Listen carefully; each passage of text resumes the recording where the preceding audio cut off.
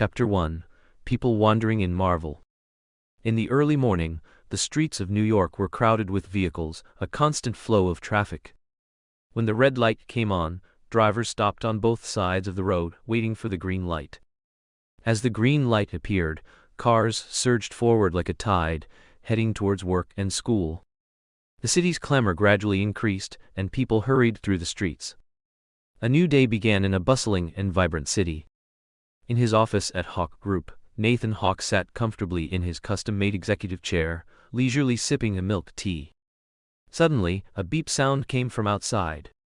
Andre floated in, looking refreshed, and immediately collapsed onto the sofa. All I can say is, it was F*C King Awesome. Andre was still lingering in the feeling, a look of ecstasy on his face.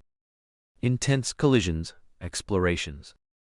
If Nathan Hawke hadn't called him, Andre would have gone completely wild. Sleeping in the morning, waking up, and then working. All sorts of roles, actions, work. Evenings were happiness parties, a carnival for a group of people. Work. You're right, I'm getting a bit tired of it. Andre suddenly felt a sense of boredom. Nathan Hawke could only shake his head speechlessly, sipping his milk tea and watching him. Young people are like that, unrestrained, enjoying themselves madly. This reminded Nathan Hawke of the night he summoned Andre. Ragged clothes, an unyielding demeanor. The Andre who was summoned was covered in injuries, so Nathan had Wesker take him to Umbrella Corporation for treatment. Andre, the protagonist of Chronicle.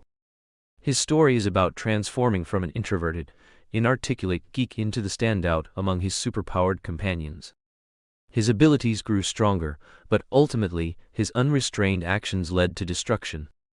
The story teaches us that undisciplined behavior can have irreversible effects on oneself and others, so while enjoying freedom, one must also maintain self-discipline. The truth was, after Andre recovered, the first thing he said was, "I want women." Whatever. It wasn't until today, when Nathan Hawke finally reached his breaking point, that Andre obediently returned. Disobedient? Wesker had already taught him a lesson. Besides, the life of being financially supported was indeed good, so Andre accepted it with peace of mind. "So, today's the day you're performing a summon?" Andre crooked his finger, and a milk tea prepared for him flew into his hand. He took it and started sipping. "I knew it, you still need this old man to show up." Seeing Nathan Hawke's calm gaze, Andre shut up. Then a hint of an awkward smile appeared on his face. "It's fine even without me.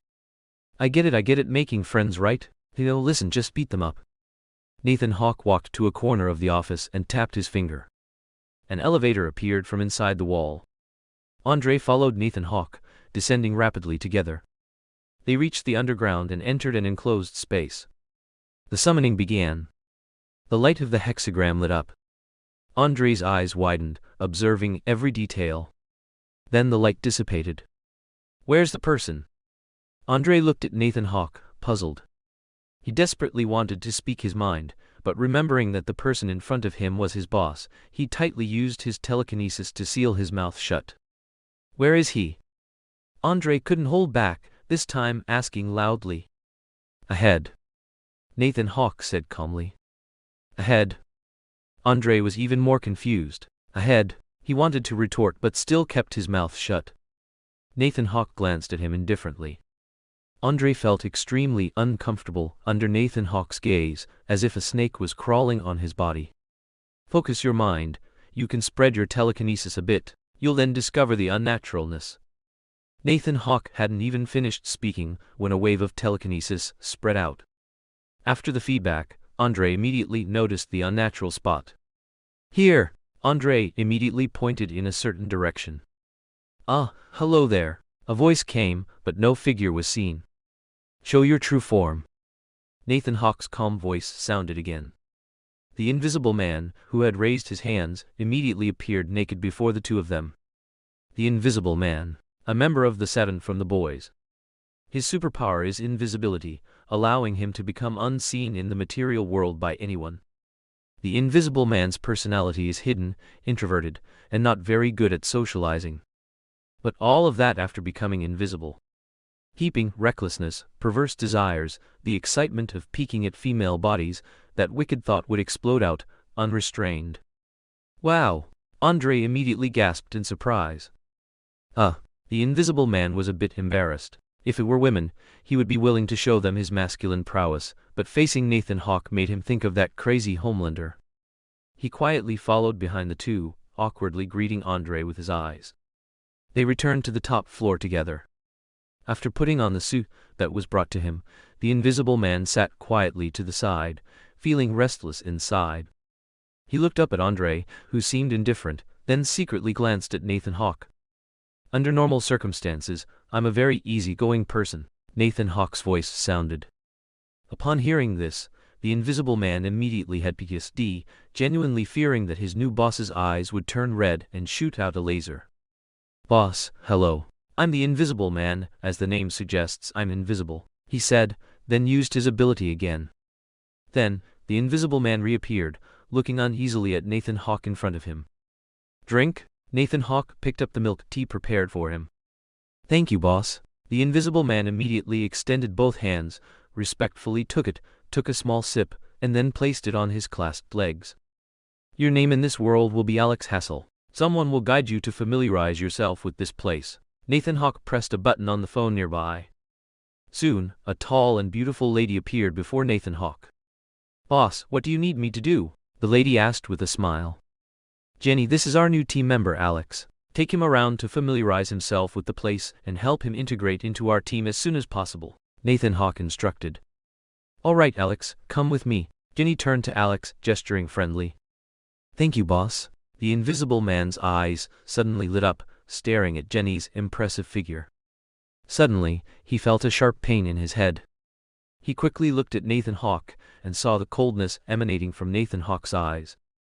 That gaze made the Invisible Man subtly swallow his saliva.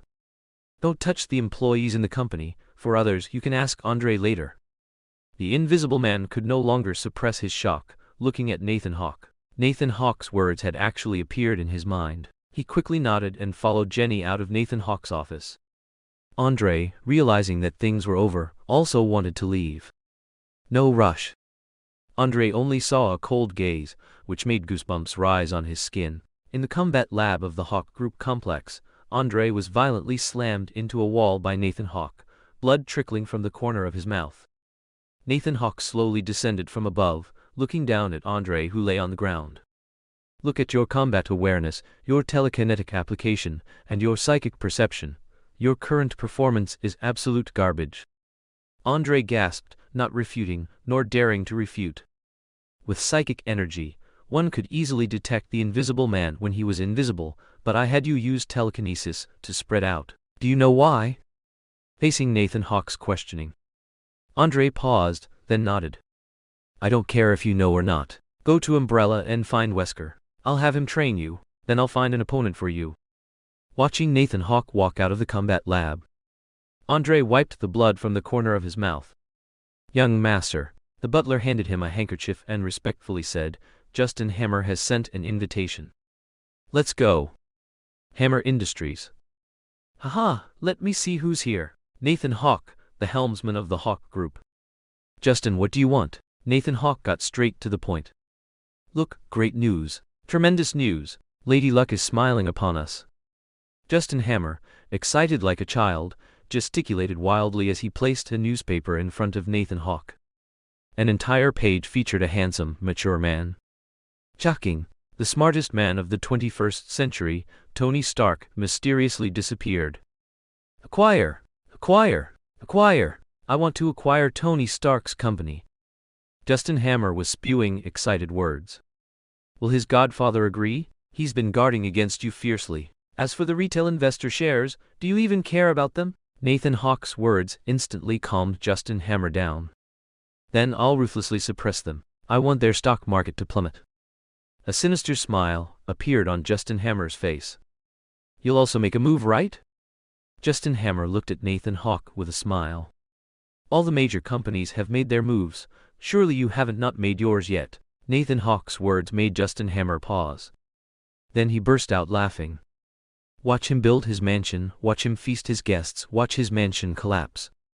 That's right, I received news that all the major companies are using their means to frantically suppress Stark Industries shares. According to the information I've received, Stark's dear godfather is currently swamped, frantically painting a rosy picture for their investors. During this meeting, Justin Hammer was very happy, practically chatting up a storm. Mainly because Justin Hammer was so surprised and stunned by the sudden disappearance of Tony Stark from Stark Industries. He had originally been jealous and resentful of Stark Industries' large orders and new weapons. That position should have been his.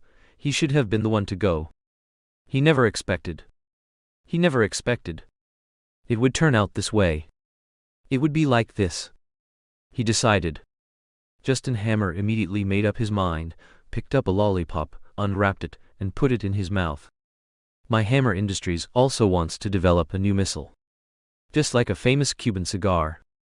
The ex-wife missile. Ex-wife. Getting into the car, Nathan Hawke looked at the bustling traffic and towering buildings of New York. Who would have thought that in a few years, this would be the battlefield for a major war with aliens? Once the Ironmonger goes online, the plan will officially begin. He opened the plan document. Superhero Project. That's right. According to the abilities of his Goldfinger, Nathan Hawke had formulated this plan. Influence, I need influence. Chronicle Andre. The Invisible Man, Alex Hassel. They are all part of the plan. In the Hawke Group's combat laboratory, Nathan Hawke was skillfully using his abilities, including psychokinesis and invisibility. Besides his ability to summon villains, once successfully summoned, Nathan Hawke could gain a portion of the summoned entity's power. Now, with the added boost from the Invisible Man, he finally possessed the strength to directly confront large-scale equipment. Bullets then came flying rapidly. Nathan Hawke endured a few bullets with his body, then with a wave of his hand, the rapidly incoming bullets were instantly deflected. The last bullet was caught in his right hand, and after releasing it, he watched it slowly fall. At this moment, the research staff outside the laboratory were conducting data analysis and comparisons of Nathan Hawke's combat power. He walked out of the laboratory, took the handed-over report, and gained a more precise understanding of his own strength. The respectful butler beside him approached and said to Nathan Hawke, "Young master, the board of directors is holding a meeting." "I know." After getting in the car, he remained silent, but felt annoyed internally. The most famous consumer goods company in the country. The company covers a wide variety of industries, making it one of the top-known enterprises in people's minds. Stark Industries? No, Tony Stark was more famous. He arrived at the conference room and sat at the head of the table, looking at a group of old fogies. "Is there something important?" A shareholder to Nathan Hawke's right, also the largest shareholder besides Nathan Hawke. Rick Himes spoke. "Stark Industries shares are falling." As soon as these words were uttered, all the shareholders turned their gaze to him. "So your plan is to acquire the other party's shares?" Nathan Hawke understood the shareholders' intentions. They planned to use the company's funds and shares to acquire Stark Industries shares. However, according to the intelligence Nathan Hawke received, although various companies were attacking Stark Industries shares, this had not caused any substantial losses, and Obadiah Stane was still very formidable. Although after Stark returns and creates the Iron Man suit, the weapons company will transform into an energy company, and with a series of operations, the group's shares will rapidly increase. But Nathan Hawke had no intention of acquiring shares in the other company. Because he had already begun preparations to incorporate all personnel from Stark Industries' Weapons Research and Development Department into the management of Umbrella Corporation. This Umbrella Corporation refers to the second company controlled by Nathan Hawke, although this company is primarily led by Wesker on a practical level. To protect the confidentiality of the Superheroes project, Nathan Hawke decided to transfer all personnel from Stark Industries' Weapons Research and Development Department to Umbrella Corporation. When Hawke Group was founded, it was just a large consumer goods company, not strong enough to resist threats on a practical level. Therefore, Nathan Hawke moved all personnel from Stark Industries' Weapons Research and Development Department to Umbrella Corporation to ensure they would not openly participate in the Superheroes project prepared by Hawke Group, thereby avoiding putting themselves in danger. And Nathan Hawke now also intends to make the same plans as Stark Industries. Obadiah Stane knows how to conduct himself. He will give up some soup, and he also intends to learn from Obadiah Stane's ways and give up some profits. The profits of the superheroes project. Nathan Hawke was clear about his position as a well-known behind-the-scenes big shot. Influence is not something that can be gained by one person alone. When he discovered that Wesker's establishment of Umbrella Corporation increased his influence, he abandoned some plans and redrafted a superheroes project. "I've had people collect the data, take a look." Nathan Hawke clapped his hands, and a group of people pushed the door open, placed the documents in front of each shareholder, and then quietly retreated. The shareholders then began to pick up the documents and read them. Nathan Hawke continued, "I don't know if you've looked into it, or what kind of minds you have to come up with such an idea. Using the group's shares and funds to do such a thing. Does anyone among you want to transition?" As soon as his words fell, instantly, the shareholders put down their documents and all looked at Rick Heim, who was beside Nathan Hawke. "But our combined shares," Rick Heim said tentatively. "A bunch of fools." As soon as Rick Heim's words fell, Nathan Hawke's heart was filled with wild joy. He finally understood that Obadiah Stane of Stark Industries had made his move. Obadiah Stane wanted to draw these shareholders into his grand scheme of empty promises.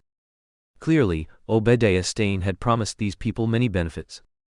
Although these people were outsiders and didn't know much about weapons companies, they had money and connections, and importantly, they were not competing companies of an opposing weapons enterprise. These advantages for Obadiah Stane were solid allies. At the same time, because Stark had gone missing, it gave this group of people hope of earning more money. After all, Obadiah Stane was still there and the military's connections were still intact. The arms business made far more money than consumer goods. It was normal for them to look down on it. "All right then, if you are interested, you can proceed with a share verification. Once verified, you can do whatever you want." Nathan Hawke's words instantly brought joy to the faces of some shareholders present. While some shareholders were completely bewildered, Nathan Hawke saw it all, and it was even better this way. Stupid shareholders, on the contrary, would not hinder the implementation of his plan. They just needed to count their money and be done with it. A delighted Nathan Hawke feigned a gloomy expression. But his heart was already ecstatic. A bunch of jokers. Seeing their smiling faces, Nathan Hawke was truly happy. "You're good, I'm good, everyone's good." 3. Way profit. Although the departure of shareholders would cause Hawke Group's stock to fall, it didn't matter. Looking at the remaining few shareholders. "What about you? Do you have any thoughts of selling your shares?" Nathan Hawke was direct, causing the remaining shareholders to shake their heads. No matter what, Hawke Group was still a profitable company. Unless there was a better alternative, only a fool would sell. After the meeting, Nathan Hawke was to head to Umbrella Corporation. Umbrella Corporation was a notorious entity, even in the Marvel world. Privately, with Nathan Hawke's funding and Wesker's brute force, after killing many people, the company was successfully established. But this was unavoidable, because although Wesker's mind possessed advanced technology, he lacked the necessary talent and equipment. At the same time, they didn't have many channels to acquire overly cutting-edge technology. They had to rely on killing and plundering to raise funds and obtain certain hard-to-get advanced equipment. Despite this, Nathan Hawke was still very satisfied with Wesker's performance. After all, he was a very capable villain and also had a high-class demeanor. One could tell by looking at the frightened Andre beside him. He had been taught a harsh lesson. Here, these are the acquisition documents and the status of the virus experiments. The acquisition refers to recruiting the employees who are about to become unemployed from Stark Industries' Weapons Research and Development Department.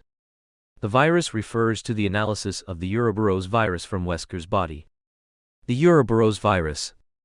It was developed by combining the virus, and the Las Plagas parasite from Resident Evil 4, and named the Ouroboros virus, which was described as the ultimate evolution for humanity. Its viral characteristic lies in strict genetic screening. If the genes do not match, the infected individual will transform into a giant, tentacled monster.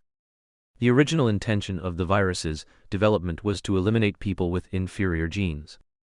But this virus was too overbearing. Research into reversing, differentiating, and reprogramming the Ouroboros virus back into the virus, and Las Plagas parasite was very difficult. But these things could be taken slowly. As long as Andre appeared as the superhero Super Kid, causing an unprecedented surge in influence, and then a new villain was summoned. Then, a superheroes team, featuring a trio of heroes, could be tentatively launched as a selling point. Andre's, the Invisible Man's characters and superhero images had all been designed. He picked up a document introducing the Invisible Man, and the upcoming positive energy movie The Invisible Man. The Invisible Man is a superhero who possesses the ability of invisibility, allowing him to conceal his physical form and voice. He is a very mysterious figure because he always remains invisible, making it difficult to see his true face. The Invisible Man's ability was acquired in an accident. He was originally an ordinary person, but during a scientific experiment, he accidentally came into contact with a mysterious substance that granted him the power of invisibility. He quickly realized the immense potential of this ability and decided to use it to protect the world. The Invisible Man is a very special existence in the superhero world. His invisibility allows him to approach enemies undetected and unleash tremendous attack power at the most opportune moment. He can also conduct reconnaissance without being discovered, gathering important intelligence about enemies. The Invisible Man is not a solitary person. He forms a team with other superheroes to protect the world from evil forces. He also has a secret identity. His true identity is an ordinary person, and he uses his invisibility to protect his identity from being exposed. Overall, the Invisible Man is a very powerful and mysterious superhero. Ha ha ha ha! Nathan Hawke couldn't help but laugh when he thought of the Invisible Man's demeanor and read the content written above. Curiosity got the better of him, leading Nathan Hawke to look at the other side, at the introduction of Andre, Super Kid.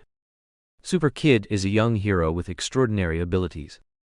He was initially an ordinary person, until he accidentally acquired psychokinesis, an ability that allowed him to manipulate physical reality through thought. As his mastery of psychokinesis deepened, he began to discover that he could create incredible physical effects, such as controlling the movement of objects, altering physical reality, and so on. He gradually realized he was a superhero, and decided to use his abilities to protect the world from the threat of evil forces.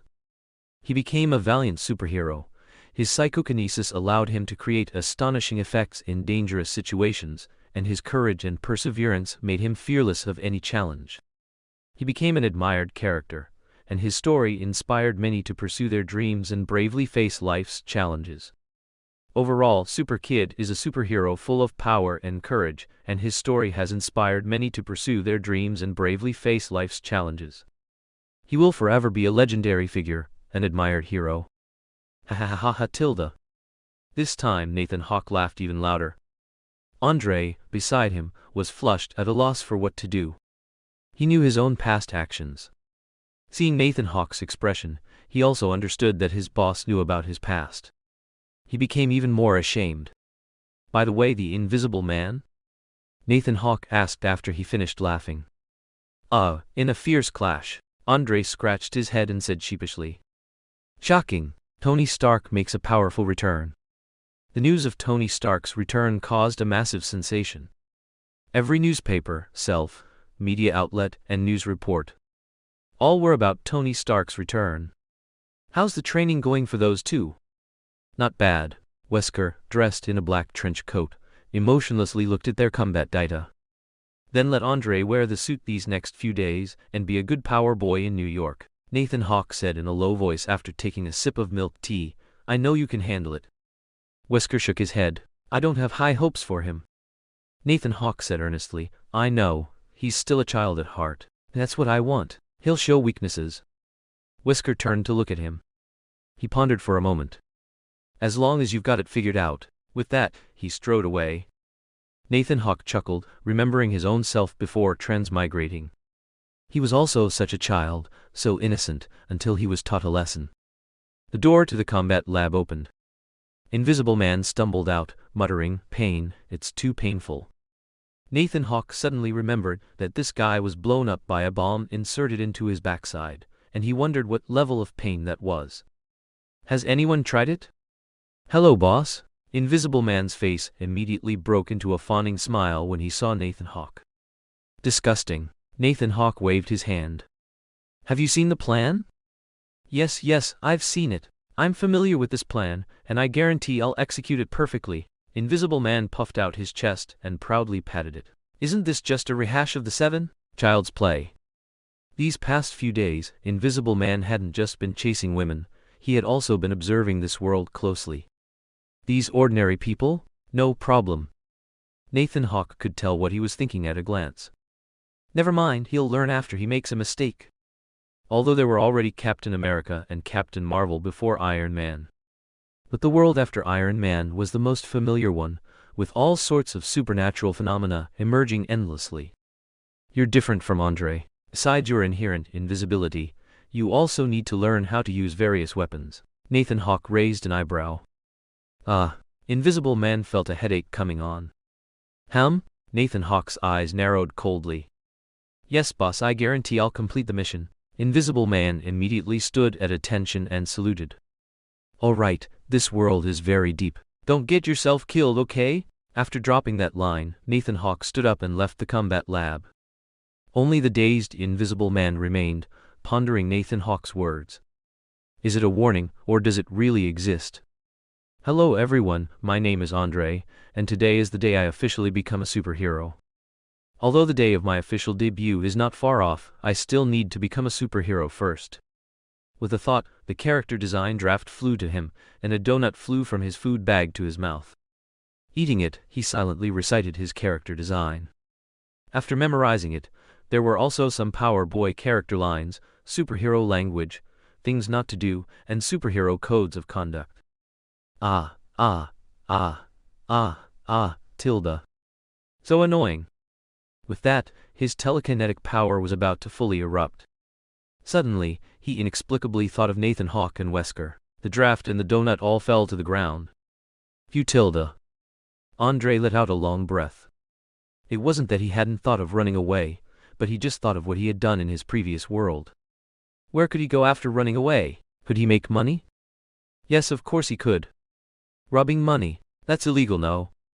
Andre immediately shook off that thought. With such powerful telekinesis, he could be a bodyguard, definitely. No, still working for someone, it's better to just listen to Nathan Hawke. Maybe I should start my own company, I have the power, just like Wesker. No, I don't have that business acumen. And it's too much trouble, it's better now, with food and entertainment. Besides, being a superhero and all, it's just too cool. I've had this idea for a long time. It's just that I can't do it my own way, which is so lame. The superhero costume is also very cool. With a flick of his finger, the black and white superhero suit flew over, black and white, reportedly to match the colors of New York. A black cape fluttered behind him. White boots, black pants, a white top, and finally, a black mask with a V. I'm Power Boy. You can also call me Power Boy V or Power V. He put on the costume and activated his telekinesis. Power Boy is here. Quick, call 911. An apartment building was engulfed in raging flames, the fire spreading relentlessly. A group of people rushed out in a hurry. But one woman was extremely anxious, crying and shouting, "My child is still up there, still up there."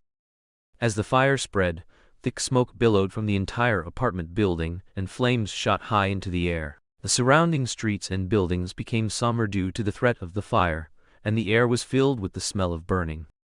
The fire trucks arrived. The crowd's eyes immediately lit up.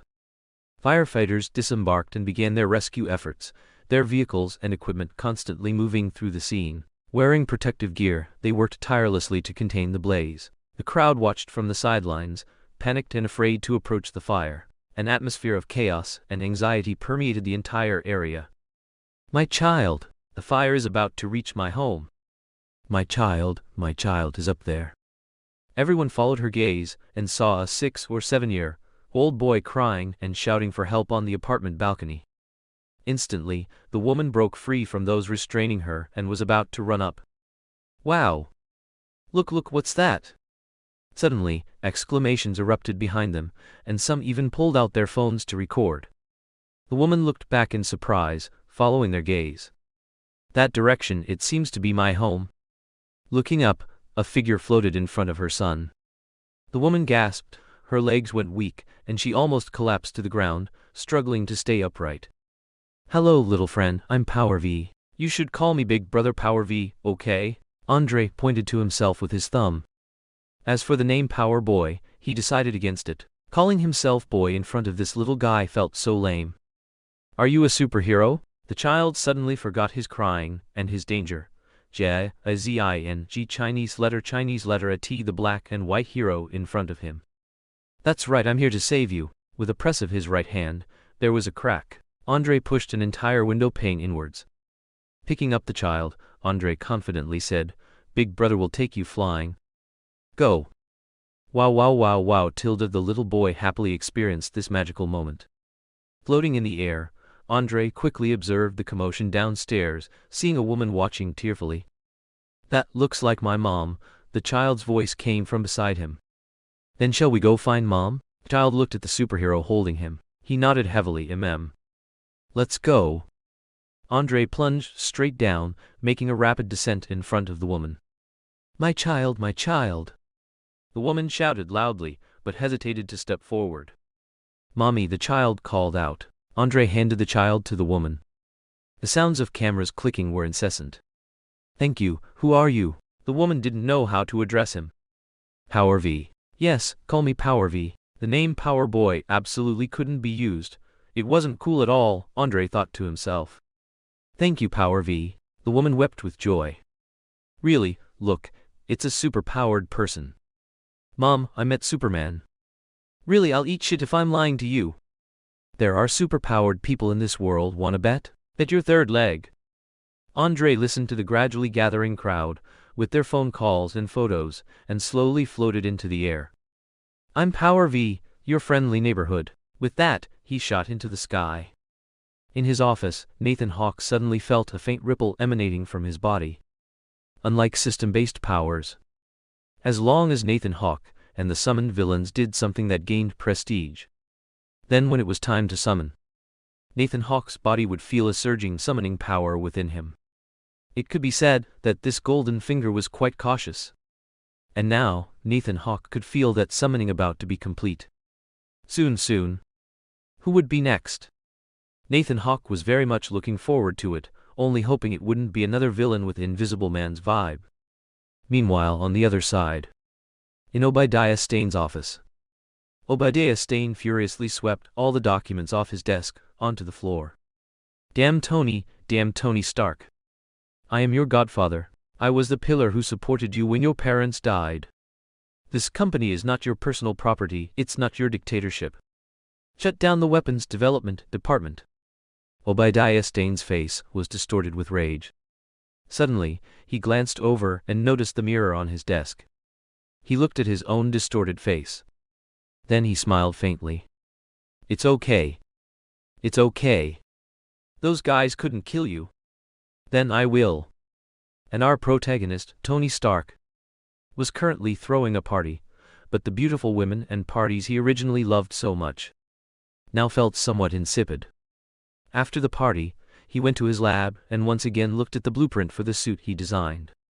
Sir, there is a video you need to watch. What is it? Tony Stark frowned. Jarvis actually had a video he needed to watch. Tony Stark snapped his fingers. All right, show the video. Immediately after, the video began to play. A fire? What's so special about that? Watching the apartment building on fire in the video, Tony Stark was about to turn it off. Sir, I suggest you wait a few more seconds. This is a program you set for me. I must tell you to watch this video. All right. Although Tony Stark had already forgotten what he had designed to make Jarvis insist on him watching this video. A few seconds later, Tony Stark's mouth fell open. Is that real or fake? Although very surprised, he knew that if it was really just special effects, he would melt Jarvis down. Superpowers, huh? Tony Stark repeatedly watched every frame and second of the video. Nathan Hawke was intently listening to the Invisible Man, who was undergoing a superhero character design analysis, answer a set of questions. This was a method to determine a superhero's image through a cue and a session. Outside the room, a group of analysts listened carefully to the Invisible Man's answers, constantly taking notes. Please tell me, among a duckling, a gosling, a chick, and a fish, which one is different and why? The interviewer asked.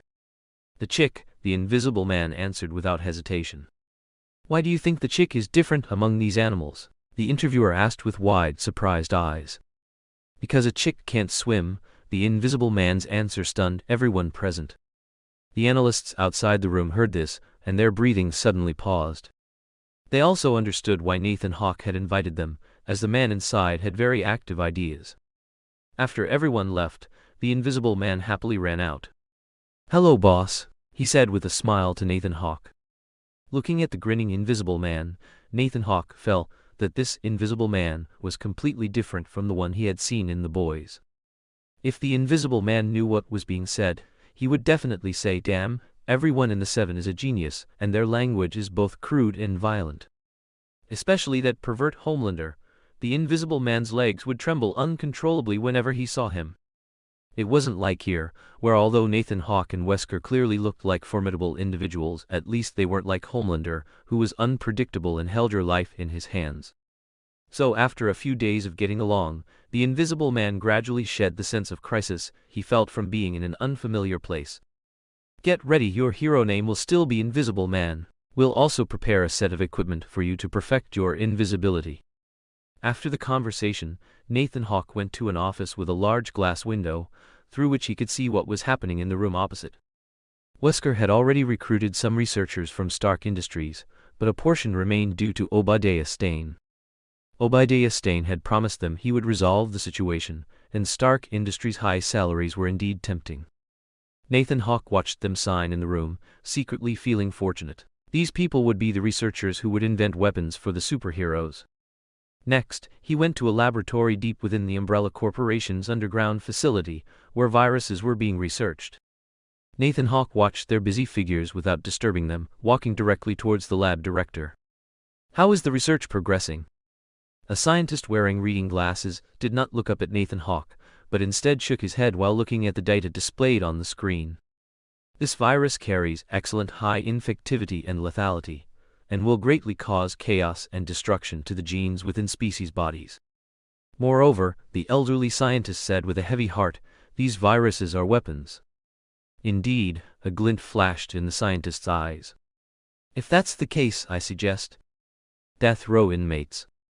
Seeing no reaction from Nathan Hawke, the scientist continued, "Based on feedback from implantation into primates and other organisms, this virus will cause some organisms to mutate into bioengineered monsters, simultaneously possessing high infectivity and extreme danger." At this point, he inexplicably thought of his other superior, Wesker.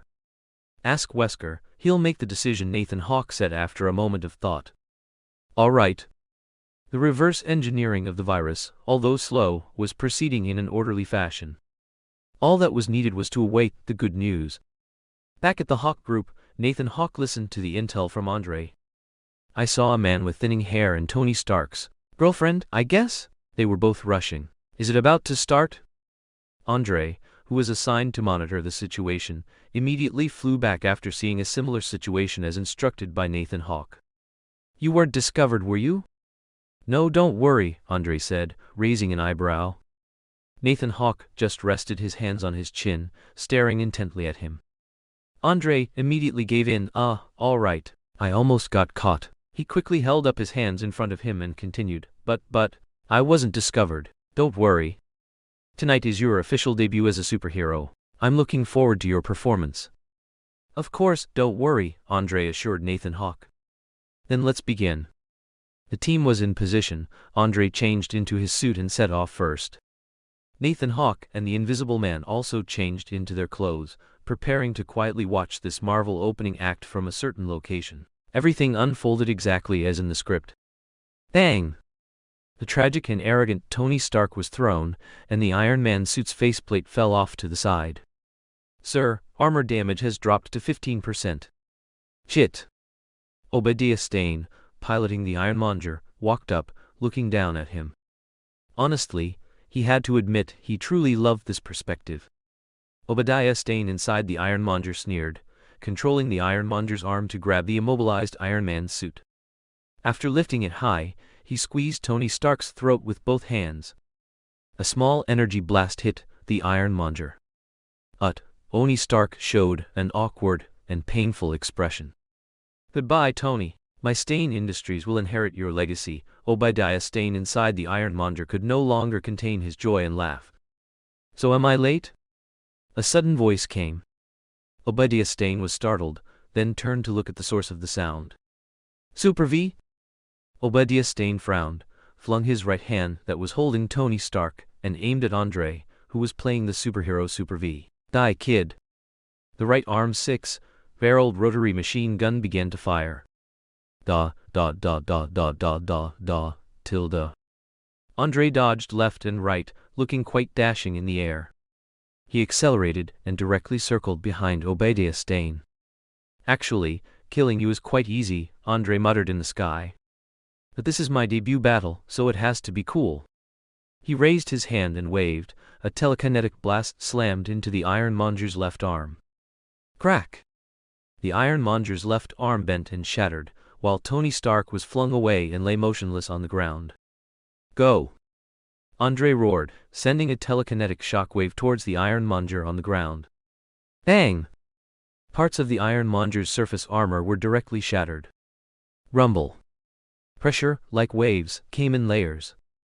The ground was severely impacted, shattering like glass and revealing cracks. The cracks continuously expanded.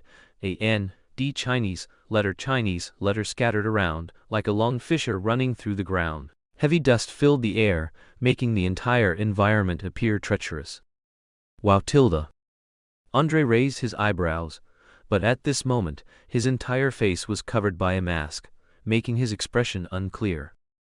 The ironmonger raised its creaking right hand, and the 6 gun barrels were still trying to spin faster. Click, click, click, tilde. The intermittent clicking sounds continued, and the ironmonger's right arm directly broke off, smashing onto the ground. Andre appeared behind the ironmonger, his right hand pressed against the ironmonger's armor. With a surge of telekinesis, an invisible ripple instantly erupted and spread from his right hand. Obadiah Stane inside the ironmonger was directly knocked unconscious. Next, I'll drag him out, then the media will arrive, and tomorrow will be Super V's headline. Thinking about how he would also become a superstar-like superhero admired by people, Andre's mouth couldn't help but curve upwards. He dragged Obadiah Stane out of the ironmonger armor. At this moment, news reporters who had been waiting rushed in, snapping photos of Andre. Andre held the unconscious Obadiah Stane in one hand and waved to the media friends in front of him with the other. Hey Super V, I remember you. Tony Stark, lying nearby, shouted loudly. Seeing the media arrive, he couldn't play dead. He was the protagonist. Wow, it's Tony Stark. But why is he here? The news reporters looked over in surprise. Coulson, watching this scene from a distance, had a livid expression. A roar came from the phone. Didn't we seal off the area? Why are there still media coming in? Clear them out. Coulson quickly ran up. He didn't want to be exiled to Siberia. Excuse me, government business. The arriving agents immediately began to drive away the news reporters. Oh shit, this is why I hate them, a news reporter said, looking at the agents with resentment in his eyes. Coulson immediately went to Andre's side. Coulson pulled out his ID and said, Hey, Super V, nice to meet you. Before he could finish speaking, Andre flew directly into the sky. Only the continuous clicking of cameras remained in Coulson's ears, telling him Super V was real, and he could really fly. At the same time, Nathan Hawke sensed that the fluctuations of his villain summoning were growing stronger. Invisible Man, let's go. Oh, okay, boss. The Invisible Man took one last look at the scene, then turned and left. The journey was silent. They arrived at the park established by the Hawke Group, at an empty combat laboratory. The Invisible Man stood quietly behind Nathan Hawke, his eyes wide, not daring to miss a single detail. He had vaguely sensed what Nathan Hawke intended to do. The light of a hexagram illuminated the space. Streaks of serpentine electricity crackled and popped. Where is this? The newcomer was enveloped in white electric light. Energy form? Nathan Hawke narrowed his eyes, scrutinizing the person in front of him. I'm Electro. Where's Spider-Man? Where is Spider-Man? As if realizing that Nathan Hawke was not to be trifled with, Max Dillon simply pointed at Nathan Hawke and questioned him. Then, my power? Max Dillon discovered with horror that he was slowly returning to his original form. Hadn't he turned his body into energy? How could this be? Looking at the man, who was screaming in horror that it was impossible, Nathan Hawke finally knew who he had summoned. Electro from Ultimate Spider-Man Max Dillon. Chapter 5. Electro and Coulson's Visit. Electro Max Dillon. To be honest, even though Nathan Hawke had an answer in his heart after summoning him, there were several versions of Electro and Electro. The Electro of Ultimate Spider-Man, Max Dillon, was more in line with Nathan Hawke's needs. Undoubtedly, one of them was physical energy transformation. After summoning Max Dillon, Nathan Hawke also felt a subtle change in his body. It was fortunate that it wasn't the other Electro, Red Skull's son, Reinhold Schmidt. Otherwise, Nathan Hawke really wouldn't know how to accept him, or rather, deal with him. In fact, Nathan Hawke didn't even know if these summoned villains were completely obedient to him. Just like the characters summoned by those System Flow stories, they were 100% loyal. In that case, Nathan Hawke wouldn't have to put on such a stern face. "You're Max Dillon, right? Welcome to this world. Who exactly are you?" Max Dillon looked at the two people in front of him warily. At this moment, his body had absolutely no electricity. He was just a slightly stronger ordinary person. "Invisible Man, explain the situation and also our plan. He's also part of the superhero project. Oh, and his ability is to absorb and control electricity, but don't let him absorb any electricity for now." Nathan Hawke didn't want him to fry all the power in the park in one go. Then take him to see Wesker. As for why, of course, it was to extract the blood of every supervillain. "Yes, boss." The Invisible Man grinned as he looked at Max Dillon. "Hey, buddy, don't look so down. You're out of power right now, right? After this is done, I'll take you to have some fun, and I guarantee you'll be fully charged instantly." "Have some fun?" Max Dillon frowned. He didn't touch drugs. "Yeah, glistening bodies, intense collisions." The Invisible Man raised an eyebrow, giving him a look that all men understood. In no time, Max Dillon was pulled away by the Invisible Man. "Is that all right?" "Super V," Andre's voice came. "He just wants a companion, just like you did back then," Nathan Hawke said without looking back. "Oh, is that so?" Hearing this, Andre suddenly felt a sense of empathy. He also felt a little envious of the Invisible Man. "You can go if you want to," Nathan Hawke's voice came. Andre's face lit up. Then he straightened up. "No, I fought a bit today and found myself still lacking. I'll go back and train." After saying that, he flew away without waiting for Nathan Hawke to speak. Nathan Hawke shook his head. This guy. The next day. It was undoubtedly a grand carnival for journalists. They had already attended the press conference hosted by Stark early on. Meanwhile, countless news media outlets were already scrambling to report offline and online about Iron Man, Super V, and Obadiah Stane. Coulson and Tony Stark's military friend, Rhodey, arrived. Both of them looked at the scene with a headache. "If you ask me, yesterday's matter should have been handled by us in the military." Coulson didn't answer his question, but instead changed the subject. "Let's help Tony solve this problem." But Rhodey wouldn't let up, continuing, "So, have you found anything?" "Let's talk about this later." Coulson, laughing it off, quickly left, not wanting to talk to Rhodey anymore. Watching the press conference on TV, Nathan Hawke realized that this world had finally changed because of his arrival. Because Obadiah Stane did not die, Tony Stark's current announcement was somewhat different from what he remembered. But when it came to Iron Man's identity, that iconic, electrifying, and explosive moment still appeared. "I'm Iron Man." Over the next few days, headlines, news, and every street and alley were filled with various reports about Tony Stark and Iron Man. The most absurd was a scandalous news item. A certain woman spent a night with Tony Stark, but didn't use protection. She unexpectedly had his child. Shocking. Iron Man's illegitimate child? Nathan Hawke looked at the report in the newspaper in his hand speechlessly. And again. There were many transmigrators at the beginning of Marvel who were various relatives or direct descendants of Tony Stark. For example, uncles, aunts, sisters, brothers, godfathers, sons-in-law, sons, daughters, foster fathers, etc., etc. In short, all sorts of bizarre ways to claim kinship with Tony Stark. Perhaps next time I can tell Justin Hammer this story.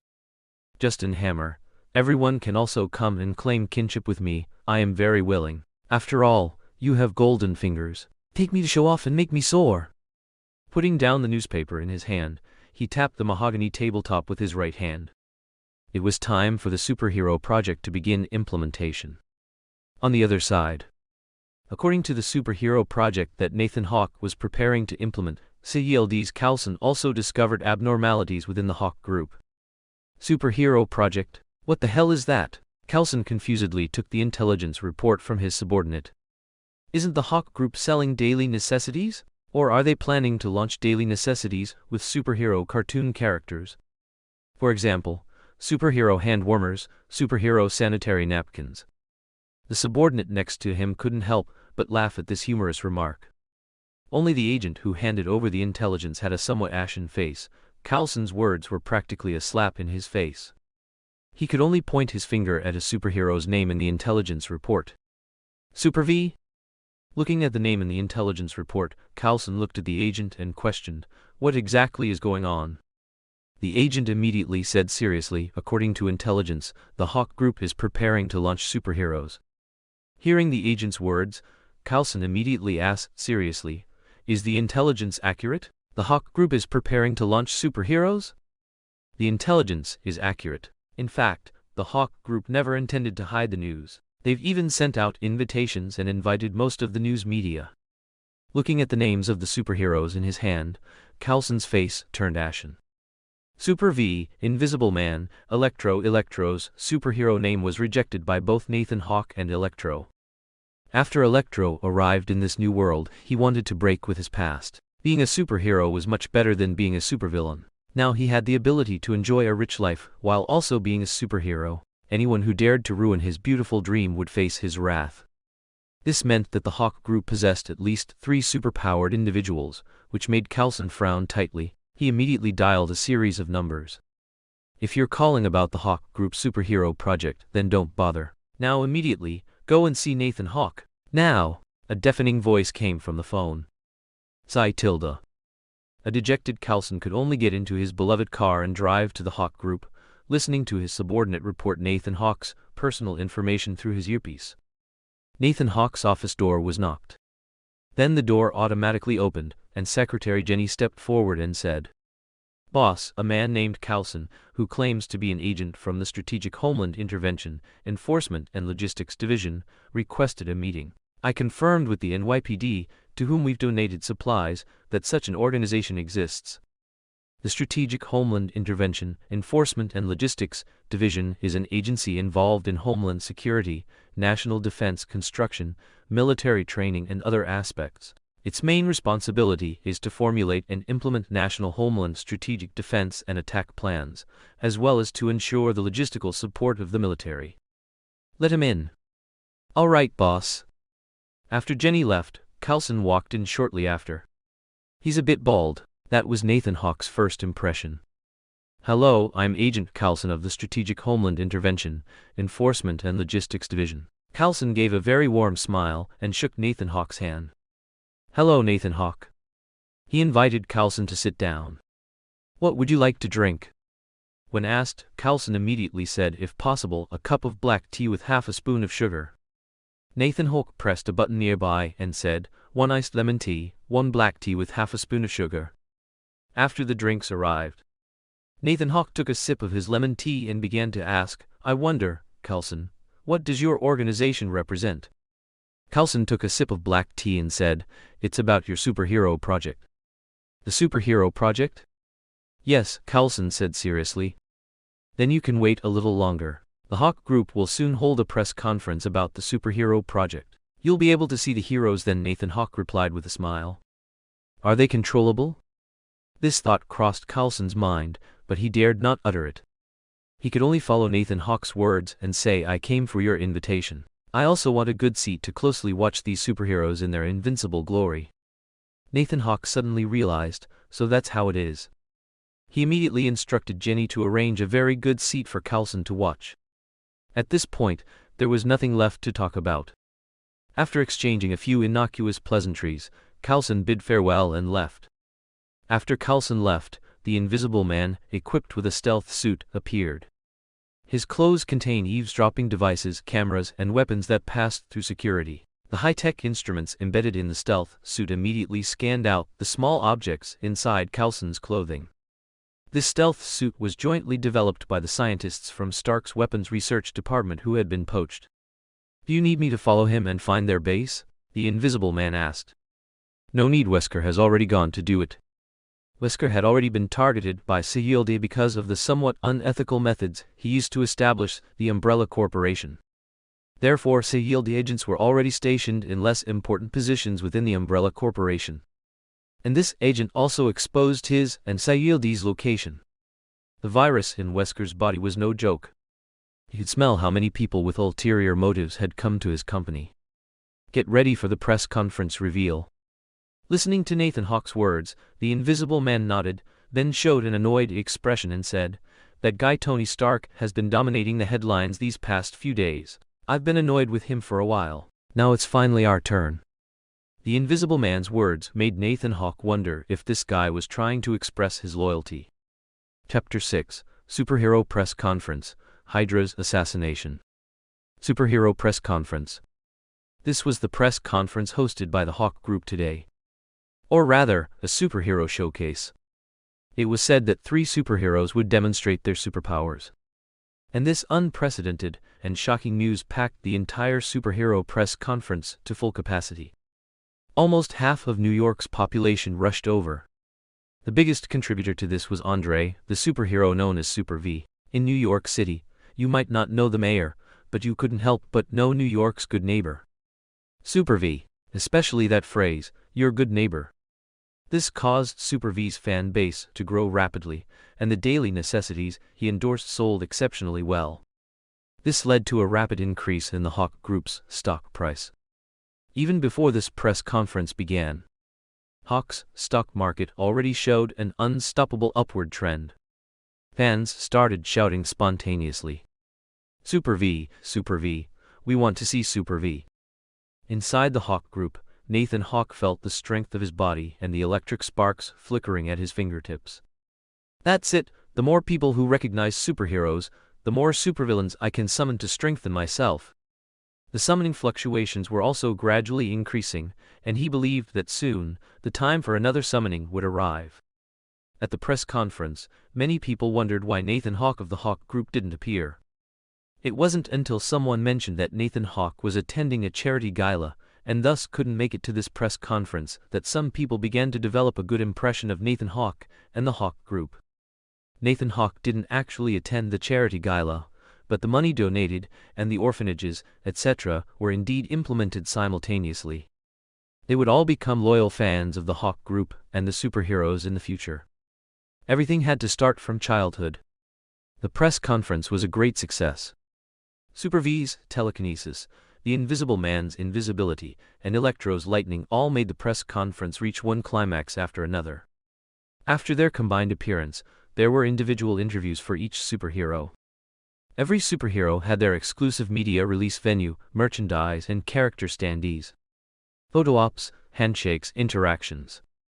Making people float with telekinesis, taking people invisible with them, and charging small items for others. This went on until around 11 p.m., when the press conference finally concluded successfully with the help of the Hawke Group and the invited police personnel. However, the anticipated troublemakers did not appear. Inside the Hawke Group, the 3 superheroes collapsed to the side. "I'm exhausted," Andre said, a glass of soda floating in front of him. Max Dillon looked up at the ceiling speechlessly and said, "You guys don't know, when I was charging their small items today, do you know what someone asked me to charge for him?" The 2 looked at him and shook their heads in unison. Max Dillon pointed downwards. "Hiss, the 2 gasped. "They play like that?" The Invisible Man was greatly surprised. "Quite a few, some with toys, some without toys," Max Dillon pouted. "Look at your future fan base." The Invisible Man didn't finish his sentence, but he, like Andre, had a mischievous smile on his face. "Are there both men and women?" Andre suddenly looked at him intently, showing interest. Max Dillon didn't want to talk to him, and shot a small electric spark. Andre waved his hand and dismissed the electric spark. "Ha ha ha ha," the Invisible Man laughed, very loudly. This commotion improved the relationship between the 3 of them quite a bit. Tomorrow you guys will also start being superheroes. Go for it. Andre encouraged the two before leaving. Got it. No problem. The Invisible Man had already mastered this routine and had no problems at all, picking it up very quickly. Max Dillon was a bit worried. He planned to review his persona and superhero dialogue again later. Meanwhile, Nathan Hawke and Wesker were discussing. The Hawke Group's stock market is soaring, and funds will soon be available. I've already found many suitable locations abroad, just waiting for your funds. Wesker had already found many suitable locations for experiments and simulated biological weapon deployments, just waiting for Nathan Hawke's funds. Umbrella's funds could only sustain domestic research.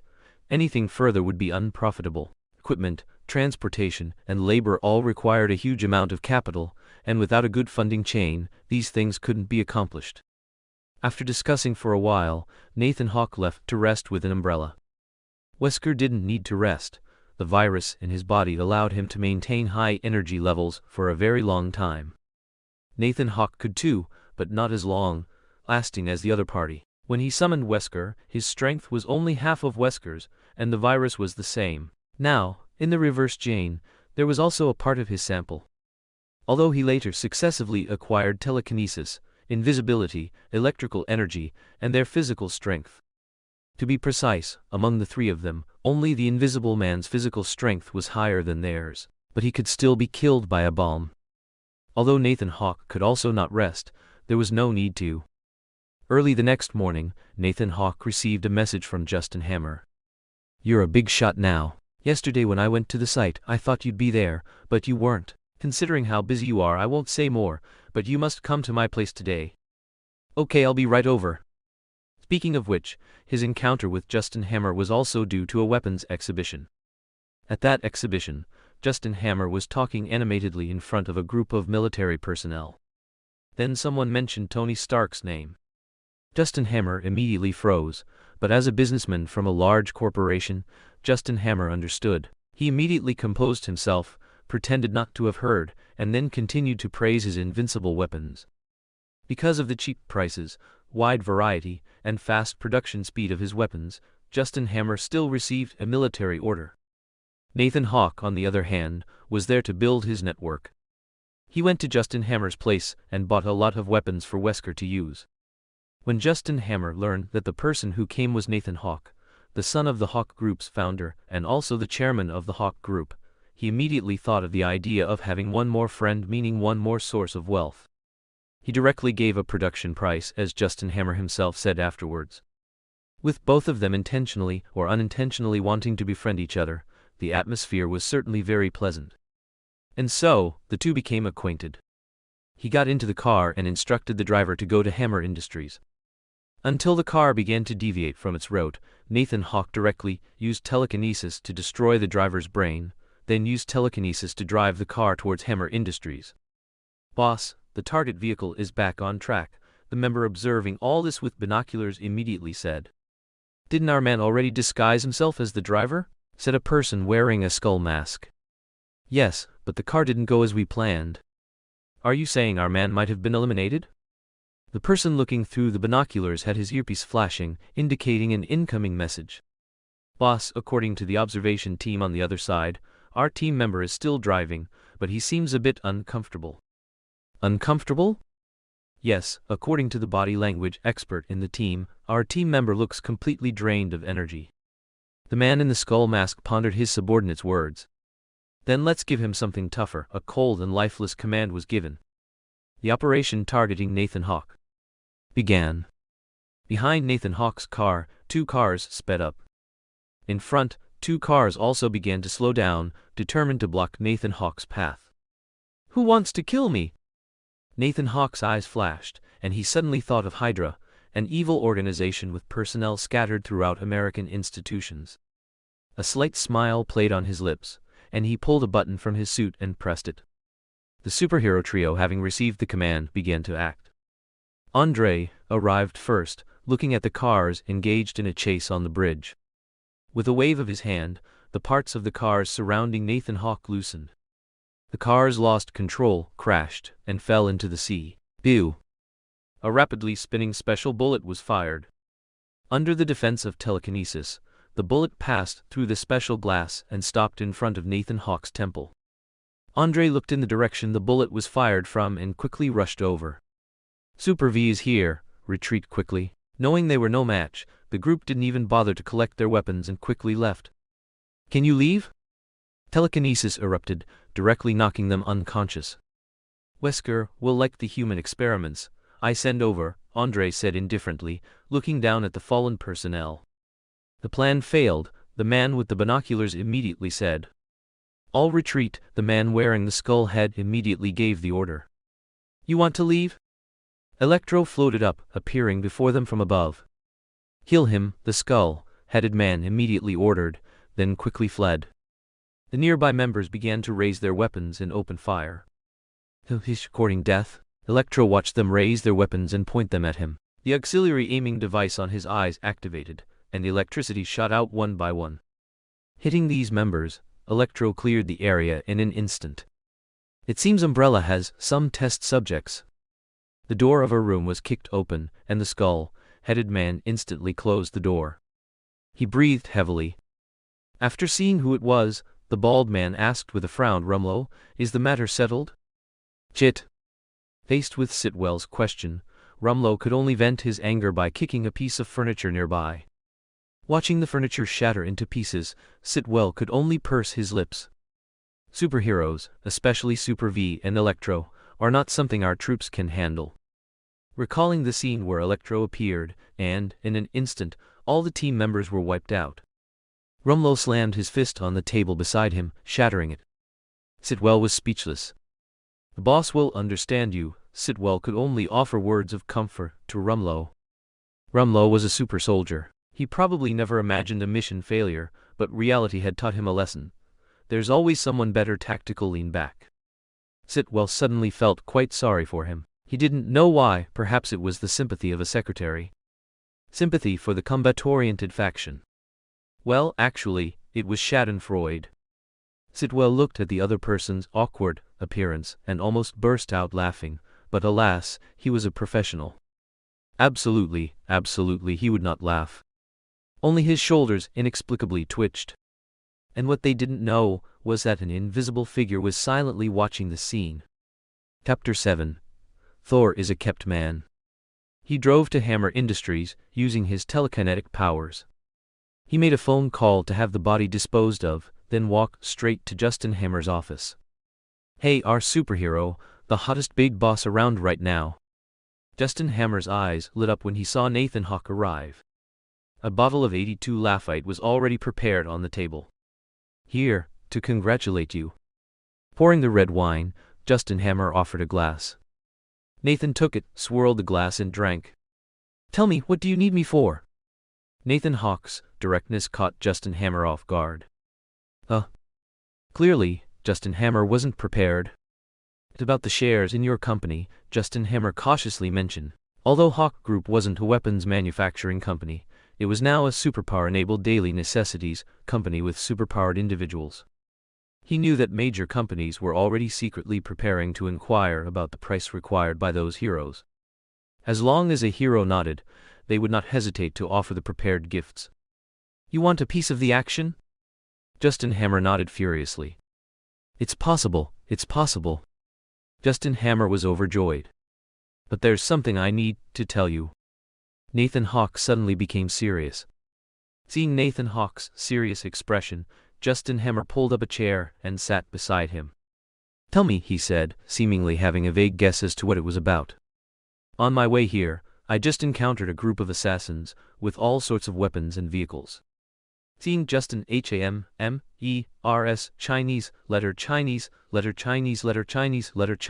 Chinese letter, Nathan Hawke continued, of course, I want you to join.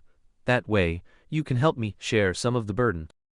Seeing Nathan Hawke's smiling face, completely devoid of any falsehood, Justin Hammer, on the contrary, started to panic a little. He began to wonder if what Nathan Hawke said was true or if he was just making it up to trick him. Of course it's true, the driver of the car downstairs has already been replaced. The only reason I could come is because I'm a superhero. Justin Hammer didn't understand why Nathan Hawke remained so calm despite all this. I want to join. In exchange for shares in your company. All right. The two then discussed some details in the office.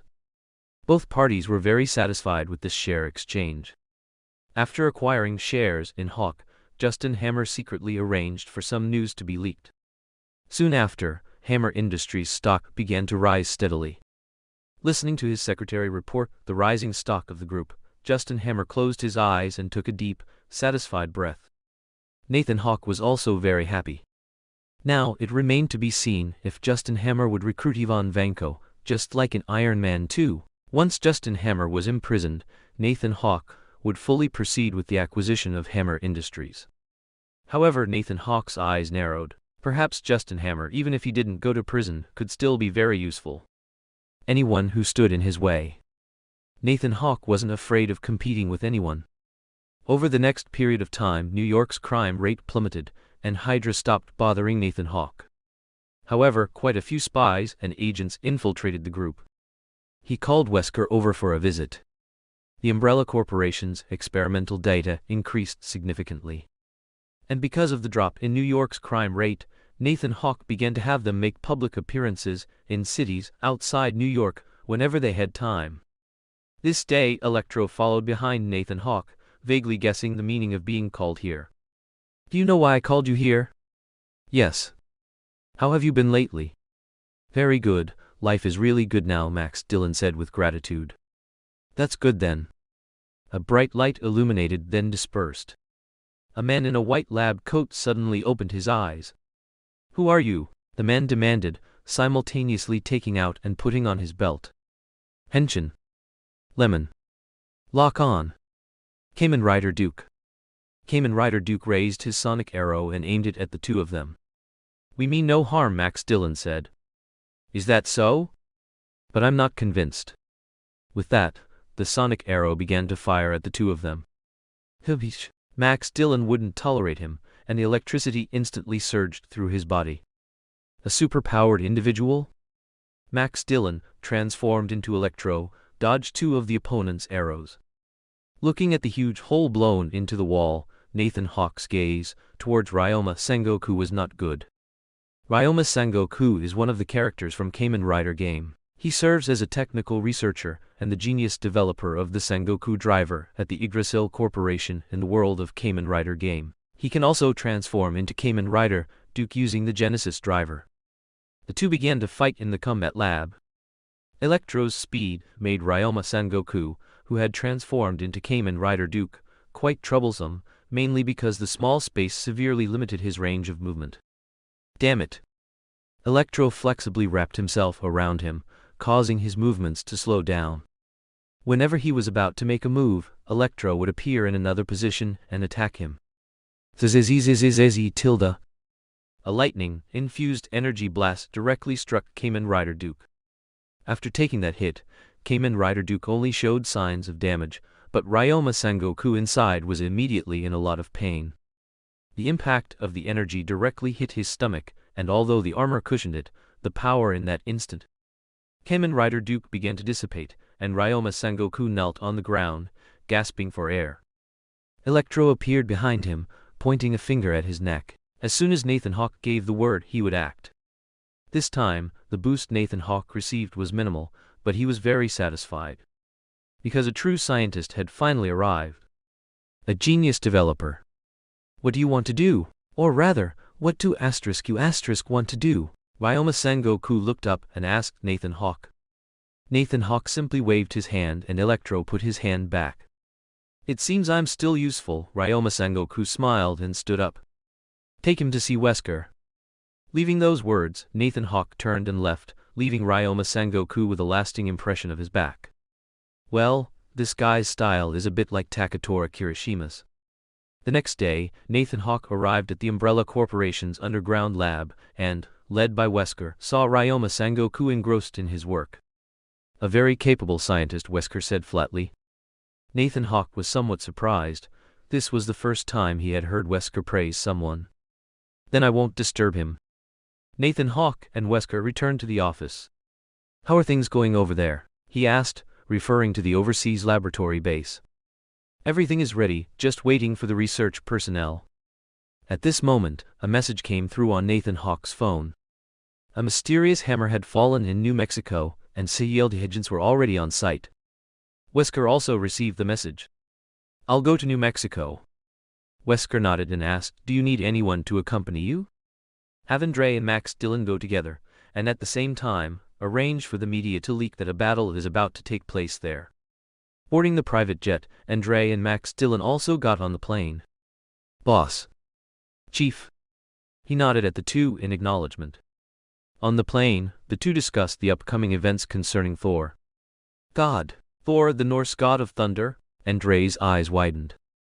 Max Dillon, on the other hand, asked in confusion, "Is that the Thor I know?" Max Dillon was a character from Ultimate Spider-Man and still had an impression of Thor.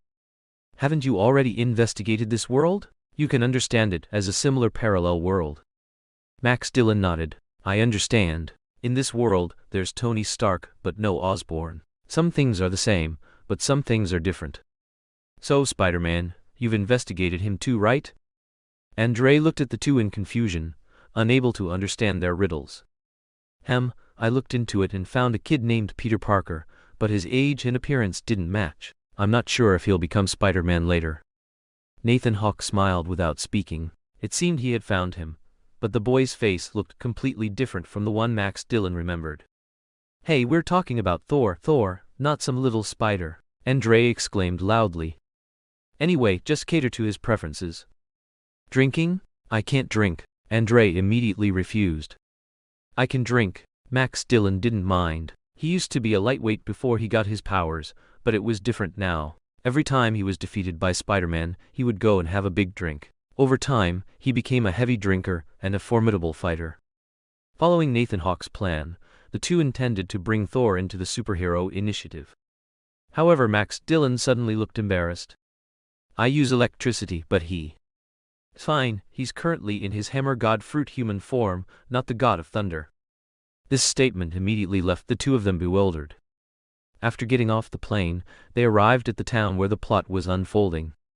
Due to a lack of manpower, they could only use money to ask a newspaper seller, and quickly learn Thor's approximate location. After all, a tall, blond man was rare in the town, especially a newcomer. So most of the townspeople already knew about a man who, after drinking, would loudly shout, "Hammer, hammer, my hammer," and then look utterly miserable. The bar wasn't open yet, so where else could one drink? After pointing out the location to Nathan Hawke, the group drove off.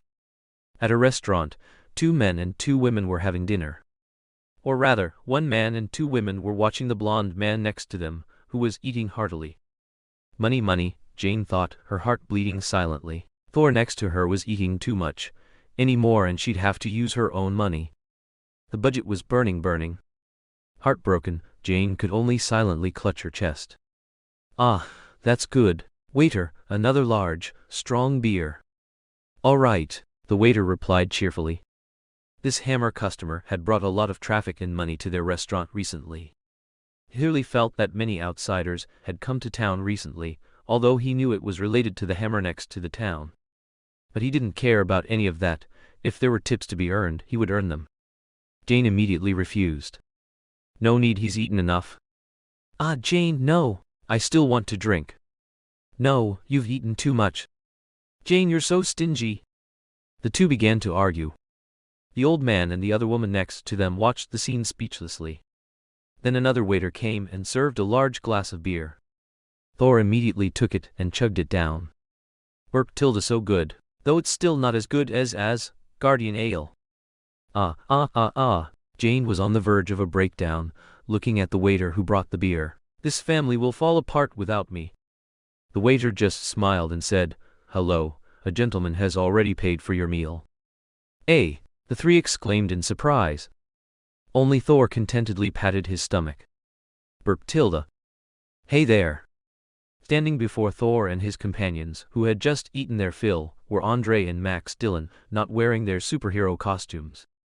"Who are you?" Thor tilted his head, already eagerly anticipating the second round of drinking. "To the bar, let's go." "You're the ones who paid our bill earlier, right?" Darcy Lewis looked at the two with a puzzled expression. "Yes, we have something we'd like to discuss with Thor." "Thor?" Hearing his name, Thor's eyes lit up, and a cunning glint appeared. No problem, that can be arranged. His gaze clearly conveyed the message. No benefits, no deal. Alcohol, we've prepared alcohol. Excellent, then let's go. With that, Thor was about to follow them. Darcy Lewis quickly stopped him, and Thor looked at her, confused. Aren't you afraid of them? Aren't you afraid of danger? Danger? Thor chuckled inwardly. What was danger? As the son of the foremost conqueror of the 9 realms, he feared nothing. No fear. He waved his hand without hesitation. Jane also wanted to stop him, but seeing Thor's resolve, she paused. Darcy Lewis whispered to Jane, his physique is probably why Thor isn't afraid to go with them. Jane looked at Thor's build and muscles. Then she scrutinized the 2 men opposite them. All right. As for the way the 2 referred to Thor as the god of thunder, both women instinctively ignored it. Thor directly followed them into the car. Arriving at a bar, Thor looked around with a puzzled expression. Why is no one here today? Thor had been to this bar before and it was usually quite busy, but today there wasn't a soul in sight. However, Thor didn't care. He sat down on a sofa with a flourish and shouted, "Bring me wine."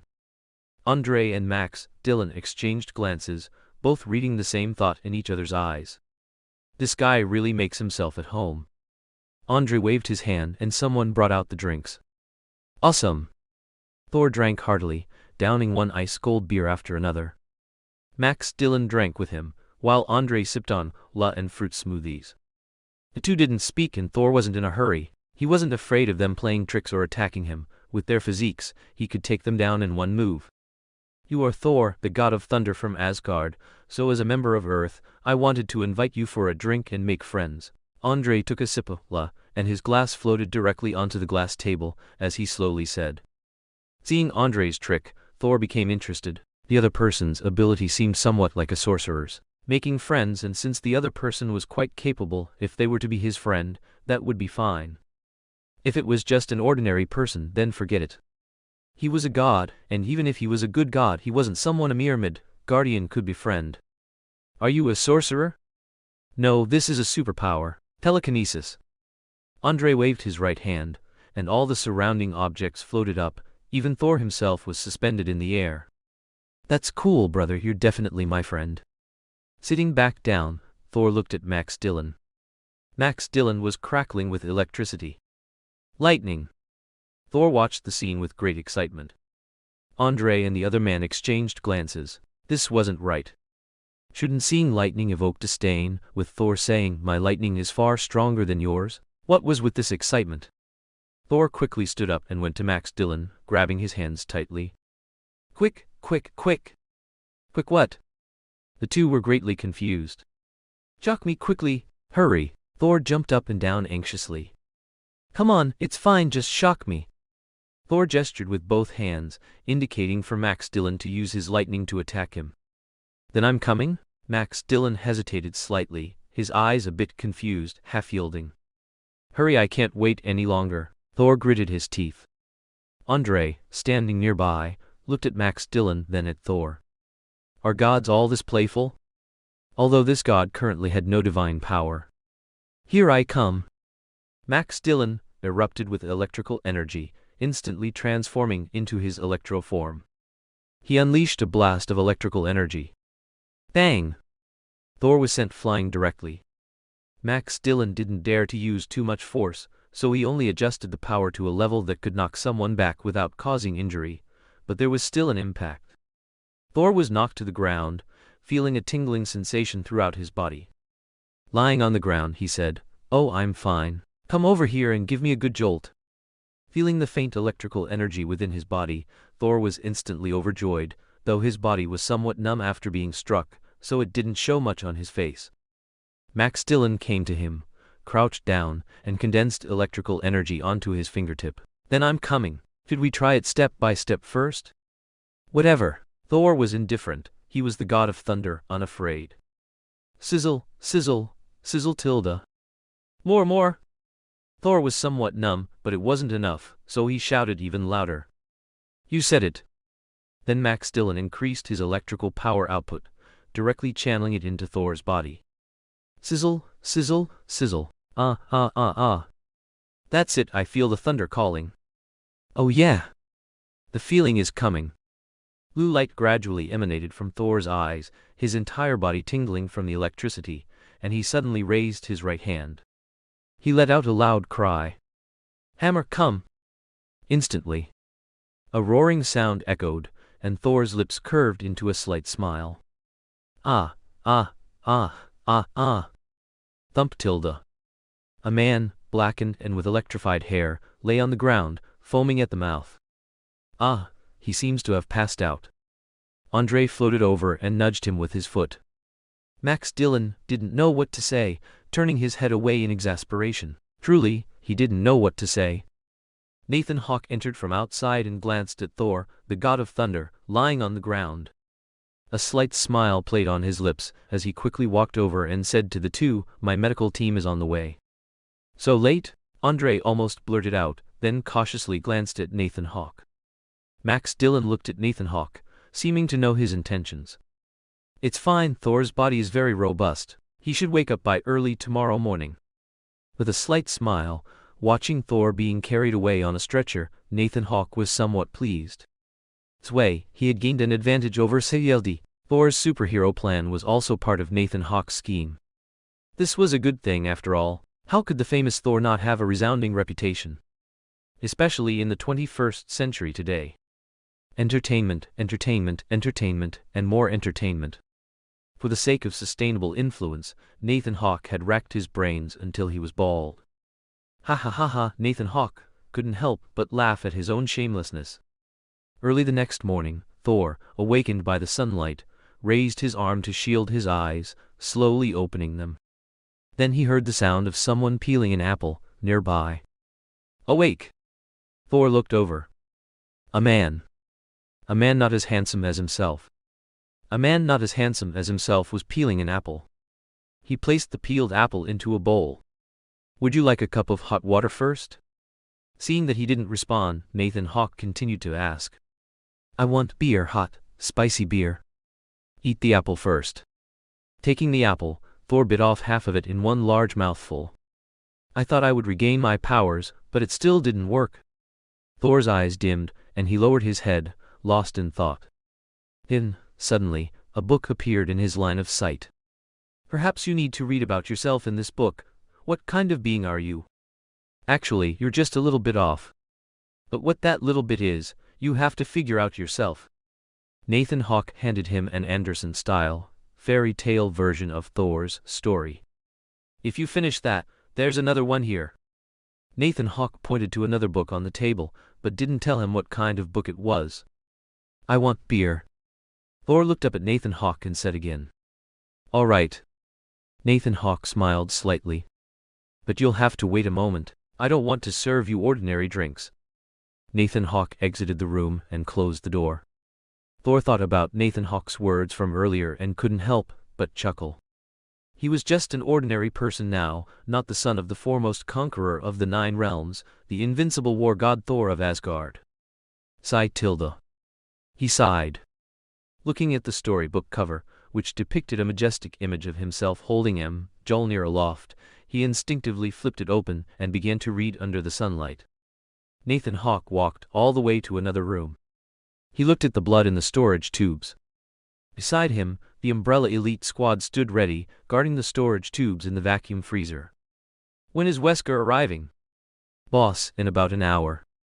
"All right, I'll stay here for a while." The others looked at Nathan Hawke and nodded. Thor's blood was of utmost importance. They hoped to discover something unique from it, which would then help in reverse engineering the virus. As for whether Odin would find out, Nathan Hawke didn't care. Suddenly, sounds of a fight erupted outside. "Thor! Thor! We've come to save you!"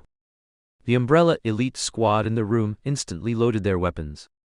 The squad leader quickly came to Nathan Hawke's side. "Boss." "No need, I know who's here." Nathan Hawke shook his head, gesturing for them to be quiet. He directly pushed the door open and walked out.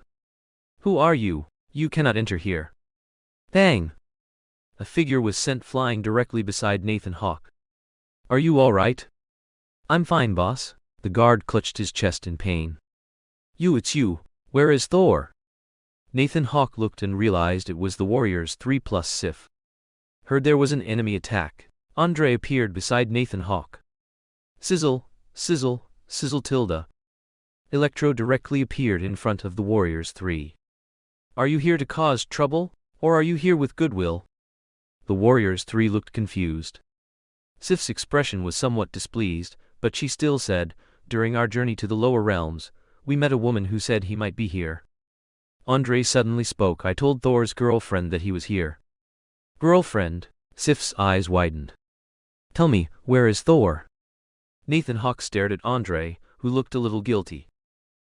Isn't it just so they wouldn't worry? Nathan Hawke understood. This guy must have gone to find Darcy Lewis last night. Take them to Thor, but just let them look from outside, don't disturb him. Nathan Hawke ordered the 2. Understood, boss. Andre immediately agreed, then said to the 4 people opposite him, follow me, but don't disturb Thor. The warriors 3 were still confused, only Sif's face was ashen. The word girlfriend kept echoing in her mind. Thor. The warriors 3 and Sif watched Thor on the hospital bed through the window, about to enter.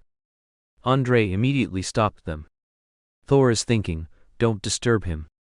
Thinking? Thor thinks. The warriors 3 immediately burst into laughter. The Thor in their memories only needed to raise Mjolnir and smash it down to solve any trouble. Passing Andre, the warriors 3 pushed the door open and entered directly. They saw Thor engrossed in reading an unknown book. Thor, X3. Thor looked up at the sound, his eyes lit up and he immediately shouted, Volstagg, Fandral, Hogun, how did you get here? Look who's here. The 3 stepped aside and Sif walked forward from behind them. Sif. Thor was genuinely surprised, he hadn't expected everyone to come. He then asked, how did you come? I am currently undergoing the trial my father gave me. Sif said urgently, Thor, this is all Loki's conspiracy. Loki is now impersonating the king and intends to send the destroyer to kill you. Upon hearing this, Thor immediately stood up, saying, impossible, absolutely impossible. That is my own brother, whom I watched grow up from childhood. He is Loki and the god of lies, Volstagg whispered from the side, and the 2 beside him nodded in agreement. Rumble. A huge sound suddenly came from the sky. The destroyer is here. Sif realized that the destroyer had arrived in Midgard. Grabbing Thor's arms with both hands, she said, Thor, we will go and stop the destroyer first. You quickly recover your divine power. After Sif finished speaking, she looked at the warriors 3. The 3 warriors also came to Thor's side and patted him on the shoulder one by one. We're going, wait for our good news. The 4 immediately rushed towards the sound. Thor looked at Andre and Andre shrugged. Let's go. Outside the town, Agent Coulson was almost deafened by the huge sound. What's happening? Officer, a giant mecha-mechanical human has appeared outside the town. An agent immediately handed him a tablet. A mecha-mechanical human? He took the agent's tablet in confusion. A bipedal mecha-mechanical human was heading towards the town. Quickly evacuate the crowd, Agent Coulson immediately ordered, then made a phone call. There's a huge energy fluctuation on your end. What's going on? Before Agent Coulson could speak, a questioning voice rang out on the other end. Director, I'll send you the video. Agent Coulson's hands were fast, and he immediately sent the content of the video. Immediately set up a cordon and evacuate the crowd. I'll figure something out. At the same time, find the person who claimed to be Thor right away, Nick Fury ordered from the other end of the line. Understood. Ending the call, Agent Coulson quickly pulled an agent aside. Follow me. Agent Coulson came to him, Mjolnir, and waited quietly, but his palms began to sweat. If Thor truly existed, then with the mecha-mechanical human's arrival, Thor would surely come and pick up his Mjolnir. At this moment, the voice of Clint Barton Hawkeye came through his earpiece. A car is approaching. 2 people got out. One is the fellow who claimed to be Thor. Quick, let him in immediately. As soon as Thor got out of the car, someone immediately stepped forward. Are you going to stop me from picking up Mjolnir? Thor immediately showed a fierce expression. Follow me, person just said lightly and turned to run away. Thor was stunned. Andre nudged him from the side, hurry and keep up. Oh, okay. Thor immediately came to his senses and quickly followed. The 2 went unimpeded. When they arrived at Mjolnir, Agent Coulson secretly sized up Andrei, planning to investigate his identity later. Smiling, he looked at the two and seeing Thor enter, radiated goodwill, saying, quickly try to see if you can lift it. Thor ignored him and Agent Coulson wasn't annoyed. He simply stepped aside, allowing the other party to quickly approach Mjolnir. Coming to Mjolnir, he closed his eyes and took a deep breath. He gripped the handle firmly with his hands and inhaled deeply. Rise for me. Mjolnir didn't budge. At this moment, a voice came through Agent Coulson's earpiece again. Officer, the robot has changed direction and is heading towards your location. At the same time, 4 people dressed in exotic attire are blocking the robot's movements, But what? Agent Coulson couldn't help but ask. But they can only delay it for a little while, the agent said, looking at the 4 battered individuals through binoculars. Understood.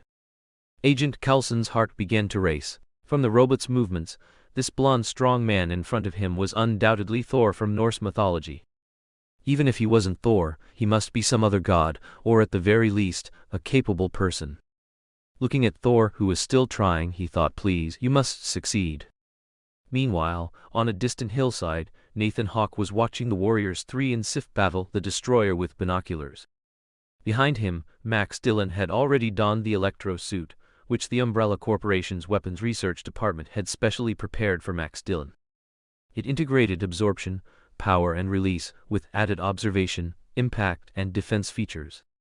He wore a completely black suit of armor, with goggles over his eyes. Adjusting his eye gear, Max Dillon could clearly see the battle ahead. Boss, do you need me to go in? No need, we'll just watch the show. The original plan was to have media friends enter, and then have the superheroes come to the rescue. However, due to the severity of the situation, the perimeter was now cordoned off by CELD. It seemed that because the media had easily breached it last time, this time the cordon's defense was airtight. Andrei was arranged to be on the scene to constantly protect Thor and ensure he became Thor. In the movie, Thor almost died, and in some parallel worlds, Thor's story also changed, with some surviving, some dying, some being replaced, and some changing gender. Nathan Hawke dared not gamble. So he arranged for Andrei. Andrei's psychokinesis could protect Thor, whether by using psychokinesis to pull Thor's body to dodge, forming a psychokinesis shield around him, or using psychokinesis to scatter debris flying towards Thor. Nathan Hawke's best all-around protection for Thor was to prepare him for joining the superhero program in the future. Since Nathan Hawke had made the arrangements, Max Dillon silently watched from behind, waiting for the order for him to enter the fray. Meanwhile, in the middle of the battle, "It's just you lot," a disdainful voice rang out. Bang! Bang! Bang! Bang! The 4 warriors from Asgard were sent flying by Loki, who was controlling the destroyer. Ha ha ha ha ha ha ha, look at your pathetic state. Loki's lips couldn't help but curl upwards, entering taunt mode. Your strength is far from that of a true god. Now, you only need to kneel and pledge allegiance to me, and I will bestow upon you the highest reward, a reward from the king of Asgard, Loki Odinson. Loki's heart was exceptionally joyful at this moment. He was very happy to see the 4 people who had always been at odds with him suffer at his hands. At the same time, if they truly pledged allegiance to him. Ha ha ha! Loki burst into laughter at the thought. Bang! An explosion sounded, but the destroyer was unharmed.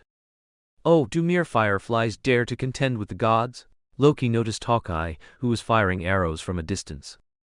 He controlled the destroyer to fire an energy blast at him, and then paid no more attention.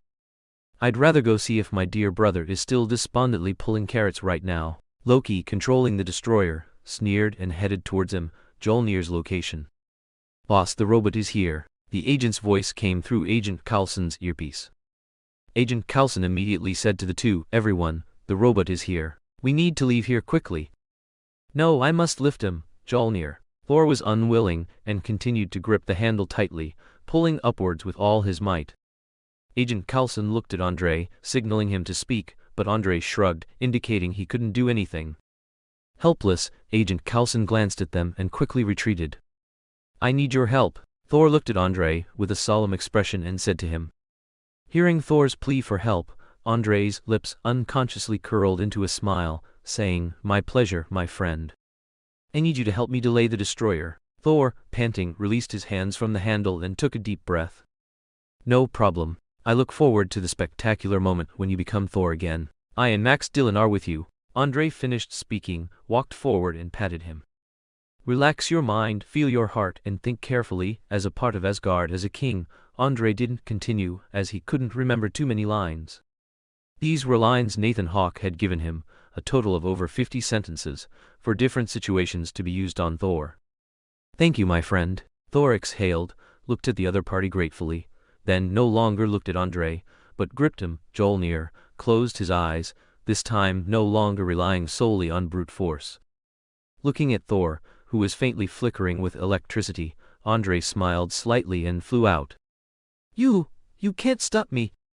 Loki watched the warriors, Three and Sif desperately trying to block his advance, saying fiercely, and then fired energy blasts at them. Rumble. Hey, take this, big dummy. Andre used psychokinesis to lift a huge rock and threw it towards the destroyer. What is this? Loki didn't even look, controlling the destroyer to raise its hand and smash the boulder to pieces with a single blow. He looked at the warriors, Three, Sif, Andre, Electro, who were surrounding him, and Hawkeye, who was firing arrows from a distance. Do you little people really think you can rival gods? The destroyer unleashed its full firepower. Continuous rumbling sounds echoed. Hawkeye, retreat. Hawkeye, who was sent flying and landed face first while dodging, heard the director's intermittent voice through his earpiece and replied, understood. Andre, cover me! Electro shouted to Andre, who was rising into the air nearby. Electro clasped his hands together, and a massive surge of electrical energy instantly erupted, his entire body flickering with brilliant sparks. Oh, interesting. Loki, controlling the destroyer, couldn't help but show a hint of interest at this sight. This guy seems like a good general to help me conquer Midgard. Loki looked at Electro, who was erupting with lightning and exuding an impressive aura, and grew increasingly satisfied. Then let's see if you can please me. The destroyer clenched its fist and lunged at Electro. If this punch connected, his bones would surely shatter on impact. Andre's temple veins bulged, and with a powerful shout, he pressed his left palm against his right forearm, releasing an invisible shockwave of psychic energy from his right palm towards the destroyer's arm. The destroyer's punch missed Electro, who was in the sky, and swung into the empty air. Andre panted as he flew to the side, watching Electro unleash his ultimate attack. Electro gathered all the electrical energy in his body, clenching his hands into fists. Energy rapidly accumulated in his palms. Currents flickered, forming a bright electrical arc that encircled his hands, emitting a dazzlingly powerful light. The electrical energy within his body grew increasingly intense, as if a powerful surge of lightning was gathering around him. His muscles tensed, his entire body interwoven with electricity, emitting a buzzing vibration. When Electro felt the energy reach its peak, he dramatically expanded the motion of his hands, and the electrical arcs roared fiercely in the air. He swiftly extended his hands, pushing them forward with immense force. In an instant, a massive beam of electrical energy erupted from his palms, displaying a blinding blue light. This beam, condensed with endless electrical power, roared forth like a bolt of lightning, shooting straight ahead. The beam instantly sliced through the air, emitting crackling sounds of electrical arcs. It displayed brilliant electric light, carrying destructive power. Once it hit its target, the electrical energy would penetrate all obstacles, releasing a terrifying electrical shockwave.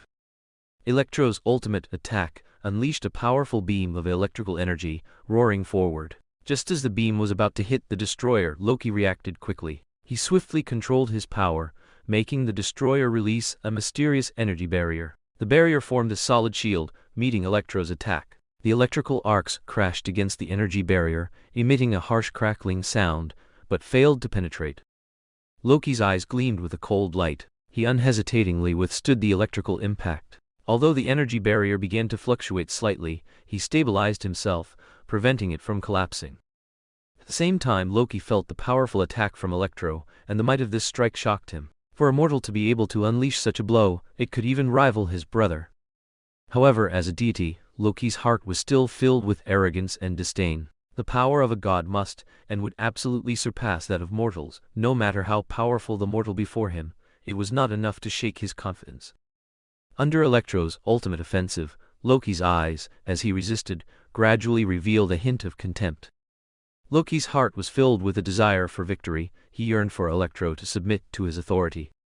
Although Electro's attack caused some damage to the destroyer, Loki was not alarmed or afraid. Instead, he faced this threat with an arrogant posture, convinced in his heart that he was invincible. As a god, he possessed abilities beyond mortals and unparalleled power. "Ha ha ha ha, is this your spark fountain?" Loki's unrestrained voice echoed from within the destroyer. Loki's mindset then focused on how to make Electro realize his power. A desire arose in his heart, hoping to display his dominant position and majesty through his invincible stance. He was determined to use his cunning and strategy to defeat Electro and make him bow at his feet. "Now, kneel and submit to me, and I will give you a position." Loki stood tall, a hint of mockery in his eyes. "You talk too much, Loki." The Warriors 3 charged at the destroyer once more. "You guys are really annoying." Loki looked at the shouting Warriors 3 on the other side with annoyance. If it weren't for them being part of Asgard, he would have sent them to Surtur long ago. "Get out of my way," Loki roared menacingly. The destroyer launched an overwhelming offensive against the Warriors 3. A punch, a swing, an outpouring of energy. Ignoring the Warriors 3, who were sent flying by his blows, Loki's attention turned to Electro, who was being carried away by Andre. "Fine to run?" Loki's lips curved upwards. After dealing with the Warriors 3, Loki would have countless hours to play with this guy. Loki suddenly froze, then sneered. "I got a little too excited, and almost forgot about my dearest brother." Thor gripped him, Mjolnir tightly, feeling the cold touch of the hammer's handle. His gaze was firm and focused, his eyes gleaming with unwavering conviction. He took a deep breath, straightened his body, his heart filled with a newfound sense of self-awareness. He recalled scenes from the storybook of the God of Thunder, the trials and emotions he had experienced, those moments that challenged his beliefs, shaping his courage and wisdom. He remembered how young and impulsive he once was, but also how he had grown because of it. He realized that those difficulties and setbacks were crucial elements that shaped him into who he was today. He thought back to the people and things he had once protected, who gave him strength and inspired his determination to fight for them. He understood that he was not just a god of extraordinary power, but a guardian who fought to protect his people and defend his home. But why is it still not working? Thor weakly released his grip on him, Mjolnir, his eyes dim as he looked at his trembling hands, then stumbled and fell to the ground. "Because you haven't truly experienced those feelings," a mature male voice appeared in Thor's ear. "Who's there?" Thor abruptly stood up, adopting an attack stance, then looked at the newcomer in surprise. "It's you." Thor's voice deepened. Nathan Hawke clapped his hands and pointed to his ear, saying, "You really didn't notice it getting closer?" "I heard it, yes. It's the sound of the destroyer approaching." Before Nathan Hawke could finish, Thor shouted, then looked at Nathan Hawke in a panic and said, "You need to leave quickly, if the destroyer is truly being controlled by Loki, as Sif said. Tell me, if we were a part of your trials, a part of the love you feel, would you be willing?" Nathan Hawke's deceptive words flowed out effortlessly. But it was precisely these words that plunged Thor, who firmly believed his father was the strongest in the 9 realms, into confusion. "Tell me, if your landing in trials were a story, would Jane Foster be the heroine of that story?" Nathan Hawke continued. Thor's mind was filled with memories of his time with Jane Foster. He did indeed feel a fondness for that girl. If she were his girlfriend, it seemed like it wouldn't be bad at all. "Ah, what am I thinking?" Thor fell into a state of confusion, unsure of what to do. "Just be yourself. Do what you would do for your kingdom, for your family, and for the person you love." Nathan Hawke patted Thor's shoulder and then left. Nathan Hawke decided to use the simplest words to make the other party understand. "Yes, yes, yes." Thor's eyes gradually lit up. "Even without my powers, when something like this happens, I must step forward. I must fight." "Ha ha ha ha, ha ha ha ha, ha ha ha ha." Loki, controlling the destroyer, looked down at his short brother standing before him. The cells in his body made his lips curve into a joyful laugh. "My dearest brother, without your godly powers, are you sure you want to stop me?" Thor seriously raised his head and shouted to Loki, "Brother, let's go back. I don't want to fight you. Only the strong have the right to speak, and you as you are now do not." Loki grinned, controlling the destroyer to stomp heavily on the ground. Instantly, the ground cracked. A N D Chinese letter flew everywhere. My dear brother, can you still perform such a simple action now? Loki rested his hand on his chin, looking at Thor with great amusement. If you want to fight, I will accompany you. Fighting spirit in Thor's eyes emerged. Loki looked at the fighting spirit in Thor's eyes, and the destroyer spread its arms, laughing. Then let me test the might of Thor, the god of thunder. Ha ha ha ha ha. The destroyer's palms began to gather energy, while Loki in Asgard sat on the throne, shaking his head, his fingers and thighs swaying along. Run, don't get blown up, my most respected brother. Boom, boom. Energy blasts rained down on Thor. Loki's grin widened as he watched Thor run frantically, dodging his attacks. Ha ha ha. Ha ha ha. Thor, this way. Sif immediately grabbed the disheveled Thor and started running. Thor, you shouldn't have come. You can't defeat the destroyer now. Thor shook his head and shouted, No, Sif, I'm not here because of power. I'm here because I want to fight. Fight? You're crazy. This is suicide. Sif couldn't understand why Thor, without his powers, would equate suicide with fighting. Still flirting over there? Loki saw this scene, sniffed and controlled the destroyer, using even greater power. Damn it, the destroyer has locked onto us. A dangerous aura targeted the two, making Sif's face suddenly change. Bang! An energy cannon directly exploded in front of Sif. Sif! Thor, who was violently pushed away by Sif, shouted, and at the same time, was blasted away by another energy shot. Tuis! Tuis! Tuis! Thor, dizzy and disoriented, frantically spat out the sand in his mouth. Thor! An SUV screeched to a halt beside him, and Jane Foster immediately pulled Thor up, ready to leave. Jane! Thor's scalp tingled when he heard Jane's voice. Sif's body could be said to have the physique of a god, but Jane was just an ordinary human. Just one shot, one shot! Ha ha ha ha, it seems my brother is quite popular with women. Loki showed a charmingly evil smile, stomping his right foot hard on the palace floor. The energy gathered in the destroyer's hand became increasingly lethal. Chapter 11. Thor, Reborn.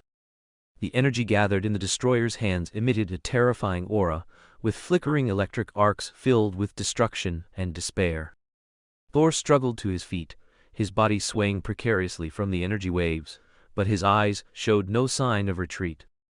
Loki, all of this is your doing, Thor roared, his hoarse voice imbued with an unyielding will. Loki watched Thor shield Jane Foster behind him. Loki sneered, his gaze filled with endless arrogance. Yes, brother, this world will become my dark kingdom. You cannot stop me from gaining supreme power. Thor, supported by Jane, struggled to stand, his body violently shaken by the energy impact, but his eyes gleamed with determination. Loki, do you think you can defeat me? You underestimate the power of Thor. Loki raised an eyebrow mockingly. The power of Thor? Ridiculous! You have been stripped of your divine power, you are merely a mortal now. Brother, submit to me, and you and your beloved behind you can become a fine tale in Asgard. A tale bestowed by the king Loki Odinson. Seeing that neither of them was moved. Brother, it seems you still choose to be my enemy. Boom! Loki's evil eyes were filled with mockery and ecstasy as he controlled the destroyer, unleashing terrifying energy.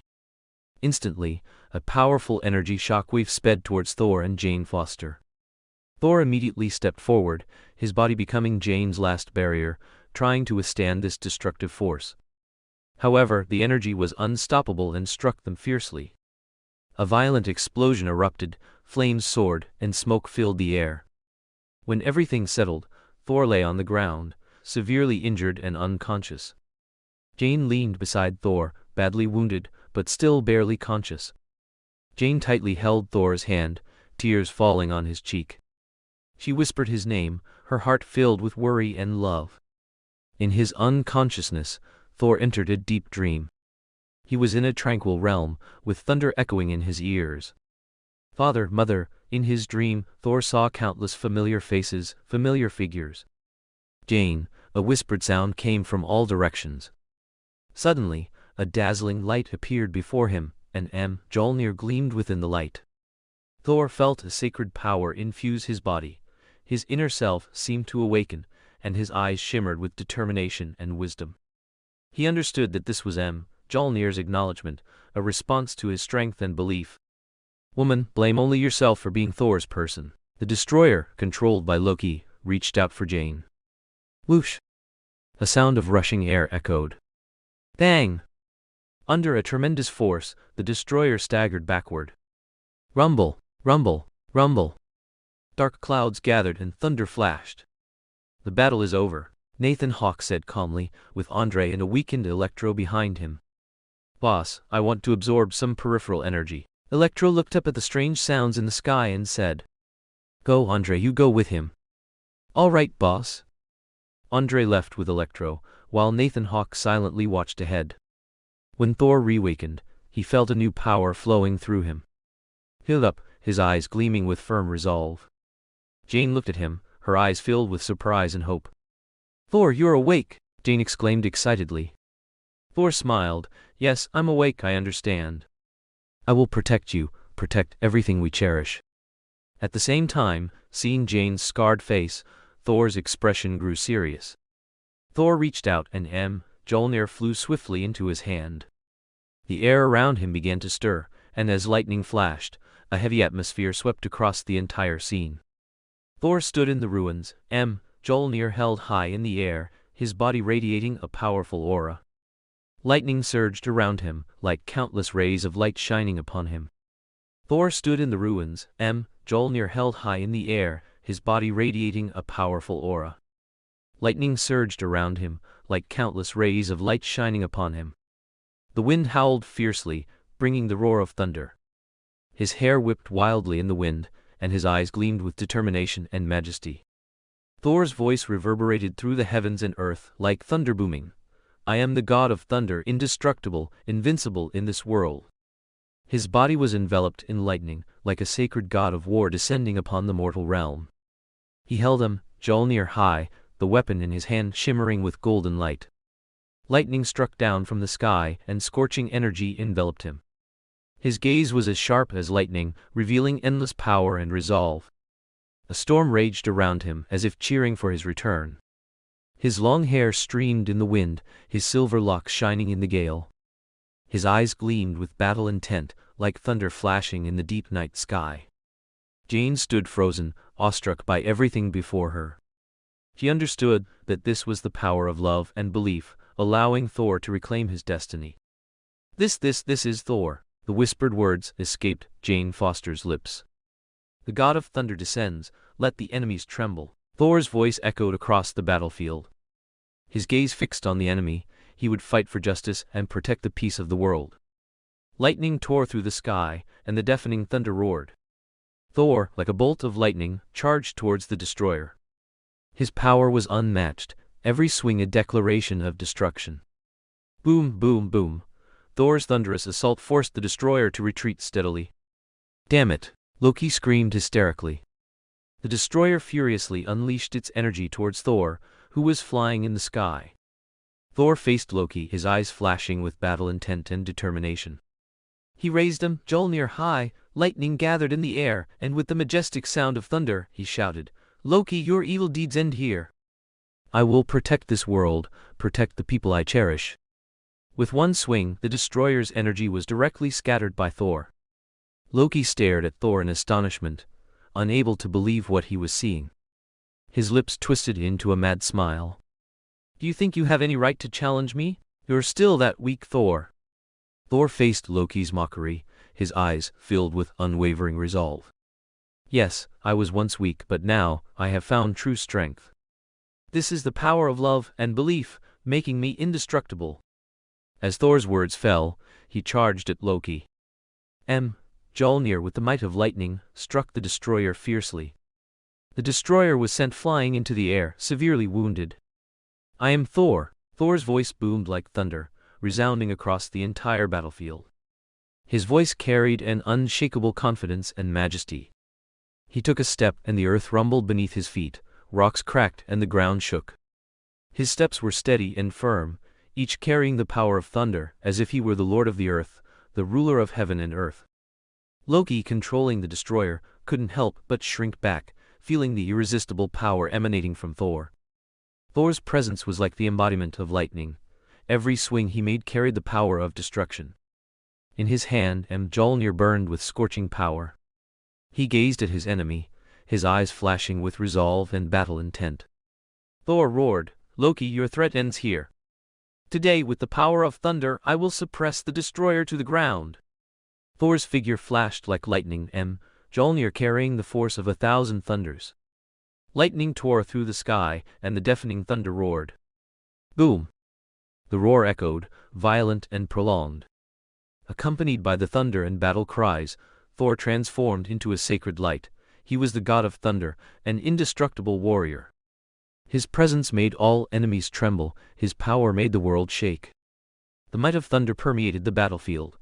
Thor descended like a god, his name to be etched in the annals of history, becoming an eternal legend. Seeing Jane, who seemed to have something to say, Thor stopped her actions. Jane Foster stopped speaking, watching Thor raise his hammer towards her, and a special aura suddenly enveloped her. Hissed Tilda. Jane Foster felt her skin begin to itch. "Jane, I must leave. I must return to my Asgard. My brother is currently—" Thor suddenly chuckled and said no more. "Go, I believe in you." Jane Foster walked over, stood on her tiptoes, and wrapped her arms around Thor's neck, kissing him. The Bifrost Bridge landed with a crash at the boundary between Thor and Jane Foster. "Jane, I'm leaving." Heimdall. Boom! Jane watched Thor disappear and couldn't help but show a slight smile, but the emotions within, we cannot know. Umbrella Special Operations Department, Logistics Department, prepare. As Wesker's voice sounded, the Umbrella forces quickly moved towards the fallen destroyer. Faster, faster, faster. Andre was also sent over, along with Electro. Meanwhile elsewhere, Invisible Man was currently in New York for a magazine shoot. Very good, excellent, yes, yes, just like that. The sounds of cameras clicking were incessant. Invisible Man, Alex Hassel, struck different poses, according to the photographer's instructions. Perfect. After the final work was done, and after giving enthusiastic autographs to the superhero fans, Invisible Man's secretary walked over. "Sir, there's a meet and greet for the main cast of the superhero movie Invisible Man later. Please take a look."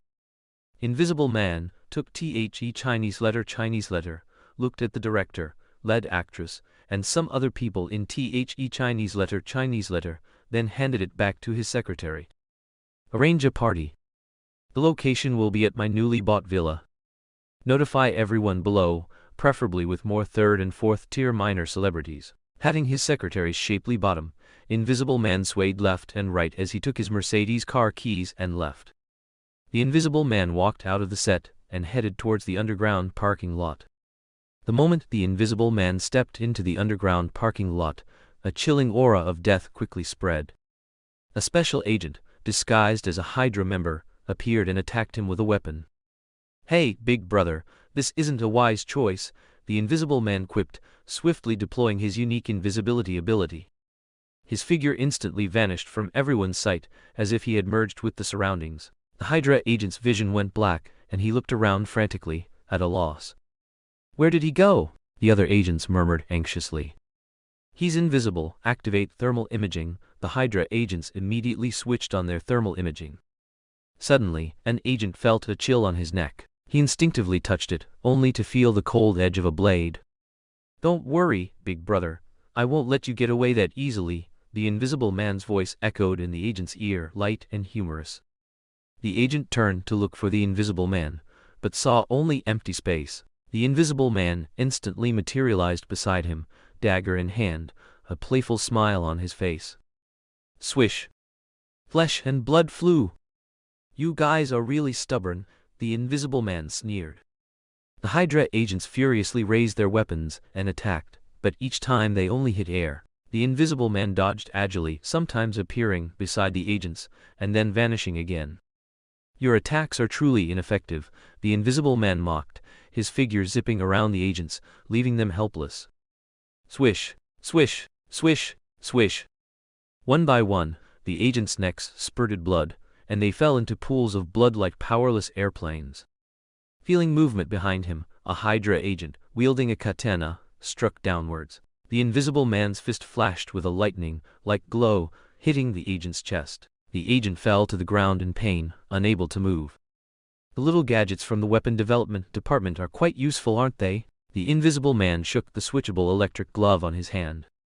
The Invisible Man slowly walked over to the agent, looked at him, a triumphant smile on his lips. Next time, remember not to challenge the superhero Invisible Man so easily, the Invisible Man said confidently, then quickly disappeared from the underground parking lot. As for his car, he decided to forget about it. The Invisible Man knew what kind of people these guys were. His car had probably already been rigged with a bomb. Beep, beep, beep, beep. Looks like another failure, Sitwell said, looking at Crossbone's gloomy face. Cut the crap, Rumlow grumbled, looking displeased at the Hydra agents falling one by one on the screen. What do you say? Still going? The secretary said to stop. Sitwell pouted, sipping the red wine in his hand. Rumlow didn't speak, but left his seat with a livid expression. Sitwell shrugged and muttered to himself, I've always said, for assassinations, just hide in the dark and finish it with a Barrett. But no, they always want to capture them alive for experiments. See? For a period after that, Hydra seemed to calm down, no longer launching attacks on Nathan Hawke or the superheroes. Inside the film set. Andre clutched his head in pain, looking at the script in front of him, feeling overwhelmed. Andre initially thought acting was very easy, that he just had to be himself, and then he could party all night. But the truth was, Andre recalled the past few days. All three of you must act seriously in your first movie, understand? Nathan Hawke and Wesker, standing behind him, looked at them sternly. Oh, Wesker was wearing sunglasses. Although Andre wanted to argue that he was a superhero, and acting was just a bonus, he saw his good buddy, the Invisible Man, with a boss, everything you say is right expression, and he closed his mouth. This script, the producer, and the special effects are all top-notch. None of you are allowed to slack off, Nathan Hawke said very seriously to the three of them, of course, mainly to Andre and Electro. As for the Invisible Man, Nathan Hawke didn't need to worry about him. He was more than familiar with such matters. Nathan Hawke also wouldn't tell the three of them that he was making them act to raise their profile, establish the superhero team, and increase his summon fluctuations. Act well, meeting adjourned, Nathan Hawke said, then dismissed the three of them. Andre sat on the steps, shaking his head to clear his agitated mood, and looked at the heroine beside him, who was deeply immersed in her role. She's really beautiful. I wonder if she'd be interested in enjoying the night sky with me. Andre licked his lips, looking at her perky backside. The heroine turned her head and gave Andre a charming smile, which made Andre instantly stand up and couldn't help but curse, she's really hot. Meanwhile, Electro was performing with great excitement. Ever since he came to this world, Electro had been constantly exclaiming that he had come to the right place. Came to the right place, meow. Thank you for coming to the right place, meow. While Electro gained a lot of attention, he also lived a very comfortable life. It wouldn't be an exaggeration to say that Nathan Hawke was like a second parent to him. Looking at the people around him, either with expressions of admiration or flattery, showing their affection for him. Electro could only say, "This is awesome." "Max, prepare for the next scene," the director kindly called out to Electro. "I'm ready, director." Electro smiled, waved to him, and quickly got into character. "Defeat Spider-Man?" "I, Electro, have long since thrown that away. Now it's superhero Electro Max." Electro was in a state of being elated yet self-aware. Nathan Hawke nodded as his secretary reported on Andre and Electro's work. "Later, give them a call and tell them to fight crime in their spare time." Nathan Hawke waved his hand, dismissing the secretary. At the same time, he prepared to greet Justin Hammer, who was about to arrive. "Wow, big boss," Justin Hammer said to Nathan Hawke with open arms after stepping through the automatic door. "Don't give me that. How are things going?" Nathan Hawke took an '82 vintage red wine, uncorked it, and poured it in one fluid motion. "Thank you," Justin Hammer said, taking the wine glass. "I've bribed quite a few people recently, politicians, senators on our side, and a few military major generals. But now both politicians and the military want to buy shares. I hope the military invests, of course, in another way, by using or rather, our weapons to fund the military." Nathan Hawke nodded. "That's not bad, a win-win situation. But I heard your orders have exploded recently. Won't you lose money by giving them to the military for free?" Justin Hammer smiled sleepily. They're all outdated stuff anyway. Giving them away is fine. The development department is currently working on new missiles. I've even thought of a name, ex-wife missile. Justin Hammer immediately looked smug. Oh, and I've prepared the contract. We'll each give 3% to the military, and that should satisfy them. Justin Hammer finally got to the point. Okay, Nathan Hawke nodded in agreement, as this was something he and Justin Hammer had agreed upon earlier. With the military endorsing us, and senators on our side, plus the argument that superheroes have human rights, a hearing can't be held. However, Justin Hammer showed a very happy smile. Without waiting for Nathan Hawke to speak, he downed his red wine. They're planning to hold a hearing using Stark, or rather, Iron Man's name.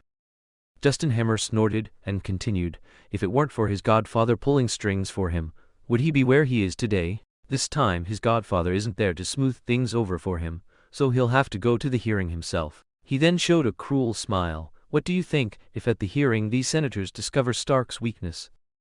Then his Stark Industries will be torn to shreds by capital and politicians. Justin Hammer showed a delighted expression, as if he had already seen the Stark Industries group on the verge of collapse. I remember they were planning to rename the group recently, something like Stark Energy. Nathan Hawke swirled his wine glass, then drained it. Yes, they went to rename it. Justin Hammer instantly deflated again. Justin Hammer was actually overjoyed when he learned that Stark was no longer playing in the weapons arena. But it turned out he went on to play with energy, something even more advanced than weapons. His energy could be a weapon, but his weapons couldn't be energy. Justin Hammer couldn't describe how jealous he was. Nathan Hawke also didn't speak, but looking at the other party, in the plot of Iron Man 2, Justin Hammer's methods as a group boss were indeed quite formidable. The hearing testing Tony Stark's courage.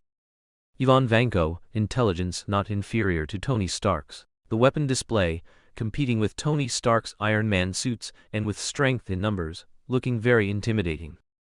Honestly, if Tony Stark wasn't the protagonist, then this series of punches would indeed be hard to withstand.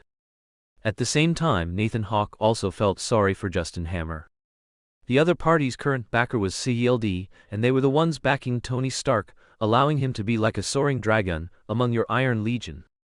Looking at Justin Hammer, who was excited and fantasizing about how Stark Industries would go bankrupt, Nathan Hawke could only accompany him and laugh heartily. Ha ha ha ha ha. Ha ha ha ha. And this scene left the Invisible Man, who was stealthily nearby, speechless. Excellent. Amazing. Oh my God. Now this is what I call special effects. The director excitedly grabbed the assistant director beside him, pointing at Andre, who was floating in the sky. The assistant director also looked at Andre soaring through the sky with a moved expression. Andre, following the script, slowly descended. The young girl in his arms began to say, Andre, you are my hero. With that, her eyes gradually closed and her lips slowly parted. Cut.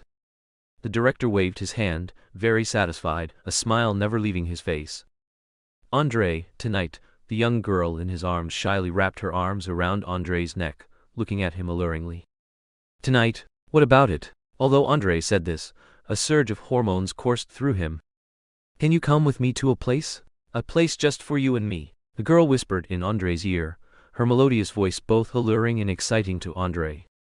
Okay. Tonight, take my car, my new car. Andre looked at the girl in his arms and kissed her again. You're annoying, see you later. Pushing Andre away in a playful resistance, she gave him a wink and then shyly ran off. Licking his lips, Andre closed his eyes, savoring the memory of the scene. Meanwhile, the crew on set simply chuckled. Boss. What is it? Wesker answered his subordinate's radio call. Firefly intends to take Andre somewhere. I've already sent the live scene video to the main system, the subordinate said. Understood. Keep a close eye on the scene. Yes, boss.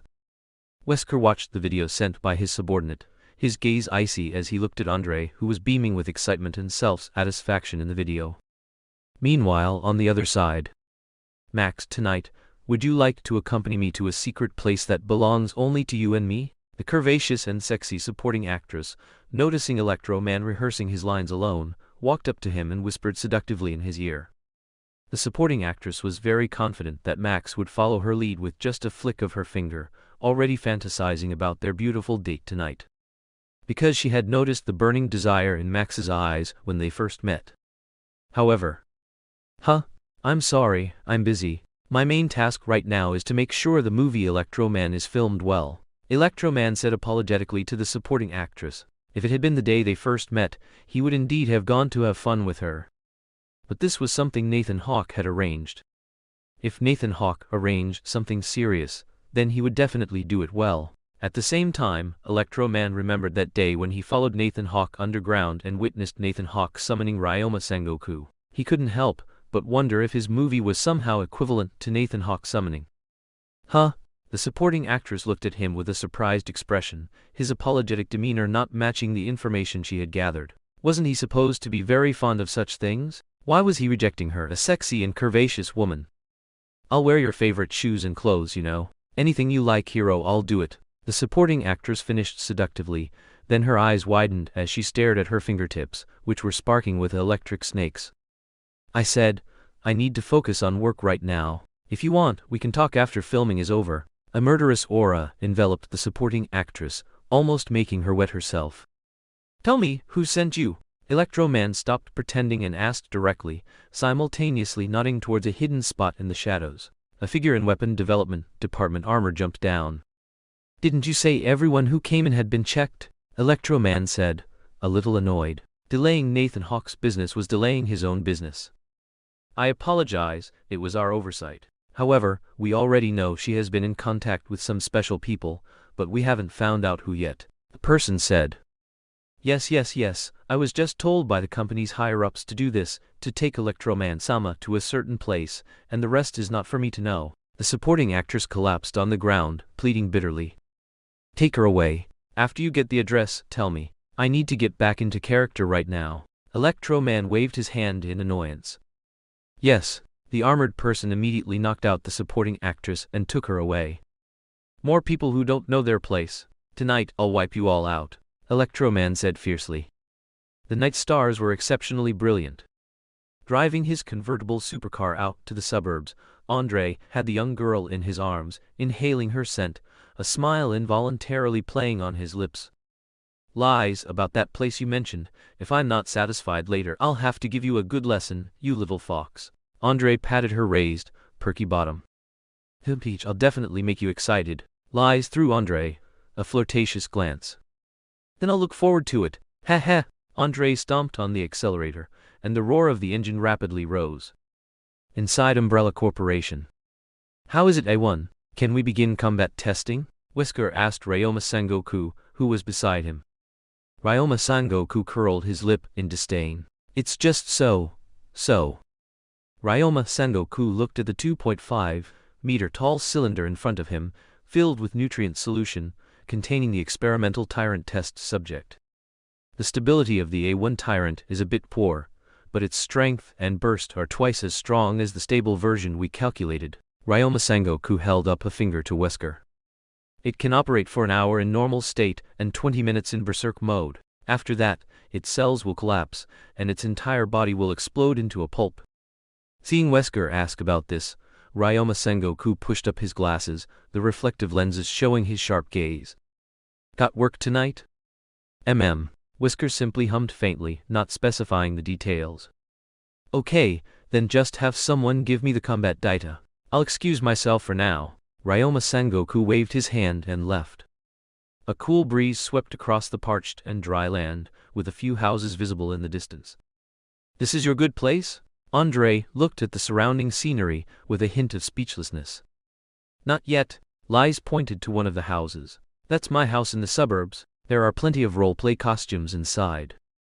Oh, Andre's voice stretched long, but inwardly he wondered why they had to come so far. Wouldn't a hotel be better? He had plenty of money, after all. But then he thought again.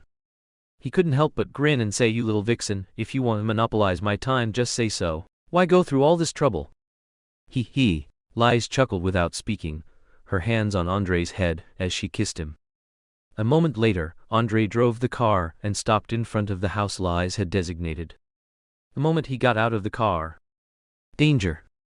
Andre's back instantly prickled with goosebumps. You Tilda. Andre looked at Lies, who had been shot in the head, and instantly his telekinesis spread out. Andre's eyes widened. This number of people. Catch him! A shout rang out.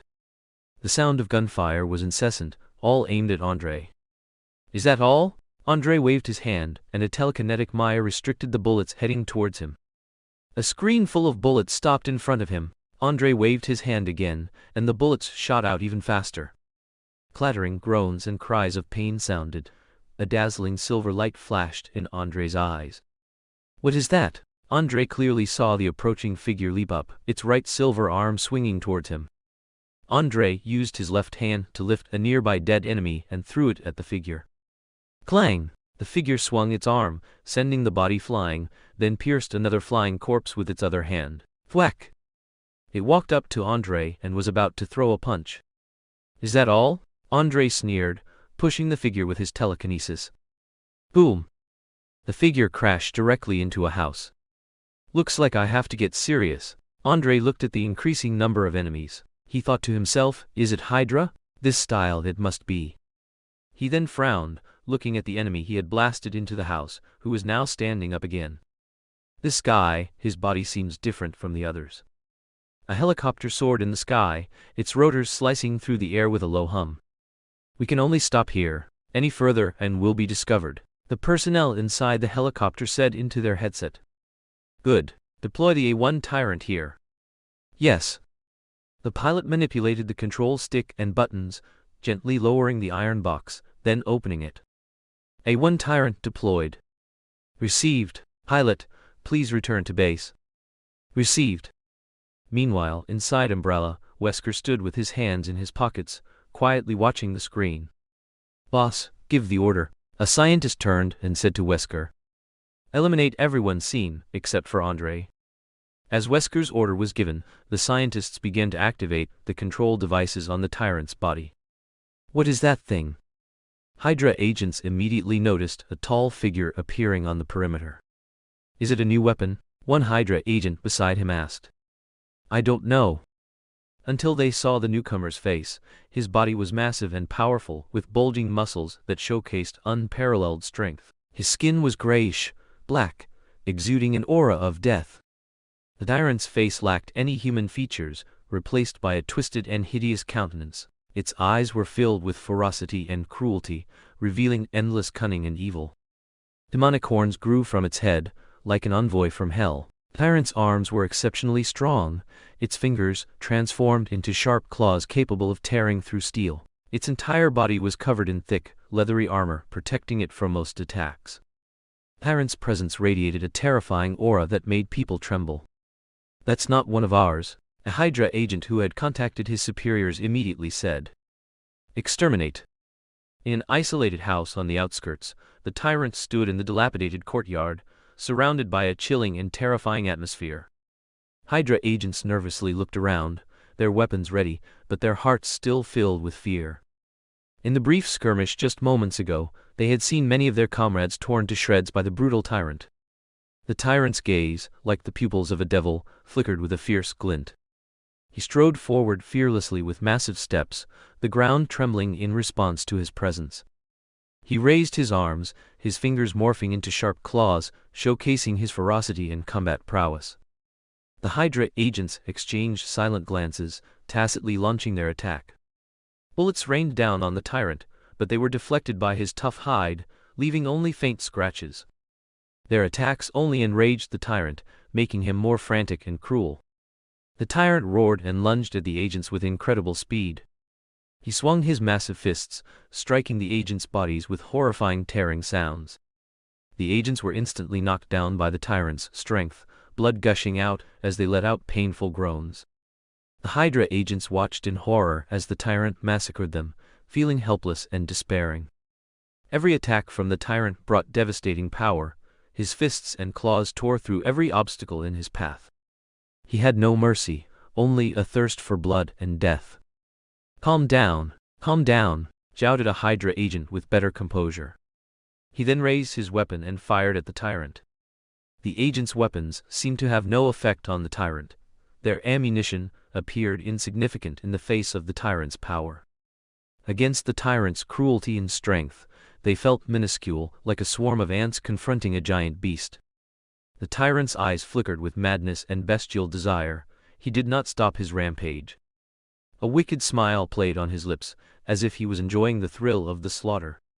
His fists and claws carried destructive power, brutally defeating the Hydra agents one by one, their lives extinguished in his hands. The last Hydra agent stood trembling before the tyrant, his body covered in wounds, bleeding profusely.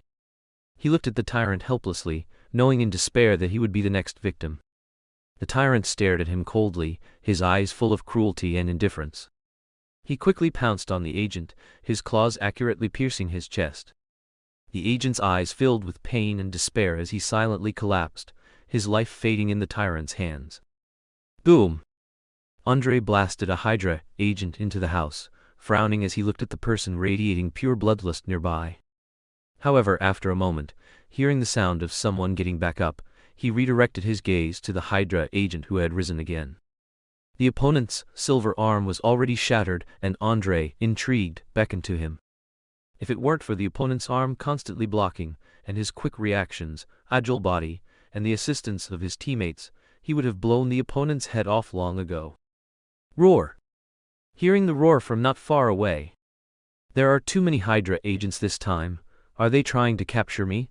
Andre, after expanding his telekinesis again, discovered a subterranean passage connected to one of the houses, which was why their numbers remained undiminished despite constant casualties. It doesn't matter, kill them all. Andre revealed a cruel smile, directly blasting a Hydra agent's head into a pulp. Sizzle, sizzle, sizzle. Bang, bang, bang, bang. A lightning fast figure suddenly appeared beside Andre. It was Electro, dressed in a black bodysuit, radiating bright electric arcs as if composed of pure electrical energy. He wore a mask with an electrical pattern, exuding a mysterious and powerful aura. Hey, I thought you'd be in a mess? Electro, wearing his self-designed battle suit, greeted Andre. Oh, and that big guy over there is the Umbrella Corporation weapon. Don't worry about him.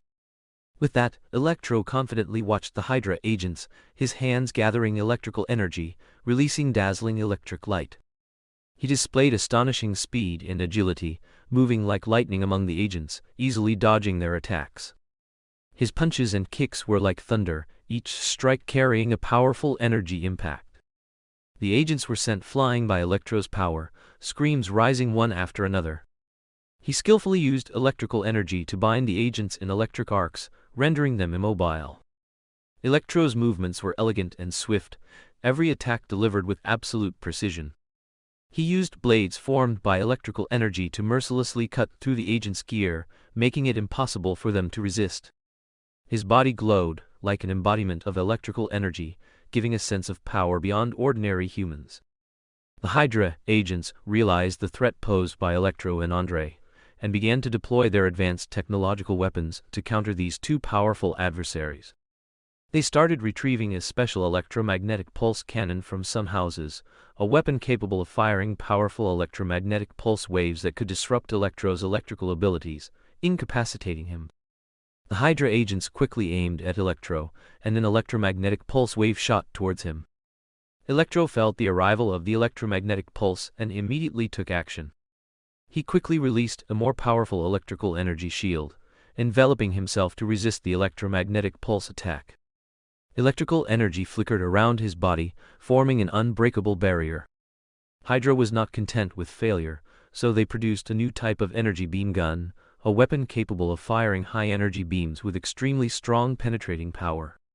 They simultaneously aimed at Electro and Andre, firing a barrage of energy beams. Electro reacted swiftly, using his superhuman speed to dodge the beam attacks, sometimes flashing, sometimes shifting, making it impossible for the Hydra agents to hit him.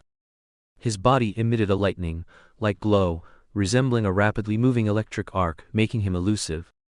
At the same time, Andre also sensed the approaching danger.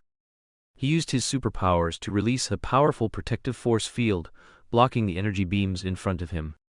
His protective force field shimmered with a silvery, white light like an unbreakable barrier, shielding his body.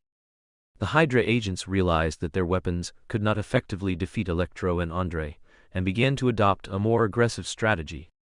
They released a swarm of mechanical snakes, which carried venom and explosive devices, capable of rapid crawling and attacking targets. Oh, shit! They explode! Andre angrily spat out a mouthful of blood, having accidentally been caught in the blast wave. Electro and Andre, facing the swarm of mechanical snakes, displayed excellent cooperation and coordination. Electro used his electrical abilities to release powerful currents, destroying the mechanical snakes one by one. Simultaneously, Andre used his superpowers to unleash violent psychokinetic shockwaves, crushing the mechanical snakes. "They're trying to escape now," Electro said with a cold smirk. Andre and Electro stood on the battered ground, witnessing the Hydra agents retreat. A cruel smile appeared on their faces as they decided to give Hydra a brutal end. Andre gazed at the Hydra agents, his eyes revealing a cold and ruthless demeanor. He took firm strides, each step on the ground like a heavy footprint, akin to the irreversible mark of fate. Electro shimmered with intense electricity, his eyes filled with cruelty and a desire for revenge. His fingers released electric arcs, each arc a harbinger of death, locking the Hydra agents into an abyss of fear. Together, they launched a brutal assault on the Hydra agents. Andre used his powerful telekinesis, infused into his limbs, to smash the Hydra agents one by one with a single punch, his fists carrying destructive power, tearing their bodies into scattered flesh and limbs. Electro, on the other hand, used his unparalleled speed and electrical power, darting like lightning among the agents. Every one of his attacks was lethal, electricity coursing wildly through the Hydra agents' bodies, making them scream in agony. Flesh flew, bodies lay scattered, and the battlefield was permeated with the scent of blood and death. Andre and Electro fought side by side, their cruelty and ruthlessness echoing each other, forming an insurmountable demonic wall. "Hey, Electro, do you know why Hydra agents like to wear green?" "Why?" "Because they want us to think they're strawberry ice cream." They laughed, a hint of cruelty, hard to conceal in battle, on their lips. Their laughter and the screams of the Hydra agents formed a strange resonance, filling the entire battlefield with bloodlust and mockery. "Hey, Andre, I heard the Hydra agents want to throw a dance party. Do you think they'll invite us?" "Haha, Electro, I don't think they dare. After all, our dance moves are too overwhelming. They couldn't handle it." Their words were accompanied by brutal actions, delivering fatal attacks to the Hydra agents. Their combat power was unmatched, and their dark humor became the soundtrack to their extraordinary display of strength. "Hey, Electro, do you know what the Hydra agents' favorite song is?" "What song?" "Thunderstruck, because they want to experience our power." Their laughter, accompanied by the sounds of battle, stirred up whirlwinds of death. Their humor, coupled with their brutality, became a force that drove the Hydra agents further into despair. "Yes, this is actually my original self," Electro whispered, raising both hands with an evil smile after using his electrical power to crush a Hydra agent's head. The high-ranking leaders of Hydra gathered in a dark room for an emergency meeting. Baron Strucker, Viper, Arnim Zola, and Alexander Pierce sat around an electronic projection conference table, their expressions grave and serious. Baron Strucker spoke in a deep voice, "Our operation failed. Andre and Electro escaped." Viper snorted coldly and said, "They were too strong. Electro's energy control far exceeded our estimates, and Andre's power was beyond imagination." Arnim Zola, a man in a featureless suit, said flatly, "Our weapons did not pose enough of a threat to them. We need to upgrade our technological weapons." Alexander Pierce nodded in agreement. "That's right, we need more advanced weapons to deal with them. Strucker, you must accelerate your research and development plan. We cannot let them escape again." "Forget it, he's busy with his super-powered experiments. Wasn't he the most enthusiastic this time?" Viper mocked. "Viper, what do you mean? You haven't invested much either," Baron Strucker said, annoyed, looking at Viper. "So, you lost more than half your men. Alexander, you're not having a good time either, are you? You're in the beautiful country. Don't you lack manpower? Do you need me to fund you?" Viper asked with a playful look. "No need," Alexander Pierce refused expressionlessly. Arnim Zola's suit-wearing figure glanced at them and went offline immediately. "Then I'm leaving too," Viper went offline. I'm leaving too, I still have some things to attend to. Alexander Pierce nodded to Baron Strucker and then went offline. Fuck. Inside Umbrella Corporation. The attendees at the meeting were Nathan Hawke, Wesker, Andre, Electro, and Invisible Man. As for Ryoma Sengoku, he wasn't interested and had also received Nathan Hawke's permission, so he didn't come. According to our investigation, Hydra's opponent this time should be Baron Strucker, located in Europe, Nathan Hawke said seriously. Europe? Andre's eyes blinked. Noticing Nathan Hawke's gaze, Andre gave an awkward smile and said no more. Wesker raised his hand to signal, then stood up and spoke. Umbrella has already located several of their bases. This time, I, Andre, and Electro will lead the teams. As for Invisible Man, your influence in Hollywood is immense right now, and the recent charity gala conflicts with the operation, so you don't need to go. Invisible Man nodded upon hearing his task. Your adjutants will inform you of the mission details later, Wesker said to the two. The two nodded in agreement. To be honest, they weren't at all skilled at leading teams, but as the strongest combat forces, they had to be designated as the commanding officers for this mission. Go prepare and get acquainted with your adjutants. Meeting adjourned, Wesker said to the three. After the three left, Wesker followed Nathan Hawke to the underground interior of Umbrella, accompanied by the curious Ryoma Sengoku. Ryoma Sengoku excitedly followed behind the two, rubbing his hands together, eagerly anticipating what was to come. A six-pointed star of light flashed, illuminating the entire space. Where is this? Where? A calm and deep voice, giving a sense of solemnity and mystery, slowly emerged. A man with flowing silver-white hair, handsome features, wearing a black buttoned overcoat, silver shoulder armor, and a black cross-shaped harness across his chest. Hello, this is the Umbrella Corporation. You are the one who was summoned, Wesker said, looking at the tall and imposing man before him. Summoned? The man frowned deeply. Which means you can't go back now, Ryoma Sengoku said, spreading his arms in a welcoming gesture. I remember, the man fell into deep thought. Nathan Hawke observed the summoned man, his name. Sephiroth. Experimental result of the large corporation Shinra. He was injected with cells from the alien life, form Genova while still a fetus. He was also a member of Shinra Group's private elite force, the Shinra Soldier, belonging to the highest of the three classes, first class, and was considered the strongest among the first class, known as a legendary hero, the perfect masterpiece of the Genova Project. And this Genova Project. Nathan Hawke could only think of countless deceased newborns. Octeslash, a calm voice, yet it resonated deeply. Sephiroth swiftly launched an attack, his eyes revealing resolute determination. He quickly unleashed Octa, his sword dancing like flowing water, quickly and accurately delivering Ata's. Sword light flickered, forming instantaneous as that tore through the air towards Wesker. Wesker's cold gaze showed no wavering. He calmly met Sephiroth's attack, swiftly dodging the Octaslash. He flexibly evaded the sword energy while simultaneously attacking Sephiroth. Earth's Fury. Sephiroth remained unfazed. He quickly switched to the Earth's Fury skill, his katana swiftly sliding. Sword light instantly bloomed, delivering 4 consecutive slashes. His sword dance was fluid, and the final strike carried immense power, sending Wesker, who couldn't dodge in time, flying. Wesker spun in the air, but his body quickly adjusted to avoid excessive damage. After Wesker landed, his eyes became even fiercer, his expression colder, his body crackled, and an aura of authority and menace emanated from him. Ryoma Sengoku watched this scene excitedly, his eyes shining brightly. Wesker charged again. This time Wesker's body seemed to tear through the air, rushing forward at an extremely high speed. Flash! Sephiroth sensed Wesker's threat and did not flinch. He swiftly unleashed 2 consecutive slashes, more powerful than Earth's Fury. Sword light instantly bloomed, and the 2 precises sent Wesker flying again, his body flipping in midair. However, Wesker was not defeated. He quickly stabilized himself, using the rotational momentum of his body to regain balance. His sharp gaze fixed directly on Sephiroth, his expression cold and resolute. Sephiroth frowned again. After being struck by his, the opponent's wounds healed rapidly, as if he hadn't been injured at all.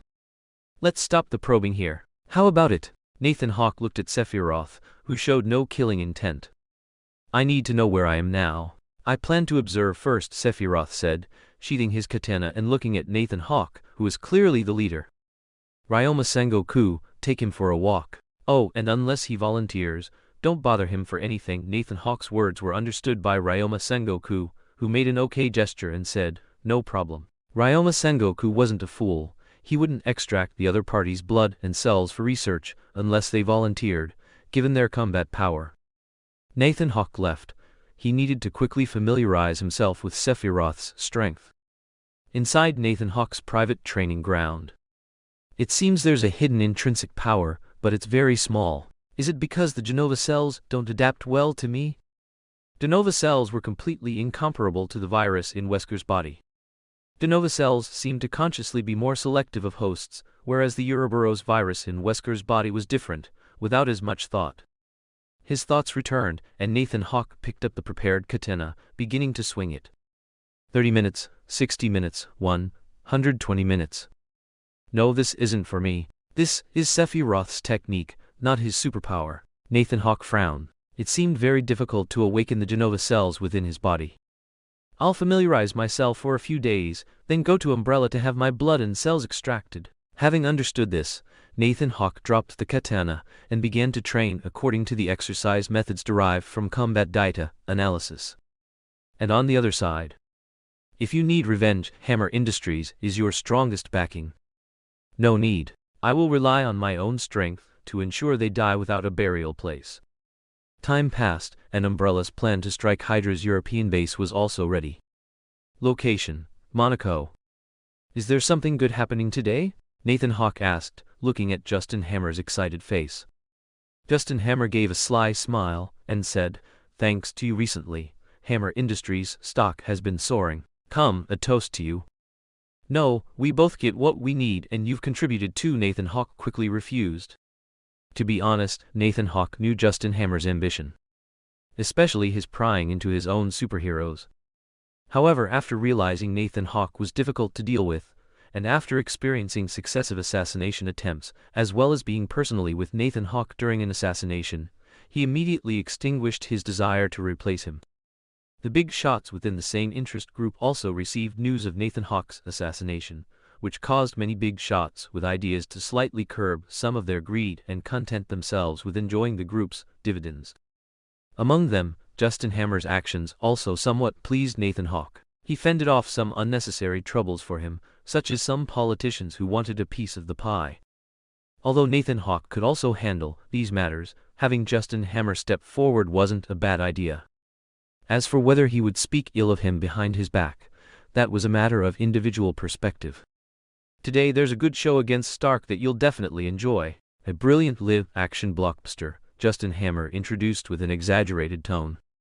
Really? Then I'll have to look forward to it, Nathan Hawke replied with a fake smile. You'll definitely like it, Justin Hammer revealed a mysterious smile. Oh shit, maybe I should install my Jarvis in a Formula 1 car. Pepper Potts stepped forward, looking at Tony Stark, who was staring at the Formula race car in deep thought, and asked, "What are you thinking about, Mr. Chairman?" "I have an idea." Tony Stark glanced at Pepper Potts. Pepper Potts raised an eyebrow. "That is to install my intelligent system on the Formula race car. I've even thought of the name Super Intelligent Formula." Tony Stark raised his head, a smug look on his face, waiting for Pepper Potts' praise. "Wow, you're really amazing. If you enter the racing or automotive industry, our company's stock will definitely skyrocket. I've even thought of a name, Tesla," Pepper Potts said sarcastically and irritably.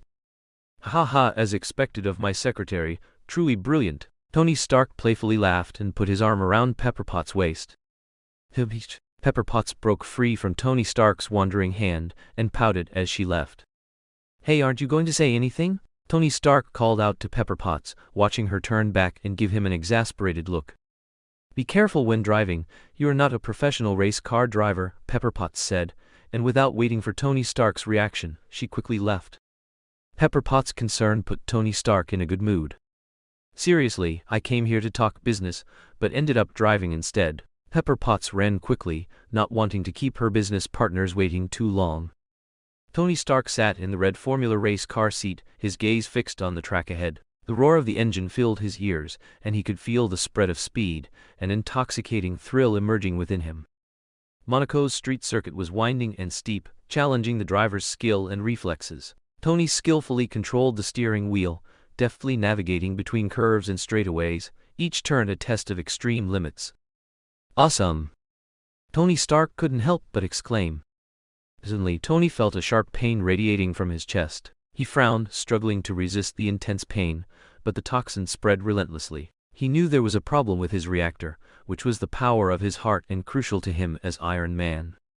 Tony's vision blurred, and he felt his body gradually lose control. The Formula race car began to lose balance. He tried to keep the vehicle stable, but as the toxin spread, his body could no longer support him. Gritting his teeth, he began to steady the steering wheel and then slow down.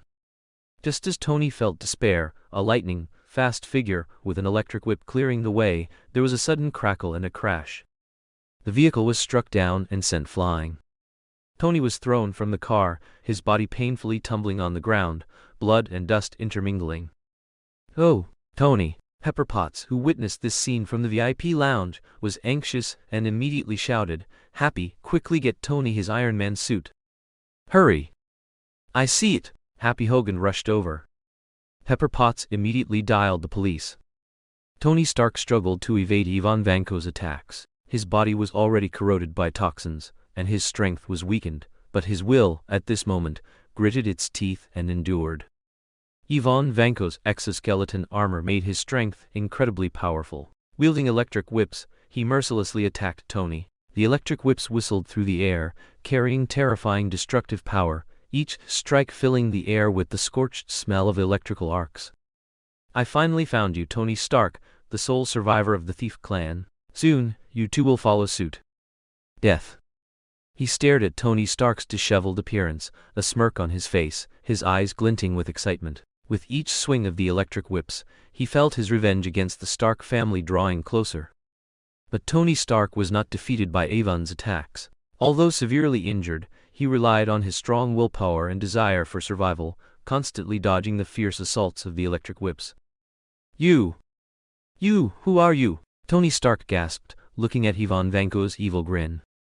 "Tony Stark, you don't need to know who I am. If you really want to know." Ivan Vanko's hand moved swiftly. "Then it's the god of death." He swung the electric whips, his gaze fiercely locked on Tony Stark. He swung the electric whips violently, the destructive chains whistling through the air. But Tony Stark, with astonishing agility and reflexes, successfully dodged his attack.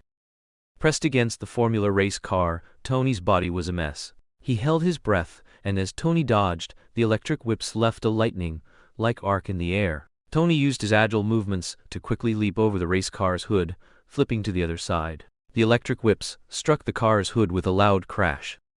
Tony Stark landed in balance, the wounds on his body causing him intense pain, but he gritted his teeth, endured the suffering, and focused on his confrontation with Ivan. "I can't hold on much longer." Tony Stark watched Ivan Vanko slowly advancing, holding the electric whips. "Originally, I planned to use whips, but someone told me that chains seemed more effective. I now find that to be true." Looking at Tony Stark, whose strength seemed exhausted, Ivan Vanko no longer suppressed his inner pleasure, a smirk on his face. "Die!" Ivan Vanko stepped forward, raising the electric whips and bringing them down. Bang! Ivan Vanko was instantly blasted away by the special portable palm cannon in Tony Stark's palm. "Tony!" Happy Hogan arrived, panting. Perfect timing. Tony Stark, gasping for breath, said no more, and took the portable briefcase Iron Man suit from Happy Hogan. "Transformers, activate." Nathan Hawke, watching this scene from the VIP lounge, recalled the words that came to his mind when he was young, watching Tony Stark transform at his computer desk. Tony Stark rapidly put on the Iron Man suit, the armor perfectly integrating with his body, giving him immense strength and protection. He felt the power of the armor flowing through him, determined to completely destroy Ivan Vanko's exoskeleton armor. "Although I don't know who you are, this Joker farce is about to end." The Iron Man suit gleamed with metallic luster, each piece of armor shining with a cold light. Tony's eyes became firm, and he stood on the Formula race car like an immovable fortress. Ivan Vanko watched Tony's transformation, anger and fear intertwined in his eyes. He realized that his advantage had vanished, and facing Iron Man, his exoskeleton armor became fragile and vulnerable. Time, Ivan Vanko muttered subconsciously. Tony swung the Iron Man gauntlets in his hands, carrying immense power, and charged at Ivan. His fists struck the exoskeleton armor with deafening roars. Ivan was repelled by Tony's attack. His exoskeleton began to flash with sparks, and Ivan Vanko, with blood on his lips, showed a hint of resentment in his eyes. Tony gave Ivan no chance to breathe, quickly launching a series of attacks, each punch making the exoskeleton armor more fragile. Ivan Vanko desperately resisted, but at this moment, the disparity in their equipment became apparent. Tony seized the opportunity to activate his rocket thrusters, accelerating instantly, circling behind Ivan at lightning speed, and then smashing a punch into his exoskeleton's back. Then, with a rip, he tore Ivan Vanko and threw him aside. Ivan Vanko, tumbling on the ground, struggled to get up. He roared furiously, "Damn it, damn the Stark family." The police of Monaco finally arrived at the scene. They deployed urgently and subdued Ivan Vanko. Ivan's eyes were filled with rage as he stared at Tony Stark, a smirk on his face, openly mocking him. "Stark, do you think you've won? Do you think you can get away with it forever?" Ivan's voice was filled with endless anger and hatred. Seeing that the other party ignored him, Ivan's rage burned even brighter. He struggled, trying to break free from the police's restraints. He glared at Tony, gritting his teeth, his eyes flashing with madness. "You will pay for what you've done, Stark. You and your entire family will fall into the abyss of destruction." Ivan's voice was filled with hatred and threat. "This isn't over yet." Ivan Vanko was taken away.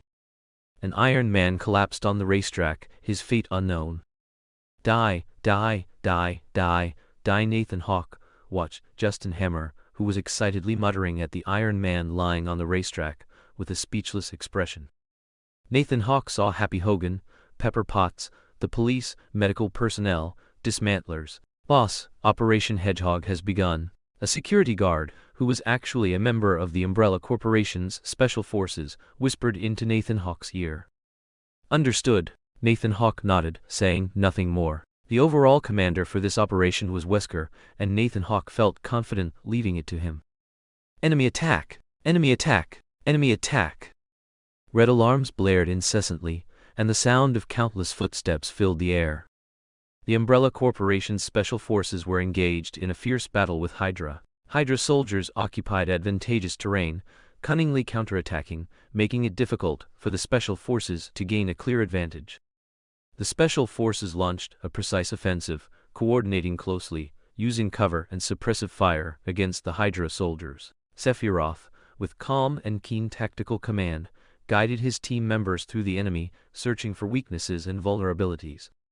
The Hydra soldiers fought back fiercely, forming a tight defensive line, trying to resist the Special Forces' advance. Intense gunfire echoed through the base, explosions constantly erupted, and the battlefield instantly became a scene of chaos. The Special Forces members worked closely together, seamlessly exchanging fire and cover, protecting each other. Sephiroth displayed excellent command skills, and his marksmanship was impeccable. Every shot hit the enemy's vital points.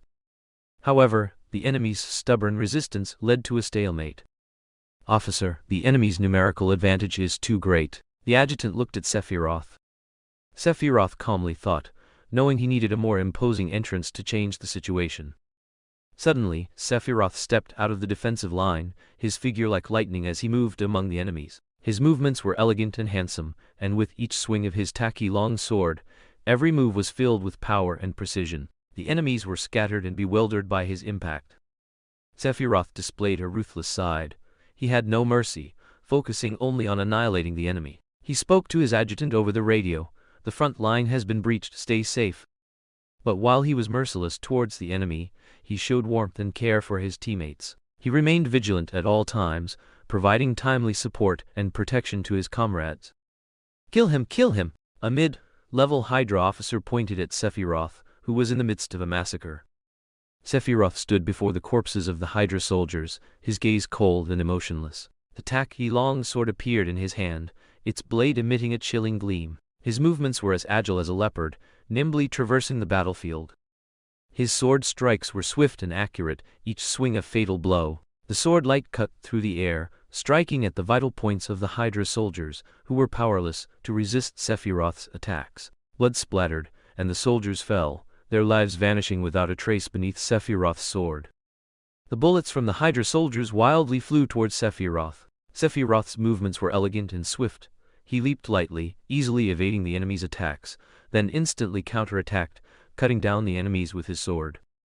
Sephiroth's sword techniques were powerful and precise. He utilized the weight of the tacky long sword and the sharpness of its blade to cleave through the enemy's defenses. His swordsmanship was unpredictable, at times fierce like a raging storm, at others soft like lingering drizzle, making it difficult for enemies to anticipate and counter. He wielded his tacky long sword shadows crisscrossing, dismembering the Hydra soldiers one by one.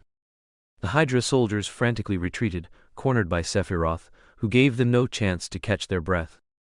Attack! The mid-level officer raised the weapon in his hand. Your resistance is merely a futile struggle. Under my sword, you are destined to be nothing but a pile of corpses. The officer listened to the voice in his ear, suddenly felt the flow of blood, and his body began to. Sephiroth did not notice the officer's body falling behind him, but rather watched the Hydra soldiers whose morale was beginning to collapse. You were once soldiers of Hydra, now you are merely puppets beneath my sword. No one can escape the shadow of Caesine Death Entity. You are merely insignificant ants in my destiny. Sephiroth slowly said. On another battlefield. Blast them for me. Blast. Blast. Ha ha ha ha. Electro watched the Special Forces team unleash a barrage of rockets, shouting with joy. Officer, we need your power, the adjutant calmly told Electro. Officer, we need your electrical energy offensive to destroy the Hydra base, the adjutant said to Electro with a determined expression. Electro nodded, his eyes flickering with intense electrical energy. He accumulated energy, filling his body with charge, preparing to unleash a devastating attack. The adjutant began to explain the attack plan. First, we must use the officer's air support to clear the anti-aircraft weapons around the base. We need to use the officer's electrical energy offensive to destroy them all. Once the anti-aircraft weapons are cleared, our aircraft will be able to safely enter the base's airspace. The adjutant continued. Next, we will divide into teams to enter the base, destroying the enemy's communication facilities and power systems to weaken their resistance. We need to utilize the officer's electrical energy control ability to paralyze the base's power grid, plunging them into darkness. Once these two tasks are completed, the next step will be to assist the officer in launching an annihilation offensive against the Hydra soldiers within the Hydra base. The adjutant finished speaking and waited for Electro's command. Very well, proceed as you've planned.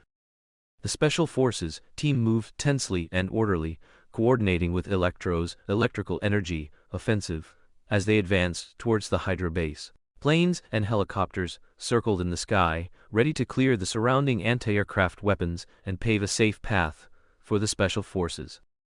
Electro stood on a high ground, his gaze fixed on the Hydra base. Looking at the gaps blown open around him, his body gradually filled with charge, electrical energy flickering around him, like a living lightning bolt. He spread his arms, his body flashing like an electric arc, electrical energy converging on him. He raised both hands, unleashing a powerful electrical energy impact, instantly reducing the Hydra base's anti-aircraft weapons to ashes. The adjutant directed the team members to quickly disperse and head to different target points. Meanwhile, planes and helicopters launched a fierce attack. Rockets and bombs roared in, destroying the Hydra base's anti-aircraft weapons. The sounds of explosions and flashes of fire in the air intertwined, completely crushing the enemy's defensive system. With the anti-aircraft weapons destroyed, the Special Forces team members quickly entered the base. They used night vision devices and tactical communication equipment to stay in contact, cooperating tacitly. Electro displayed his electrical energy offensive. He quickly followed the Special Forces who had already entered the Hydra base and cut off the base's power system, plunging the entire base into darkness. The enemies were terrified, unable to communicate effectively with the outside world, and fell into chaos. The Special Forces team members used the advantage of darkness to move swiftly, eliminating the Hydra soldiers one by one. At the same time, Electro moved freely within the base. He waved his hands, unleashing powerful electrical energy. Electric arcs flickered around his body, making a harsh crackling sound when they hit enemies. He used his electrical energy offensive to instantly strike down the Hydra soldiers, showing no mercy whether through electric shock or arc cutting. What is this? Electro couldn't help but be drawn to a small giant with bulging muscles. Hail Hydra! The officer's face was uplifted, full of faith. Enjoy it. This is the killing weapon from the superpowered experiment that brings Zion Death Entity to you. You will wail your final symphony of failure. The officer frantically ranted at Electro. The superpowered being looked at Electro arrogantly, revealing a disdainful smile. His muscles bulged as power surged, making him appear even more imposing and terrifying. Crack! The officer's head was directly crushed by the superpowered being. Wow! Electro's lips curved upward in pleasure, seemingly very interested in this scene. Thank you very much for your arrival, giving me hope of escape, so, the superpowered being chuckled evilly, I will make your Zion Death Entity very comfortable. Electro remained unmoved, his eyes flickering with cold electrical energy. He fearlessly faced the superpowered being's provocation, ready to display his true strength. Is that so? Then I really should thank you, you big oaf. Die for me. The superpowered being rushed towards Electro, his bulging muscular fists bursting with powerful strength. However, Electro deftly dodged every attack, his body moving like lightning, avoiding the superpowered being's fists. Bang! Bang! Bang! The superpowered being's bulging fists slammed into the surrounding walls, one after another. The large holes and collapses in the walls showed his astonishing destructive power, yet he consistently failed to hit Electro. What is this game called now? Electro, who had stopped dodging, made a thoughtful expression. Bastard. The superpowered being was enraged, his body swelling up again. Wow, will your body explode in the end? Will shit be blasted out? Electro looked at the eager, approaching figure, whose fists were larger than his own torso, and taunted him. Leaping up to dodge the opponent's attack, he heard the adjutant's voice over the radio. It seems I can't play with you anymore. He unleashed a powerful electric shock, then electrical energy gathered and leaped between his fingers, like angry snakes roaring. I'm going to smash you. Ah! The superpowered being screamed. The power of his bulging muscles was suppressed by the electrical energy attack, gradually weakening. However, he remained unwilling to give up and launched another fierce attack. Electro smiled coldly, showing no mercy. He used his electrical energy control ability to make electrical energy surge from the ground, forming an electric cage that trapped the superpowered being. The electric cage emitted a harsh buzzing sound, sending shivers down one's spine. This move is called electric cage, a technique invented by those scientists at Umbrella Corporation, and you are the first test subject. You should be happy. Electro's face began to turn evil, then he clapped his hands together. The electric cage instantly closed and cut. Ah! Terrifying, tearing scream erupted, but it was in vain. Electro looked at the superpowered being lying on the ground, expressionless. He had no mercy, his cruelty towards the enemy was undisguised. I don't know how to do this kind of thing, so you tell me what to do, Andre said, looking at the adjutant beside him. We will attack the Hydra base in teams, with each group responsible for different tasks. The adjutant began, explaining the plan that had been given by Wesker, the overall commander for this operation. Team 1, your mission is to clear the sentinels and alert facilities around the base, ensuring our actions are not discovered. Use your stealth and sniping skills to avoid combat as much as possible, but if discovered, eliminate the enemy immediately.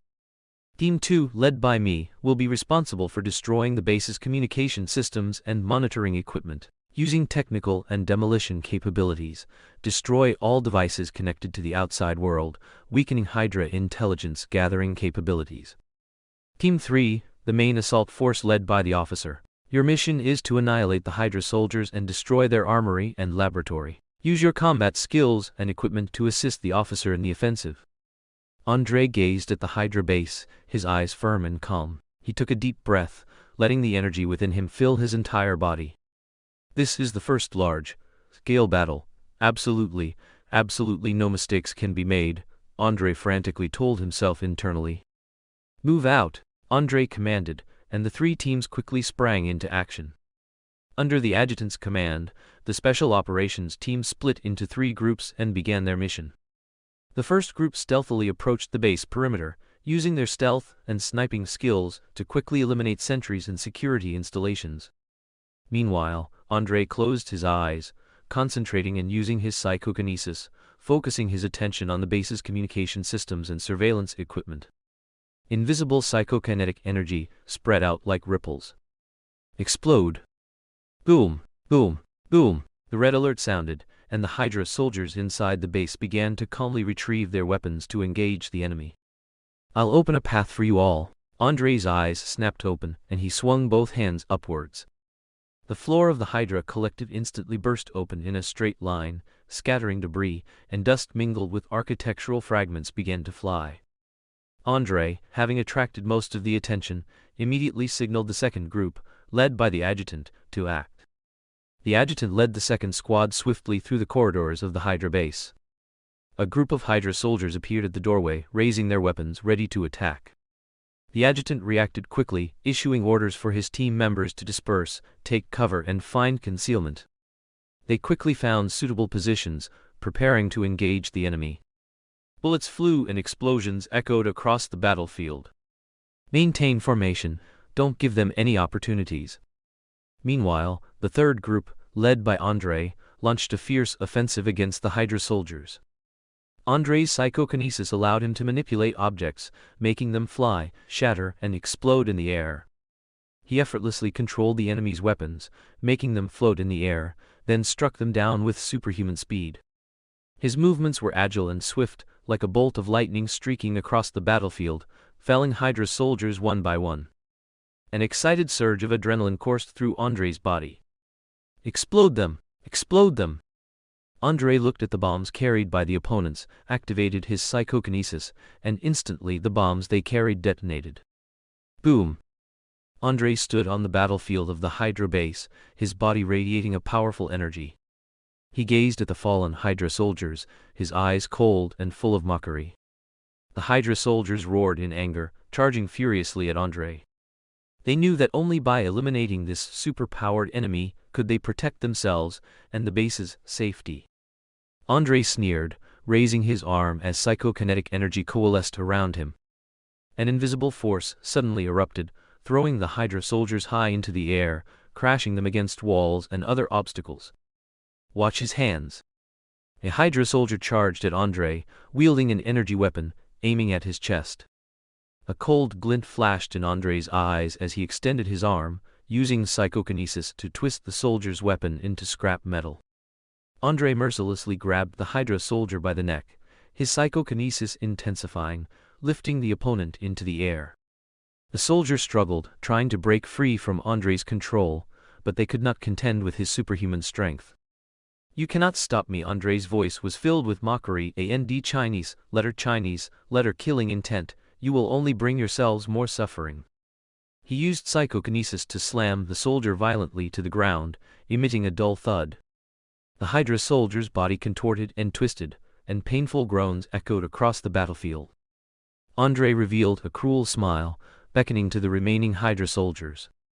The remaining Hydra soldiers, seeing the tragic state of their comrades, were filled with fear. But they did not give up. They gathered their strength and charged at Andrei again.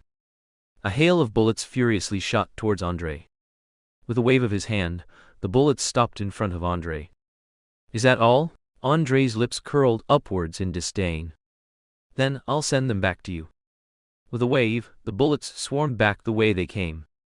Punctures, penetrations, and impacts sounded one after another. Suddenly, the lights dimmed. It seems the second group's operation went very smoothly. Andrei, with a wave of his hand, used psychokinesis to push aside the obstructing Hydra corpses and began to move towards the Hydra soldiers he sensed with his psychokinesis. Night. Nathan Hawke, in his luxurious suite, felt the summoning fluctuations within his body and frowned slightly. Why so fast? Is it because of Operation Hedgehog? Nathan Hawke wondered as Wesker walked in. Nathan Hawke asked in surprise, It's over?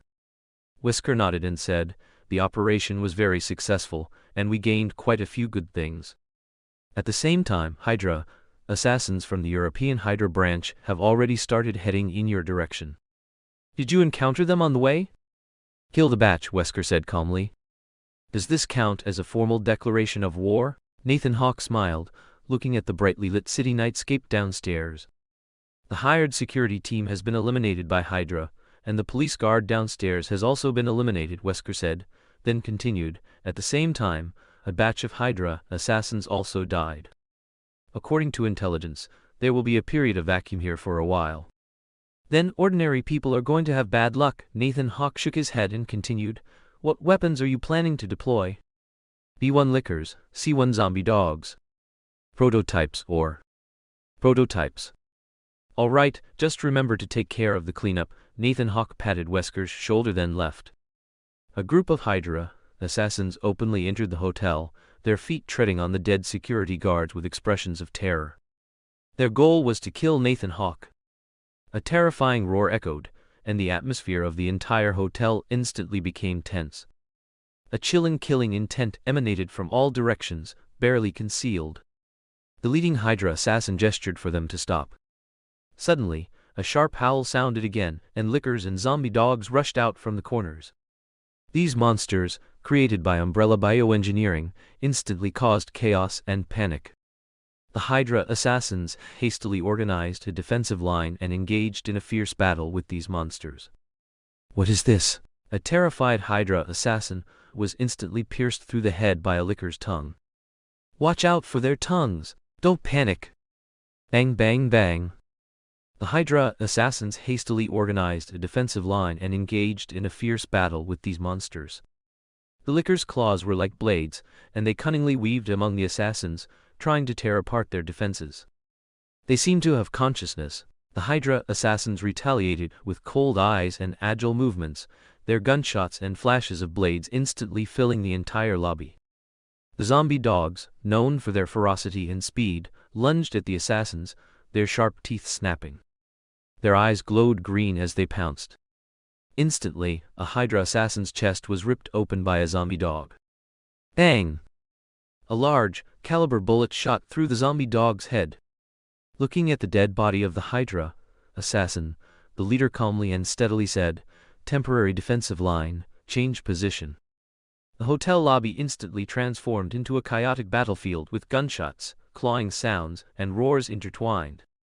The scent of blood permeated the air, adding a terrifying and intense atmosphere to the entire scene. Plang! Slicing down a zombie dog, the leading Hydra assassin calmly signaled everyone to go upstairs. A sharp sound appeared again, and a licker appeared in front of a Hydra soldier with extreme speed. Its tongue shot out, instantly piercing through the opponent's body, but the licker couldn't retract its tongue. The Hydra assassin, before dying, suddenly gripped the licker's tongue with both hands. Suddenly, a Hydra assassin took the opportunity to plunge a knife into one of the licker's eyes. The licker let out a shriek and fell to the ground. The other assassins saw their chance and launched an offensive, delivering fatal blows to the lickers and zombie dogs. "It seems they don't want us to go upstairs." The calm Hydra leader observed the scene impassively, then, without hesitation, ordered the remaining teammates to rush upstairs. In the hotel stairwell, the licker silently tracked the remaining Hydra assassins. The body was dimly visible in the darkness, shimmering with a terrifying glow. It was like a predator waiting for the optimal moment to launch a fatal attack. The Hydra assassins felt an unusual sense of oppression. They knew the licker was lurking nearby, waiting for their mistakes. The stairwell lights were dim, and the paint on the walls was peeling, creating a sinister atmosphere. Fear spread from within, but they knew they couldn't retreat. They quickly adjusted their tactics, forming a tight defensive line, preparing to meet the licker's assault. Suddenly, a licker lunged from the darkness at a Hydra assassin. Its sharp claws sliced through the air like blades, emitting a terrifying shriek. The Hydra assassin let out a scream, and blood gushed out. The licker quickly tore at his flesh, chewing on his bones. The other Hydra assassins were stunned by this scene, but they didn't stop. They knew that only by continuing to fight could they survive. They pulled out their weapons, ready to fight back. The stairwell was filled with the scent of death. The licker flickered in the darkness, nimbly dodging the Hydra assassin's attacks while launching fatal counterattacks. Its sharp claws fiercely slashed across the Hydra assassins' bodies, and blood gushed out. The Hydra assassins let out painful howls, their lives constantly ebbing away. With a bang, the licker found another opportunity and pounced on the nearest Hydra assassin. The Hydra assassin barely had time to react, being torn to shreds by the licker, blood splattering out. The other assassins retreated in horror, pulling out their weapons to fight the enemy, but the licker did not stop attacking. Its sharp claws sliced through the air, cutting terrifying marks. The licker mercilessly pounced on them, its body twisting and deforming, melting into the darkness. Immediately, another one appeared behind a Hydra assassin, suddenly opening its massive mouth and swallowing him whole. Blood splattered, a horrifying scene that was hard to believe. "Attention, attention!" The leading Hydra assassin began to speak, trying to calm them. Facing the licker's harassing assassination tactics, the Hydra assassins' minds and bodies began to suffer severe torment. And the leader of the Hydra assassins was no longer on the other side. The battle in the hallway had already caused his body to start experiencing severe dehydration. The only fortunate thing was that the hallways of such a top-tier grand hotel were not the kind that were tucked away in a corner. This allowed both the lickers and the Hydra assassins to fight with their maximum capabilities. Throughout the entire hotel, countless bodies of ordinary people lay on the ground. However, the long-awaited rescue never materialized, which inevitably led one to suspect foul play, especially since Ivan Venko had been sprung from prison by Justin Hammer using Hammer Industries' power, and the capabilities of Hydra's European branch could only be described as even more formidable. The battered Hydra assassins were now reduced to just their leader, who was holding on by sheer willpower. Slowly they used their weapons to blast open Nathan Hawke's hotel room, seeing a man in a black trench coat with his back to them. The remaining Hydra assassins didn't care who was in front of them and immediately opened fire. Bullets flew rapidly, and the man's body began to tear apart. The assassin's heart instantly trembled. His intuition told him that the other party was now behind him. With a squelch, the sole Hydra assassin slowly collapsed. Before he died, Wesker noticed that the man had departed with a faint smile, but Wesker paid no mind and calmly proceeded towards his target. The incident escalated. Director Maria Hill was in Nick Fury's office, holding a remote control and scrolling through the intelligence on the screen in front of the multimedia display. Nick Fury picked up a mug with a cat design, took a sip of his Americano, and said, "Let's wait for Carlson." Beep. Carlson, dressed in a neat suit, walked in, nodded to Hill, and then looked at Nick Fury, his expression seemingly pleased. "I'm not late, am I?" Nick Fury raised his head, gesturing for Carlson to find a seat. After sitting down, Carlson looked at Hill and then at his dear director. "Hawkeye and Natasha are on a mission, so it's just the three of us for the meeting," Maria told Carlson. Carlson nodded, immediately entering work mode. First, these two pictures. One image showed a skull with an open serpent's mouth emerging from a red circle in the center. The serpent's mouth was fierce and sharp, with pointed teeth, exuding an aura of evil and ferocity. The serpent's body coiled around the red circle, with clear patterns and smooth lines. The entire logo design was simple yet unique. The other image consisted of an umbrella-shaped pattern made of red and white. The top of the umbrella was a circular red pattern, symbolizing strength and determination. The body of the umbrella was composed of alternating red and white lines, with red lines outlining the umbrella's shape and white lines filling it, creating a stark contrast. The entire logo design was simple yet powerful. Hydra. Carlson immediately stood up, facing Nick Fury with countless questions in his eyes. Carlson heard Maria's words, turned back, and apologized. "Sorry, I got a bit too excited suddenly." Carlson sat down again, but the calm in his heart began to become unusually agitated under the influence of this picture. Last night, a major death incident occurred at a top-tier hotel in Monaco. And these two photos left at the hotel, according to multiple investigations, suggest that someone perhaps wants us to uncover this major conspiracy. The Hydra logo indicates their involvement in this incident. "What about the other picture?" Carlson asked. Umbrella Corporation. It operates in the pharmaceutical industry in the beautiful country. According to agent investigations, this company had multiple instances of violence, extortion, robbery, and assassination behaviors before its establishment. However, critical evidence was not found during the agent's investigations. "Well, that's just." Carlson pursed his lips. Nick Fury listened quietly, his face grim. He knew Hydra was a notorious terrorist organization, and their existence meant chaos and danger. "What is the nature of this incident?" Nick Fury asked, his eyes revealing concern for the situation. Preliminary investigations show that the personnel inside the hotel suffered exceptionally severe violent attacks, resulting in a large number of casualties. We are still further analyzing the scene and collecting evidence, but it's clear this was a carefully planned assassination, Maria Hill replied. Assassination? Who was there at the time? Nick Fury frowned. Nathan Hawke. Nick Fury's pupils contracted, and he immediately said, I remember that Stark guy was sent to the hospital. How are his injuries? He's fine. Natasha has already sent me the message. I plan to tell you after the meeting, Maria said. Nick Fury nodded, signaling Maria to continue. According to the agency's intelligence experts' speculation, we have good reason to suspect that someone intended to use Hydra, or the remnants of Hydra, to eliminate Nathan Hawke, and the Umbrella Corporation, which has no connection with Nathan Hawke, protected him. Nick Fury listened to Maria's report and began to ponder. As for the suspicion of Nathan Hawke colluding with the Umbrella Corporation, suspicion alone was enough. Tell me the basis, Nick Fury said. Even though he already had a guess in his mind, he still intended for Maria to continue. That is, Maria began to switch the screen to a photo of superheroes together. Invisible Woman, Super V, Electro. 3 superpowered individuals, or rather, superheroes. We have sufficient reason to suspect that their creation is the work of Umbrella. At this moment, Coulson interjected, I remember hearing about Nathan Hawke being assassinated. So, in Monaco, it was the remnants of Hydra attempting to assassinate Nathan Hawke to gain control of the Hawke Group, thereby secretly bringing about a complete change? Nick Fury quickly said, No, who is the leader of the Umbrella Corporation? I'm more inclined to believe that Nathan Hawke is just a figurehead. Perhaps they thought about killing Nathan Hawke, and then having someone impersonate him.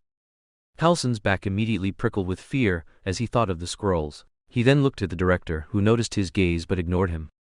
Hearing this, Maria's expression was a little off. According to an agent who once infiltrated Umbrella, he said that the head of Umbrella is a man named Wesker. Wesker. Coulson muttered the name. Nick Fury slapped the table, saying sternly, Coulson, you go to the Umbrella Corporation and meet their chairman. Maria, you have Mullen Iron Cavalry go to the Hawke Group under the guise of a fire safety management department. Yes. X2.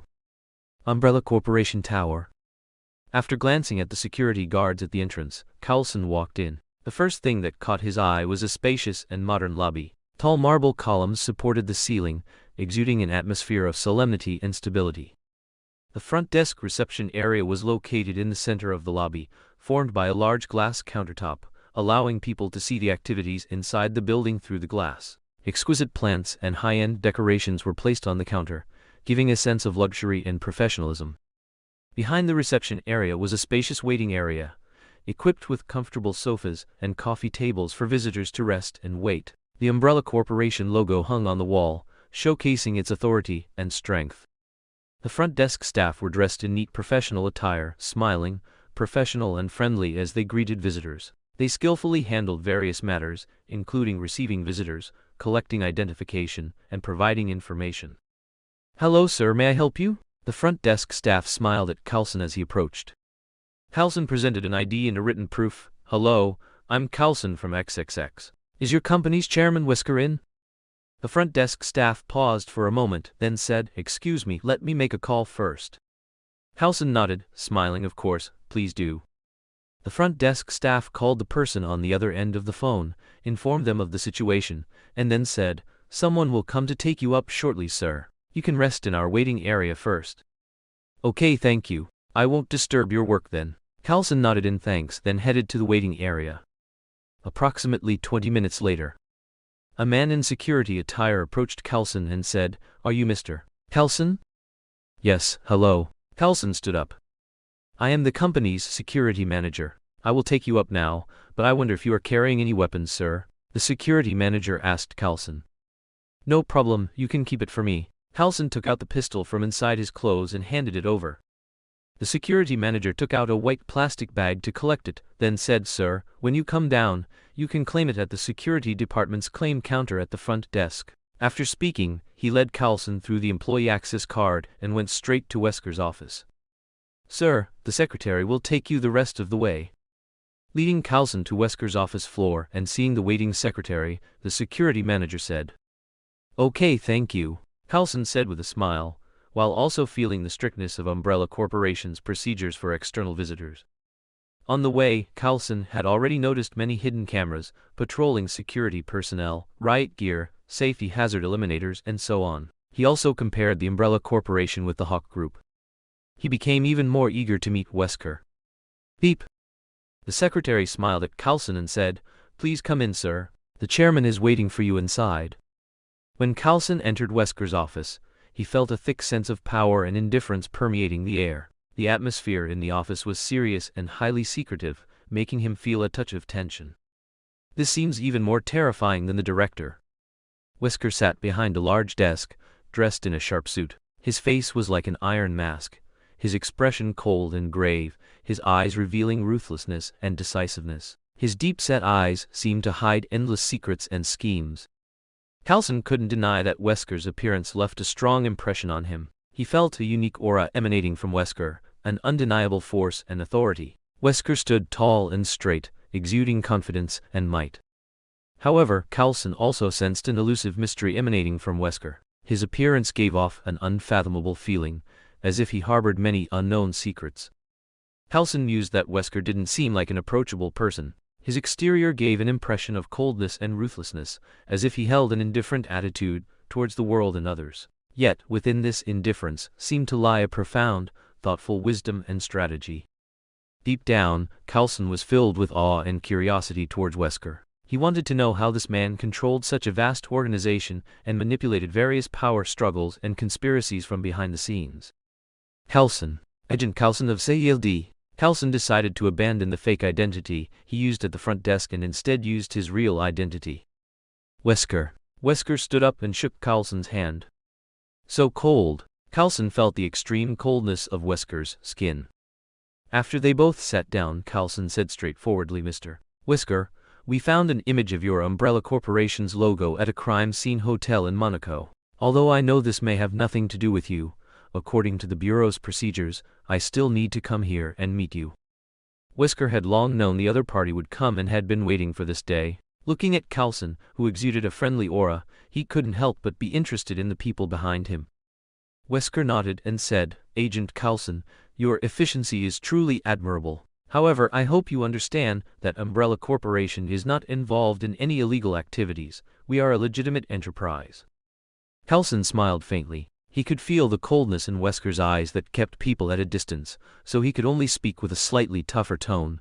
"Mr. Wesker, I believe Umbrella Corporation is not involved in any illegal activities, but as an investigator, I must follow leads and pursue the truth. If you can provide any information beyond this logo image, I would be very grateful." Coulson's tone was firm, his eyes revealing resolve and determination. Wesker calmly said, "I also believe Agent Coulson will find the truth of the matter." Their exchange was neither good nor bad, but very straightforward. After the conversation concluded, Coulson left the Umbrella Tower. Inside Coulson's beloved car. "Director, the other party is a difficult person. I can confirm that they are definitely connected to the hotel incident." Coulson could still recall the powerful aura emanating from the other party. "Tell me the details when you get back." Nick Fury quickly hung up the phone. On the other side, May also came out of Hawke Group and said to Nick Fury on the phone, "Director, the other party was very cooperative. No anomalies were found." "Understood. We'll talk when you get back." Hanging up the phone, Nick Fury nodded to the agent who greeted him as he passed by. "I know you're busy, but I still need to call you over." Alexander Pierce personally opened the door for Nick Fury. "Actually, I was coming over anyway," Nick Fury replied with a slight smile. "Have a seat. The financial reports will be brought over later, and you just need to sign them." Alexander Pierce looked at Nick Fury's brightening eyes and joked, "Hey, I said a lot of good things about you to the council to get this approved." "Thanks, Alex. Although I know I shouldn't ask, I heard from my subordinates that the serpent has appeared." Pierce sat on the edge of the desk, asking cautiously. "Yes, but it's still under investigation." Nick Fury looked at Pierce, admitting impassively. "Be careful." Nick Fury nodded, still greatly respecting his old superior who had helped promote him. A knock sounded at the door. "Enter." A woman in uniform walked in and smiled at Nick Fury. "Secretary. Sign for our director." Pierce took out the pen clipped to his suit pocket, quickly signed, and then pushed it to Nick Fury. Nick Fury nodded to the lady, took out his pen, signed his name, and handed the report back to her. The lady nodded to both of them and left. Same time received. Pierce held up one finger to Nick Fury. "You helped me so much, I don't know how to thank you." Nick Fury stood up and patted Pierce's arm. Pierce laughed and cursed, "Ha, you guy, next time you're on duty, just don't be too arrogant and get complaints. I have quite a few complaint letters about you guys piled up here." After a few jokes, watching Nick Fury's retreating figure, Pierce's smile quickly turned expressionless. Hydra temporary meeting. Electronic projection. I asked Nick Fury, and he hasn't found our people yet, but it has caught his attention. The ELD is already investigating, and I noticed Nick Fury is taking this very seriously this time. Pierce recalled the other party using agent skills, controlling his facial expressions to not show any emotions before speaking. "I'm suddenly interested in this company." Viper, wearing high heels, propped her feet on the table, looking playfully at Baron Strucker. "Do you have a plan?" Arnim Zola, wearing a full bodysuit, asked expressionlessly. "I guess so." Viper fiddled with her fingers, not looking at Arnim Zola's suit. "Anything else? If not, I'm out." Without waiting for others to finish, Baron Strucker immediately went offline. The other two looked at Pierce. "We underestimated their strength. They are very powerful. We must unite. How about we exchange some supplies?" Pierce said to the two. The suit's face suddenly rippled, then it said, "Is your plan about to begin?" "More or less." Pierce didn't intend to talk much about this topic with the suit. "Your plan is actually quite interesting. Should I add a few more layers of insurance for you?" The suit became interested, gesturing to Pierce to hurry up and beg him. "No." "All right, I'm also planning to send some people to your side to have some fun recently. We'll talk then. I'm out." Viper's projection quickly disappeared.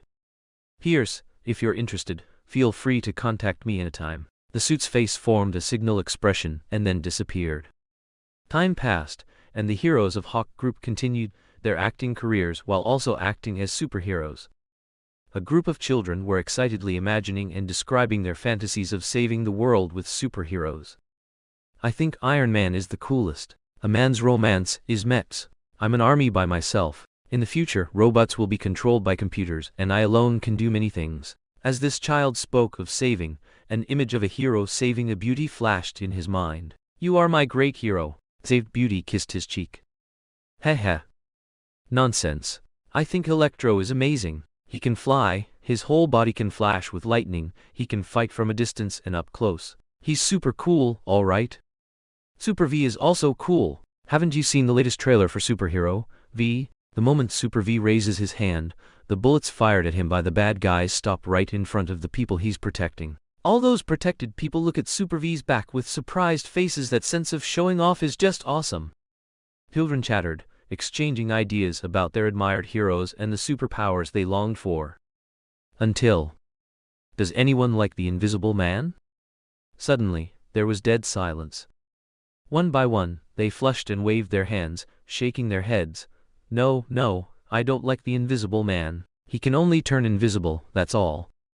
Heh. The Invisible Man, invisible nearby, pouted. A bunch of hypocritical kids, only their lower parts were the hardest. Hawke Group. "Boss." The secretary quickly ran to Nathan Hawke's office. Looking at her boss who was watching her, the secretary said, "According to Rotten Apple's interest levels, the feedback for our 3 superhero movie trailers has been very enthusiastic. And all the pre-sale tickets are sold out. The promotion for our live-action superhero movies, which are more special than special effects, has truly exploded." The secretary said excitedly, because she clearly knew that only for this matter was she allowed to enter without knocking, and also to take the opportunity to show off her charms in front of her boss.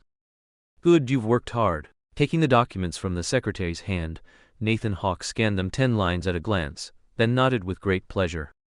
Nathan Hawke, who had originally reached the point where he could summon, decided to hold back a little longer, until he couldn't hold back anymore. At the same time, Ivan Vanko, who had been rescued from Monaco by Justin Hammer, was enthusiastically establishing his new company. And at this moment at Vanko Industries, "You're the Japanese guy Justin called to help me through the birth period, named Ryoma Sangoku?" Ivan Vanko was very displeased with Justin Hammer's unauthorized placement of people, but unfortunately, His company's birth period indeed needed manpower. However, he needed administrative positions, not research personnel of the same type as himself.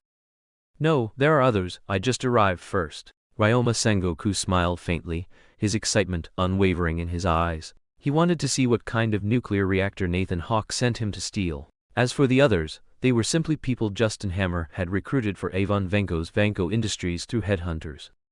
Chapter 21. Beginning to walk towards different world lines. Why let Avon Vanko start his own company? Is it just to push him to the forefront to contend with Stark?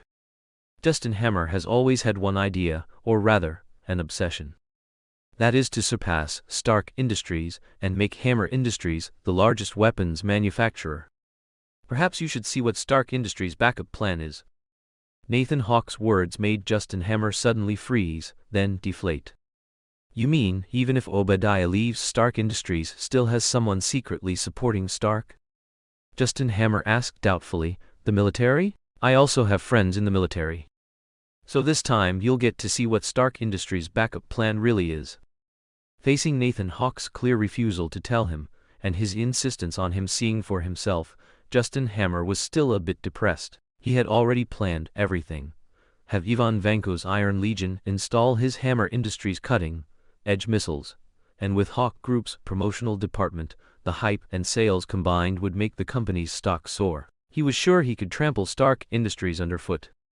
You've also invested in Vanko Tech, haven't you? At least this way, you definitely won't lose out. Nathan Hawke had no intention of explaining that before he came to this world, if the plot had followed its course, Justin Hammer would have ended up in jail. I think I need to send some research personnel over, yes. Justin Hammer couldn't help but nod. The more he thought about it, the more it made sense. I'm going to Vanko Tech first. Talk to you later. With that, Justin Hammer immediately headed to Vanko Tech with great enthusiasm. At the superhero movie screening. There are so many people. I didn't expect so many people today. Of course, today 3 superhero movies are playing at once. Peter Parker and Ned, with their backpacks, were holding their bought popcorn buckets and sodas, ready to enter the screening room. Hey, how are you? A sudden voice came from beside them. Oh, both of them instantly jumped in fright. Ha ha ha ha, I knew it would be like this. The Invisible Man revealed himself.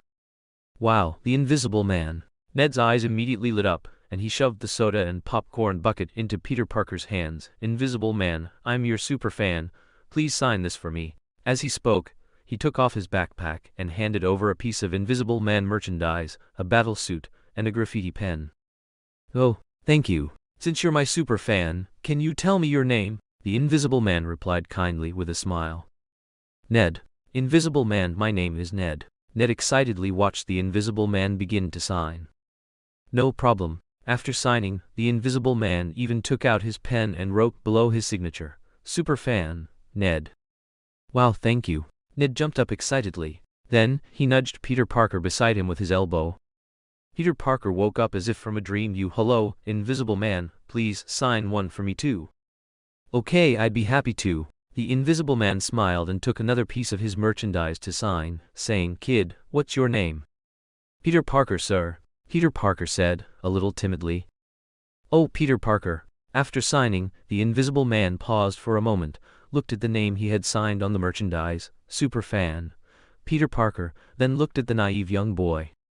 Kid, you said your name is Peter Parker? The Invisible Man raised an eyebrow, but because he was wearing his suit, the two couldn't see his expression, only his eyes and mouth. Yes, Mr. Invisible Man, is there a problem? Peter Parker suddenly felt a little flustered inside. Oh, then I'll have to sign another one. The Invisible Man suddenly had a whim, recalling when the 3 of them were chatting, Electro mentioned his opponent, Spider-Man Peter Parker. After signing, the Invisible Man handed over the merchandise. There you go. I hope my movie today gives you a pleasant experience, the Invisible Man said, preparing to leave. No, Invisible Man, today is already a very pleasant and exciting day for us. Ned was so excited he was a mess. If he wasn't afraid that shouting might attract more attention and affect the Invisible Man, Ned would have been stomping his feet madly with excitement. Ha ha ha ha, thank you all. The Invisible Man disappeared. Parker. See, I told you, today is the premiere. There will definitely be superhero promotional Easter eggs and fan benefits, and look, we just met the Invisible Man, and Electro, and Super V. If we could meet them all, that would be great. Ned excitedly chugged his soda. Oh shit, Parker, I want to buy another soda. Okay. Similarly, Peter Parker was also super excited inside, because after receiving the merchandise, he saw that the Invisible Man had signed a message on his merchandise. To our future superhero, Peter Parker. Can I also become a superhero? Peter Parker's latent inner self began to inexplicably loosen. Hey, guess who I just saw? The Invisible Man backstage said to Electro and Andre. Who? You sound so excited, don't tell me it's that curvy one again? Electro looked over with a puzzled expression. The Invisible Man and Andre had gradually become familiar with each other, and they both knew some things about their respective worlds. However, one thing that Electro found different about them was that both of them enjoyed nightlife. If it wasn't one curvy woman tonight, it would be another tomorrow. Who? The blonde with the curves or the silver-haired one? Andre immediately became interested. During the fan benefits earlier, Andre had noticed quite a few fans with hot figures. Ever since the battle to attack the Hydra base, Andre had inexplicably craved release, and his type had changed from cute and innocent to tall and mature. What kind of look are you two giving me? The Invisible Man had an expression that said, you two are thinking wrongly, you're wronging me. It was Peter Parker. I ran into Peter Parker. The Invisible Man began to gesticulate wildly in front of the two, recounting the 81 tribulations of meeting Peter Parker and finally the scene where Peter Parker met him. I didn't expect Peter Parker to be a child. Although you've told me that this world is different from yours, I still want to say that this child will likely, very likely, become a superhero in the future, the Invisible Man said with certainty. Ah, why do you say that? Andre looked over in surprise. Because that's how movies always go. A naive child meets a superhero, then gets encouragement, and desires to become a superhero, and if the protagonist is also reserved and dull, then it fits even more. The Invisible Man summarized an entire storyline in a few words. No wonder it's a world where superheroes are treated like celebrities. Andre and Electro exchanged glances, and the same inner thought inexplicably appeared. The superhero premiere was a great success, especially when the superheroes collectively appeared at the end, making the scene even more explosive. At the press conference after the premiere, a reporter asked a very significant question. How do the three superheroes view the superhero Iron Man? And are there any plans to include Iron Man in the superhero lineup? The people present, hearing this question, immediately ignited the entire scene. It was well known that Iron Man was the playboy, Tony Stark. He was also the chairman of Stark Industries, one of the most successful people in the world. It would be easy for such a big shot to start a superhero team of his own, but why not imagine something different? Facing this question, even the battle-hardened Invisible Man paused for a moment. Then after considering the talking points provided by the company, he said kindly, besides making movies in private, we mostly right wrongs and help those in need. If one day we need to defeat evil enemies alongside Iron Man, then as part of justice, we need not say more. Justice will inevitably unite us closely. Clap, clap, clap, clap. Thunderous applause was incessant, and everyone stood up to give a warm ovation for the Invisible Man's words. Oh, is this still the Invisible Man I know? Watching this on TV, Nathan Hawke couldn't help but think of the Invisible Man's personality and his eventual fate when he first watched The Boys. Similarly, Tony Stark, controlling his display with Jarvis, also watched the scene, but his hand unconsciously touched his arc reactor. Then he sighed. Natasha, how's Tony doing lately? Turning off the display, Nick Fury looked at Natasha, who had already infiltrated Stark Industries. Confused, like a little lamb standing at a crossroads, Natasha replied with a raised eyebrow, arms crossed. Time to tell him about his father. Nick Fury stood up, get ready. The next day. Besides the headlines about the gathering of superheroes and the superhero movies, there was another event. Tony Stark, one of the most successful people in the world. A very popular TV. The hearing in Tony Stark. The world line change has begun, although I know all this, Nathan Hawke smiled slightly, watching the Iron Man 2 plot unfold after the Thor story. But isn't this also quite good? At least, this world, or this parallel universe, can have more different things happen, which makes it more interesting, right? Can't be suppressed anymore. I'm really looking forward to who the next summoned villain will be. I'm really looking forward to it. The day of the hearing arrived. Justin Hammer secured a spot for Nathan Hawke, and the two sat together, waiting for the protagonist of the day to appear. Tony Stark, dressed in a meticulously tailored black suit and sunglasses, walked confidently and casually into the hearing venue. The hall was solemn and magnificent, its luxurious decorations signifying power and seriousness. As he entered the hall, a subtle tension permeated the air. The audience seats were packed, everyone's face etched with anticipation and curiosity. Reporters, armed with cameras and voice recorders, were ready to document this significant moment. Tony felt the gaze of the crowd. Some eyed him with curiosity, while others were filled with doubt and challenge. He knew this was a consequence he had to face. His actions had garnered widespread attention and controversy. Among them were the military, political parties, business elites. The atmosphere in the venue was tense and oppressive, everyone waiting for the hearing to begin. On the dais, a government official sat upright, observing every detail, prepared to preside over the hearing. Mr. Stark. Mr. Stark. Then, in a deviation from the original plot, the weapons expert, who was supposed to be the Joker, changed from Justin Hammer to someone Nathan Hawke didn't recognize. This weapons expert was somewhat stunned by Tony Stark's sarcastic remarks. "Is this the person you found?" Nathan Hawke asked Justin Hammer beside him, frowning. "Ha!" Justin Hammer gave an awkward laugh. The scene he had once imagined of himself going on stage to mock Stark instantly shattered.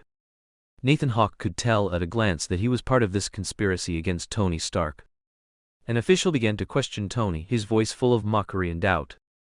"Mr. Tony Stark, do you realize the immense damage your actions have caused to society? Do you truly have the ability to maintain the world's safety?" The senator rose to make accusatory remarks, claiming Tony's actions endangered the safety of society. Tony smiled faintly, his eyes revealing defiance and sarcasm. "My dear senators, you are truly laughable. You keep saying I am a dangerous person, yet you fail to see your own incompetence and corruption." The senator's face changed and he responded angrily, "Mr. Stark, you have no right to mock our council members like that. We work for the benefit of the nation, and you should respect our authority." Tony chuckled playfully, gazing at the senator, his tone filled with disdain and sarcasm. "Authority? What is your authority based on? Empty rhetoric and a ballot?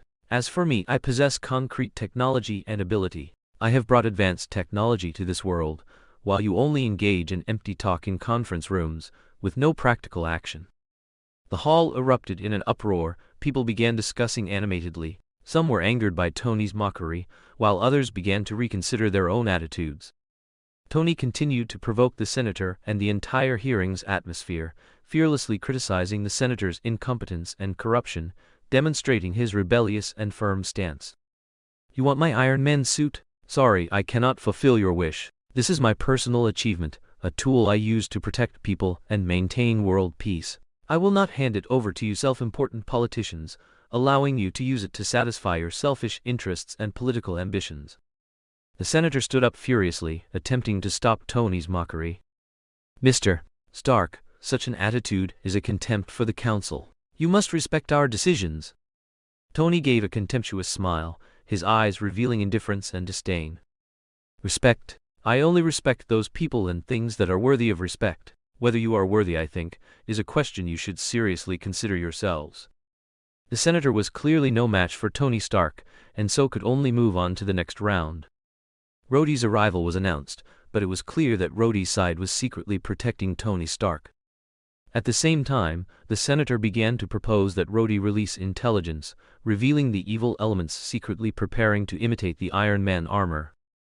According to our local investigation, the intelligence shows that the devices in these photos are actually attempts to imitate Mr. Stark's Iron Man suit. Our allies and local personnel have all given positive confirmation, Rhodey said calmly. The senator showed a mocking expression, looking at Tony Stark. Who knew that after Tony Stark fiddled with something in his hand, a transparent tablet was held up to the display screen? Nathan Hawke curled his lip, inwardly complaining. Justin Hammer, this Joker, really did find the military and privately made Iron Man armor. Then he used this blurry video to frame the other party. At that time, Ivan Vanko's results would have been directly taken, but he still did this. One can only say. As the display screen showed, the imitated Iron Man armor went out of control, wildly firing, blood, shouts. "Turn it off quickly," the senator immediately shouted. And then it appeared. "Isn't that Hammer?" As Tony Stark spoke, many people immediately looked towards Justin Hammer, and at the same time noticed Nathan Hawke next to Justin Hammer. Justin Hammer immediately ran up, pulled out the connecting cable, and as the display screen finally went black, the last image was the 180 degrees twisted Iron Man armor inside and a sharp shriek. What a joker clearly set up. The military is clearly on Tony Stark's side, not yours, Justin Hammer. Of course, unless you really have the capability. However, because soldiers died, it's only right that you without capability were set up. Nathan Hawke noticed Rhodey's slight smile when he and Tony Stark made eye contact. Tony Stark also noticed Nathan Hawke looking at him from behind. Superheroes? This moment, Tony Stark seemed to realize that the superheroes of the Hawke group were not what they appeared to be on the surface. "I must clarify, that pilot was eventually rescued," Justin Hammer immediately said into a microphone. And the senator immediately cooperated by announcing the end of the hearing. And finally, Tony Stark was able to deliver a profound and moving speech.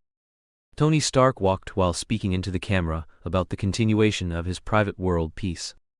Until Tony Stark looked at Nathan Hawke, who remained seated, not having stood up. He gave him a deep look, then left. Ivan Vanko manipulated his Iron Legion data cables while watching Tony Stark showing off on the screen. Privatized world peace? Indeed, the Stark family is a bunch of sanctimonious robbers. Are you sure you want to use this set of technology of yours called Eisenach? If so, how will you handle your security measures? Don Jilingma asked curiously from the side, assisting him.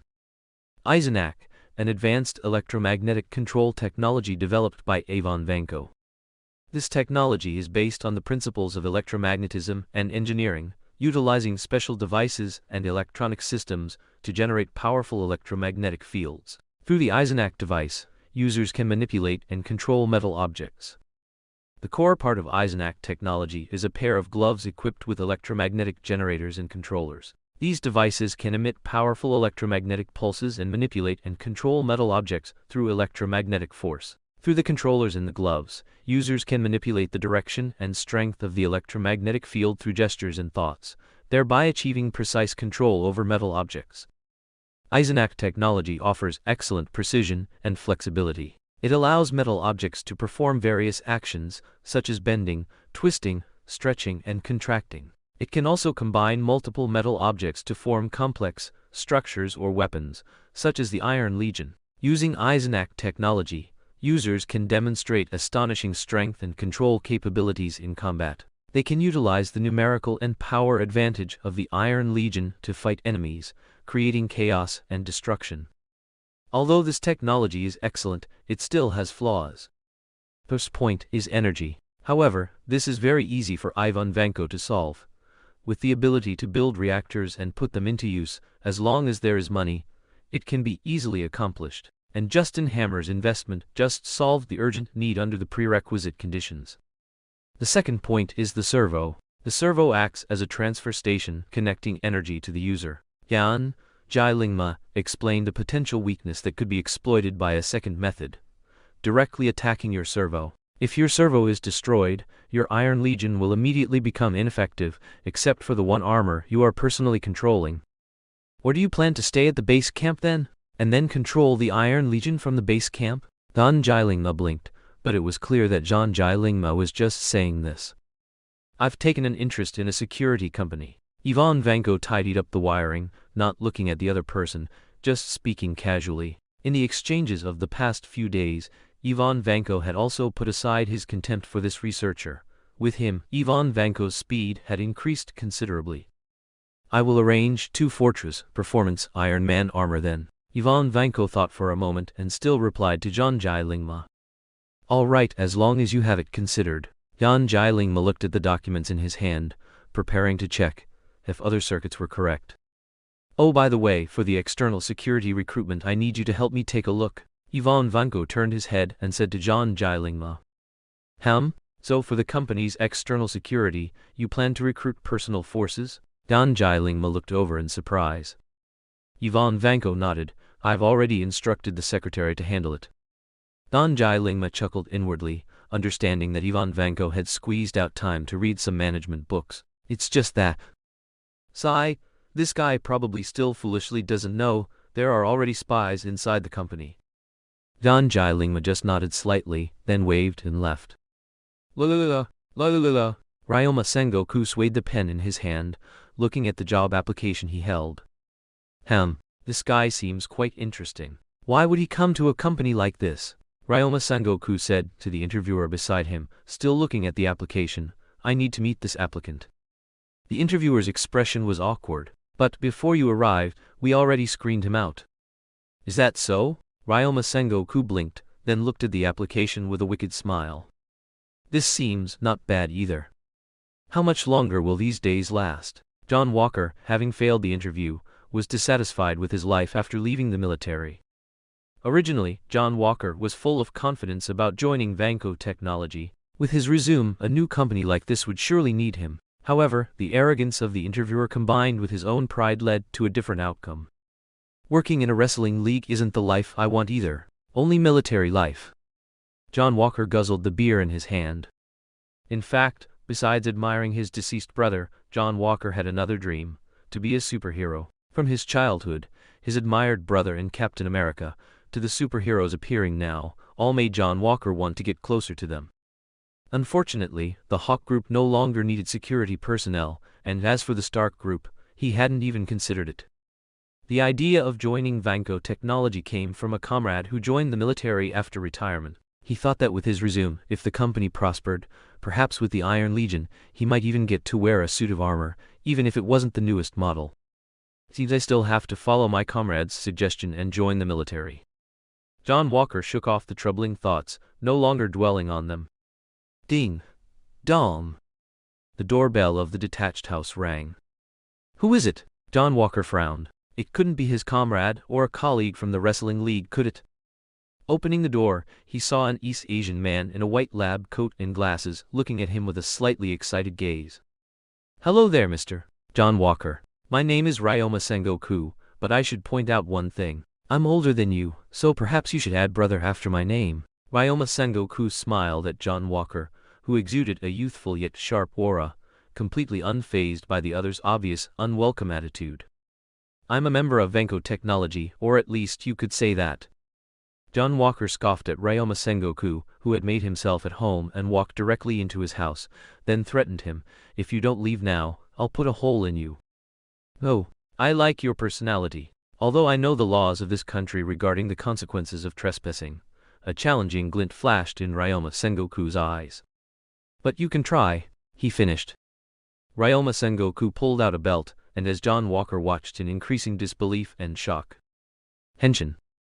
Lemon. Lock on. Kamen Rider Duke. In an instant, John Walker felt as if he was in a dark house, surrounded by pitch black. Only the eyes of the armored figure opposite him seemed to reflect his own, shimmering with a light called desire. His mouth hung open, his hands unconsciously rising, then his knees buckled in awe, and he fell to his knees. This is the superhero I've always wanted. It seems this guy is actually doing a decent job. Justin Hammer, dressed in a light blue suit and exquisite alligator leather shoes, sipped red wine while watching the production line manufacturing Iron Man suit parts. Are your matters handled? Nathan Hawke asked leisurely. Hiss. Justin Hammer felt a surge of irritation. Not all those military figures are your friends, Nathan Hawke said with a hidden meaning. Don't worry, this time, watch me turn the tables, Justin Hammer said, looking at the production line below with burning enthusiasm and satisfaction. Are you planning to personally endorse Vanko Technology? Nathan Hawke's words carried a deeper meaning. Well men, who isn't an avid mecha enthusiast? In response to Nathan Hawke's question, Justin Hammer's answer was more of a wink and a nod. Nathan Hawke shook his head frantically inwardly. He understood the pathological state of Justin Hammer's mind. It was like a coquettish slut being toyed with.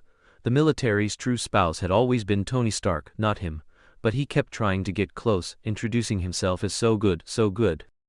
Clearly, with the addition of Ivan Vanko, the design, practicality, and safety of the armor had improved dramatically. This made Justin Hammer, who had always been suppressed by Stark Industries and never managed to become the official partner, determined to take advantage of this opportunity to rejoice and reclaim everything, principal and interest.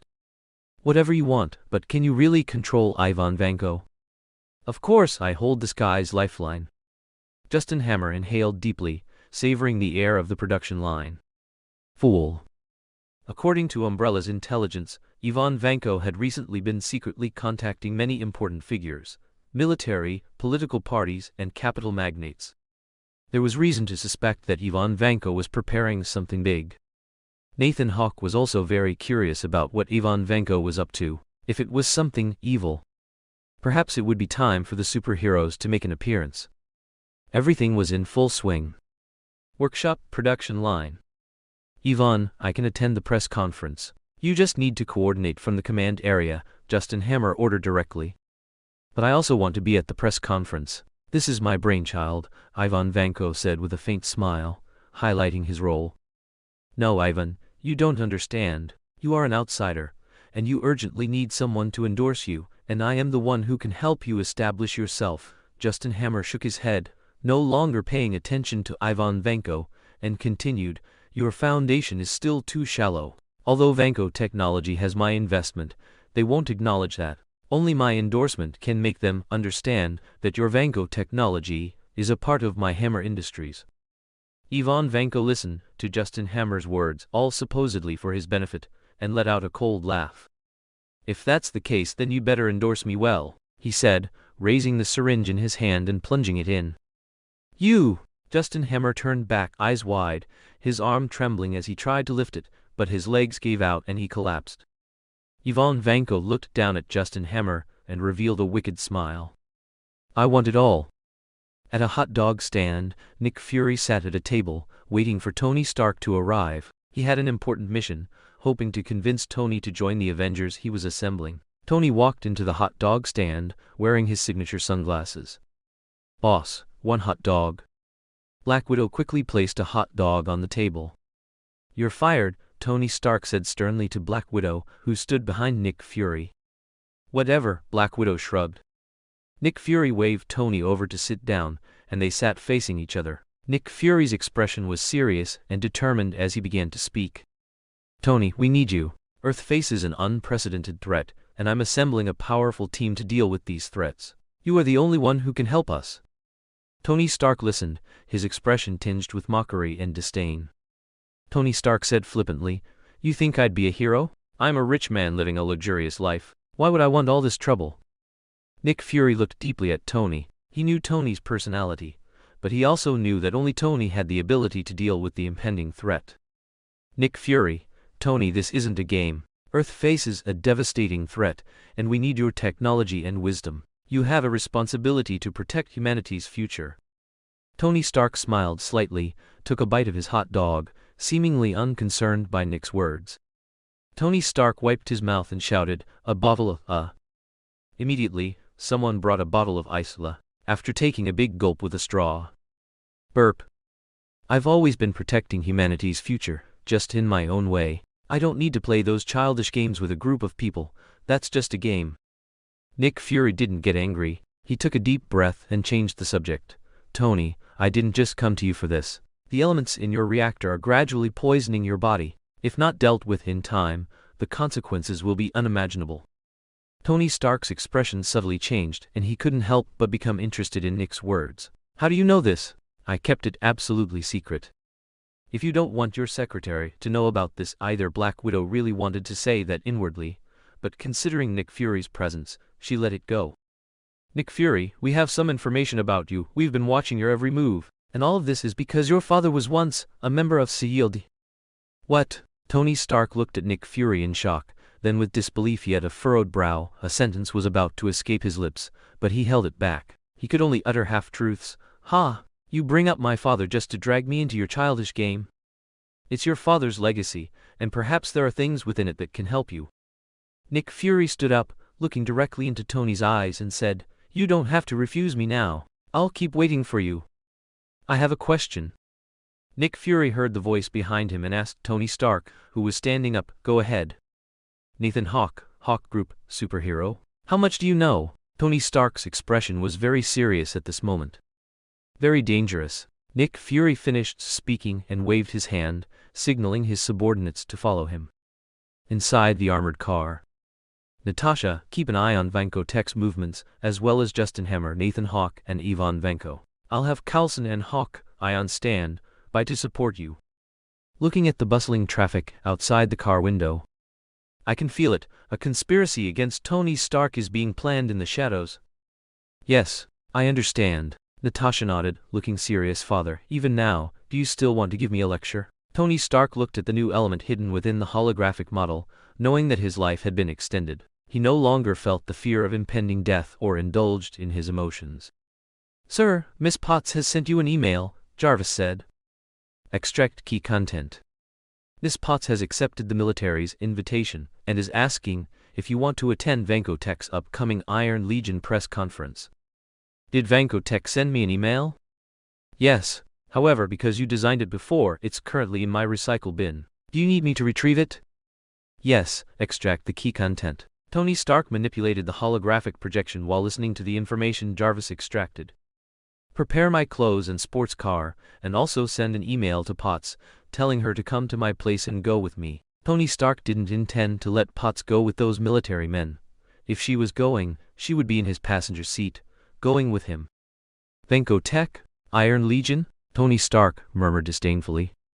Military testing ground. Ivan Vanko brought his meticulously designed Iron Man armor to the military testing ground, ready for rigorous testing. The testing ground was filled with various advanced technological equipment and military gear, and personnel were busy preparing. Ivan walked into the testing ground, drawing everyone's attention. He wore a black lab coat and goggles, looking very focused and confident. Military personnel gathered around him, eager to witness the true power of this Iron Man armor. A senior military official stepped forward, his gaze sharp as he stared at Ivan. Military official, Ivan, can this Iron Man armor truly meet our requirements? We need to ensure its stability and reliability. Ivan calmly looked at the military official and replied with a smile. Ivan Vanko proudly, Sir, I can assure you that this Iron Man armor is my best work, created after years of effort and research. It possesses a powerful propulsion system and advanced weaponry, capable of playing a huge role on the battlefield. The military official nodded, signaling Ivan to continue his demonstration. Ivan Vanko walked to the center of a large simulated battlefield, put on the Iron Man armor's helmet, and began controlling its movements. The armor immediately activated, emitting a roaring sound that excited and intrigued everyone present. Ivan Vanko. Now, I will demonstrate the Iron Man armor's mobility and firepower. The armor quickly ascended into the air, showcasing excellent hovering and maneuverability. Then a pair of rocket boosters deployed from its back, propelling it like a rocket towards the distance. Cameras on the battlefield followed the armor's movements, recording this spectacular scene. Quickly landing back in the testing ground, Ivan controlled the armor to raise one arm, and the device in the center of its palm opened, revealing a rotating bullet launcher. He aimed at a distant target and gently pressed a button. Instantly, a torrent of bullets shot out from the armor's palm, like a deadly fiery snake, directly piercing the target. The target was instantly burned through, turning to ash, demonstrating the armor's powerful suppressive fire. Next, Ivan adjusted the armor's posture, and the weapon system on the other arm was revealed. It was a row of missile launchers, each missile loaded with a high explosive warhead.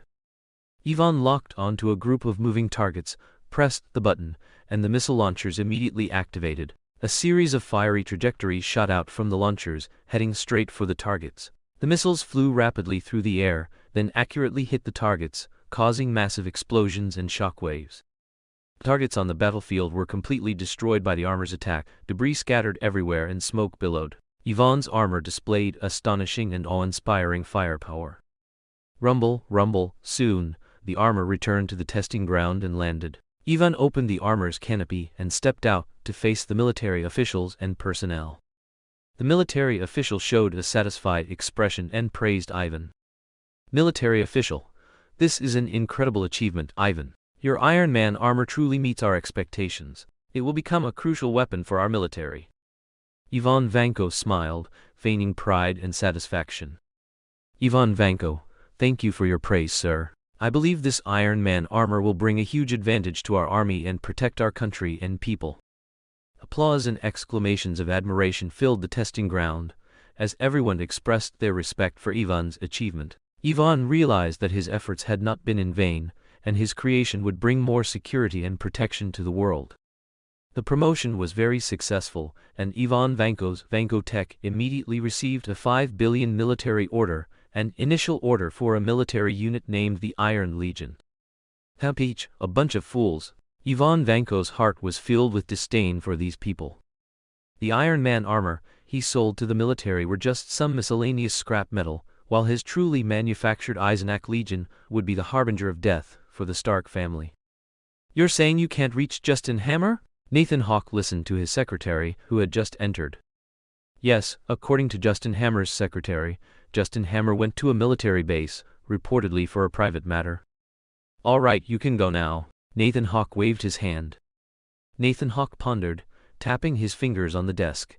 "It seems Ivan Vanko has started to act. What kind of conspiracy is it? I'm really looking forward to it."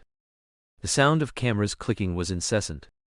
Nathan Hawke, Tony Stark, the military, politicians, capital magnates, celebrities, appeared in turn. The press conference was held in a modern, large exhibition hall, where tall glass curtain walls let in bright light, illuminating the entire venue. Huge screens projected the Vankotech logo, showcasing the prospects of future technology. Numerous media and audience members sat in their seats, eager to witness this exciting moment. The atmosphere in the venue was tense yet excited, and everyone was full of curiosity and anticipation. Suddenly, the stage lights focused on the center, and Ivan Vanko, dressed in a black suit, emerged from backstage. A sly smile played on his face, exuding confidence and authority. Ivan walked to the podium, meeting the expectant gazes of the audience. "Distinguished guests, thank you for coming. Today I am honored to present to you Vankotech's latest achievement, the Iron Legion." Ivan's voice echoed throughout the hall, eliciting a round of applause and cheers. A prototype of a metal armor, with every part shimmering with blue light, was displayed on the giant screen. The Iron Legion's design was unique and advanced, showcasing Ivan's engineering talent and creativity. The Iron Legion will be the guardians of the future, possessing powerful firepower and combat capabilities. They are not merely machines, but my perfect interpretation of technology. Ivan's voice was filled with pride and confidence. The screen switched to an actual combat demonstration. The Iron Legion appeared one by one, each armor with a unique appearance and function. Some armor was equipped with powerful weaponry, while others possessed high-speed mobility and stealth capabilities. Ivan's words were full of passion and drive. The Iron Legion will become a force for maintaining peace, and they will undertake the important task of protecting the world. Their existence will change the way wars are fought, making humanity safer and stronger. The audience was shocked by the power and advanced technology of the Iron Legion, and cheers and applause rose and fell. They all took out their cameras to record this historic moment. As the press conference drew to a close, Ivan Vanko, with a smile on his face, announced loudly, "I want to thank everyone for their support and attention. The future of Vankotech will be full of infinite possibilities. Remember, the future belongs to us."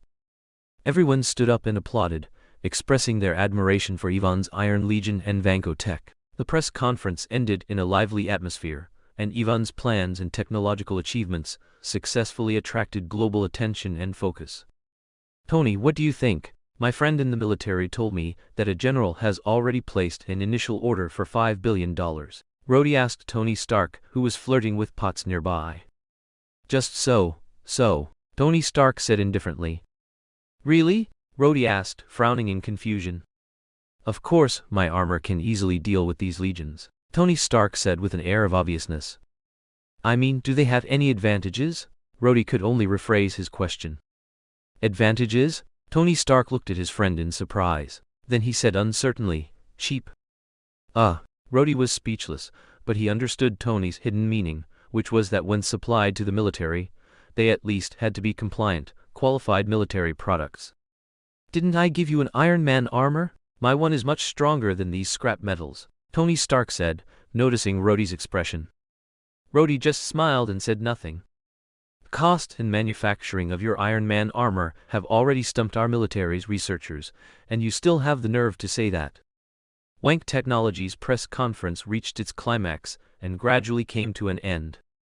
Suddenly, the Iron Man armors on the stage began to activate. The audience watched it in shock, not knowing what was happening. The sudden scene shocked and panicked the audience. They began to scramble for safe exits, while Ivan Vanko stood on the podium, shouting in terror, "Impossible, absolutely impossible. Run!"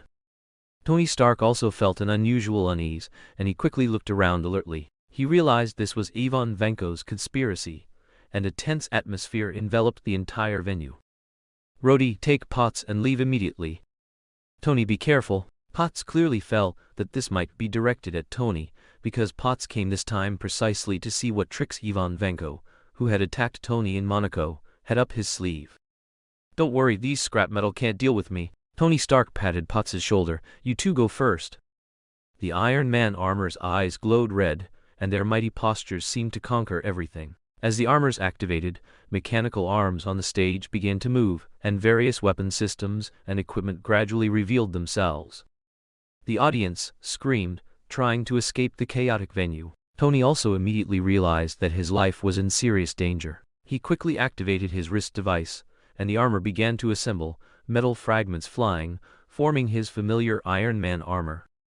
Tony's armor glowed with a brilliant red light, and he quickly ascended, demonstrating his flying skills and maneuverability. He watched the armors on the stage, his heart filled with anger and determination.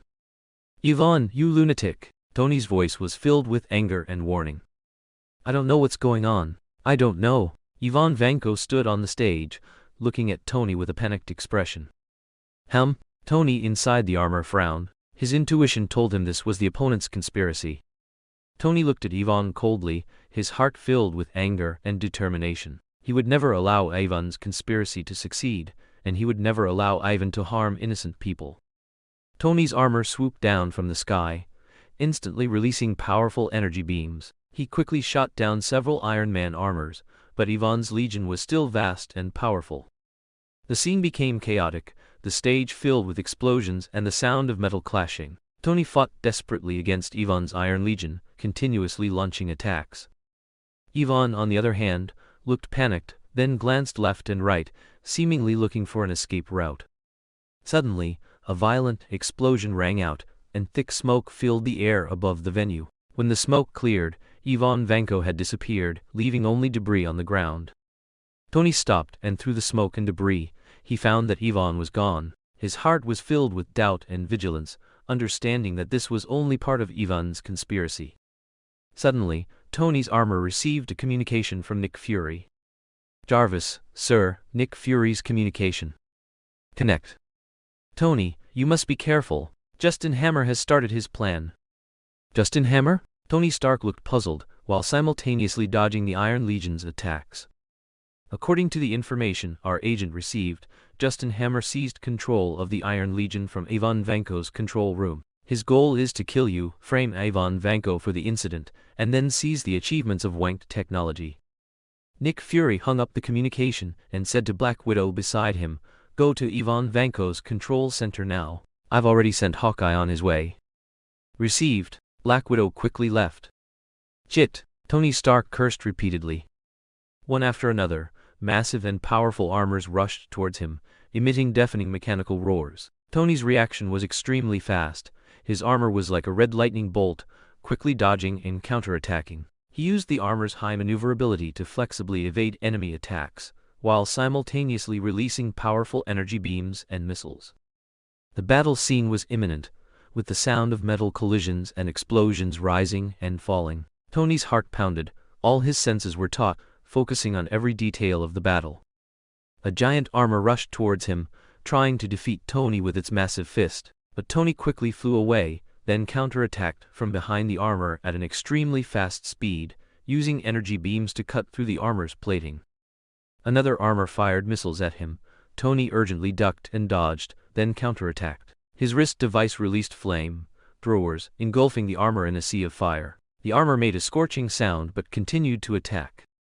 The battle raged fiercely, Tony's every attack accurately hitting its target. His armor radiated powerful energy, making the enemies feel irresistible. However, the Iron Legion was numerous and powerful. Although Tony continuously destroyed enemies, their numbers seemed endless. Tony felt his stamina gradually depleting, and the battle became increasingly difficult. Just as he was in a predicament, Tony suddenly heard a familiar voice in his ear. "Tony, I've prepared a special surprise for you." "Rhodey!" It turned out to be Rhodey, driving Tony's armor, who had just arrived. "Now, please call me War Machine." Tony Stark was overjoyed when he saw Rhodey appear on the battlefield driving the specially made War Machine armor. The two friends stood together again, ready to engage in the final battle with Ivan Vanko's Iron Legion. Together, they attacked Ivan Vanko's Iron Legion. War Machine's shoulders were equipped with powerful rocket launchers, while Tony used his wrist devices to release energy beams. They performed coordinated interspersed attacks, like an impeccable combat duo. Tony displayed extraordinary maneuverability in battle, rapidly weaving between enemies, sometimes dodging, sometimes counterattacking.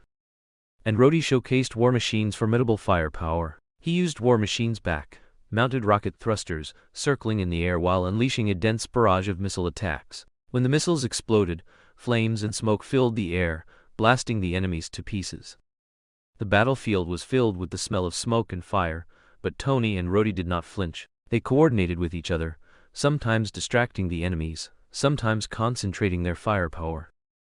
Every attack was precise, every dodge was timely. They danced with sparks on the battlefield, defeating the enemies one by one. Ivan Vanko's Iron Legion gradually crumbled under their fierce attacks. With the combat synergy of War Machine and Iron Man, the number of the Iron Legion gradually dwindled. Finally, they scattered Ivan's Iron Legion, sending them fleeing in all directions. Only burning wreckage and smoke-filled air remained on the battlefield. Tony and Rhodey gasped for breath, their armors covered in scratches and scorch marks, but their eyes were filled with the joy of victory.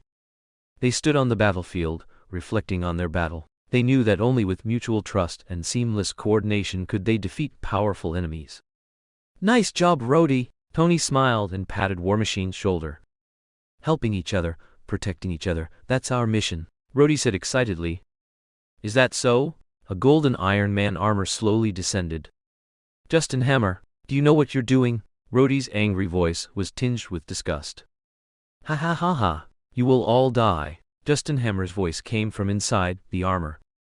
Tony Stark couldn't help but frown as he listened to Justin Hammer's voice, then said to Jarvis, "Jarvis, analyze Justin Hammer's voice print." "Yes sir, please wait." "Sir, based on the match, Justin Hammer's voice is 100% AI synthesized." Tony Stark snorted coldly when he heard this result. "It really is you, Ivan Vanko." To be honest, when Tony Stark first heard Nick Fury's intelligence, his initial thought was disbelief. Rather than wanting to kill him, Justin Hammer would have wanted to make his Hammer Industries trample him, Tony Stark, underfoot, and then enjoy the pleasure of his own impotent rage. "Rhodey, it's Ivan Vanko's conspiracy," Tony Stark said. "Ivan Vanko's conspiracy?" "Yes, Justin Hammer's voice is AI synthesized. Compete no matter what, let's smash the armor in front of us first." "That's what I intended." "Compete you too for the grudge from the hearing die." The golden Iron Man armor stood majestically before Tony and Rhodey, like an insurmountable fortress. Tony felt the powerful energy radiating from the armor, knowing this would be a tough battle. The battle began, and the golden armor quickly launched an attack. Its fists struck Tony like thunder with astonishing power. Tony barely dodged but was repelled by a powerful impact, crashing into the wall. Rhodey, meanwhile, engaged in a fierce struggle with the golden armor. He used War Machine's firepower to suppress the armor, but the armor's defense was exceptionally solid, almost indestructible. Rhodey's firepower caused some damage to the armor, but it was far from enough to subdue it. Tony and Rhodey coordinated, trying their best to withstand the armor's attacks. Tony used his Iron Man armor's maneuverability, constantly dodging the armor's punches and kicks, and occasionally launching counterattacks. His wrist devices released energy beams, aiming at the armor's weak points, trying to find a way to defeat it. However, the golden armor displayed astonishing adaptability. It quickly learned and adapted to Tony and Rhodey's fighting styles, neutralizing their attacks. The armor's punches and kicks were like a fierce storm, incredibly ferocious. Tony and Rhodey's physical and mental strength gradually depleted, and they felt the pressure growing. They understood that only by working together could they fight this invincible enemy. "Rhodey, we need to launch a combined attack," concentrate our firepower," Tony shouted. Rhodey nodded, and the two of them tacitly began to cooperate. Tony launched countless small missiles, while Rhodey used War Machine's powerful firepower to suppress the golden armor. They trapped the golden armor in a net of fire, trying to find an opportunity to defeat it. The battle entered a stalemate, with both sides exchanging blows, hitting and blocking. Tony and Rhodey gradually felt their physical and mental energy depleting. Their breathing became ragged, and sweat dripped from their foreheads. "Tony, we're not in good shape," Rhodey said, slightly out of breath. "I know, but we can't give up," Tony responded firmly. "You all must die." The voice inside the golden armor began to grow furious. The golden armor, radiating a wild aura, attacked Tony Stark and Rhodey. Its movements were swift and fierce, each punch and kick carrying destructive power. Tony Stark and Rhodey did their best to defend and counterattack. Their armors had already sustained significant damage, and their bodies felt exhausted, but they still persisted in the fight. For a time, the battlefield was filled with the sounds of explosions and clashing metal. Sparks flew, smoke billowed, and the atmosphere of the battle grew increasingly tense. Tony, piloting Iron Man, used extraordinary maneuverability to dodge the armor's attacks, while also using his wrist devices to unleash more powerful energy beams. Rhodey, piloting War Machine, pushed the firepower of his rocket thrusters and missile systems to their limit. They attacked simultaneously, Iron Man's energy beams and War Machine's missile volley aimed directly at the armor's critical components. The arc reactor.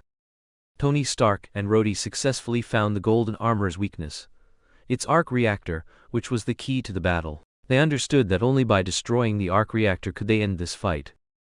However, they also realized that one of them needed to create a distraction, giving the other enough time to launch the attack. They tacitly decided that Tony would distract the armor, while Rhodey would be responsible for delivering the fatal blow.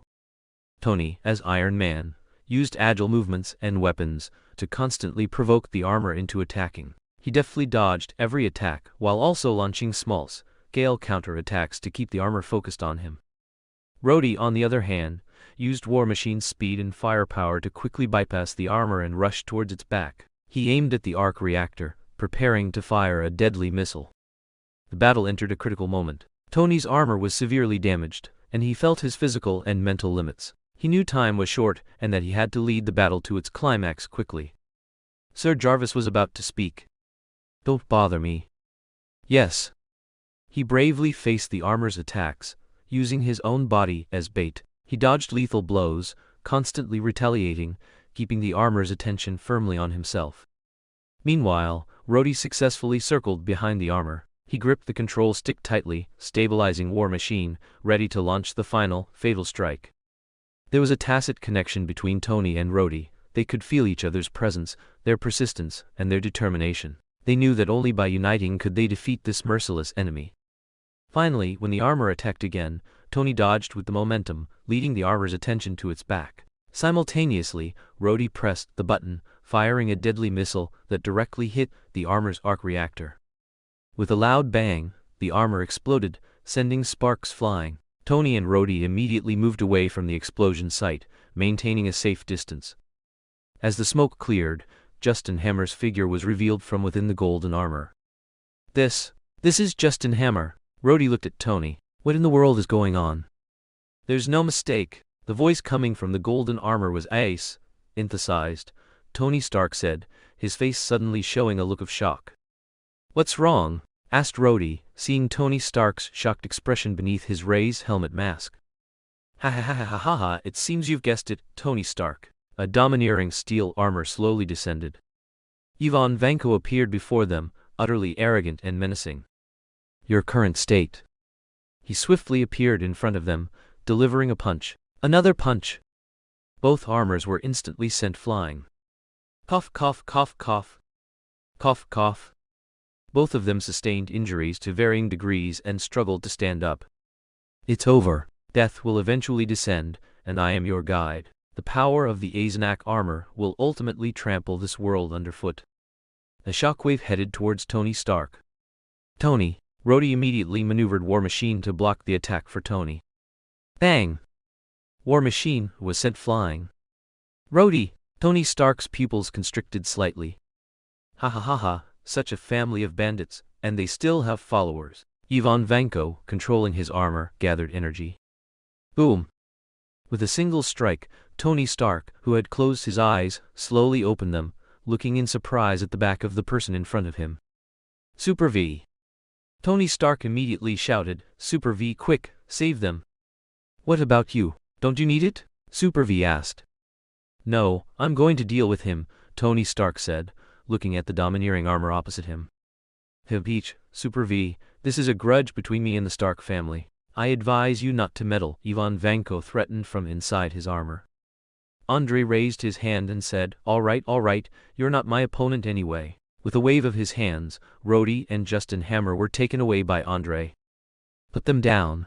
At least Justin Hammer must stay here. Ivan Vanko raised his arm, gathering energy, and threatened fiercely. Super V, you take them and leave. I'll handle this. Tony Stark stood in front of Super V. Forget it. With your current injuries, you'd likely just get yourself killed. His opponent, well, he's already here.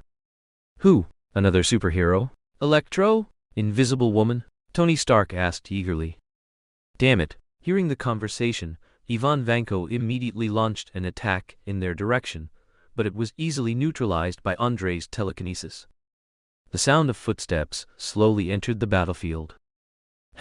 Both Tony Stark and Ivan Vanko looked at the newcomer with puzzled expressions. Who are you? Ivan Vanko's grim voice was laced with a hint of urgency, indicating his loss of control over the situation. Just a Kamen Rider. John Walker took out his belt and put it on. Henshin. A lemon-patterned lock seed was inserted into a special slot on the belt. Lemon. Lock on. A circular zipper appeared in the space above, and after it unzipped, a lemon-shaped armor was implanted onto the figure, glowing brightly. Kamen Rider Duke. What appeared before them was a design that fused technology with the aura of a warrior, full of mystery and majesty, making one involuntarily feel his powerful presence and combat strength. Is this nanotechnology or direct projection? Tony Stark's mind was currently shaken by John Walker's transformation. What a bunch of nonsensical sound effects, Ivan Vanko scoffed dismissively. Fortress mode. The Azanak armor's legs split and anchored into the ground, and stabilizers shot out from its back, inserting into the ground to increase stability. The armor's body began to operate. The back cannons, shoulder cannons, and raised spiral firing devices on its arms were activated, and small missile launch ports opened on the front of its thighs. In fortress mode, the Azanak armor became an impregnable fortress, capable of withstanding fierce enemy attacks and retaliating with powerful firepower. The Azanak armor has 4 switching modes: Fortress, Speed, Assault, Energy. I just want to kill you too much, Tony Stark, Ivan Vanko shouted. Die.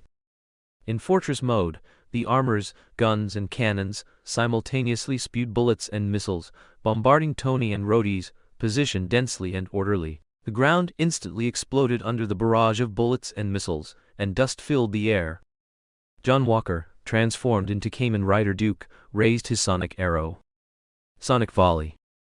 An energy arrow shot out from the billowing smoke, heading directly for Ivan Vanko inside the Azanak armor.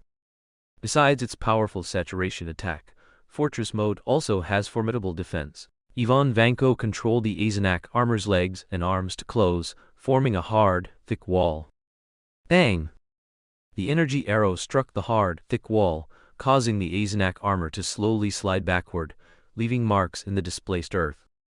John Walker, transformed into Kamen Rider Duke, gripped the sonic arrow tightly in his hand, his gaze fixed on the Azanak armor controlled by Ivan Vanko.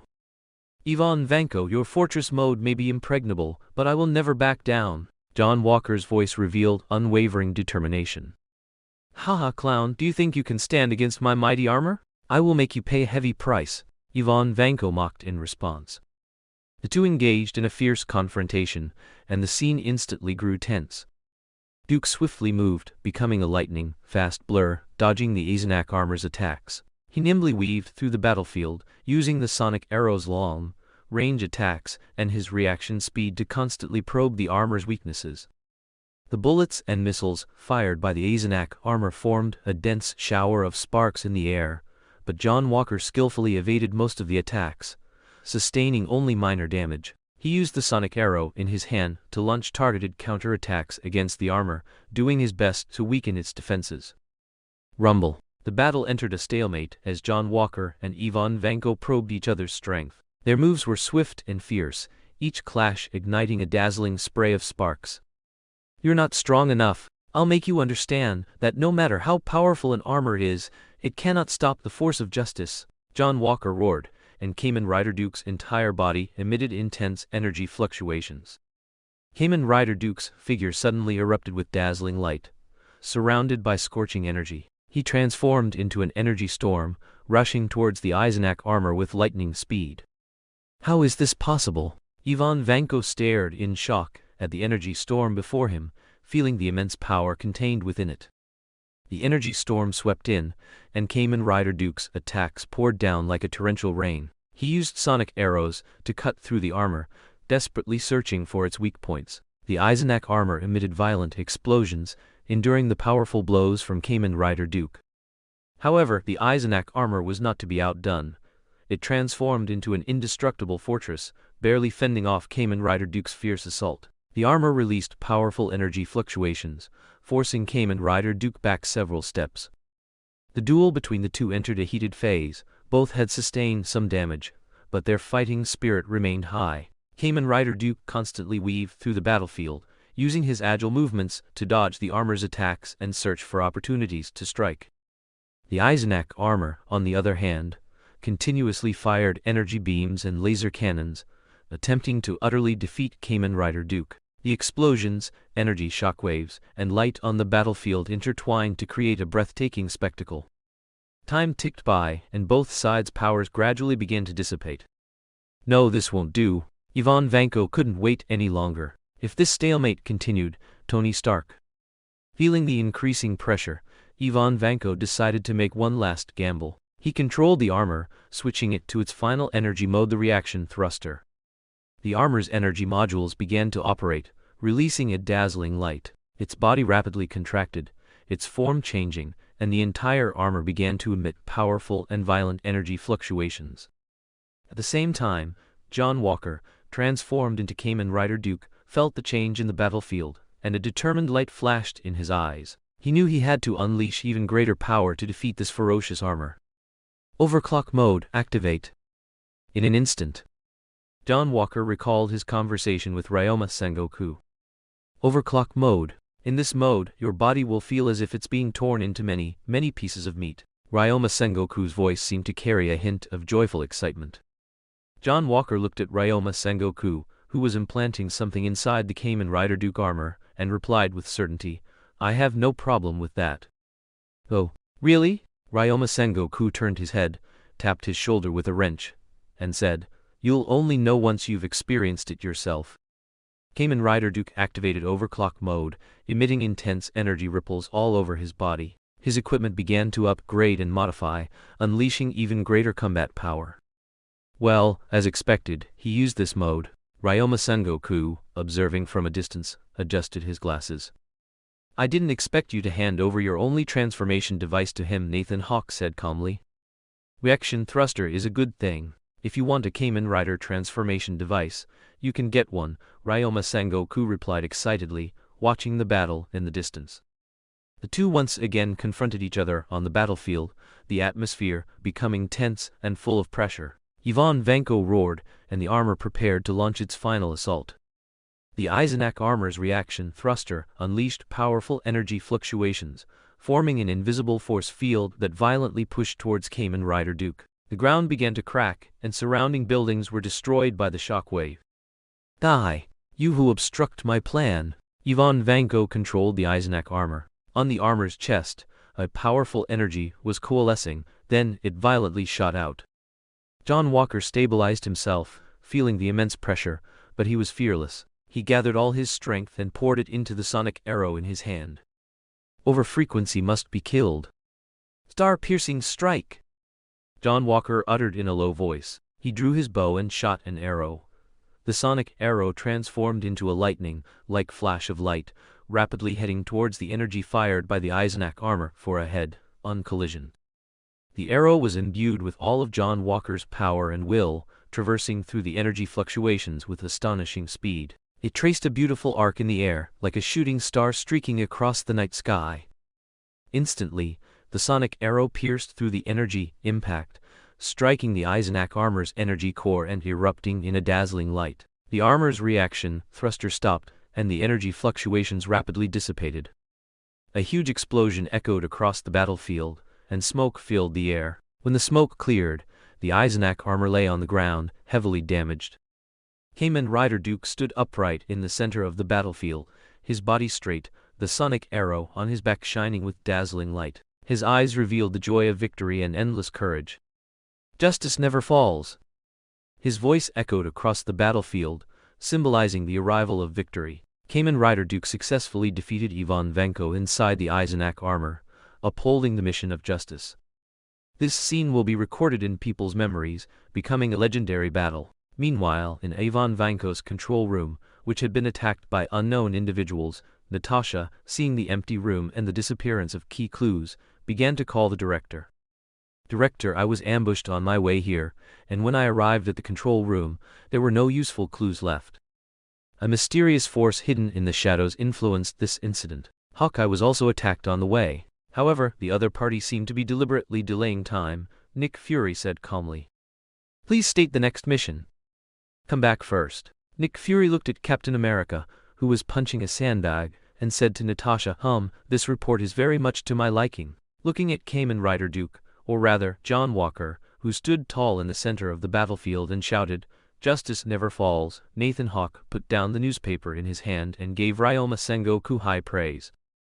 "It is my fortune to work for you," Ryoma Sengoku said, flattering. "Don't pretend." Nathan Hawke knew this guy had no respect for him deep down. "To recruit someone like him." Nathan Hawke became interested in John Walker, who, even after transforming into Kamen Rider Duke, always remembered his rhetoric. "The U.S. agent is quite good." Nathan Hawke thought highly of John Walker, who had briefly served as Captain America. It could only be said that the Avengers had their cliques, and John Walker had his pride, so it was perfectly normal for them not to get along. Nathan Hawke asked, "How is his body?" "He was given a dose of the virus. His physical functions have greatly improved, but there are still some after effects," Ryoma Sengoku said. "What is the progress of the virus research?"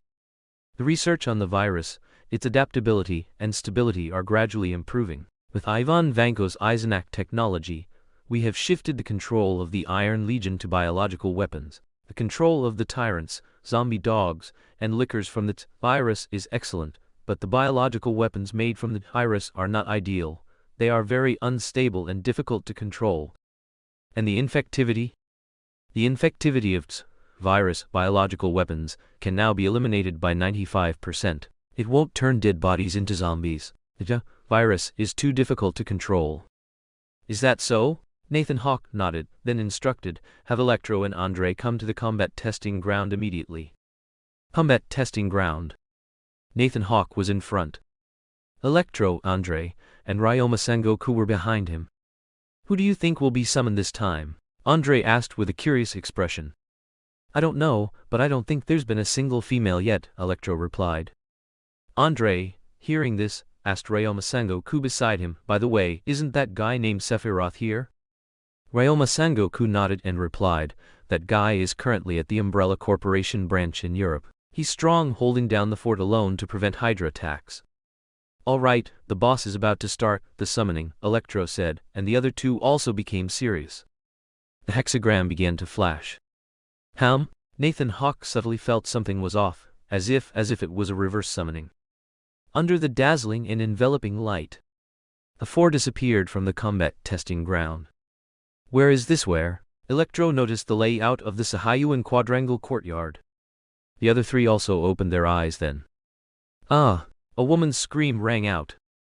"Athena, what's wrong?" Sai Kensu immediately came over, then found four foreigners in the Sahayuan. He immediately stood in front of Athena Asamiya and said, "Athena, don't be scared, I'll protect you." "I was just startled, not scared," Athena Asamiya pouted, tapping Sai Kensu on the head. "Don't tap, I'll go bald." Sai Kensu immediately clutched his head. "What's going on?" A leisurely figure walked in, paused when he saw Nathan Hawke and the other three. Then, amidst Sai Kensu and Athena Asamia's protests, he came before Nathan Hawke, frowning. How strange. It really looks strange, Chin Gents. I meticulously observed Nathan Hawke's appearance. Electro was about to step forward to stop him, but was restrained by Nathan Hawke. Hello, Master Chin. We wish to learn from you. Nathan Hawke performed a Chinese cupped fist salute. Sai Kensu looked puzzled. Huh? The atmosphere seemed to solidify. All right, but I no longer take disciples. Learning is just learning. Chin Gents, I glanced at Andre behind Nathan Hawke. Thank you, Master Chin. Who among you has money? No sooner had Nathan Hawke spoken than Chin Gents. I immediately stopped him. No, I don't need money. I just need one of you to participate in the KF tournament for me. Calm your mind. It was a scorching June, and a group of people, guided by Chin Gents, began to meditate deeply. The Nimaru Nikaido was not among them, he had already left. Kai is a profound and important philosophy of martial arts. It is the life force contained within the human body, and the core of martial arts training. Through deep breathing and meditation, focus your attention internally and feel the flow of Kai within your body. Kai is not only an inner strength, but can also be utilized in combat. When attacking, releasing Kai can increase the power and range of your punches and kicks. At the same time, when facing an enemy's attack, learn to use Kai to strengthen your defense and resistance, thereby maintaining a stable fighting stance. Chin Gents' voice echoed leisurely, drifting through the space. Maintain inner peace and calmness. Kai is closely related to the mind. Only with a peaceful mind can you master stronger Kai. In combat, you must keep a clear head and not be swayed by emotions to better utilize the power of Kai. In daily life, Kai is a life energy that can not only be used in combat, but also for healing and recovery. The meditation practice ended. Andre, looking puzzled, said to Nathan Hawke, I actually don't understand any of it. Although I can understand Chinese since I came to this world, I completely can't grasp what the master is saying. Nathan Hawke replied, You can just imagine your psychokinesis as Kai to understand it. Look at Max, isn't he perfectly clear? As he spoke, both of them looked over to see Max with an enlightened expression, sparks of electricity crackling around him. Does he have lightning abilities like Benimaru? Sai Kensu, looking at the electric man shimmering with sparks, moved closer to the two. Something like that, Nathan Hawke replied simply. The timeline of the King of Fighters was currently in 1996, and the upcoming KOF tournament was in July. Nathan Hawke had agreed to Chin Gents' request, so Andre joined the Psycho Soldiers team to participate in this King of Fighters tournament. As for this reverse summoning, or rather Chinese letter transmigration, it was an upgrade to the golden finger within Nathan Hawke's body, granting him the ability to transmigrate and the opportunity to anchor himself in worlds, allowing him to travel back and forth. At the same time, Nathan Hawke sensed that his stay in this world would last approximately 2 months, likely until the end of the King of Fighters tournament. Nathan Hawke noticed some text that only he could see appearing in his eyes. Transmigrated world, King of Fighters. Duration of stay, 2 months. New companions that can be brought, 1 person, voluntary. So that's how it was. Nathan Hawke understood. Essentially, it was still summoning, but this time it was transmigrating to another world, where he could personally choose, or rather conquer. 1996. Who would be suitable to bring back? Nathan Hawke sat cross-legged and began to ponder. Meanwhile, on the other side. Master, why do we have to train with these unsavory people? Sai Kensu had a bitter expression, though in his heart, he was thinking that this would mean less alone time with Athena. Chin Gents, I picked up his gourd, took a sip of wine, and smacked his lips, saying, Don't think I don't know what you're thinking. Hee. Sai Kensu instinctively scratched the back of his head, feeling guilty. Athena Samia then asked, Master, why did they suddenly appear in our courtyard? And my psychic powers can sense the evil and murderous intent mixed within them. Chin Gents, I nodded, looking at Athena Samia with an expression that suggested she was a promising student. They might be people from beyond this realm. People from beyond this realm? Both of them listened in surprise to the term their master used. Chin Gents' eyes, hidden by his hair, sharpened, and memories of his youth seemed to flicker within them as he slowly spoke. In this world, there are many spaces, or rather worlds. For example, the legendary Orochi, Athena Samia exclaimed in shock. Orochi really exists? I remember Kaio Kusanagi and the three sacred treasures families. Chin Gents, I nodded and replied, yes, you can understand Orochi as something from beyond this realm, but you can also understand it as the three sacred treasures families driving Orochi beyond this realm, sealing it, making it something from beyond this realm. This world has many places unknown to people. And this group of people, they might be from one of those unknown places, possessing extraordinary powers, similar to those from the distant land. Really? Why do I feel like they're actually quite weak? Sai Kensu poked his hair with his finger. Bang! Oh. Athena Asamiya, unable to tolerate it any longer, gave Sai Kensu a hard knock on the head. Woo woo, woo Athena, you really do love me. Sai Kensu, lying on the ground, had a heart-filled expression with 2 tears streaming down his face. Athena Asamiya crossed her arms and ignored the clowning Sai Kensu. So master, what exactly are you thinking? Letting one of them compete with us? Athena Asamiya seemed to vaguely guess her master's intentions. Just take a break, it's rare to have someone with such developed psychokinesis. Chin Gents, I took a sip from his gourd of wine, wiped his mouth with his arm, and then said seriously, I sense a dark power awakening. The bloodline power of Orochi is stirring. No way, master, you can sense that too? Sai Kensu had an expression of disbelief. Bang! Woo woo woo woo, Athena. Sai Kensu, having been knocked on the head again, squatted on the ground, drawing circles with tears in his eyes. Then master, what about this group of people? Athena Asamiya asked worriedly. Chin Gents, I shook his head. Although their murderous aura is strong, they will not bring destruction to this world. When Chin Gents, I first saw Nathan Hawke, he sensed that the other party had no attachment or desire for conquest in this world, and thus he knew that their appearance in this world must have a purpose, but it would definitely not be to destroy or rule this world. I trust you, master, Athena Asamiya said obediently. Ha ha, Sai Kensu twitched his lips, indicating disbelief. As a result, during the days of training, Max, help me quickly, my game console is out of power. Andre, help me quickly. Watching Sai Kensu's relationship with them grow better day by day, contrasting with his initial disdainful and disbelieving attitude, Athena Asamiya shook her head vigorously to dispel those memories. Master Chin Gents, I thank you for your hard work this past month. Nathan Hawke, Andre, and Max all performed a disciple's bow to express their gratitude. Chin Gents, I accepted their thanks and nodded, then prepared to depart. After packing their belongings, the group prepared to set off for Japan. Japan, KIOF registration desk. It's the Psycho Soldiers team. Wow, it's a mess. Athena Asamiya. Athena Asamiya. Athena Asamiya. Besides being a fighter, Athena Asamiya was also an incredibly popular idol in Japan. Hello everyone. Hello. Sai Kensu waved at them. Don't block our view of Athena. Get out of the way. Don't block my view of Nana-chan. Dissatisfaction with Sai Kensu erupted from the crowd. Sai Kensu shrank his head. Athena Asamiya covered her mouth and smiled secretly. Athena Asamiya went to the registration desk and handed the invitation letter to the staff member. The staff began to register until... Huh? He then looked up at Chin Gents. Master Chin Gents, are you not planning to participate this time? Then, who is Andre? Andre stepped forward and said, that's me. The staff member looked at Andre suspiciously, then at Chin Gents, who nodded to him. All right, normally, if there's a new participant, they would need to start from the preliminaries. Since Master Chin Gents, has given his approval, I'll let you through.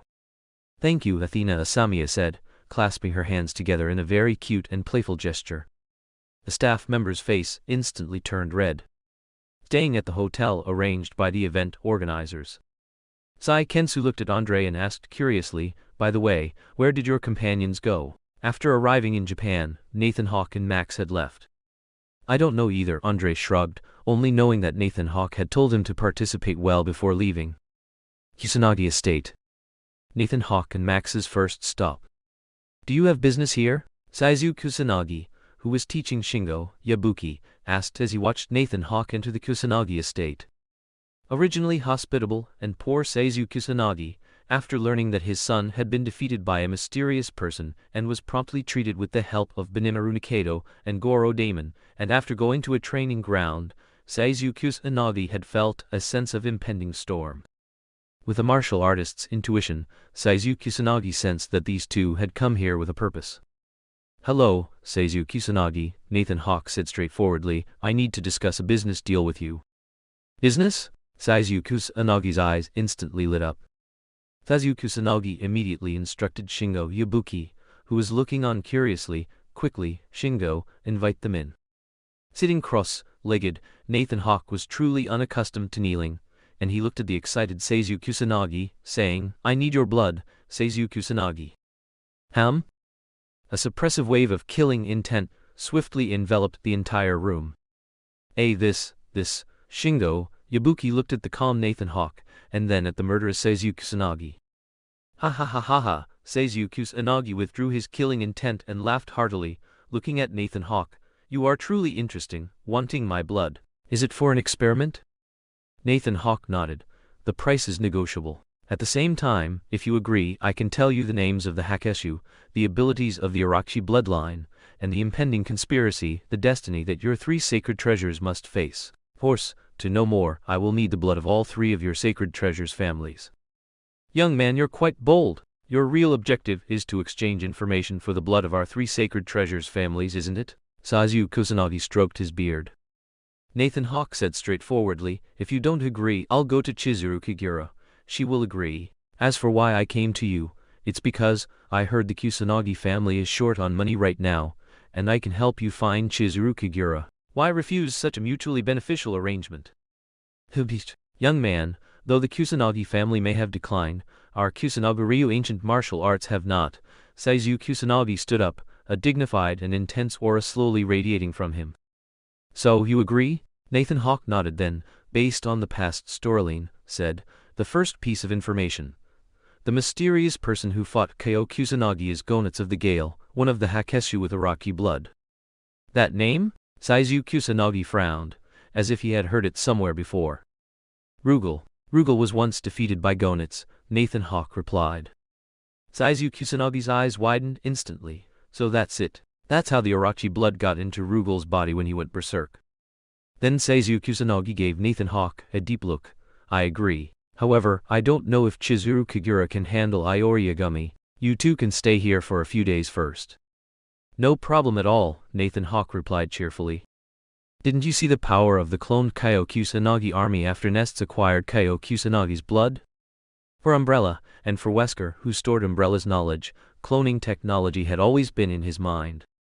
"It's just that knowing faces doesn't mean knowing hearts." Wesker hadn't given a definite answer regarding the scientists he had recruited and brought in.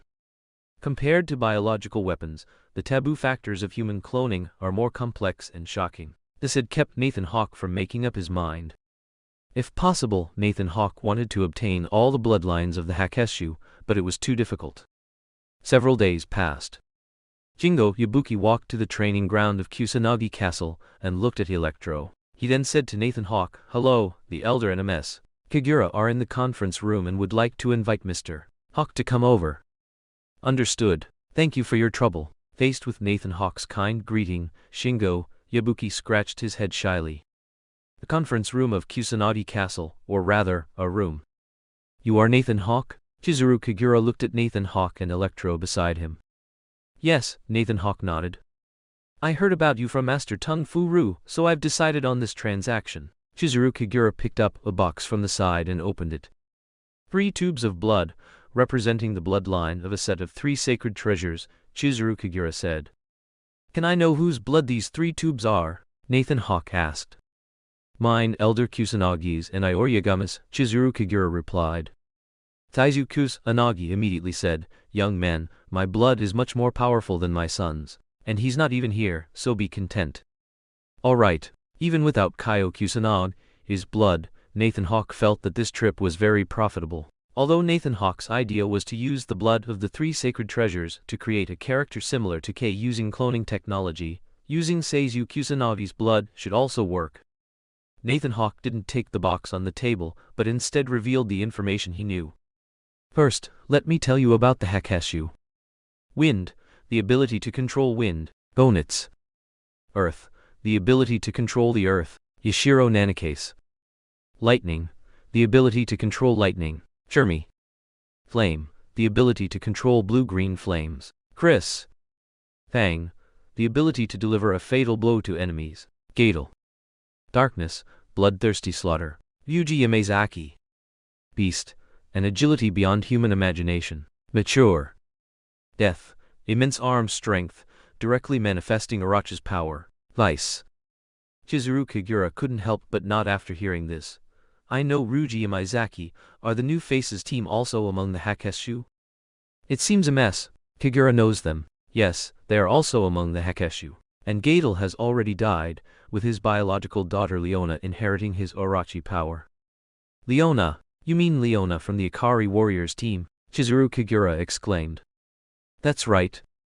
So, what is their objective? Saizu Kusanagi asked, seemingly already having the answer in his heart. It's for Gonitz of the Gale to kick off the prelude. MS. Kagura's sister was killed by Gonitz. You should know that already, right? Nathan Hawke watched their reactions. Yes, I'm holding this KOF tournament to lure him out, Chizuru Kagura admitted. Gonitz intends to kill the bloodline descendants of your three sacred treasures families Kyo Kusanagi, Iori Yagami, and you MS. Kagura in the final championship match. At the same time, he will defeat or kill the other fighters present, causing them to generate negative emotions, thereby further weakening Orochi's seal. His strength? Chizuru Kagura murmured. Iori Yagami and Kyo Kusanagi should have fought him already, and the result was defeat. 1-on-1, they are no match for Gonitz of the Gale, Nathan Hawke said lightly. You know too much. Who exactly are you? Saizu Kusanagi couldn't help but ask. Nathan Hawke smiled slightly. Just someone passing through. Even if you don't believe me, you can believe Master Tung Fu Ru. Oh right. Nathan Hawke stood up and picked up the box. Here's another piece of information for you. Chris of the New Faces team is the alternate vessel for Orochi's descent. He can exert some of Orochi's power after its descent. You'd best pay attention to him, and after he awakens his Orochi bloodline, he controls the ability of flame. He could be considered a fated opponent for your Kusanagi family. Nathan Hawke left with the box containing the blood of the three sacred treasures families. What he said. Saizu Kusanagi looked at Chizuru Kagura beside him. Chizuru Kagura nodded in affirmation.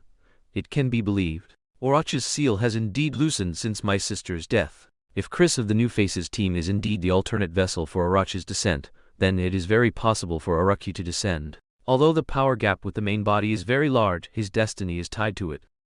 Chizuru Kagura said no more, while Saizu Kusanagi looked deeply worried.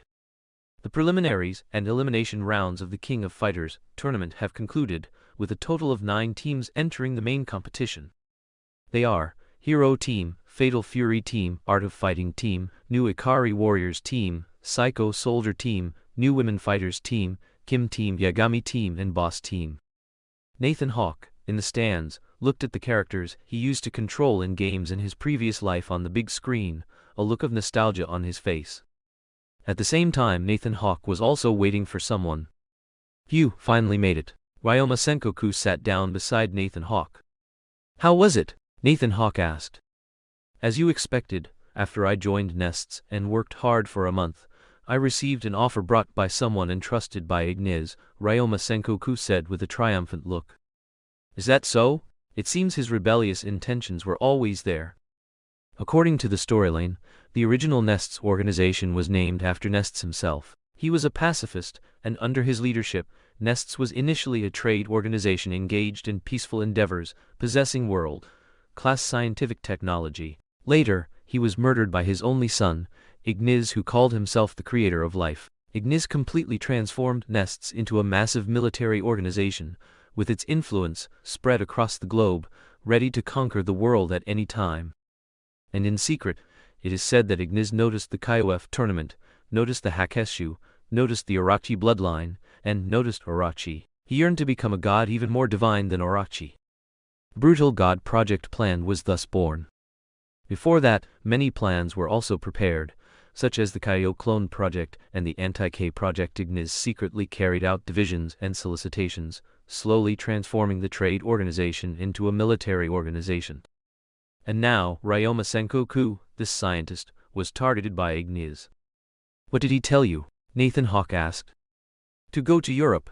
After their people tested me, they found me to be someone they could win over and are preparing to take me to meet Ignis. They also promised to let me lead a project, offering generous remuneration and funding. Ryoma Senkoku finished, then continued, based on the 3 scientists you provided, Kharkov, Frey, and Kreutzer. I only met Kreutzer.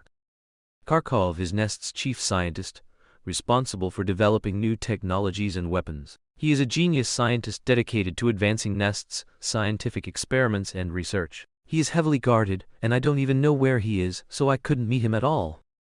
As for Frey, one of Nest's senior scientists, responsible for developing new technologies and weapons, and one of the researchers providing combat power for the organization, he has already accepted Ignis's invitation and has gone to Europe. Only Kreutzer is currently in Japan due to a business trip. You have him come with us? Nathan Hawke asked. Yes, but are you really sure? Ryoma Senkoku asked, because before he left, he had seen Nathan Hawke's inner struggle.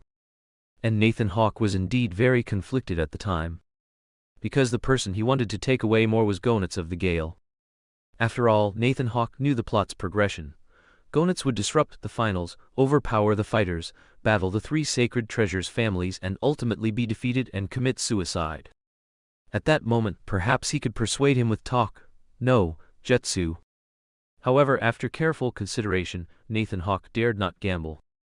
After all, once the King of Fighters tournament ended, his remaining time in the KOF world would be limited. If he failed and Gonitz died, then finding another useful person to take back would be too difficult. What leverage? Nathan Hawke immediately asked. Genetic modification technology. This technology was improved by Kharkov, but Mr. Nest decided to keep it under wraps. It's currently in a base in Europe. Zankoku Ryoma finished, and Nathan Hawke immediately reacted. What about Ignis? Has he contacted Kreutzer? I'm not sure, but Kreutzer hinted to me that as long as I get the genetic modification technology, he'll come with me, and he also hinted that he doesn't want to get caught in a power struggle. So? Nathan Hawke raised an eyebrow. So, Kreutzer should have received an invitation from Ignis, but he's still considering it. If we don't get this technology, Kreutzer will likely go to Ignis for it, Zankoku Ryoma finally replied with certainty. Well, what more is there to say? Let's do it. Nathan Hawke stood up and said to Zankoku Ryoma, tell me the exact location when you get back. You can do that, right? Of course. Wait for my good news. Zankoku Ryoma left. Nathan Hawke looked at Electro by his side and said, no more watching, let's go. When Nathan Hawke handed the briefcase to Andre for safekeeping, Andre asked with a puzzled expression, boss, do you have something you need to do? Should I come along? Nathan Hawke instructed, no need. For the next few days, focus on your psychokinesis and developing your own techniques. Ask Master Chin Gents I a lot of questions. Although Master Chin Gents I doesn't have psychokinesis, his martial arts mastery is more than enough to teach you. Also, the KOF tournament contestants are all strong, so fight well. Consider it training for you. You still have too little experience fighting against strong opponents. Okay, Andre blinked his eyes. This guy, Nathan Hawke felt a little speechless. At this moment, he wished this guy would fight Iori Yagami, but then again, this guy can fly, and most characters in the King of Fighters world can't fly. Oh right, Nathan Hawke said seriously. What's wrong, boss? Andre blinked his eyes like a curious baby. Do not expose that you can fly. Absolutely do not expose it, Nathan Hawke said very, very seriously. Andre stammered, oh okay, thinking to himself, how did boss know that if I couldn't win, I'd just fly into the sky and bombard them with psychokinesis? In this world, if you can fly, someone will immediately come to slice you up. Be careful. Nathan Hawke waved his hand and left. A few days later, Nathan Hawke, having received the news, arrived at a bar with Electro. This way, boss. Zankoku Ryoma led the two to a private room. After Nathan Hawke entered, he found 2 people already waiting in the room. Seeing Nathan Hawke enter, the 2 stood up. Nathan Hawke. Max Dillon. Kreutzer Dr. Kates. Ramon. Ramon? Nathan Hawke looked at the other party, a guy with a small eye patch and a shrewd, cunning look. This guy was one of the teammates of the second season's main protagonist, K. Then he looked at Kreutzer.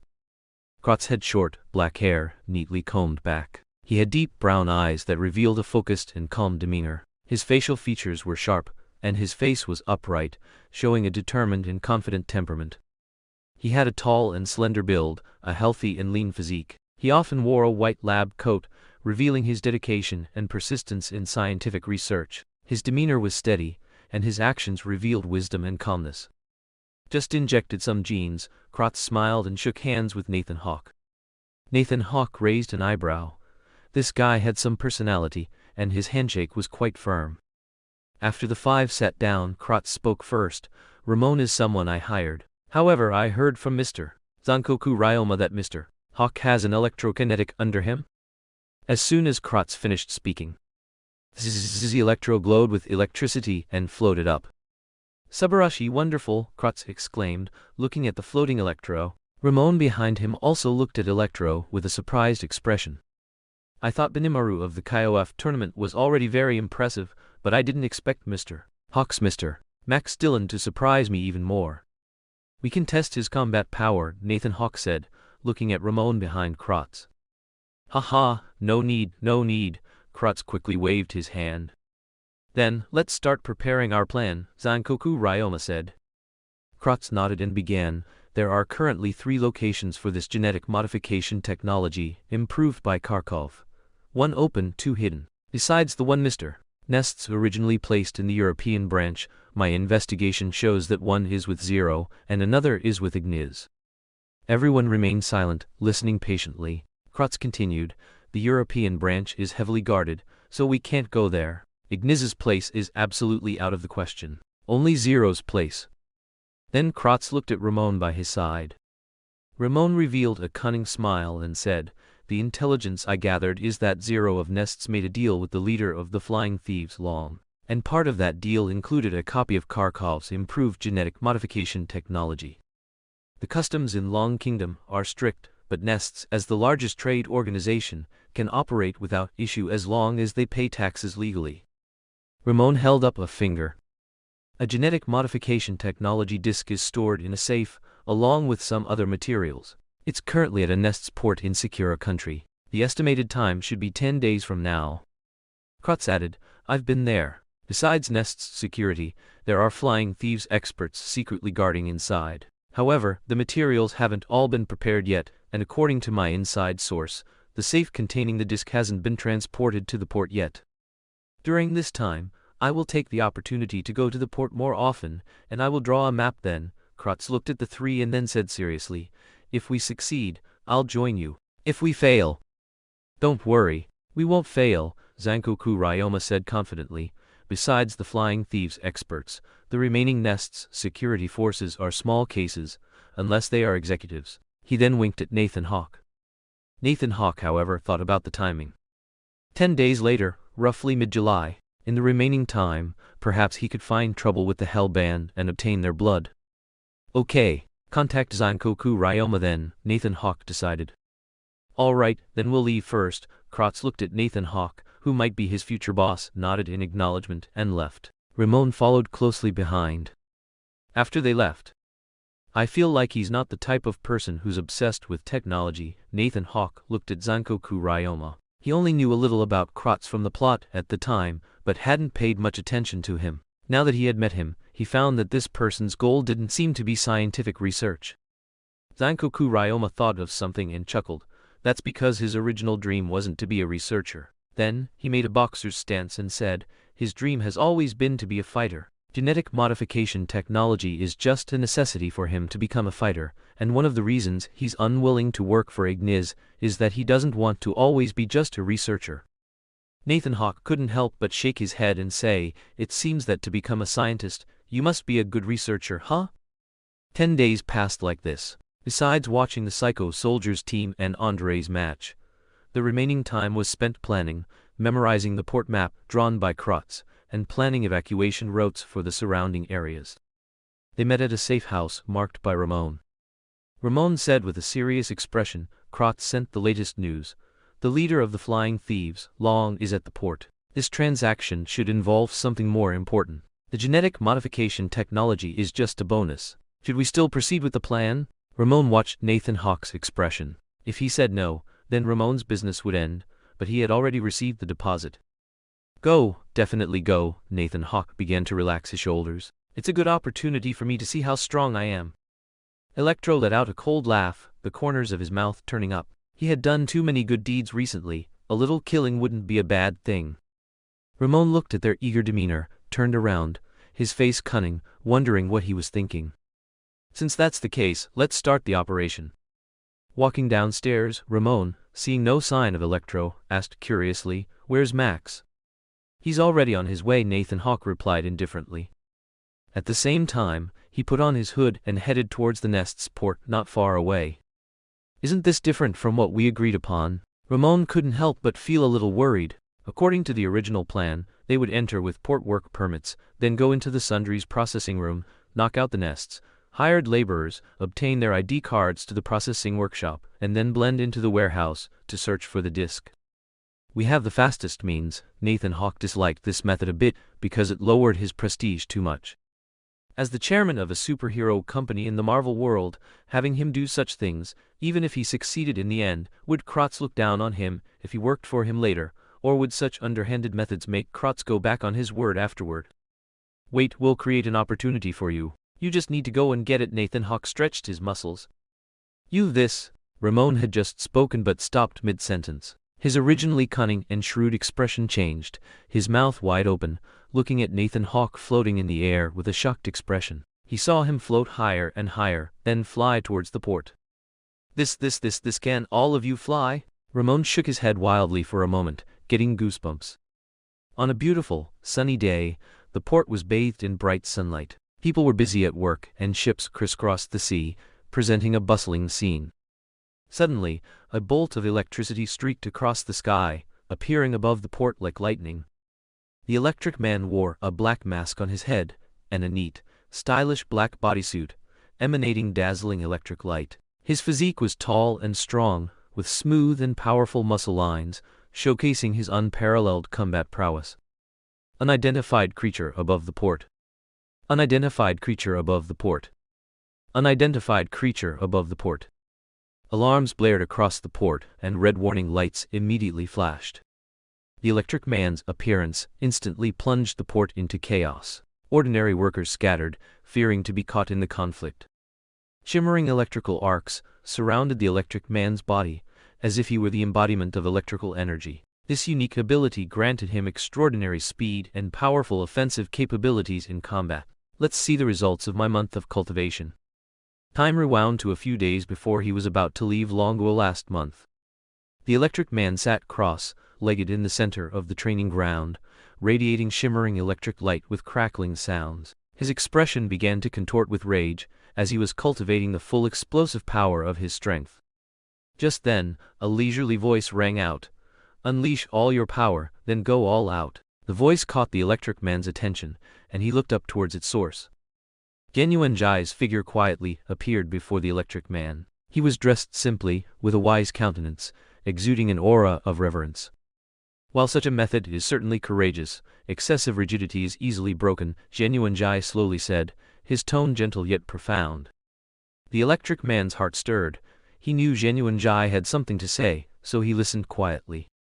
Genuine-Jai said, "Your power comes from within, not merely from external stimulation and bursts. Only by finding true strength deep within can you fight enduringly." The electric man seemed to grasp something. He understood Genuine-Jai's meaning. His power should not simply rely on external firepower, but rather draw true strength from within. Genuine-Jai continued, "While a burst of power is certainly impressive in critical moments, overly pursuing an all-out attack often leads to vulnerability. Like a paper candle, though its flame may be fierce, it will extinguish with the slightest breeze."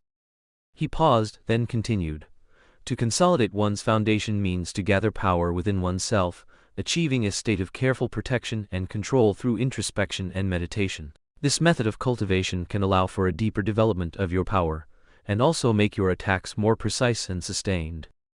The electric man focused on Genuine-Jai's every word, and a sense of enlightenment arose within him. He gradually understood the importance of consolidating his foundation, knowing that he needed to cultivate more deeply, controlling his power from the inside out. Genuine-Jai stroked his beard and continued, In the process of consolidating your foundation, you need to learn introspection and meditation, uniting your mind and body, carefully nurturing your inner energy, and adjusting your state through breathing and focus. In this way, your power will be released more completely and stably. The electric man closed his eyes and began to apply the methods taught by Master Genuine Jai, immersing himself in self-cultivation. He felt the flow of energy within his body, bringing his thoughts and body into a state of balance and harmony. Time flowed in silence, and the electric man gradually gained a deeper understanding of consolidating his foundation. He understood that true power did not come from external intensity and heat, but from inner stability and resilience. When he opened his eyes again, the electric light emanating from him was even brighter, filled with inner strength. He felt that he had entered a new realm, closer to true power.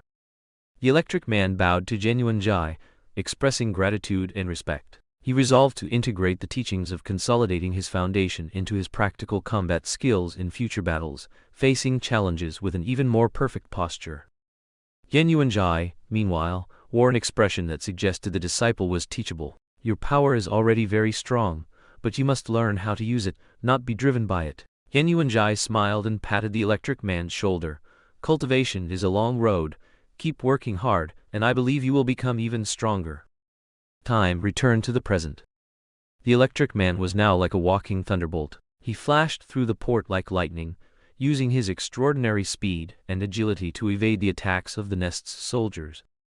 Upon seeing the electric man, the Nest's soldiers immediately prepared for battle. Wielding advanced weapons, they fiercely fired at the electric man, attempting to kill him. "Kill him! Don't let him get near the core area," a Nest's commander shouted. However, the electric man's movements were incredibly swift. Every shot was easily dodged. He transformed into lightning, weaving between enemies, leaving them helpless. The electric man's fists gathered powerful energy, forming a massive energy sphere. He aimed at the Nest's defense line, and with a wave of his hand, the energy sphere shot out rapidly, blasting towards the enemies. "Ah!" a Nest soldier exclaimed, struck directly by the energy sphere, his body turning to dust. Other soldiers quickly shifted their attention, attempting to collectively resist the electric man's attack. However, the electric man showed no retreat. His figure flickered like lightning, seemingly everywhere at once.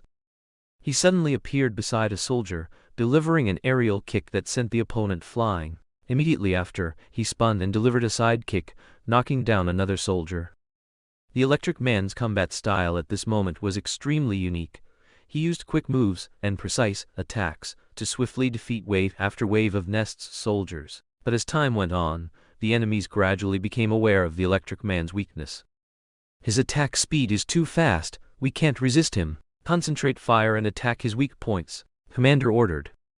The Nest soldiers began to concentrate their fire, trying to find the electric man's weak spots. "Do you think a barrage attack will work?" The electric man extended his right hand, pushed, and vibrated. Instantly, a burst of lightning energy erupted from his body, causing all the incoming bullets to fall to the ground. What kind of power is this?" The commander was greatly alarmed. The electric man gathered energy again, using the extraordinary speed stimulated by electricity to weave between enemies, easily evading their attacks.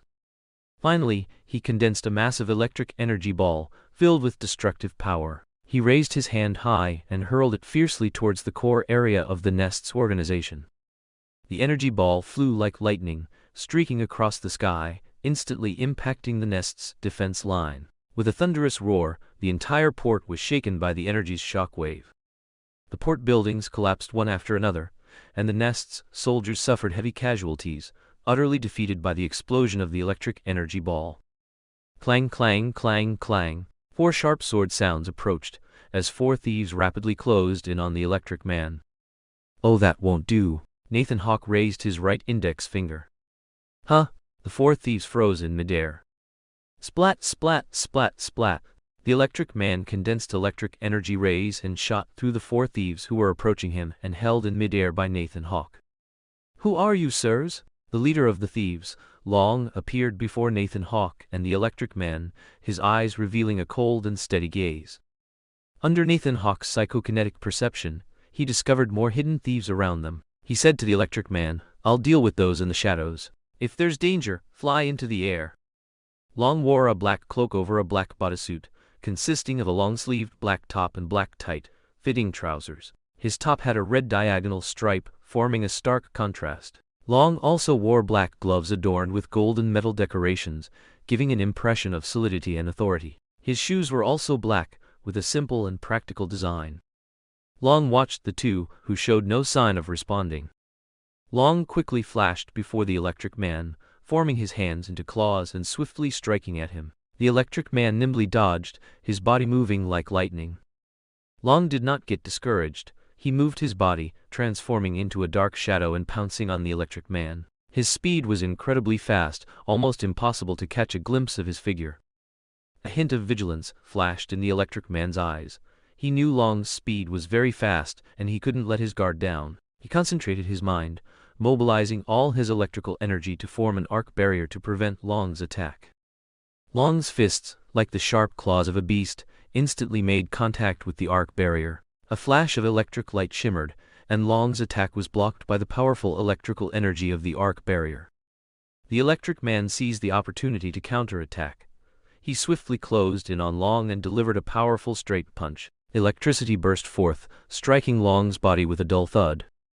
Long was hit by the electric man's punch and flew backward, but he quickly regained his footing, his expression still cold, showing no sign of pain. Long advanced again, moving like a shadow through the ruins, sometimes dodging the electric man's attacks, sometimes rapidly closing in, attempting to engage in close combat. He used a unique boxing style, transforming his moves into blades, launching attacks at the electric man's vital points with lightning speed. The electric man did not show weakness.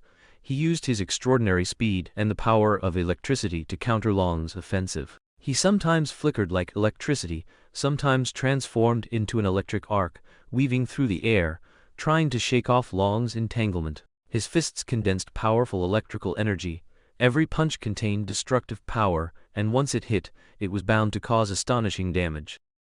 Long's movements were agile and flexible, leaving almost no openings.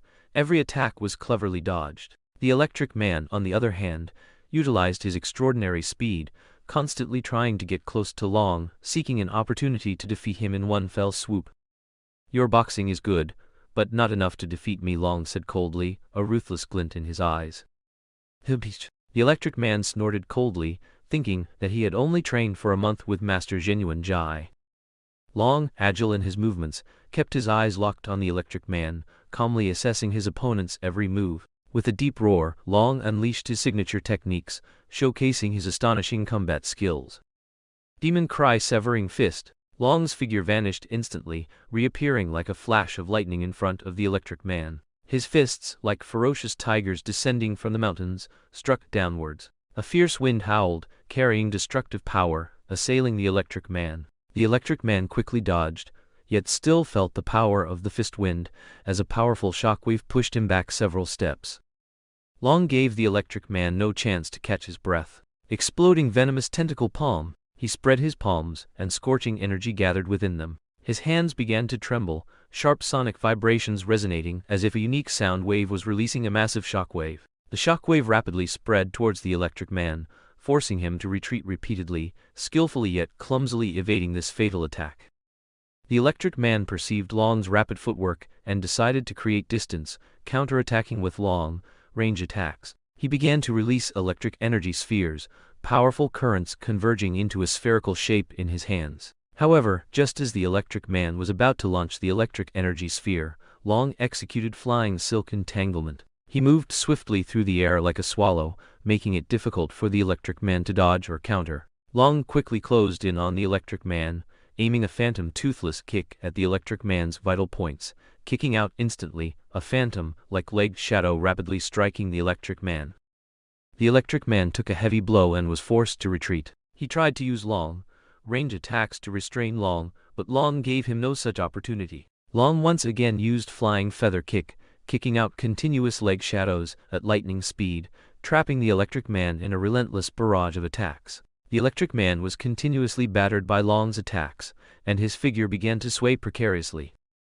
The electric man wanted to find an opportunity to regain distance, but Long had already anticipated his intention. Long performed phantom demon flying light skill, flying freely in the air, flexibly changing attack directions, leaving the Electric Man with no way to respond. The Electric Man looked at Long's flying figure in the air, feeling immense pressure. The Electric Man decided to change tactics, attempting a lightning-fast surprise attack using his extraordinary speed and electrical power. The Electric Man moved quickly, rapidly approaching Long, but Long seemed to have already anticipated his movements, using pushing hand demon step, skillfully dodging his surprise attack with unique pushing hand techniques and flexible footwork. Long smiled, a cold glint in his eyes. He knew the Electric Man's surprise attack was just a futile struggle. Long let out a phantom cry roar, releasing a deep growl, simultaneously unleashing a psychic shockwave that left the Electric Man stunned and unable to counterattack. The Electric Man was hit by Long's phantom cry roar, and the shockwave almost knocked him off balance. He swayed for a moment, struggling to maintain his standing posture. Long seized the opportunity to launch an offensive. He gathered all his strength, transforming into a devil-like presence and boundless killing intent enveloping the Electric Man, instantly locking on. Ledred S-O-U-L-S, Chinese letter his palms, striking at the Electric Man like sharp blades. This was Long's super special art. Ninja blood burial soul demons. The Electric Man felt immense pressure facing the blade. Like palms, he felt powerless to resist. Long's attack was like a devil's strike. Even solid defenses would be difficult to withstand. Super gravity. A powerful gravitational force suddenly pressed down on Long, his body instantly becoming heavy and constricted. His movements became sluggish, making it difficult to move freely. The Electric Man seized the opportunity, his killing intent dissipating, and quickly distanced himself from Long. Thunder blast. A violent surge of lightning, accompanied by a roaring sound, struck towards Long. Phantom dream resentful spirit wall. Long conjured a powerful illusory wall, appearing as if solid in front of him. Phantom dream resentful spirit wall blocked Nathan Hawke's lightning attack, reflecting it back with an even stronger shockwave. Nathan Hawke snorted coldly, concentrating his mind, and his psychokinesis erupted. Boom, boom, boom. When the smoke cleared, Long looked at the two vanished figures, seething with anger. Awake! Looks like you're quite stubborn. At this moment, in Kusanagi Castle, the Electric Man, who had been treated by Shizuka Kusanagi Ko Kusanagi's mother, and was lying in bed, was listening to Nathan Hawke's lecture. Ha! I just wanted to experience the fighting styles of the martial artists in this world, the Electric Man stubbornly retorted. You idiot. You should have just kept your distance at the start, slowly worn him down, stabilized the situation, and waited for me to arrive. Nathan Hawke could only shake his head at this guy. The Electric Man was silent for a moment before asking, that box? Contents are already in my hands. Nathan Hawke raised his hand, showing off the disc he held. Then that ramen? Speaking of that guy, Nathan Hawke got angry. If he hadn't been careful, that guy would probably have taken it directly to Cruz after getting it. And if Cruz didn't comply, then Nathan Hawke would have had to resort to force and kill him. Will they expose us?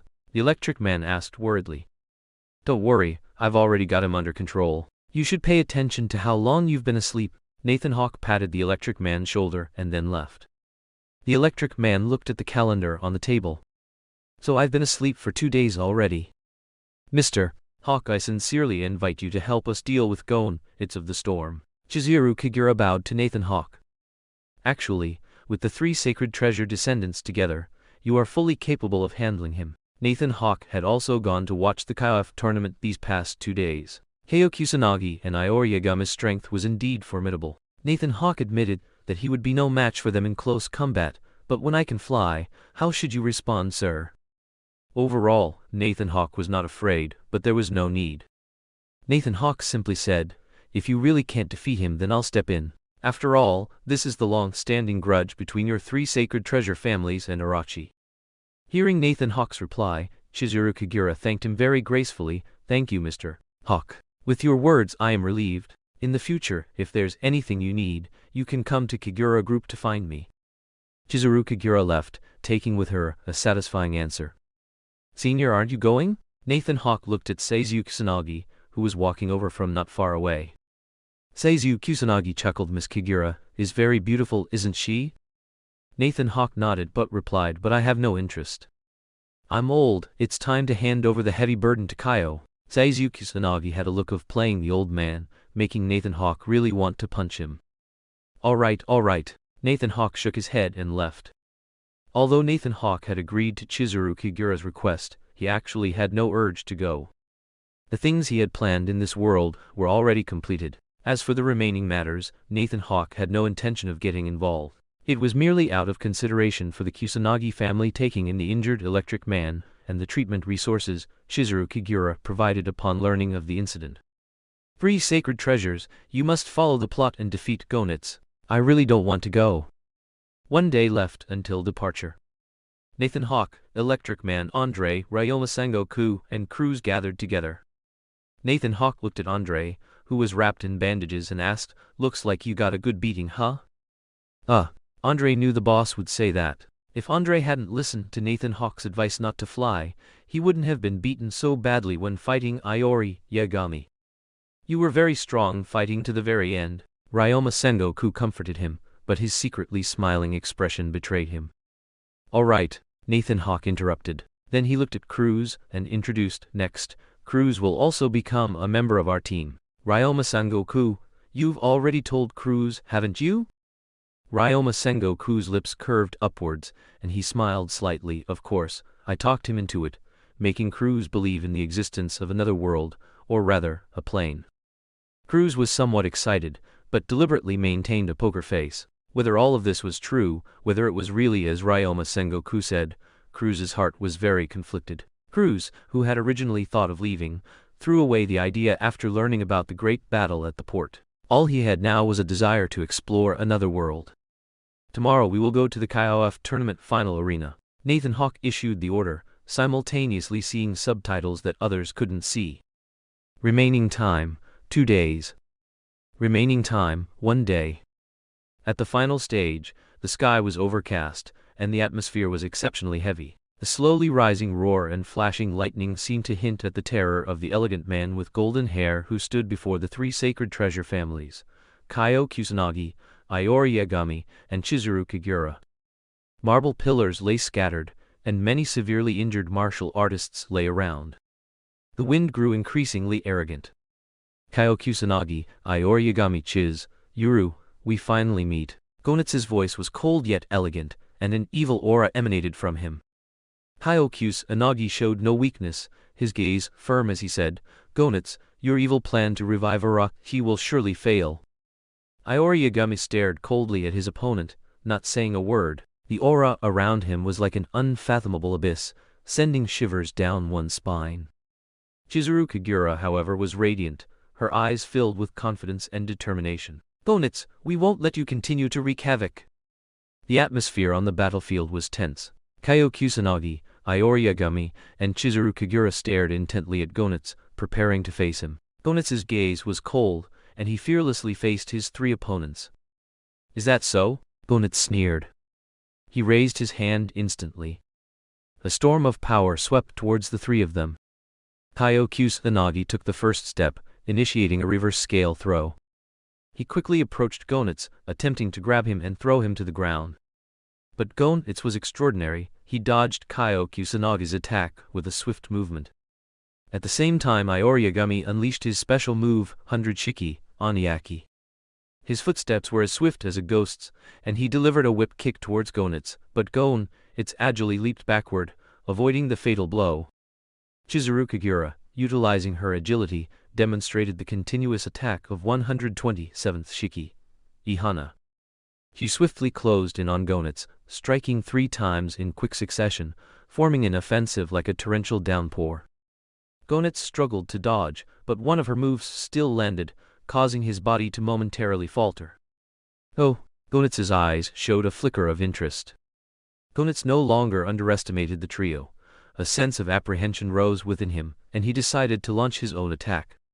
He unleashed Scum Gale, attacking Kaio Kusanagi at close range.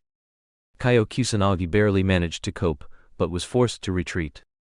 He stood in the way. Iori Yagami adopted a calmer strategy, grabbing the retreating Kaio Kusanagi's collar and flinging him aside. Yagami, you! Kaio Kusanagi was furious. Iori Yagami ignored him, using his footwork to swiftly approach Gonitz. He employed special moves like 100 Shiki, Oniaki and 212 Shiki. Kadets Ukiin, targeting Gonitsu's weaknesses, while also using abilities like Scum Gale and 108 Shiki, Yami Berai to maintain control of the fight. Chizuru Kagura, on the other hand, used her unique moves, skillfully bypassing Gonitsu's defenses. He utilized combo techniques like 120, 7th Shiki, Ihana, continuously striking her opponent, preventing him from counterattacking. At the same time, she also fully leveraged 100 lives, Tenjin no Rai and Inner One Life, Sanrai no Fujin to increase her own attack power and defensive capabilities. Interesting. Is this the combined strength of the three sacred treasures? Gon, it was not to be outdone. He retaliated using the power of the Araki bloodline within him. Hurricane. Glacier. He displayed immense power, using abilities like Hurricane and Glacier, putting immense pressure on Kaio Kusanagi, Iori Yagami, and Chizuru Kagura.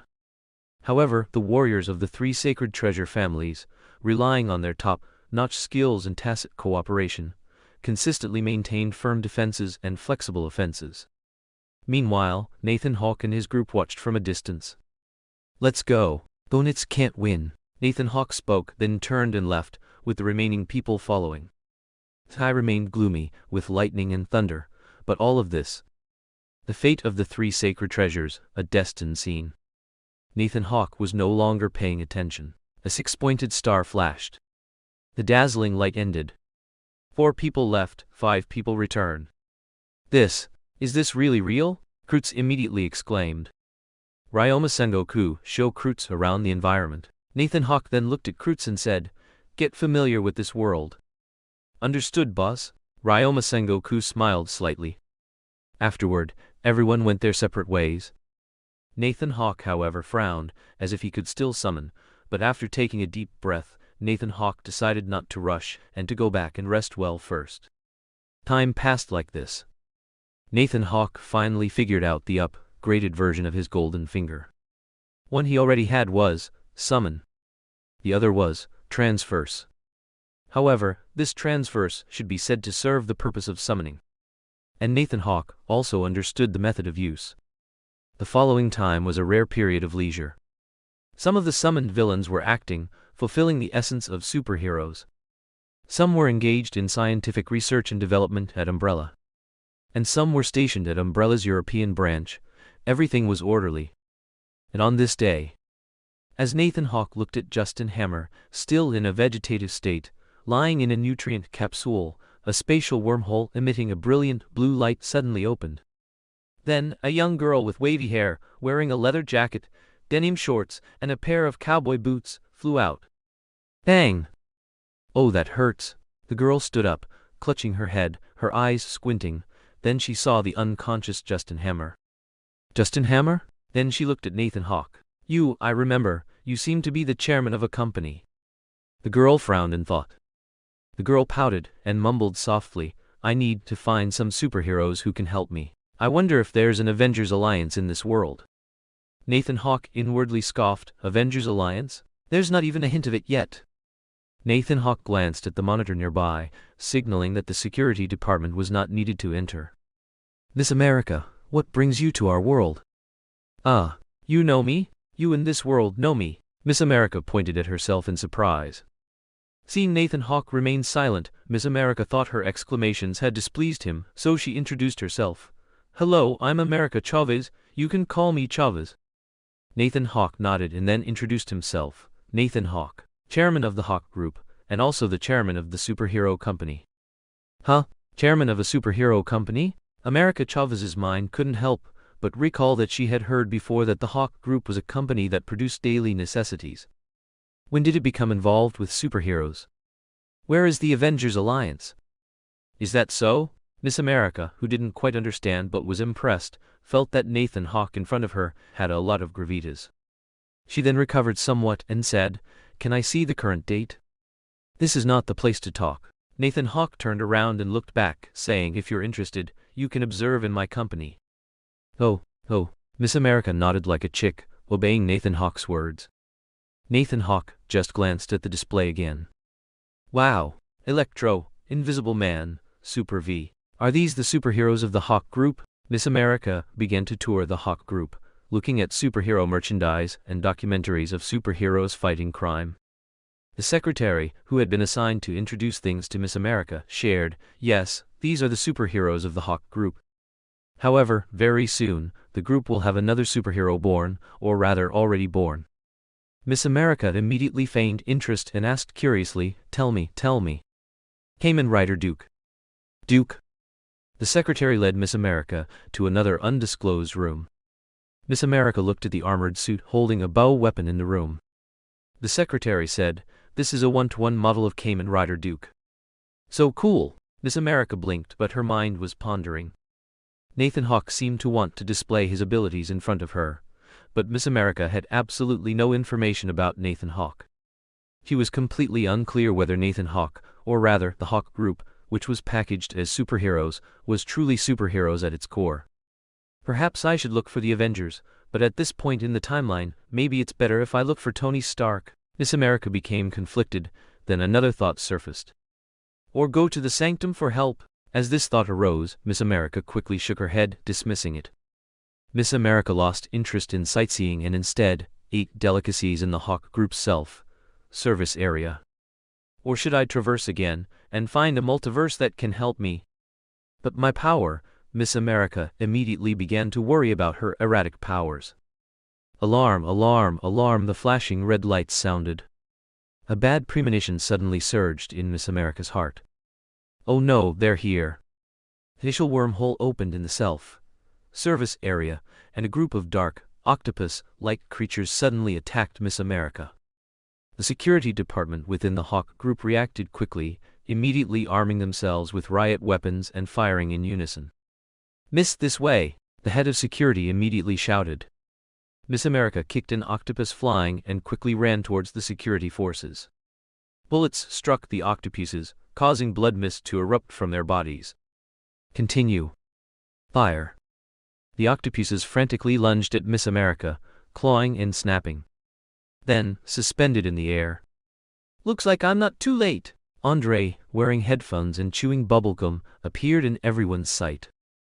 A series of electric rays quickly pierced through the octopuses' bodies, turning them directly into black mist that dissipated into the air. Miss America quickly looked in the direction from which the rays had been fired, and a man in a superhero costume, with a lightning bolt embroidered on his right arm, walked forward. "Chief, please handle the cleanup," Electro said. "Leave it to us," the head of security replied. Following the two superheroes, they arrived at Nathan Hawke's office. Nathan Hawke gestured for Miss America to sit down, and got straight to the point, asking, "Do you need our help? Or you can go find others. For example, Tony Stark. CSD. No. Miss America quickly waved her hand, indicating that it wasn't necessary. Then she asked awkwardly, "Perhaps I could stay at your place for a few days?" "You can." Nathan Hawke's words fell, and then he asked, "So, those monsters that followed you?" Miss America began to recount the crisis she encountered. An evil sorcerer who worshipped the dark dimension, Dormammu, discovered her power to traverse the multiverse during another encounter with her, and then began his plan to seize Miss America's power. "Those octopuses are monsters, summoned by the other party using a spell called dark magic," Miss America said. "You've been located by them?" Nathan Hawke asked. Miss America stammered, "Sort of." Nathan Hawke noticed that she hadn't revealed everything and tentatively asked, "Do you know Stephen Strange?" Miss America's eyes suddenly widened, but her lips remained tightly sealed. Nathan Hawke shook his head slightly, instantly guessing that perhaps the person coveting Miss America's power was a sorcerer from the Sanctum. Chapter 34. The Birth of Mysterio. Nathan Hawke understood from Miss America's reaction that her timeline was after Doctor Strange too. No wonder she mumbled about the Avengers and the Sanctum. Beep beep, Nathan Hawke heard the alert sound from his desk. He said to the three, "Follow me." Umbrella Corporation Secret Research Department. Yan Jai Lingma and Kreutz were explaining to the people in front of them, based on the spatial fluctuations emitted by the wormhole, and the fluctuations of the wormhole when Miss America appeared, Dr. Kreutz and I plan to develop a reactor ring or earring for you that emits unstable fluctuations. This way, when worn, any attempt to pinpoint your location in space will be interfered with by the unstable energy fluctuations from the reactor. The only drawback is that it's only effective for 1 year. You'll need to replace it afterward. But don't worry, we've prepared many very beautiful styles for you, Zhang Jialingma joked. Thank you, Miss America, instantly stood up excitedly, thanking everyone present. If it was truly possible, she really didn't want to go to the sanctum again, as many people had died there after her last visit. At the same time, she felt a secret sorrow, increasingly yearning to fully master her own power. Miss America's matter came to an end.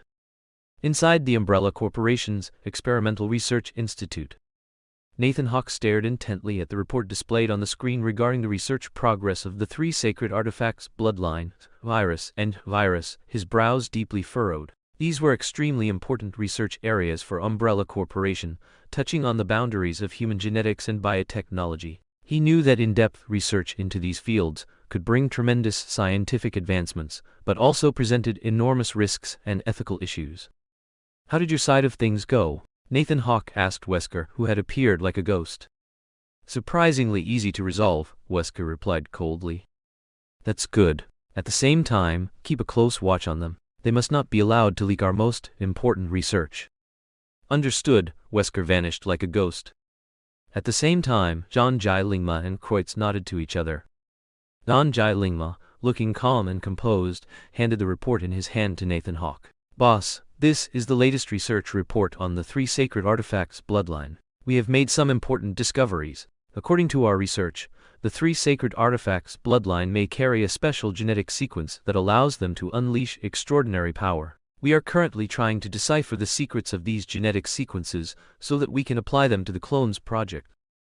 Kreutz, on the other hand, appeared excited and proud as he showcased his research achievements. Mr. Nathan, I am honored to report to you that we have made groundbreaking progress in human genetics. Through precise modification of genes, we have successfully enhanced certain specific human abilities, such as strength, speed, and endurance. This will provide tremendous potential for human evolution and combat effectiveness. However, we must also consider ethical and moral issues and ensure the safety and controllability of this technology. Nathan Hawke listened silently to the reports, pondering the implications and potential risks of these studies. Zhang Jialingma continued, handing another report to Nathan Hawke, saying, regarding the virus, we have thoroughly studied its impact on human genes. The virus has high variability and infectivity, capable of altering the structure and function of human cells, leading to the creation of mutated organisms. We have successfully isolated and studied the virus's genome and are attempting to understand its transmission and control mechanisms. We hope that through this research, we can find effective treatments to counter the virus threat. Afterward, it will be injected into clones. Kreutz added, as for the virus, we have made some groundbreaking progress. This virus is a virus that can alter human genes and physiological characteristics. It has extremely high adaptability and infectivity. Our research focuses on understanding the virus's impact on gene expression and developing antiviral drugs against virus infection. We believe that by thoroughly studying the biological characteristics of the virus, we can find effective treatments and even potentially open new avenues for human gene regulation. Meanwhile, the ABC series of biochemical weapons are becoming increasingly stable in terms of stability and production lines. The Weapon Development Department is currently customizing EXCLUSIVE Chinese letter weapons for the tyrants. Excellent, Nathan Hawke applauded. Then, the clones, the 3 sacred artifacts Bloodline, and the subsequent virus implantation are all up to you. Zhang Jialingma pushed up his reflective glasses. Boss, if we truly succeed in cloning a creature that combines the 3 sacred artifacts Bloodline and has the virus successfully implanted, will we be able to control him? And how powerful will he be? I'm truly excited. Kreutz beside him was also trembling with excitement. After all, this was research akin to God-making. Speaking of God-making, Kreutz's eyes showed the image of another man, whom he had only seen in photos, but never in person, and who was also said to have been summoned by Nathan Hawke. Sephiroth. Nathan Hawke also looked forward to the arrival of this one. Oh right, what is John Walker doing now? Nathan Hawke suddenly remembered his upcoming debut, the superhero's candidate, and asked. He's busy with his hero career, Zhang Jialingma said with a playful look. Weapon Development Department. Baker Squad. Baker was clapping loudly, signaling to the people working under him to look at him. Guys, A new mission has come from above. Unfortunately, the equipment mission I originally secured for Kamen Rider Duke has been given to another squad. Baker finished speaking, raised an eyebrow, and looking at his subordinates who were eagerly waiting for him to reveal the mystery, he said, "The higher-ups have given our squad a very challenging mission. That is to create a new superheroes. A superheroes that uses high technology." The members of the Baker squad showed a hint of disappointment on their faces as they listened to Baker's words. They had originally expected to participate in the equipment mission for Kamen Rider Duke, but were now told to create a new superheroes, which was a very challenging task for them.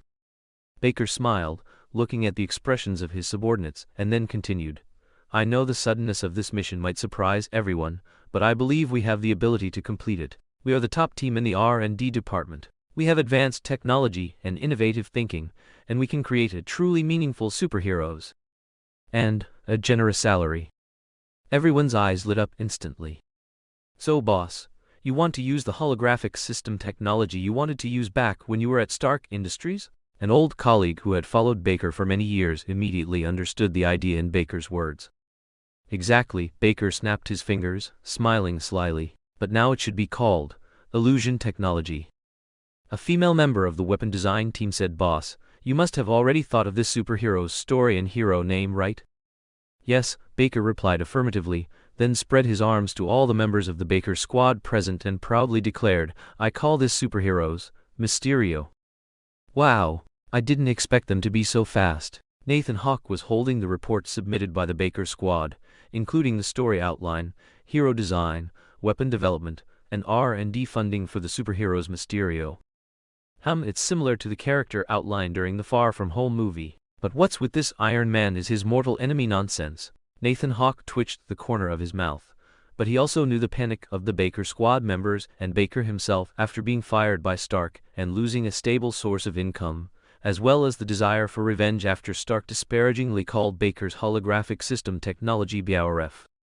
Nathan Hawke crossed this out. Mysterio could be born, but his character design needed to be refined. He then re-examined the story outline and design materials for the superheroes Mysterio submitted by the Baker squad. Afterward, Nathan Hawke summoned Baker.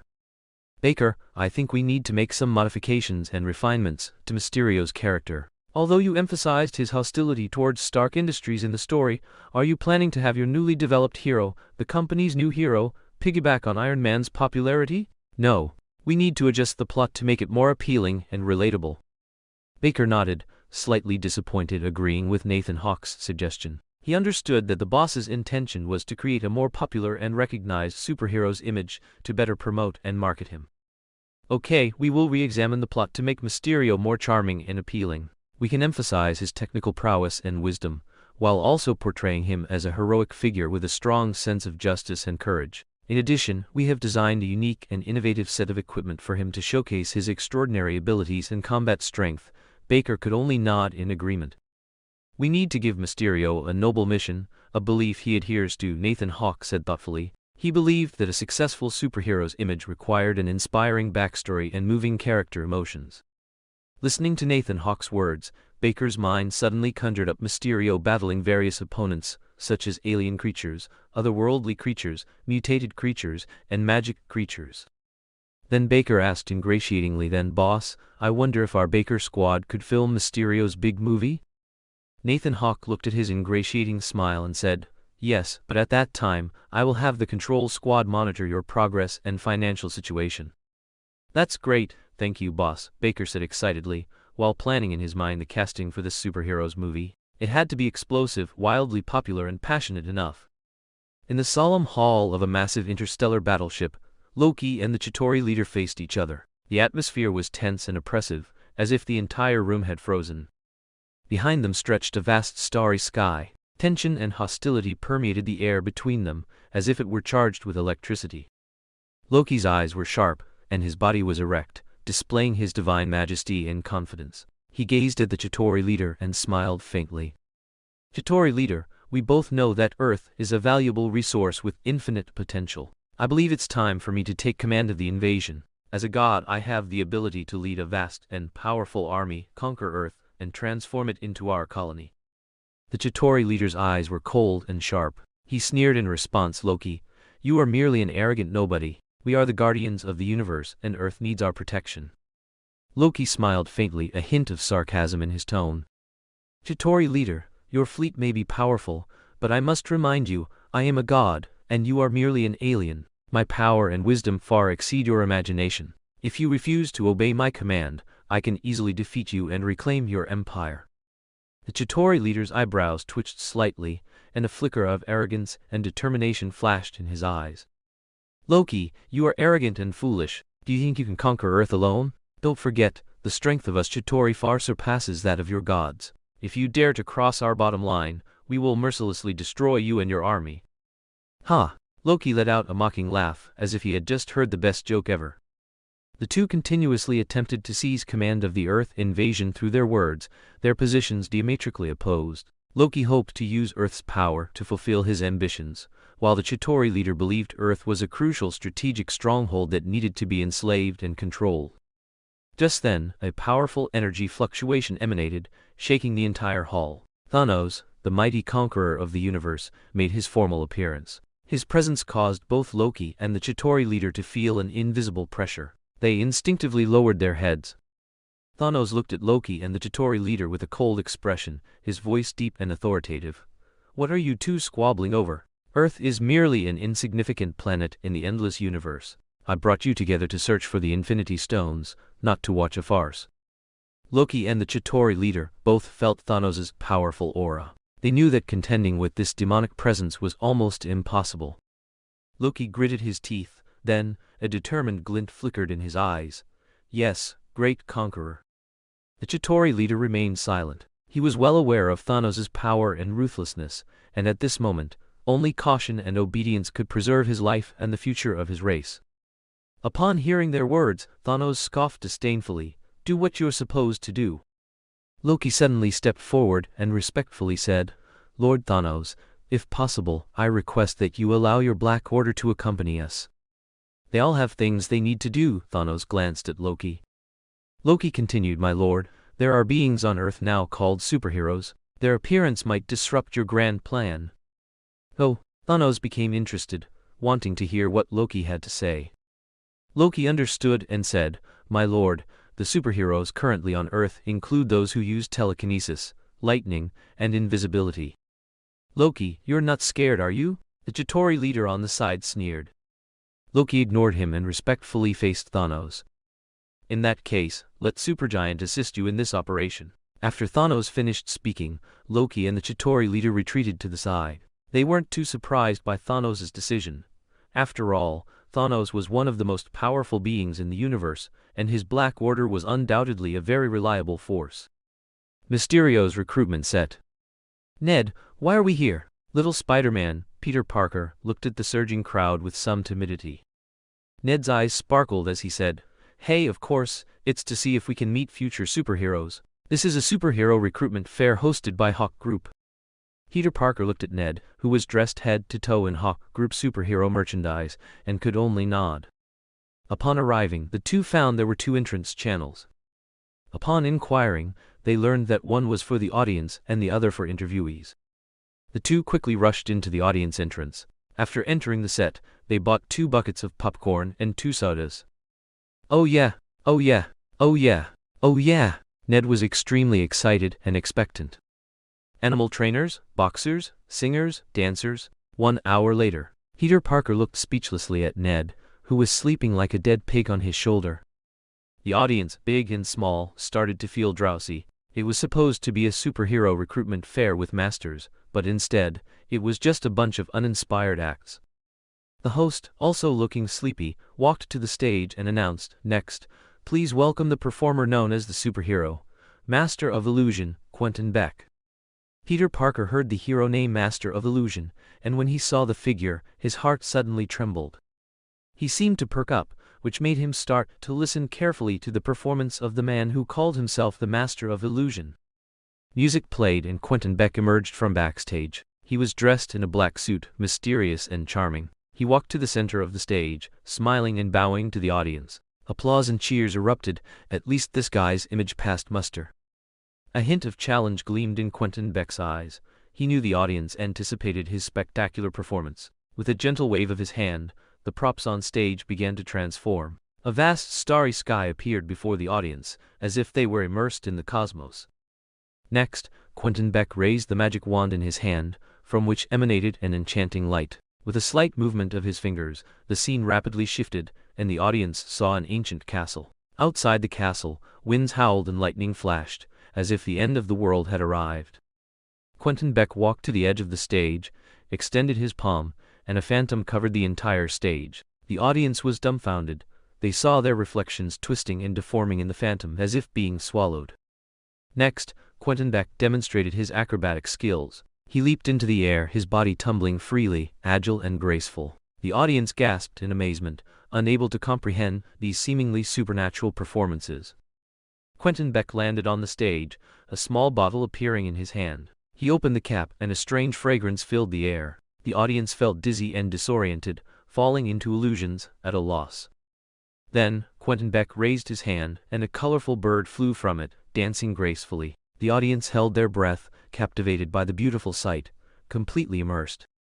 But just then, the music changed, and Quentin Beck suddenly became cold and cruel. His eyes darkened, and an evil smile appeared on his face. The audience began to feel fear. They realized that Quentin Beck seemed to have become two people, one evil and one good. The righteous Quentin Beck began to display his hand-to-hand combat skills, his figure flashing rapidly like a ghost. The audience couldn't understand how he performed his movements. They could only watch as the evil Quentin Beck was struck down, his painful groans echoing on the stage. Quentin Beck's performance ended and he bowed slightly. The audience immediately erupted in enthusiastic applause and cheers.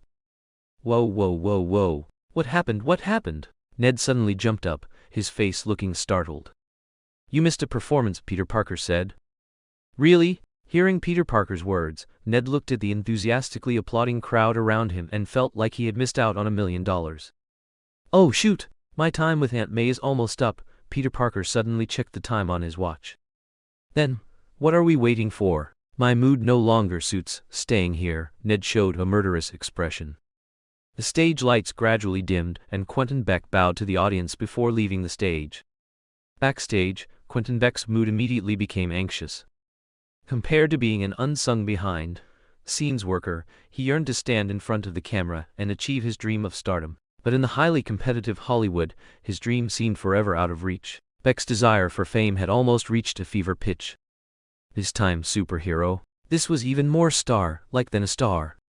Recalling the enthusiastic response he had just received, Quentin Beck's mood calmed down quite a bit. Suddenly, a staff member approached Quentin Beck and said, "Quentin Beck?" Quentin Beck immediately snapped out of it. "Oh, hello. May I help you?" "Mr. Quentin Beck, Mr. Beck wants to see you," the staff member said, looking at the confused yet slightly excited man. "Really?" The confusion on Quentin Beck's face vanished, replaced by boundless excitement. "Yes, Mr. Beck wants to see you. I'll take you there," the staff member said, gesturing for Quentin Beck to follow.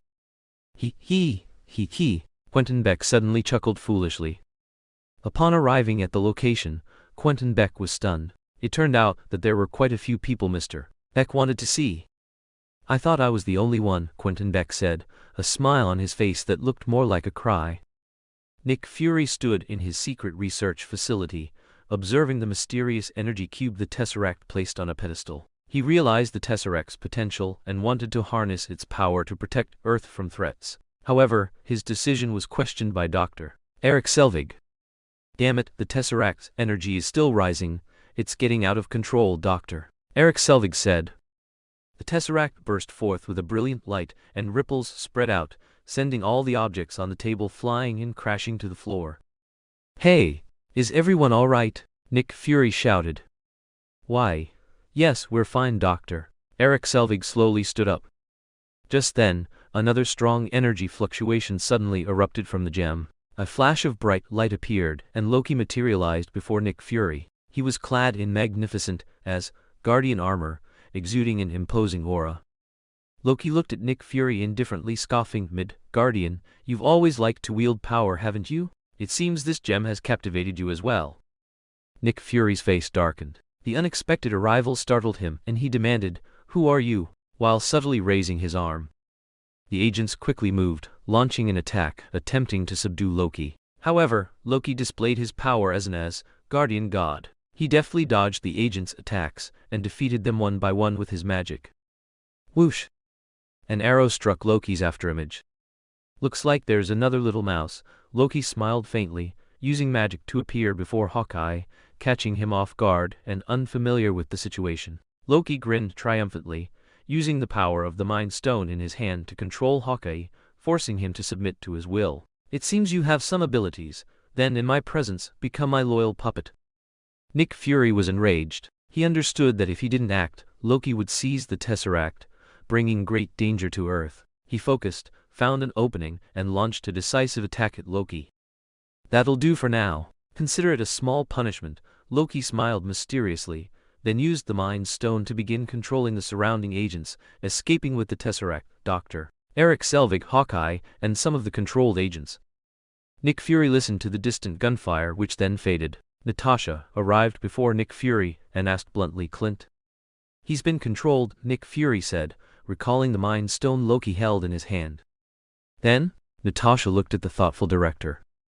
"It's time to activate the Avengers Initiative."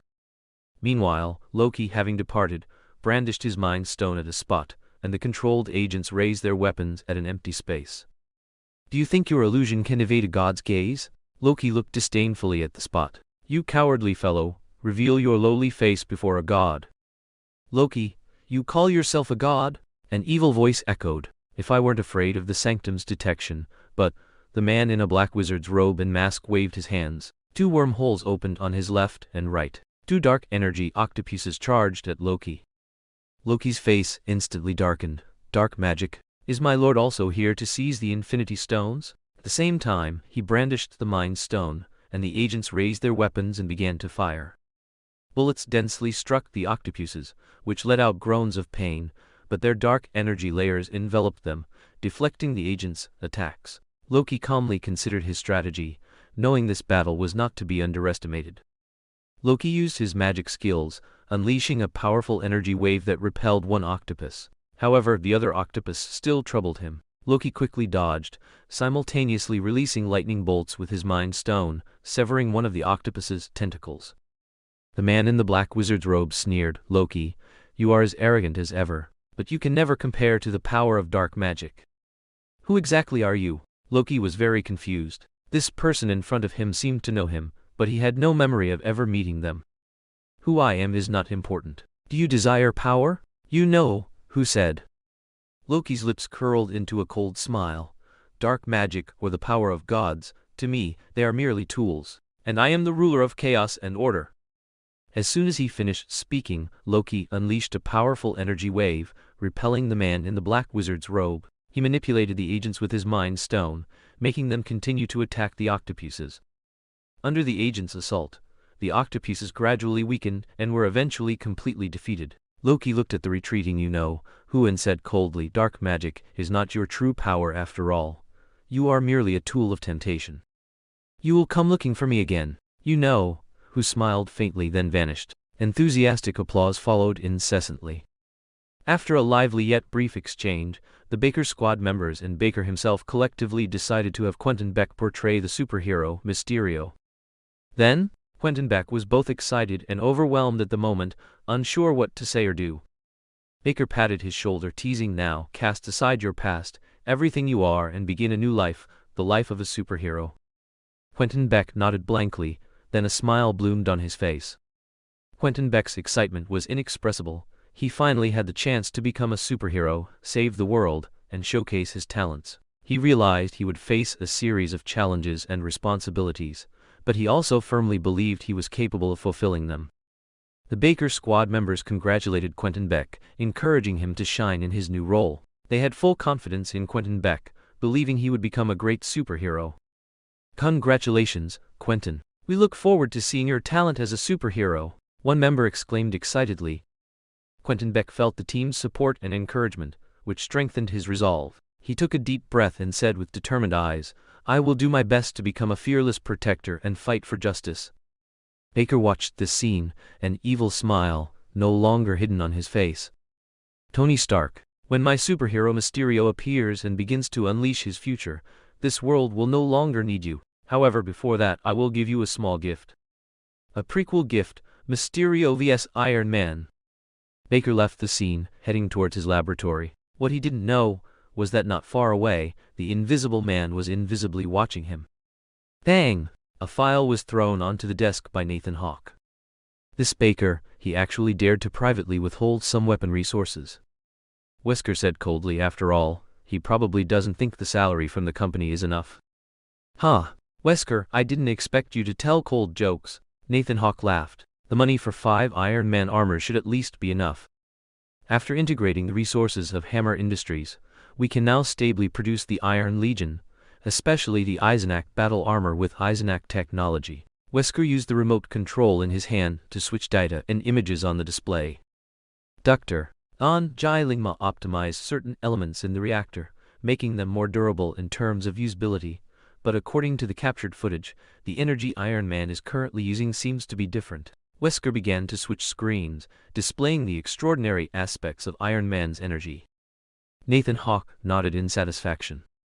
Very good, I trust you to handle things, but as for this Baker fellow, keep him for now. Nathan Hawke's face was expressionless. Wesker nodded, understanding what Nathan Hawke intended to do. At a critical moment, use superheroes to defeat Baker, the man who privately embezzled company resources, and then enhance the company's and his own influence.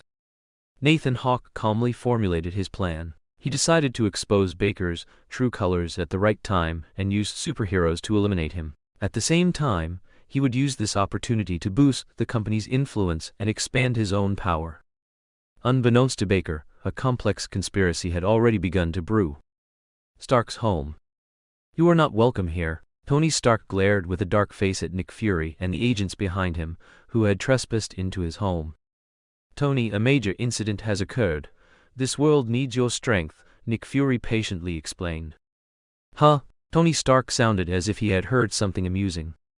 I remember back then you said you were the organization responsible for world peace. You're so strong and you still need me? Tony Stark scoffed, picking at him, and shouldn't you be saying to me, I need your strength, not this world needs your strength? Nick Fury shook his head. Tony, you have too many grievances with us, but we will still await your communication. This visit was only to tell you that a major incident has occurred, and only by working together, forming a team, can we defeat this enemy. Tony Stark shrugged, not answering. Really? Then let's talk about it when it happens. Then, he gestured with his eyes, and his left hand made a dismissive gesture. Tony, I'll wait for your news. Nick Fury waved his hand, signaling his subordinates to leave. After Nick Fury and his group left, Tony Stark immediately instructed Jarvis, retrieve all major incidents from this period. Received, sir. Tony Stark exhaled, then picked up a nearby wine glass and poured himself a glass of red wine. Loki displayed his evil power and desire for domination in a city square. People were awestruck by his power and majesty, kneeling before him in worship and fear. In contrast, nearby lay a group of destroyed police cars and numerous casualties among the police officers. Loki stood on a high platform, looking down on everyone from above. He wore a magnificent green cloak and a horned helmet, exuding an irresistible aura of authority and dominance. Loki brandished the Mind Scepter in his hand. Humans, you were once powerless and insignificant, but today I, Loki, have come to your world to bring you a new order and unity. You shall henceforth submit to me. I shall be your master, your god. You no longer need freedom, no longer need choices, for you are incapable of managing your own lives. Your chaos and incompetence shall be governed by me, and I shall lead you to a better future. Kneel, humans, submit to me, offer me your reverence and loyalty. I will grant you power and protection, and as long as you obey my commands, I will spare you from suffering and torment. Those who defy me shall face severe punishment. Your resistance will be meaningless. I possess power beyond your imagination, and any challenge will be crushed by me. Now is the time to accept your fate, to accept the rule of I, Loki. You shall be my slaves, my playthings, my conquered. This world shall bow to me, forever bow to me. Humans, I am Loki, your new master, the embodiment of your nightmares. From now on, you shall be dominated by me, and your future shall be decided by me. Now kneel and submit to me. At the same time, the sealed agents and some law enforcement officers controlled by Loki all knelt on one knee, their right fists pounding their chests. Loki stood high above in the center of the square, delivering his declaration of rule. Suddenly, a golden flash appeared, and Iron Man materialized before Loki. Inside his Iron Man suit, Tony Stark raised an eyebrow playfully, looking at Loki in his green cloak, and quipped, "Whoa, whoa, whoa, whoa. Looks like this green fella's a big deal. I thought it was just a carnival here." Loki's eyes coldly swept over Iron Man, responding disdainfully, "Who are you, daring to obstruct my glorious endeavor?" Tony Stark shrugged proudly and said playfully, "I'm a rich kid with excellent tech, and also the sexiest superhero in the world, Iron Man. Haven't you heard? You seem to be missing a very important fact, green turbine fella." Loki's brow furrowed slightly. He was unaccustomed to such disrespect. He sneered, "So it's you. I heard you're an arrogant fellow, but in my eyes, you are merely a mortal." Tony Stark's lips curled into a mocking smile.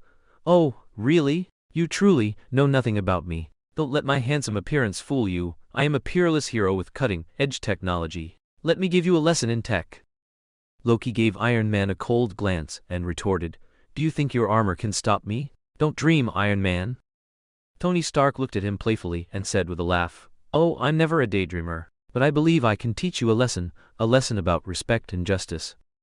The battle began, Loki brandishing his scepter, unleashing lightning bolts and energy waves. Iron Man deftly dodged, simultaneously retaliating with laser beams from his hands. The two engaged in a fierce battle on the street.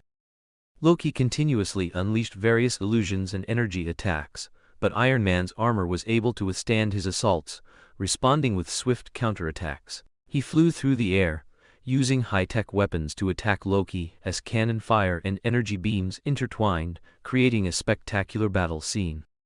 "Haha, is this your illusion ability? It's transparent before my technology."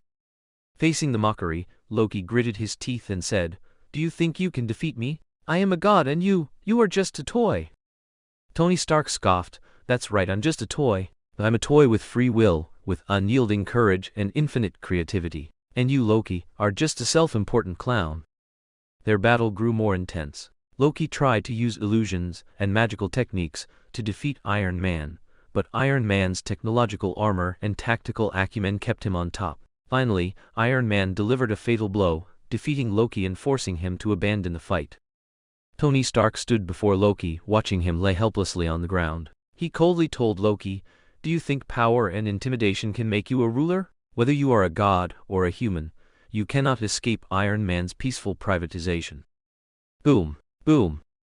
The sky began to thunder. "Ha, the annoying one is here." Loki, who had been panting, instantly became quite calm.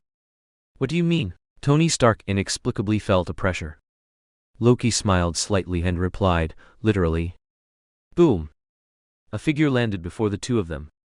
"Tin Man, hand over Loki at your feet to me," Thor said with a serious and booming voice. Iron Man felt confused and suspicious about Thor's presence, and asked Loki, who was sprawled on the ground beside him, "Who is he?" "Thor, the god of thunder, my brother." Loki's lips curled upwards. "Thor, the god of thunder?" Tony Stark looked at the Nordic mythology information Jarvis was displaying on his screen, then approached Thor and provocatively said, "This isn't Asgard, god." Thor maintained his dignified and confident posture, responding, "I am Thor, the god of thunder. You would do well to show me respect." Tony Stark scoffed, "Respect? For a human I need to see something to respect you." As the conversation escalated, the atmosphere grew tense. Thor suddenly unleashed lightning energy, enveloping Iron Man. Iron Man's armor began to deploy defensive modes, countering Thor's attack. The two immediately engaged in a fierce battle, their powers colliding and releasing dazzling light. Iron Man used his technological weapons, firing laser beams and missiles, attempting to defeat Thor. Thor, meanwhile, wielded Mjolnir, countering Iron Man's attacks with lightning and brute force. "Director, this can't go on. The Council is already warning us to intervene quickly," Coulson said to Nick Fury over comms from the Quinjet. "Whoa, you actually have the Council's number? Looks like you're a big shot," Nick Fury scoffed. "Enough, Director. It was just the Council's secretary who called me," Coulson said, looking at the battle between Iron Man and Thor with a distressed expression.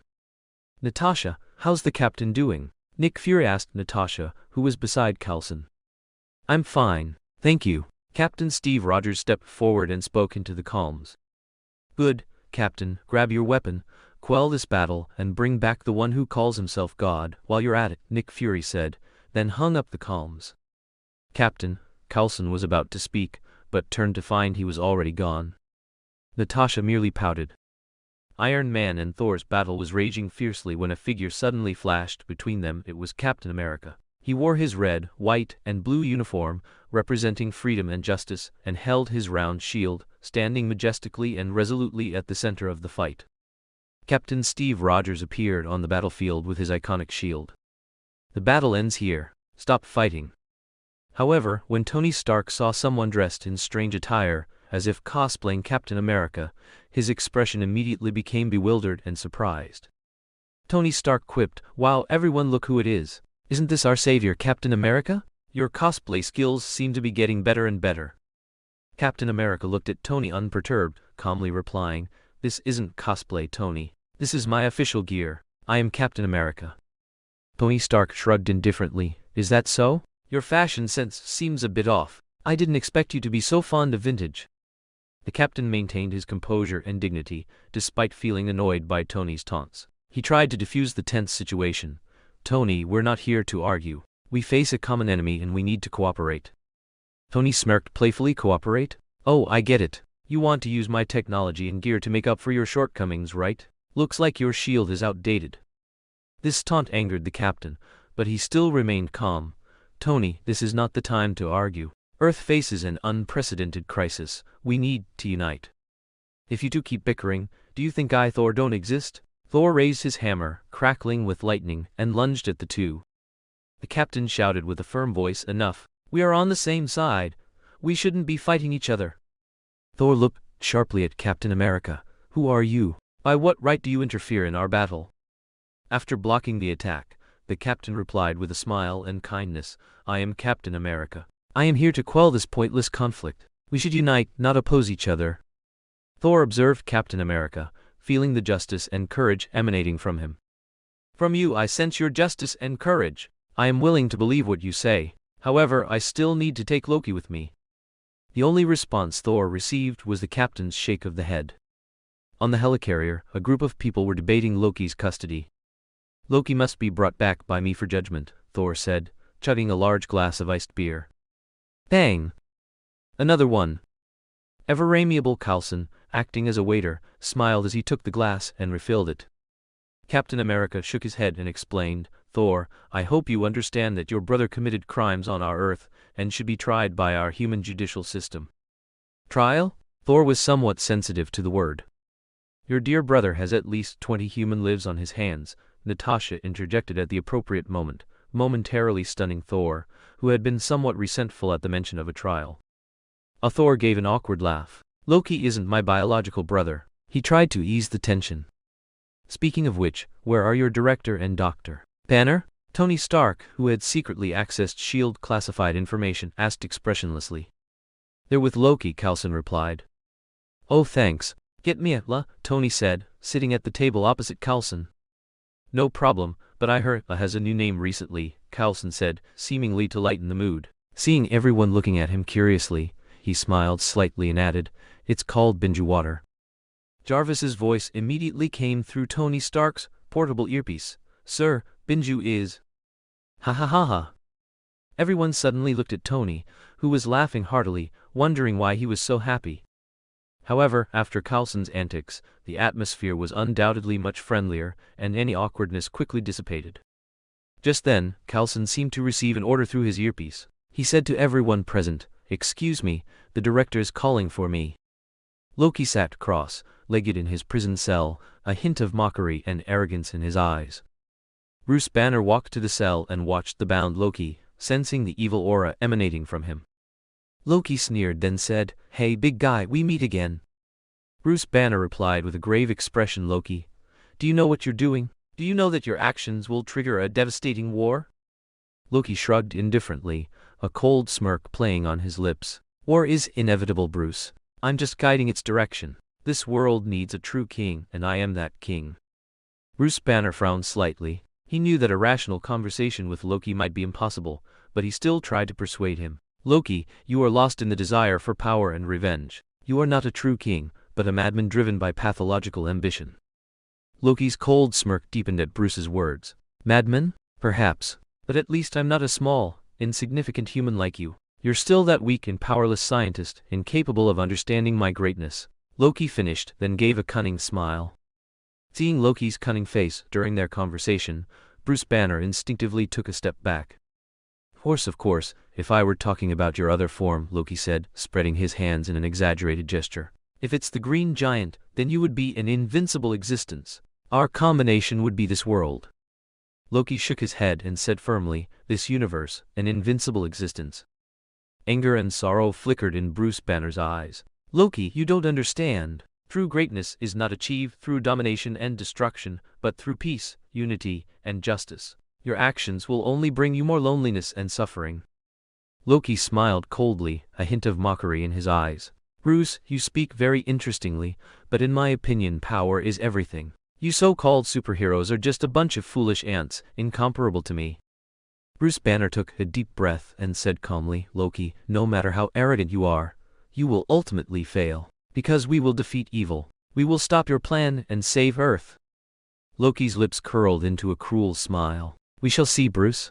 Let time prove who the true ruler of this world is. As Bruce Banner turned to leave, he suddenly heard Loki's playful words from behind him. Tell me, is it possible that this cage I'm imprisoned in was actually meant for you? Bruce Banner froze at the words, then left, deep in thought. When Bruce Banner returned, he found everyone except Coulson present. But the atmosphere was tense. Dr. Banner is back. Let Dr. Banner be the judge, Tony Stark said, then began to disclose S.H.I.E.L.D. classified information to Banner. Especially when he heard about the cells on the helicarrier, Banner's heart sank considerably. Tony, we are a team, we shouldn't fight amongst ourselves, Captain America said, ignoring Nick Fury's ashen face nearby, and tried to patiently admonish him. You really are an old-timer, Captain. You can't keep up with the times, Tony Stark said confidently. I've already told you, this team needs my technology and resources. Without me you're nothing. Captain America was also angered by Tony's words and sneered disdainfully. Technology and resources cannot replace justice and humanity, Tony. You always think too highly of yourself. Bruce Banner tried to calm the argument. Everyone, calm down. We must unite to fight Loki and his evil plan. However, the tense situation made the atmosphere taut, and each Avenger had their own ideas and positions. Must unite to fight Loki and his evil plan? Tony Stark sneered. I suddenly realized that playing house with you all is a waste of time. I think I should take my brother back. Your team's atmosphere is too bad. I don't like it, Thor said, looking mockingly at everyone present. Then he uttered a remark that was very jarring to S.H.I.E.L.D. You guys are far worse than Nathan Hawke's team. Thor suddenly realized something, stood up and said, That's right, I can go find Nathan Hawke. Then he looked at Tony Stark next to him and asked, Hey, do you know how to find Nathan Hawke? Thor, Nathan Hawke is not a good person, Natasha said, her face grim. Thor ignored her, picked up his hammer and prepared to leave. Suddenly, rumble, rumble, the helicarrier began to shake. Director, it's Hawkeye. He's leading a group of agents and fighter jets to attack us. Maria Hill in the command center immediately informed everyone present. Nick Fury said to everyone present, Guys, let's kick these guys' asses first. Everyone quickly moved into action. The situation on the helicarrier rapidly deteriorated. The controlled Hawkeye led a group of controlled agents in a fierce assault on the Avengers. Their offensive swept in like a storm, putting everyone in a difficult position. Bruce Banner felt an ominous change. His body began to tremble, and he instantly lost self-control. His eyes became wild and fierce, and his body gradually expanded, eventually transforming into a massive and powerful Hulk. No, don't do this. Control yourself, Bruce Banner desperately screamed internally, but he couldn't stop the Hulk's rampage. The Hulk began to wreak havoc, destroying facilities and equipment on the ship, oblivious to his companions around him. The big green pig seems a bit too excited, Tony Stark quipped, donning his Iron Man suit, ready to confront the Hulk. The two faced off in the helicarrier's corridor. Iron Man launched an attack, using the suit's powerful weapon systems to strike at the Hulk. However, the Hulk's strength and rage made him exceptionally powerful, and Tony Stark found it difficult to fully control him. Banner, listen to me. You have to try to control yourself, Tony Stark shouted, trying to awaken Bruce Banner's inner consciousness. But the Hulk continued his destructive rampage uncontrollably. He targeted Iron Man, launching a fierce attack. Tony Stark had to go all out, dodging the Hulk's attacks and trying to find his weakness. Meanwhile, Loki, released by Hawke, encountered Coulson. He looked coldly at Coulson, preparing to unleash his magic. Loki's eyes were filled with evil and indifference, and he attacked without hesitation, killing Coulson. Coulson! Anger and sorrow flashed in Natasha's eyes, and she resolved to avenge Coulson against Loki. Natasha quickly approached Loki, using her weapons and combat skills to engage him in a fierce duel. Loki deftly dodged Natasha's various attacks. Then Loki, having grown bored, took the Mind Stone scepter from Hawke, waved his hand, and said with an evil grin, "Goodbye." The two vanished before Natasha's eyes. Thor, the god of thunder, was fighting fiercely against enemy fighter jets on the outskirts of the helicarrier. He wielded his Mjolnir, emitting deafening thunder, shooting down enemy aircraft. Power of Thor! Thor roared, his power resonating with the dancing lightning in the sky, forming a powerful energy field. Nick Fury and Maria Hill worked closely together, confronting the controlled agents. Maria Hill was agile, using her weapons and combat skills to quickly defeat enemies. Nick Fury calmly directed the battle, using his tactics and strategies to lead his team against the enemy's assault. The entire helicarrier was filled with fire and explosions, and the battle was in its white-hot stage. And on the other side, Stark Tower. "Hey, miss in the white robe with blue skin, what are you doing at Stark Tower?" Andre and Electro asked, looking at the fallen Stark security forces around them. "Of course, it's to eliminate you superheroes." Supergiant's voice was full of mockery and arrogance as she slowly paced through Stark Tower, her gaze coldly sweeping over Andre and Electro. Waves of psychokinesis surged towards the two of them. Andre gritted his teeth, his eyes flashing with firm resolve. As a superhero with powerful psychokinesis, he felt he was facing a formidable and dangerous enemy. Electro, meanwhile, radiated electrical energy, ready for the battle. Supergiant sneered and quickly lunged at Andre. She used her mental control ability, attempting to invade Andre's mind and strip him of his will. Andre fought back, resisting Supergiant's mental attack with all his might, engaging her in a fierce psychic struggle with his willpower. The two clashed in the world of super-perception, their mental powers intertwined in a illusory space. At the same time, Electro unleashed a powerful electrical energy attack. He emitted lightning, like energy arcs, attempting to bind Supergiant and weaken her mobility. The electrical energy intertwined in the corridors of Stark Tower, forming a powerful defensive line. Supergiant calmly dodged Electro's attacks, nimbly evading the arcs of electrical energy while using her telepathy to probe Electro's thought patterns. She tried to crack his electrical energy control system and disrupt his attacks. An interesting scene. Supergiant's abilities and strategic thinking intrigued Electro. He constantly adjusted his tactics, trying to find Supergiant's weakness, but her agility and psychic power made her elusive. Andre continued his psychic struggle with Supergiant. He resisted her mental invasion with his willpower. Images of memories and emotions flashed through his mind as he tried to lead Supergiant into his mental trap. "You cannot defeat us." Andre's voice was filled with determination and power. "Oh really? Let's see about that," Supergiant said maliciously, her slender figure, adorned with her charm, like a man-eating rose, enticing the sheep caught in her charming vortex. She gathered her mental power, using telepathy to probe Andre's weaknesses, trying to break his will. "You seem to underestimate me." Electro launched a powerful electrical energy attack, forming a huge lightning energy beam. It bound Supergiant, restricting her movements. "Now, Andre," Electro's voice came through. Andre immediately seized the opportunity. He used his willpower to unleash powerful psychokinesis, pushing Supergiant back. He used his superpowers to control surrounding objects, turning them into deadly weapons, and fiercely attacked Supergiant. Supergiant was forced to retreat, feeling Andre's strength and firm will. "It seems I misjudged them." Supergiant looked at Electro, but she quickly regained her composure and swiftly adjusted her tactics. She regathered her mental power, unleashing an even stronger mental control ability. She tried to invade Andre's mind again, stripping him of his resistance. But Andre was no longer fighting alone. Electro unleashed an even more powerful electrical energy attack, instantly trapping Supergiant. His electrical energy formed a powerful barrier, blocking Supergiant's mental attacks. Supergiant felt a deadly danger, perceiving Electro's hidden, imperceptible killing intent. She quickly burst out with a surge of psychic energy, scattering the electrical energy barrier and retreating. Andre seized the opportunity, continuing to use psychokinesis, turning surrounding objects into offensive weapons, and launching a fierce attack on Supergiant. He used fragments and metal debris controlled by psychokinesis, shooting them like arrows at Supergiant. Supergiant had to retreat again, avoiding the fatal attacks. She felt Andre's increasingly firm will and powerful psychokinesis, and began to be wary of his strength.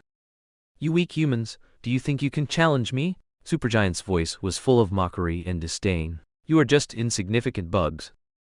Electro, meanwhile, remained vigilant. He unleashed an even more powerful electrical energy attack, forming concentrated beams of electrical energy that rushed towards Supergiant. His attacks were incredibly fast and filled with destructive power.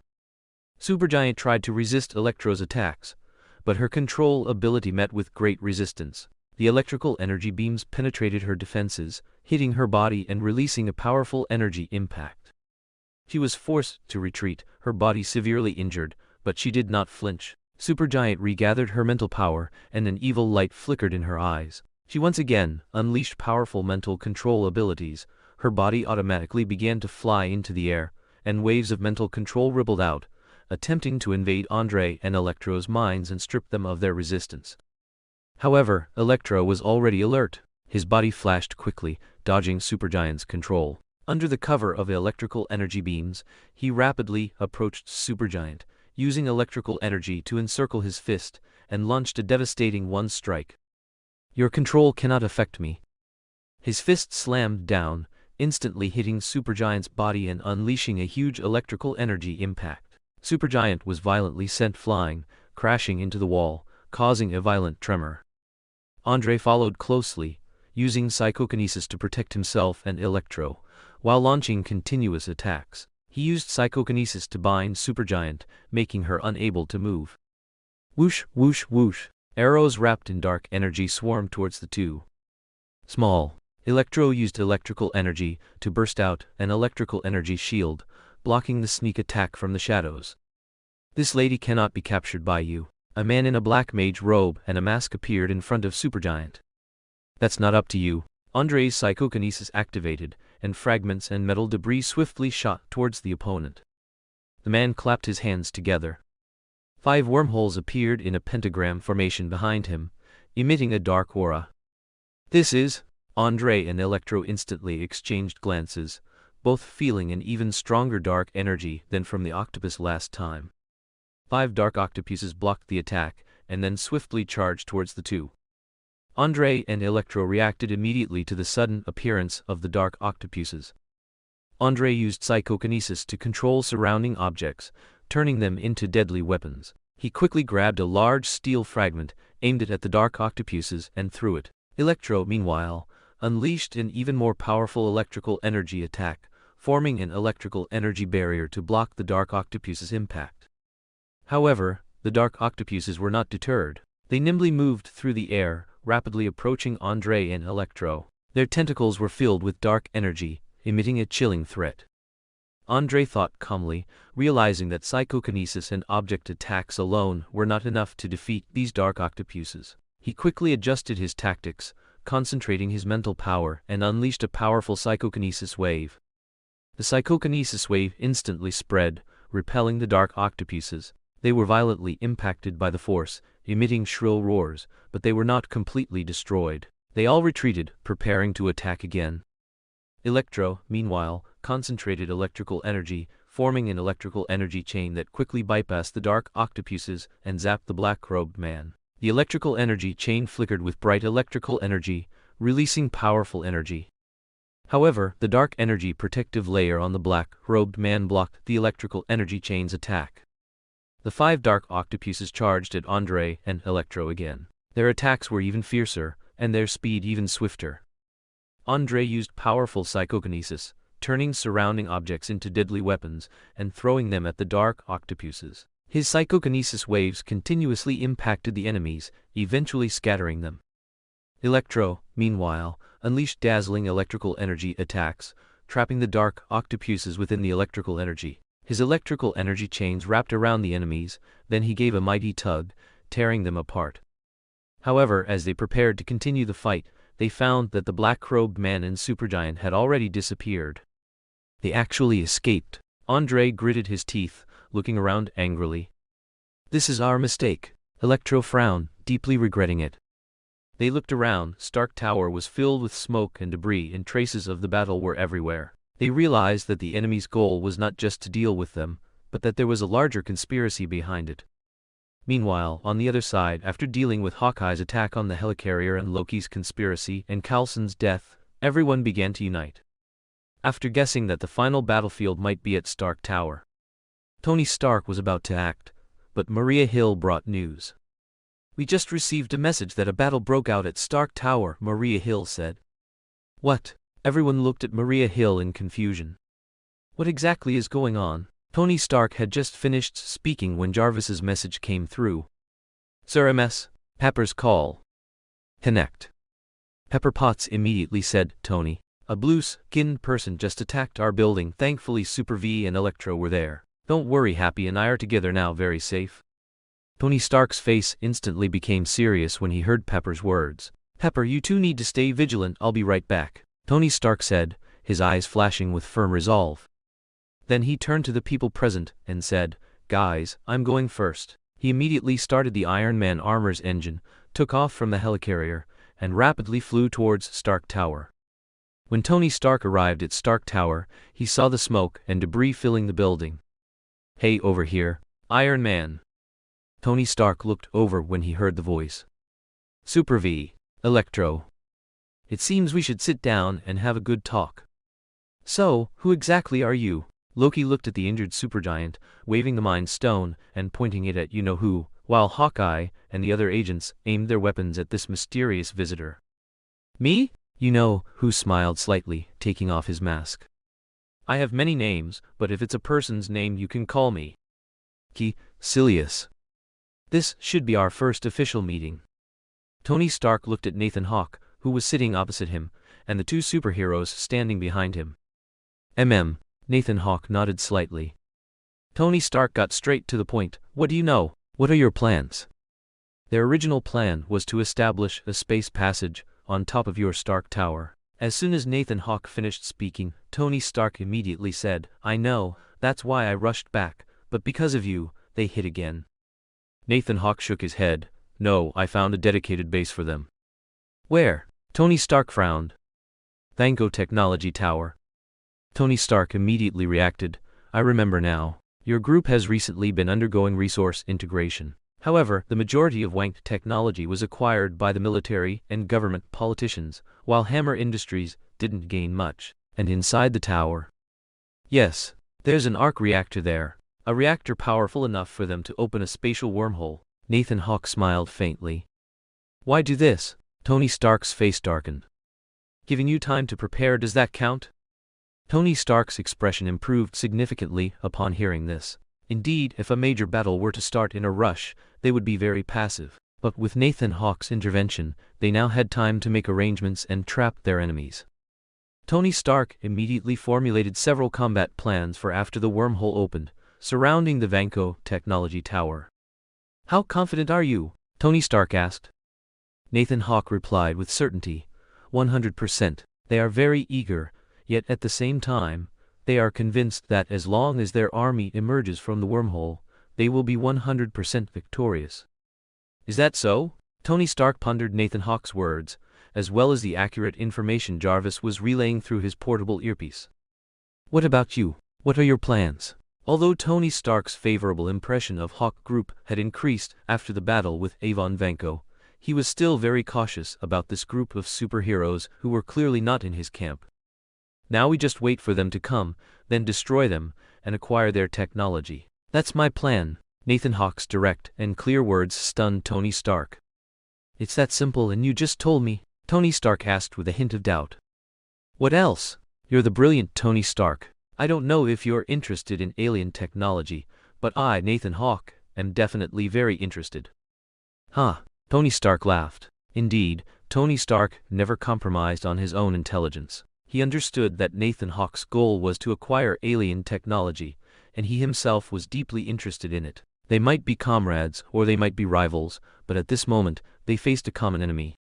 "Nathan, perhaps we can have some room for cooperation," Tony Stark said, a hint of excitement in his eyes. "That's an interesting proposal, Tony Stark. We can discuss the details of our cooperation." Nathan Hawke smiled slightly. The two began to communicate, discussing how to cooperate against Loki and the alien army. They exchanged intelligence and plans, trying to find common ground and a balance of interests. That's the plan. At Tony Stark's home, Tony Stark remotely controlled a video screen, speaking to the Avengers. Captain asked with concern, "But if that's the case, those inside the tower?" Tony Stark said firmly, "Captain, some things must happen. You should understand, and I can empathize with your feelings, but if we don't do this, more people will die." At least, Tony Stark looked at Thor, Natasha, Bruce Banner, Pepper Potts, and finally at Captain. "At least in these matters, there's also Nick Fury's CLD providing support from behind the scenes, allowing us to fight more effectively on the front lines." Upon hearing this, Captain's mood eased considerably, and his gaze towards Tony gradually softened. He smiled and said, "It seems you're gradually learning to trust your team, to trust your comrades." Those around him also shared a knowing smile. Tony Stark also smiled, but in his mind, Nathan Hawke's superhero team appeared. What kind of team were they? Was it a team led by Nathan Hawke? "Oh, where's Rhodey? I heard Rhodey's injuries have improved quite a bit. Is he coming along this time too?" Pepper Potts asked. "Rhodey, huh?" Tony Stark just shook his head, a hint of wistfulness in his expression. "You humans actually dare to offer advice to a god. It truly opens my eyes. Although my goal is indeed set here. However, if you are willing to submit to me once I conquer Earth, you will be the subordinates of me, the most wise and mighty god Loki." Loki looked at these people who called themselves Hydra with some interest. However, Loki then showed a mocking expression. "Your Viper only sent you subordinates to meet me. It seems that after I conquer Earth, I will need to give this god who disrespects the one ascending the throne some physical blossoming." The Hydra leader just bowed his head silently, saying nothing. Loki's interest gradually faded and he waved his hand, saying, "Very well, I accept. As long as you temporarily delay those superheroes, the gaze of a god will fall upon you." The Hydra leader watched Loki's departing back, a cunning smile on his face. They knew their plan was not to pledge allegiance to Loki, but to use him at the right moment to achieve Hydra goals. "These are messages from the European branch. Wesker and Nathan Hawke were discussing plans against Loki and the alien army. It seems Hydra has received some information." Nathan Hawke looked at the Hydra European branch beginning to attack the Umbrella Corporation European branch and Hawke Group's European company, and after a moment of thought, he snorted coldly. "The goal is to keep Sephiroth in Europe.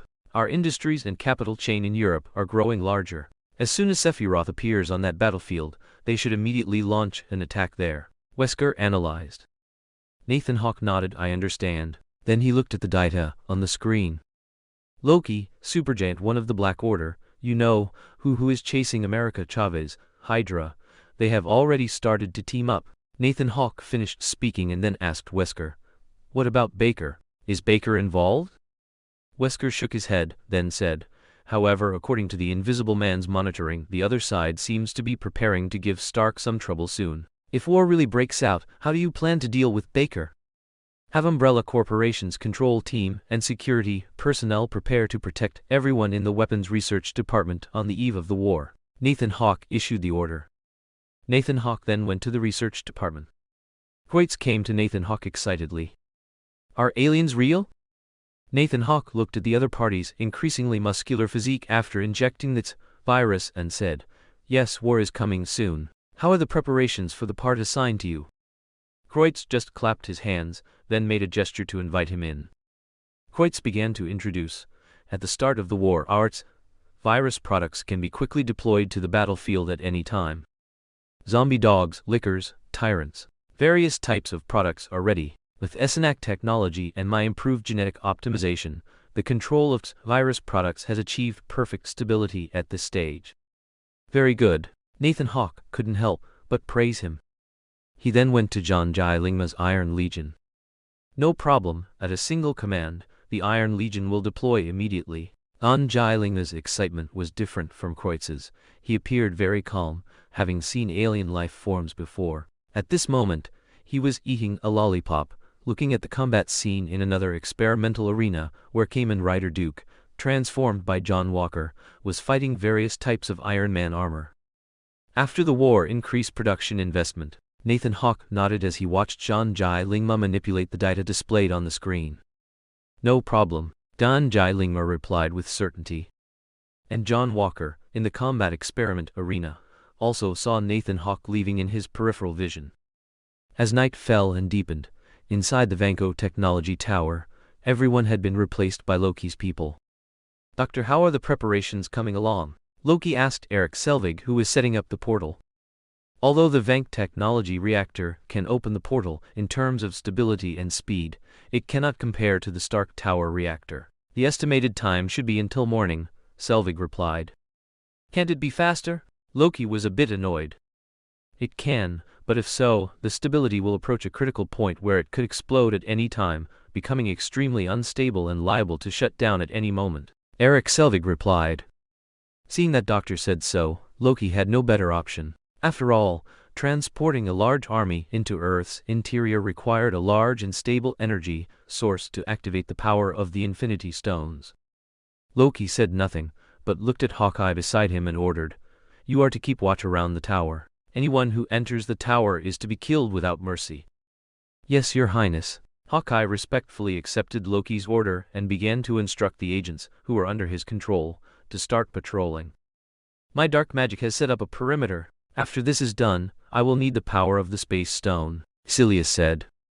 "I need an explanation." "I told you, you cannot covet the Infinity Stones." Loki pondered for a moment, then raised an eyebrow, looking at him calmly. Silius snorted coldly, "I came here to capture someone, but the dark magic's tracking of her has become blurry, so I must use the power of the Infinity Stones. Don't worry, I will only use it. Once I locate the specific address, I will leave." Stark Tower. The combat plan begins now. Tony Stark started operating a remote control, manipulating the display screen. "I've already established a firepower encirclement around the Vanko Technology Tower. As the reactor energy inside Wank Technology activates the Tesseract's energy, my Iron Legion will begin indiscriminate firepower suppression." "I have a question," Captain said. "Speak." Tony Stark tapped Captain with his hand. "Why must they open a space portal? Why must we fight this large-scale battle? Since we know their location, why can't we just fight a small, localized battle?" Everyone present clearly understood Captain's meaning. Undoubtedly, he just didn't want the battlefield to expand, as this could lead to a far greater number of casualties. "I had a fight with Loki and his brother Thor." Tony Stark pointed to Thor, who gave him a shrug and a look that said, "Not my business. This world is changing fast. This world has aliens, and they will invade. This is no longer a battle within Earth, but a battle between planets. I don't know what you all are thinking, but..." Tony Stark pointed to himself. Tony Stark is a person with a very strong ability to accept new things. Even if he doesn't want to, he will force himself to accept them. This battle must be fought, and it must be fought beautifully. We need to show the might of us Earthlings. Let our voices be heard in this universe, and let these aliens know that we Earthlings are not to be trifled with, not to be bullied. If they insist on invading our planet, then we only have one thing to do." Tony Stark's gaze swept seriously over everyone present. Everyone was moved by Tony Stark's speech. Well, only Thor was slightly embarrassed. Tony Stark was very satisfied with everyone's attitude, then solemnly and forcefully stated, "That is to make them feel pain, feel failure, and feel the coming of Zion Death Entity. Avengers. Victory." Everyone nodded silently, their hearts filled with determination and resolve. They knew that the meaning of this battle was not just to defend Earth, but also to demonstrate humanity's courage and strength. Captain walked up to Tony Stark, patted him on the shoulder, expressing support and unity. The other team members also expressed their trust and cooperation with Tony Stark. "All right, then let's begin," Tony Stark said. The Avengers quickly assembled and took their positions according to the plan. "Jarvis, activate adjutant mode. You will command the Iron Legion." Adjutant mode activated. "Yes, General." Jarvis has activated adjutant mode. "The Iron Legion is connected and awaiting your command." "Execute according to the programmed plan." "Yes, General." Meanwhile, on the other side, Nathan Hawke also began issuing orders. Electro, Andre. Your mission is to kill any aliens you see along the way. Do not miss a single target. John Walker, your mission is to protect the Hawke group, radiating outwards from the Hawke group's perimeter. John Walker nodded with a serious expression. As for John Jai Lingma and Kreutz, you will remain at the Umbrella Corporation. Your mission, you already know, so I won't repeat it. As for Wesker, Nathan Hawke gave no instructions, because Wesker's mission was to protect the main base, the Umbrella Corporation. As for Nathan Hawke, he was, of course, in his office enjoying red wine, awaiting the results. Speaking of which, where is the Invisible Man? Andre looked left and right, even using psychokinesis to spread out, wondering if the other party was invisible, but found that he wasn't there. I sent him to run an errand, Nathan Hawke said. White House. At this moment, the Invisible Man was in the White House, in the President's office, monitoring their every move, and simultaneously feeding the scene inside, via cameras, back to the Umbrella Corporation's display. I can't believe there are really aliens in this world, the President said, looking incredulous. The Secretary General, holding an A4 paper, said, according to the Council and Nick Fury, they will clear the surrounding area to ensure foolproof security. Also, 2 generals are currently on their way. After the Secretary General finished speaking, he handed over the A4 paper in his hand. The military's logistics department and our personnel have already begun post-war processing work. At the same time, the army has assembled and can quickly enter the field after the battle ends. After hearing this, the President couldn't help but nod, saying, very good. Also contact the media. The great America is invincible. The script must heavily emphasize my wise leadership. As for that idiotic politician's suggestion of throwing a nuclear bomb, if we can't win, the President now gave a slight, fake smile. Tell him to get as far away as possible. After the Secretary General left, the President turned to look at the empty space beside him. The Invisible Man revealed his true form. Pleasure working with you, Mr. President. The Invisible Man extended his hand and shook hands with the President. Pleasure working with you. Your Iris series of serums have made my body much stronger, and my safety has been greatly guaranteed, the President replied with a smile. If Mr. President is willing, we will specifically build a suit of armor suitable for you. Aha, if that's the case, then all the better. It was a mutually beneficial exchange, and both parties were very satisfied. Boom! As a beam of light shot straight up from the Vanco Technology Tower. A dazzling light spread out. The light gradually dissipated, and a massive space portal appeared above the Vanco Technology Tower. Pouring out from the space portal was an invading army composed of Chitauri. They wore silver armor, wielded energy weapons, and their gazes were cold and sharp. They're here! A voice, whose it was, came through the communicator. The Avengers immediately sensed the gravity of the threat. Their faces became grim. Captain gripped his shield tightly, clenching his jaw.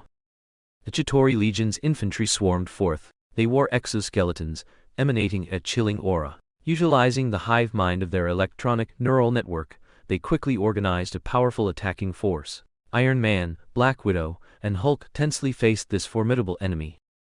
The Chitauri infantry were equipped with arm cannons and forearm guns. They aimed at their targets and unleashed powerful energy barrages. Iron Man quickly activated his armor's energy shield, fending off the Chitauri soldiers' attacks, while also launching a counterattack. His wrist lasers fired sharp energy beams, hitting the Chitauri infantry and blasting them into fragments. Black Widow, with her agility and combat skills, fought against the Chitauri infantry. She expertly wielded her dual-bladed weapons and martial arts, moving through the battlefield, swiftly taking down enemies. She utilized her flexible movements and keen reflexes to evade the Chitauri's attacks while launching deadly counterattacks. Hulk transformed into a massive green giant. His strength and rage made him an unstoppable force. He swung his fists, scattering the Chitauri infantry, their armor no match for Hulk's power.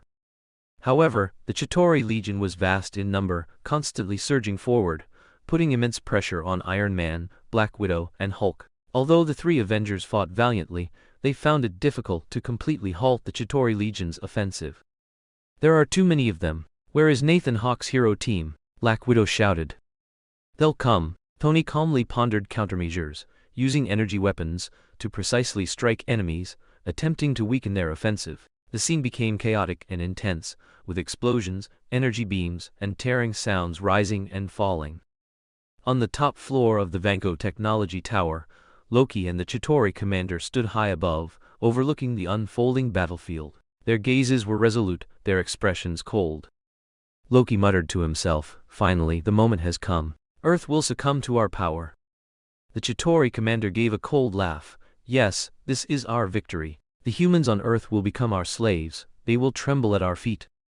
Loki looked into the distance, especially noting his brother Thor's battle scene, a complex emotion flickering in his eyes.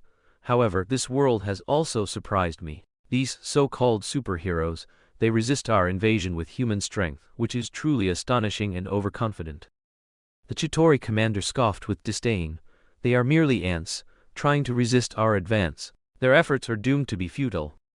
Loki turned, his gaze sharply fixed on the Chitauri commander. "Are you sure they won't become a threat to us? Their unity and perseverance make me feel a hint of unease." At this moment, Loki felt a bit insecure due to Thor's involvement. The Chitauri commander dismissively curled his lip. "No need to worry. Our legion is powerful. They will be utterly crushed." Loki quickly adjusted his emotions, a slight smile on his face, a hint of conspiracy in his eyes. "Yes, I will become the ruler of this world. I will revel in their fear and adoration." As they conversed, the Chitauri elite troops on the battlefield were already prepared, neatly lined up awaiting orders. Chitauri, flying chariots circled in the air, and leviathans roared. The entire legion was shrouded in a dark cloud, exuding an aura of majesty and brutality. Loki took a deep breath, his gaze resolute as he said, "Now let us begin. Earth will witness our power and conquest." The Chitauri commander nodded, responding coldly. "The Chitauri will give them a chance to submit, to let them witness the power of the Chitauri." The Chitauri elite legion launched its attack. Leviathans, Chitauri great apes, and Chitauri flying chariots formed their formidable force. Their targets were Thor, Andre, and Electro. "My friends, it's a pleasure to see you again." Thor, holding Mjolnir, used his thunder power to send a large group of Chitauri flying, then looked towards Andre and Electro who had arrived. "Let's gather after the fight. The enemy's elite units are coming for us." Electro calmly looked at the oncoming Chitauri army. Leviathans circled in the air, their massive bodies casting huge shadows. Their armor was sturdy, making them almost impenetrable to ordinary bullets and missiles. Thor, wielding his hammer, charged at a Leviathan, his electrical energy gathering on the hammer, forming a powerful energy attack. He unleashed a lightning strike, blasting open the Leviathan's armor, but the Leviathan persisted, counterattacking Thor. The appearance of the Chitauri giant apes added to the chaos on the battlefield. They were huge, ferocious creatures with bulging muscles and astonishing strength. Andre used his psychokinesis to restrict the giant ape's movements, preventing it from threatening Thor. At the same time, Electro launched a lightning attack, releasing powerful electrical energy from the air towards the giant ape, repelling it. Chitauri, flying chariots, sped across the battlefield, firing energy cannons at Thor, Andre, and Electro. Thor used his thunder power to destroy the flying chariot's energy cannon, while Andre used psychokinesis to push one chariot into another. Electro, with his rapid movement and electrical energy shield, successfully dodged the chariot's attacks. The battle entered a heated phase. Thor swung his hammer, Electro unleashed lightning, and Andre utilized psychokinesis. They fought in coordination, attempting to defeat the forces of the Chitauri elite legion. A Leviathan charged at Thor again, its massive body bringing immense pressure. Thor was fearless. He used the power of his hammer to repel the Leviathan, and then slammed his hammer forcefully into its head, crashing it onto the ground, causing massive destruction. The Chitauri giant ape was restrained by Andre's psychokinesis. Spear of Zeus, a sharp, lightning-shaped burst of electrical energy pierced through the Chitauri giant ape's body, sending it crashing onto the road. Thor raised Mjolnir high, bravely meeting the Leviathan's charge. He swung his hammer, releasing powerful electrical energy that struck the Leviathan's armor, creating a huge explosion. The cool Electro displayed his ruthlessness and formidable power. He used electrical energy to unleash powerful electric shocks, forming arcs of current in the air that struck the Chitauri flying chariots. The current instantly paralyzed the chariot's electronic systems, causing them to lose balance and crash to the ground. However, the Chitauri Legion continuously sent reinforcements, their numbers and offensive making Thor, Andrei, and the cool Electro increasing pressure. They had to divide their attention, responding to attacks from different directions. Is this war? Andrei looked at the growing number of Chitauri, his heart beginning to waver. Thor continuously released thunder energy, repelling the Leviathans and other Chitauri Legion soldiers. His hammer swung like the wind, each strike delivering a powerful impact. Andrei's psychokinesis created powerful energy waves, sending the Chitauri giant ape flying. He used psychokinesis to control objects, deflecting the enemy's attacks back at them. Electro used an electrical energy shield to protect himself, while also attacking the Chitauri Legion with high-speed movement and powerful electric shocks. His electrical energy bursts were almost unstoppable, striking down enemies. There are too many just us. Andrei waved his right hand, a psychokinesis shield blocking the Chitauri's long-range rifle attacks aimed at him. And Tony's Iron Legion. Don't worry, I can fight this kind of battle until the end of time. Thor swung Mjolnir, his thunder power, knocking down a large number of Chitauri soldiers. General, the Iron Legion is in position, Jarvis's voice announced. Instantly, their bodies were covered in sturdy armor, equipped with various powerful weapon systems. Jarvis directed the movements of the Iron Man armors, dispersing them to various corners of the encirclement, forming an unbreakable iron defense line. Chitauri infantry launched fierce attacks, wielding arm cannons and forearm guns, sweeping energy blasts at the Iron Man armors. However, the Iron Man armor's armor was incredibly sturdy, and the energy blasts caused almost no damage to their surfaces. The Iron Man armors responded to the attacks, unleashing powerful lasers, missiles, and energy waves, striking down the Chitauri infantry one by one. Leviathan beasts stomped the ground, launching charges. Their massive bodies and hard-armored offensives caused damage to the Iron Man armors. However, the Iron Man armors simultaneously counterattacked with lasers and missiles. Explosions and fire continuously erupted in the city, the battlefield a scene of chaos. The wild impact of the Chitauri giant apes also posed a threat to the Iron Man armors. The giant apes' immense strength and fierce attacks knocked down some Iron Man armors. However, Jarvis immediately dispatched other Iron Man armors for support, and they launched a combined attack, trapping the giant apes. Beams of lasers and energy waves bombarded the giant apes, eventually defeating them. Chitauri, flying chariots continuously fired energy cannons from the air, launching long-range strikes at the Iron Man armors. The Iron Man armors flexibly dodged the energy attacks and fired missiles and lasers to shoot down the chariots. The chariots exploded in the air, crashing to the ground. However, due to the intense firepower, the Iron Man armors also suffered varying degrees of damage. The battle continued for some time, with both sides paying a huge price. City buildings were destroyed and ruins and smoke filled the battlefield.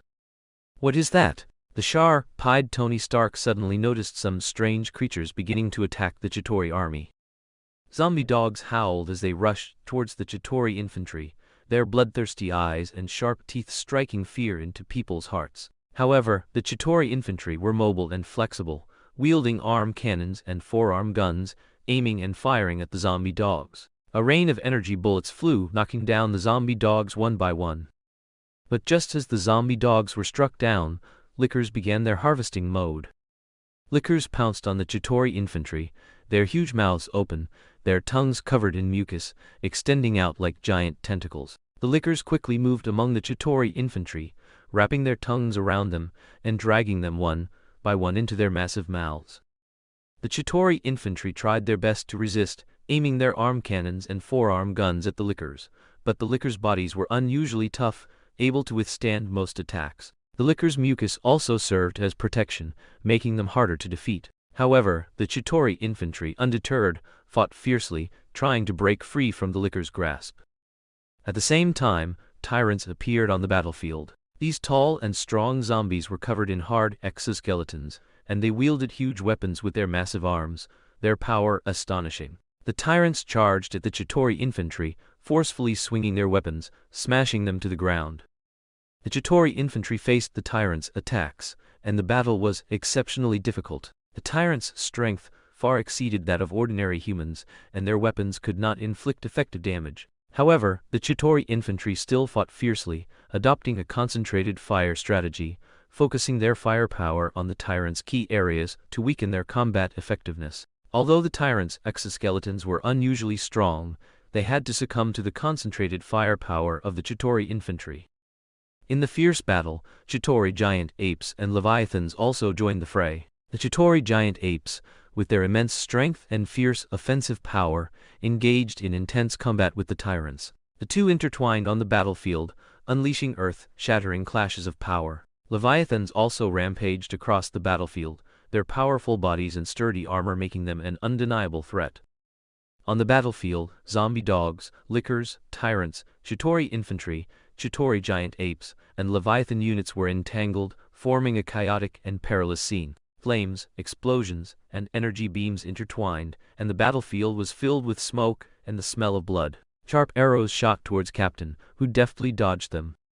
Captain, who had infiltrated the back door of Vanko Technology Tower, looked up at Hawke, who stood on the second-floor railing, looking down. "Clint, you shouldn't be here." Captain vigilantly stared at Hawkeye, who was controlled by Loki.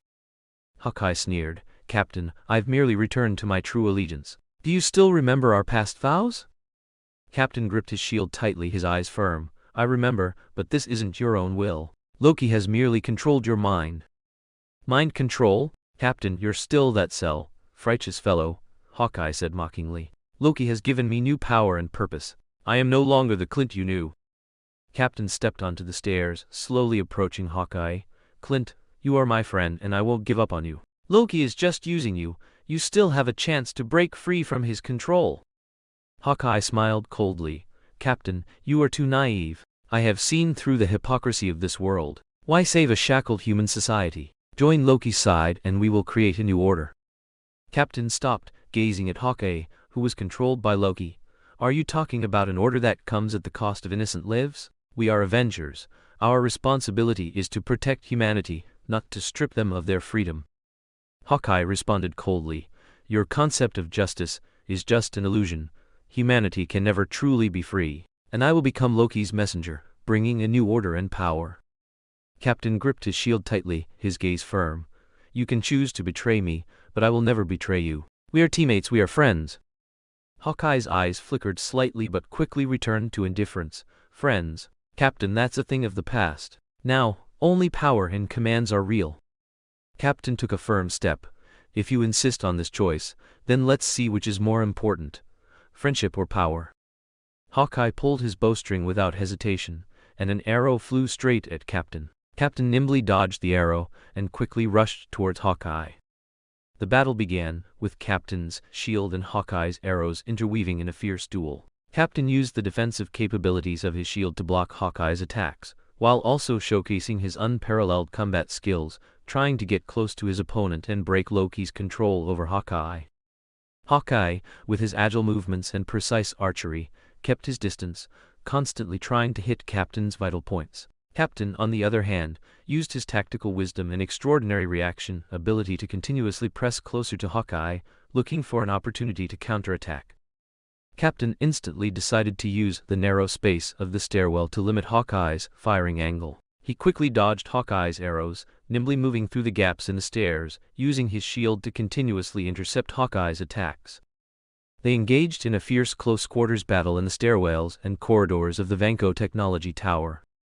Hawke was not to be outdone. He quickly adjusted his stance, leaping onto the stair railing, and used the height advantage to re-aim at Captain. He fired several arrows, but Captain nimbly dodged, evading every attack.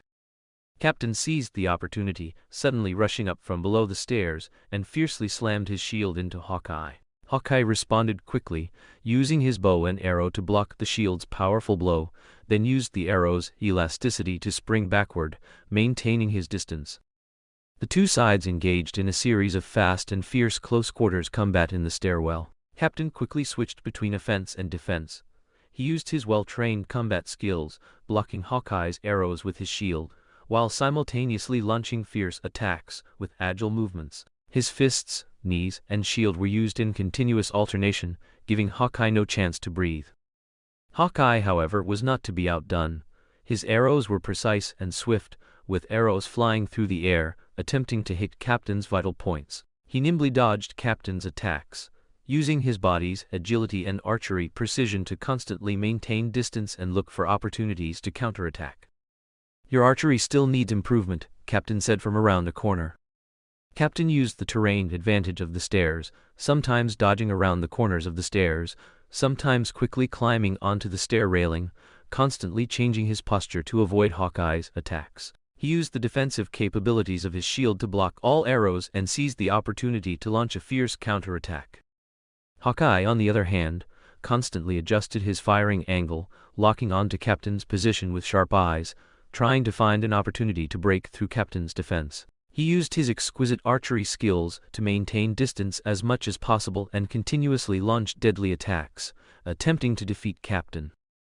As Hawkeye's arrows gradually diminished, and with his arm scraped by an arrow, Captain caught a weakness in Hawkeye. He charged directly in front of Hawkeye and fiercely slammed his shield into Hawkeye's bow-wielding arm. Hawkeye stumbled back several steps in pain, but still defiantly maintained his attacking posture.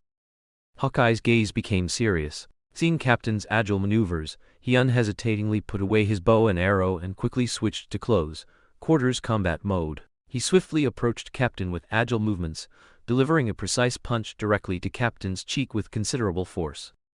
Captain endured the pain and immediately counterattacked. He used his excellent combat skills to launch a counteroffensive against Hawkeye with accurate and powerful punch and kick combinations. His every move was full of power and speed, combining strength and flexibility, agile and swift.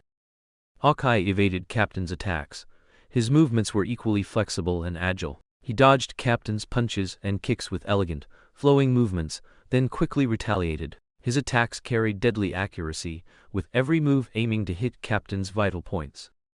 A determined gleam flashed in Captain's eyes as he continuously adjusted his tactics, utilizing the terrain advantage of the stairwell. He skillfully used the support of the walls and stairs to make his attacks more flexible and varied. He suddenly leaped up, slamming his shield fiercely into Hawke, who could only swiftly dodge.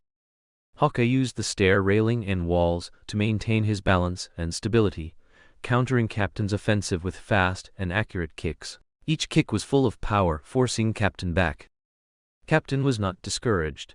He immediately responded, launching a fierce attack on Hawkeye with a continuous combination of punches and kicks. His fists struck Hawkeye's body like lightning, delivering a powerful impact. Hawkeye tried to dodge, but Captain's speed and accuracy of attack made it impossible for him to completely avoid. As the battle progressed, Captain gradually found Hawkeye's weaknesses. He noticed that Hawkeye's defense was slightly weak, so he continuously increased the intensity and frequency of his attacks. Captain's relentless punches and kicks struck Hawkeye's body, gradually putting him on the defensive. Hawkeye felt himself gradually being suppressed. He understood that if he didn't take action, it would be difficult to turn the tide of the battle. He focused his mind, attempting to counterattack Captain. Just as Hawkeye threw a punch, Captain threw his shield.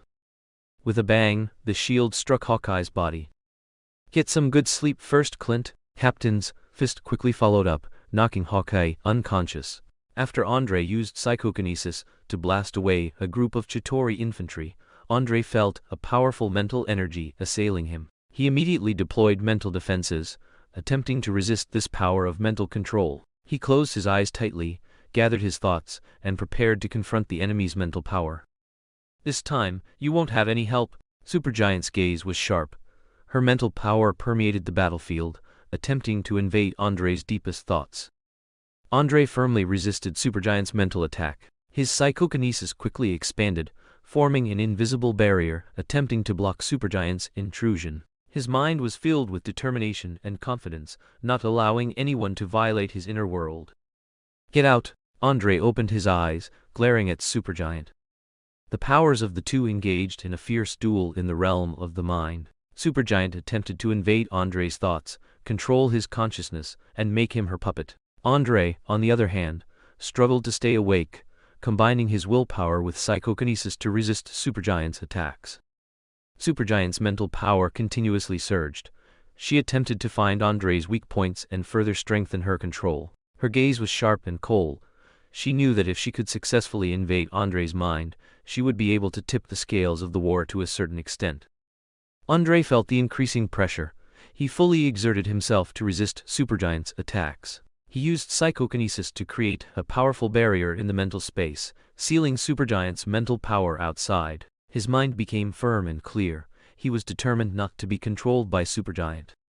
The battle continued in the realm of the mind, with Supergiant constantly attempting to break Andre's resistance, while Andre struggled to maintain his willpower and clarity of thought. His psychokinesis intertwined with Supergiant's mental power, forming a fierce mental contest. "Do you think I'm still on the defensive as always? Then you're wrong." Andre felt Supergiant's mental power, and he immediately counterattacked. He gathered the power of psychokinesis, condensed a psychokinesis impact, and then quickly hurled it towards Supergiant. Supergiant's eyes became serious. She tried to dodge, but Andre's attack was extremely fast, and the impact accurately hit her body. One strike of powerful energy impact erupted. Supergiant was knocked back several steps, and her control loosened slightly. Andre did not stop. He once again condensed an impact, launching an attack on Supergiant with even greater power. His psychokinesis formed a beam of energy, shooting towards Supergiant like lightning. Supergiant failed to dodge and was directly hit by the energy beam. She was sent flying, crashing into the wall, leaving a huge dent. "I don't need to completely resist. As long as I defeat you before being controlled, it's over." Andre smiled wickedly. Andre did not stop his attack. He used psychokinesis to control surrounding objects, throwing them at Supergiant. Chairs, tables, fragments, countless objects were manipulated by Andre's psychokinesis, raining down on Supergiant like a storm. Supergiant struggled to resist. She used her mental power to defend against the flying objects, but the sheer number of attacks overwhelmed her. She was forced to continuously retreat, trying to maintain her defense. "It seems your injuries haven't fully recovered yet." Andre seized the opportunity to launch an even fiercer offensive. His psychokinesis continuously surged, forming a powerful energy storm that enveloped Supergiant. The storm, carrying strong winds and electric light, mercilessly tore through Supergiant's mental defenses. Supergiant gritted her teeth. She fought with all her might, but her power was gradually being suppressed by Andre. She felt that she could no longer resist. Her mental power collapsed, and her body trembled. Finally, Andre's psychokinesis completely suppressed Supergiant's mental power. Supergiant collapsed to the ground. She struggled weakly, completely under Andre's control. "Your control is over." Andre's voice was full of power and confidence. Supergiant weakly raised her head. She understood that she had failed, and her plan was shattered. But in her eyes, a determined light still flickered. "You still can't stop their rival," she said with effort. Andre's brows furrowed slightly. He knew that the they Supergiant referred to was the Chitauri Legion, and the battle had just begun. "The Chitauri and Loki?" Cough, cough, cough, cough. Supergiant forced a meaningful smile. "You are my opponent." Electro calmly looked at who blocking his path. Caecilius smiled, a dark magic aura permeating around him. He raised his palm, and the power of dark magic began to surge, summoning a giant octopus whose tentacles attacked Electro. Electro stood calmly in place, his eyes filled with determination. He watched the octo's attack, then instantly unleashed a powerful surge of electrical energy. With a flash of lightning, he transformed into a bolt of electricity, swiftly weaving through the octo's tentacles, evading their attacks. Caecilius frowned slightly, not expecting Electro to be so agile and powerful. He decided to intensify his assault, his palms becoming a source of dark energy, spewing out a volley of shadow energy projectiles. Electro reacted immediately, swiftly dodging the barrage of shadow energy projectiles. Then, he used his electrical power to condense an energy shield, protecting himself within it. "Do you think your electricity can overcome darkness?" Caecilius sneered, an aura of darkness permeating around him. Electro gazed at Caecilius, his eyes gleaming with confidence. "Oh, is that so?" he said firmly. As Caecilius chanted, another octo emerged from the darkness, lunging at Electro. Electro swiftly dodged, skillfully evading the octo's tentacles. Electro quickly counterattacked, unleashing lightning, fast speed and charging towards Caecilius. He instantly appeared beside Caecilius, striking him with an electricity-infused fist. However, Caecilius used his dark power to create a dark shield, blocking Electro's punch. A hint of cunning flashed in his eyes. He knew Electro was not an easy opponent. Caecilius began to cast dark magic, and as he chanted, a stream of dark energy erupted from his body, transforming into a dark serpent that lunged at Electro. Electro reacted quickly, unleashing his electrical power to accelerate his body to its limit, easily dodging the dark serpent's bite. Then, he used his electrical power to form a current, firing it from his hand, fiercely bombarding Caecilius. Feeling the power of the electric current, Caecilius swiftly cast dark magic, enveloping his body in darkness, forming a solid protective shield. Although Electro's attack was fierce, it could not penetrate this dark shield. The battle entered a stalemate, with both sides attacking and defending. Electro used his electrical power to form currents and move swiftly, attempting to get close to Caecilius for a fatal blow. Caecilius, however, cleverly used dark magic to create illusions and distractions, trying to disorient Electro and find an opening. During the battle, Electro displayed excellent combat intelligence. With his agility and speed, he dodged Caecilius' dark attacks and searched for his opponent's weaknesses. He constantly adjusted his tactics, focusing his attacks on Caecilius's defensive weak points. Caecilius, on the other hand, was skilled at using dark power for trickery and ambushes. His unpredictable moves and summoning of dark creatures often put Electro in a passive position. However, Electro remained calm and resourceful, maintaining control of the battle with his powerful control and tenacious will. Floating in the air, Electro looked down at Caecilius. "You are a formidable opponent." Electro raised his right arm and placed it over his heart. "I can feel it. The excited combat cells within me are roaring, joyfully savoring this battle. Therefore, you will be the first opponent to face my ultimate technique." Electro landed on the ground, looking directly at his opponent. Electro stood on the battlefield, recalling the martial arts theories that Master Genuinezai had once taught him. He closed his eyes, took a deep breath, and began to revisit those valuable teachings, gaining new insights. Consolidate the foundation and cultivate the origin. He realized he needed to strengthen his inner stability and his unity with electrical power. He focused his attention inward, feeling the flow of energy within his body, stabilizing his mind.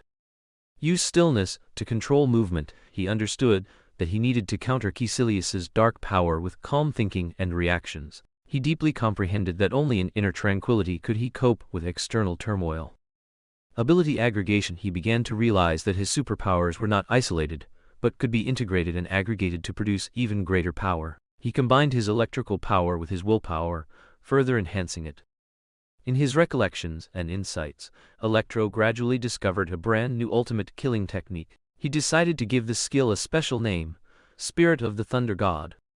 Spirit of the Thunder God was an ultimate killing technique Electro created for himself, which could grant him a series of buff statuses. When he unleashed this ultimate technique, he could release electrical power at a higher frequency, accelerating his movement speed and reaction capabilities, increasing his attack power, and simultaneously enhancing his defense and willpower. Electro condensed the electrical energy within him, feeling it willing to become one with him. His body began to flicker with bright electric light, an arc of electricity surrounding his body, releasing strong energy fluctuations. Electro also felt his current state and compared it to his so-called elementalization when he stole the entire city's electricity to fight Spider-Man before coming to this world. "Now, I am invincible." Seeing this, Caecilius couldn't help but feel a hint of Chinese letter. He knew Electro had entered a more powerful state, and this would be an even more intense showdown. Activating Spirit of the Thunder God, Electro unhesitatingly charged at Caecilius. His speed was astonishing. He was in front of Caecilius in the blink of an eye. With lightning speed, he swung his electricity, charged fist, fiercely bombarding Caecilius. Caecilius felt Electro's increased power. His dark magic seemed unable to completely withstand Electro's attacks. One punch, just one punch. Caecilius's dark magic shield shattered, and he was sent flying, then used dark magic in midair, attempting to escape. The power of Spirit of the Thunder God gradually manifested. Electro's fists unleashed lightning-like energy, each strike carrying the power to tear through the air. He condensed electrical energy between his palms, forming an electric arc, and blasted it towards Caecilius's body. "Impossible! How can a human body endure such intense energy in this state?" Caecilius exclaimed in disbelief, completely unaware that Electro and other superheroes from the Hawke group had already been injected with Iris serum specially developed for them. Electro pursued Caecilius, his fists releasing dazzling electric light, instantly erupting with powerful Chinese letter. Caecilius desperately dodged, trying to avoid Electro's attacks, but his dark magic was no longer as effective. An electric arc struck Caecilius's body, unleashing a massive energy impact. The dark figure was instantly repelled by the electric light. Caecilius roared in pain, and wounds on his body continuously emitted dark aura. Electro showed no mercy, continuing his fierce assault, moving rapidly and closing in on Caecilius. Each of his punches carried the power of electricity, instantly pushing Caecilius to his limit. Caecilius resisted with all his might, summoning dark creature Octos, attempting to distract Electro. However, Electro's movements were agile, easily dodging the Octos' attacks, and he continued to press towards Caecilius. Electro gathered electrical energy in his palm, forming a powerful electric current. His fist unleashed a deadly lightning bolt, heading straight for Caecilius. The lightning split the dark air, carrying destructive power, destined to deliver a fatal blow to Caecilius. Feeling the danger to his life, Caecilius used his last ounce of strength to fully deploy a dark magic protective barrier, attempting to withstand Electro's fatal blow. The forces of lightning and darkness intertwined, emitting a violent explosion. The battlefield was filled with fluctuating electrical and dark energy, forming a brilliant yet perilous scene.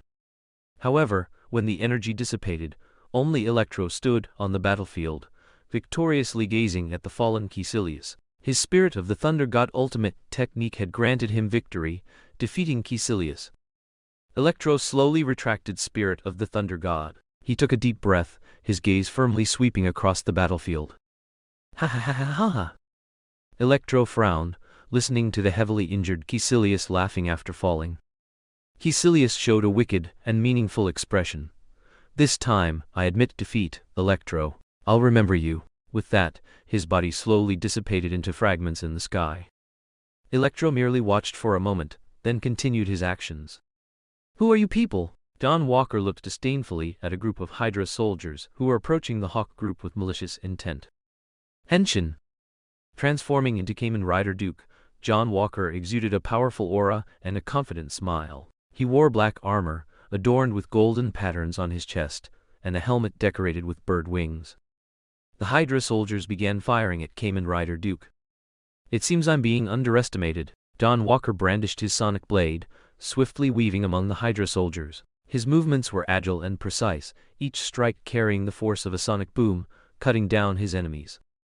As the sonic blade down, the Hydra soldiers' defense line began to crumble. John Walker's blade unleashed flashes of lightning, like sword energy, cutting enemies in half. His attack speed was incredibly fast, his blade weaving among the enemies, leaving them no chance to retaliate. Meanwhile, behind them, two Winter Soldiers were closing in on Kamen Rider Duke. They approached with coldness and killing intent. However, John Walker was not afraid. He quickly turned, his gaze fixed on the two Winter Soldiers. You won't be my match either, John Walker said, his voice revealing confidence in the battle.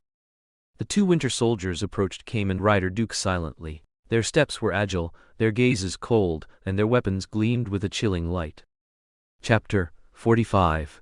Each Opponent, Part 3.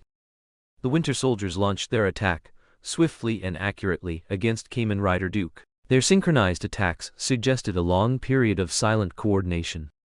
John Walker deftly dodged the Winter Soldiers' attacks, his movements fluid and agile. He parried their blows with his sonic blade, while simultaneously counterattacking. His blade danced like the wind, each swing carrying a powerful impact. The two Winter Soldiers continuously changed their attack patterns, trying to find an opening in Kamen Rider Duke's defenses. A bit of skill, but not enough. John Walker calmly assessed his opponent's strength. He focused his mind and gathered his power, preparing to unleash a powerful offensive against the Winter Soldiers. He moved like a flash of lightning between the Winter Soldiers, launching unexpected attacks. His blade traced graceful arcs in the air, its sonic boom, like glint rapidly closing in on the enemies.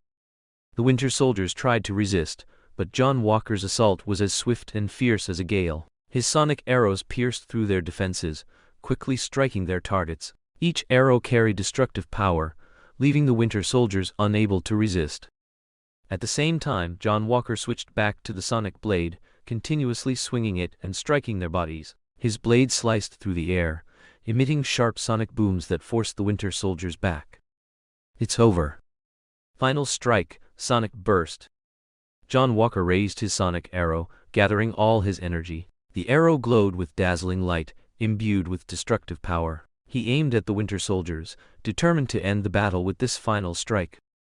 The sonic arrow shot out, tearing through the night sky and instantly reaching its target. A powerful shockwave spread out, engulfing the Winter Soldiers. A violent explosion erupted, and the Winter Soldiers were utterly defeated by the sonic burst. Blazing flames and thick smoke filled the battlefield, completely consuming their figures. John Walker stood on the battlefield, his Kamen Rider Duke identity beginning to fade. He gazed at the wreckage on the battlefield and continued his patrol.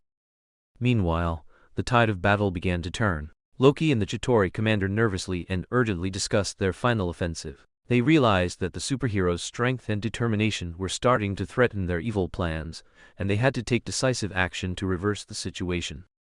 The Chitauri commander began to mobilize the Hive-like system for this battle, preparing to launch the final assault. Chitauri technology was characterized by its Hive-like nature. Their combat methods were closely interconnected, information was transmitted rapidly, and each individual was like a member of a swarm, fighting together for a common goal. Their equipment and weapons were all coordinated, forming a powerful combat force.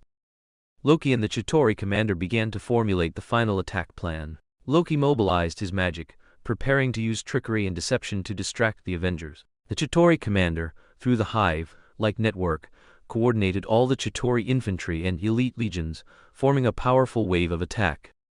The battle erupted again, with Loki's magic and the Chitauri legion's technological power working in concert. Chitauri infantry, leveraging the advantages of their Hive-like network, rapidly transmitted combat intelligence, enhancing their battlefield awareness. They used various weapons such as arm cannons, long-range rifles, and grenades to launch a fierce assault on the Avengers. You keep an eye on the base camp. Time for a god to make an appearance. Loki glanced at the Chitauri commander, then swiftly headed towards the Hulk. Loki quickly moved through the battlefield, arriving near the Hulk. Come chase me, you big oaf! You can't catch me! Loki shouted mockingly, attracting the Hulk's attention.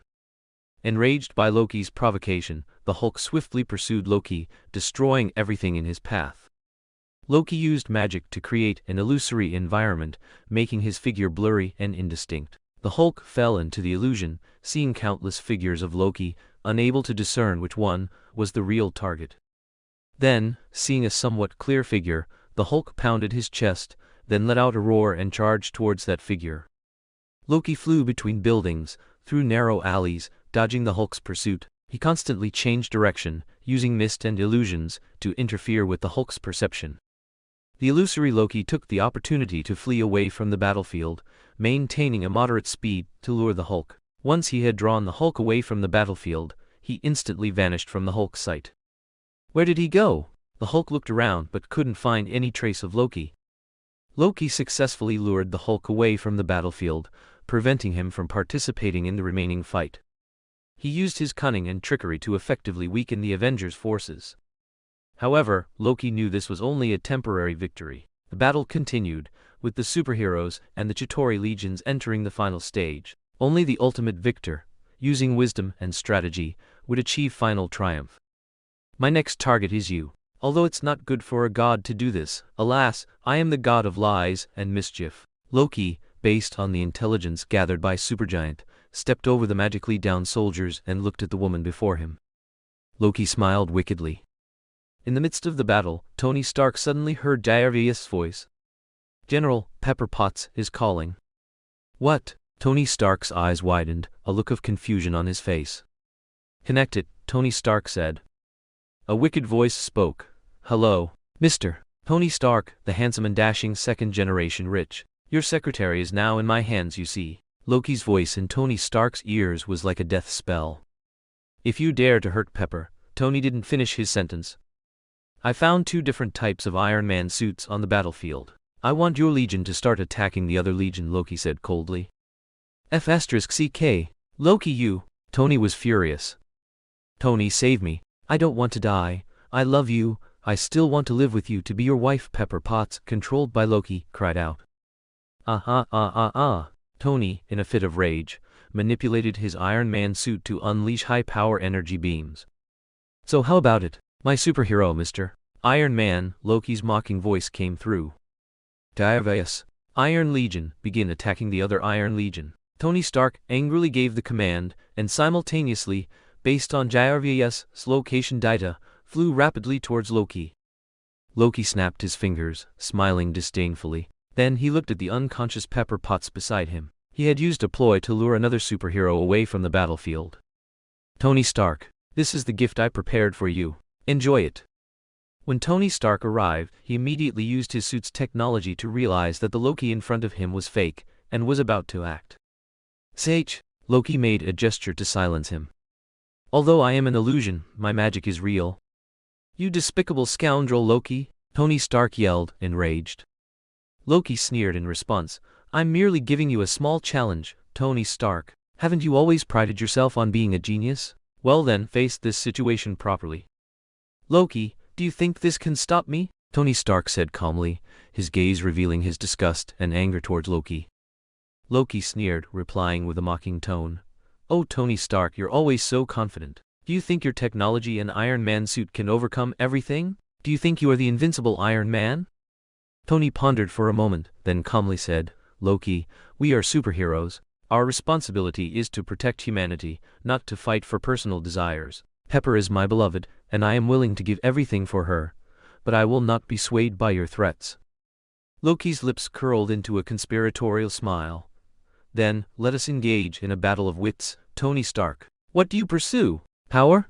Wealth? Have you considered the cost of all this? Your technology has brought progress to humanity, but it has also caused harm and destruction. I represent chaos and change, making people rethink their positions and beliefs." Tony Stark's eyes gleamed with contemplation and determination. "I admit that technology can sometimes be misused, but it can also bring hope and progress to humanity. My goal is to create a better world, where technology benefits humanity. And you, Loki, you only pursue personal ambition and power. Your so-called chaos will only bring destruction and suffering." A hint of disdain flickered in Loki's eyes.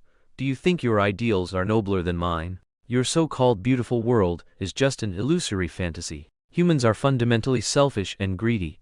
They are destined to make mistakes and commit crimes. And I, Loki, merely reveal the true nature of their hearts." Tony Stark responded, "Loki, I know humans have flaws and make mistakes, but we also have the ability to choose and change. We need to believe in humanity's potential, rather than letting them fall into chaos and destruction. I believe that through cooperation and understanding, we can build a fairer, more peaceful world." Loki sneered, his gaze filled with disdain. "Your ideals are too idealistic, Tony Stark. I will show you the true face of humanity. I will lead them towards chaos and destruction, and you as Iron Man will also become a casualty in this chaos." "So," Loki smiled slightly, noticing the other party's extreme anger but forced calm. "What will you do when I use Pepper Potts' life? Will you truly sacrifice yourself, or let your beloved die?" "Perhaps I can't escape, but I will face it." Tony's voice revealed determination and courage. "Loki, your plan will only bring destruction and suffering to humanity, and I will use my technology and belief to protect humanity and create a better future." Loki's expression turned cold and ruthless. "Then, let's see if your belief can withstand the impact of fate. You will witness firsthand the collapse of everything you cherish." With that, Loki was about to make a move. "No!" Tony Stark shouted anxiously. "Ha ha ha ha!" Loki laughed gleefully. "You just stay here with me. With such a weakness, I won't continue to attack you." Loki smiled, knowing when to stop. "Well, next up is my foolish brother." Nathan Hawke was currently focused on the battlefield's progression. The departure of the Hulk and Iron Man's Legion beginning to attack their side. This Loki has some skill. Nathan Hawke knew that the universe he was in was not the movie universe, but he hadn't expected this Loki to be truly capable. Perhaps, he only loses his intelligence when he encounters his brother?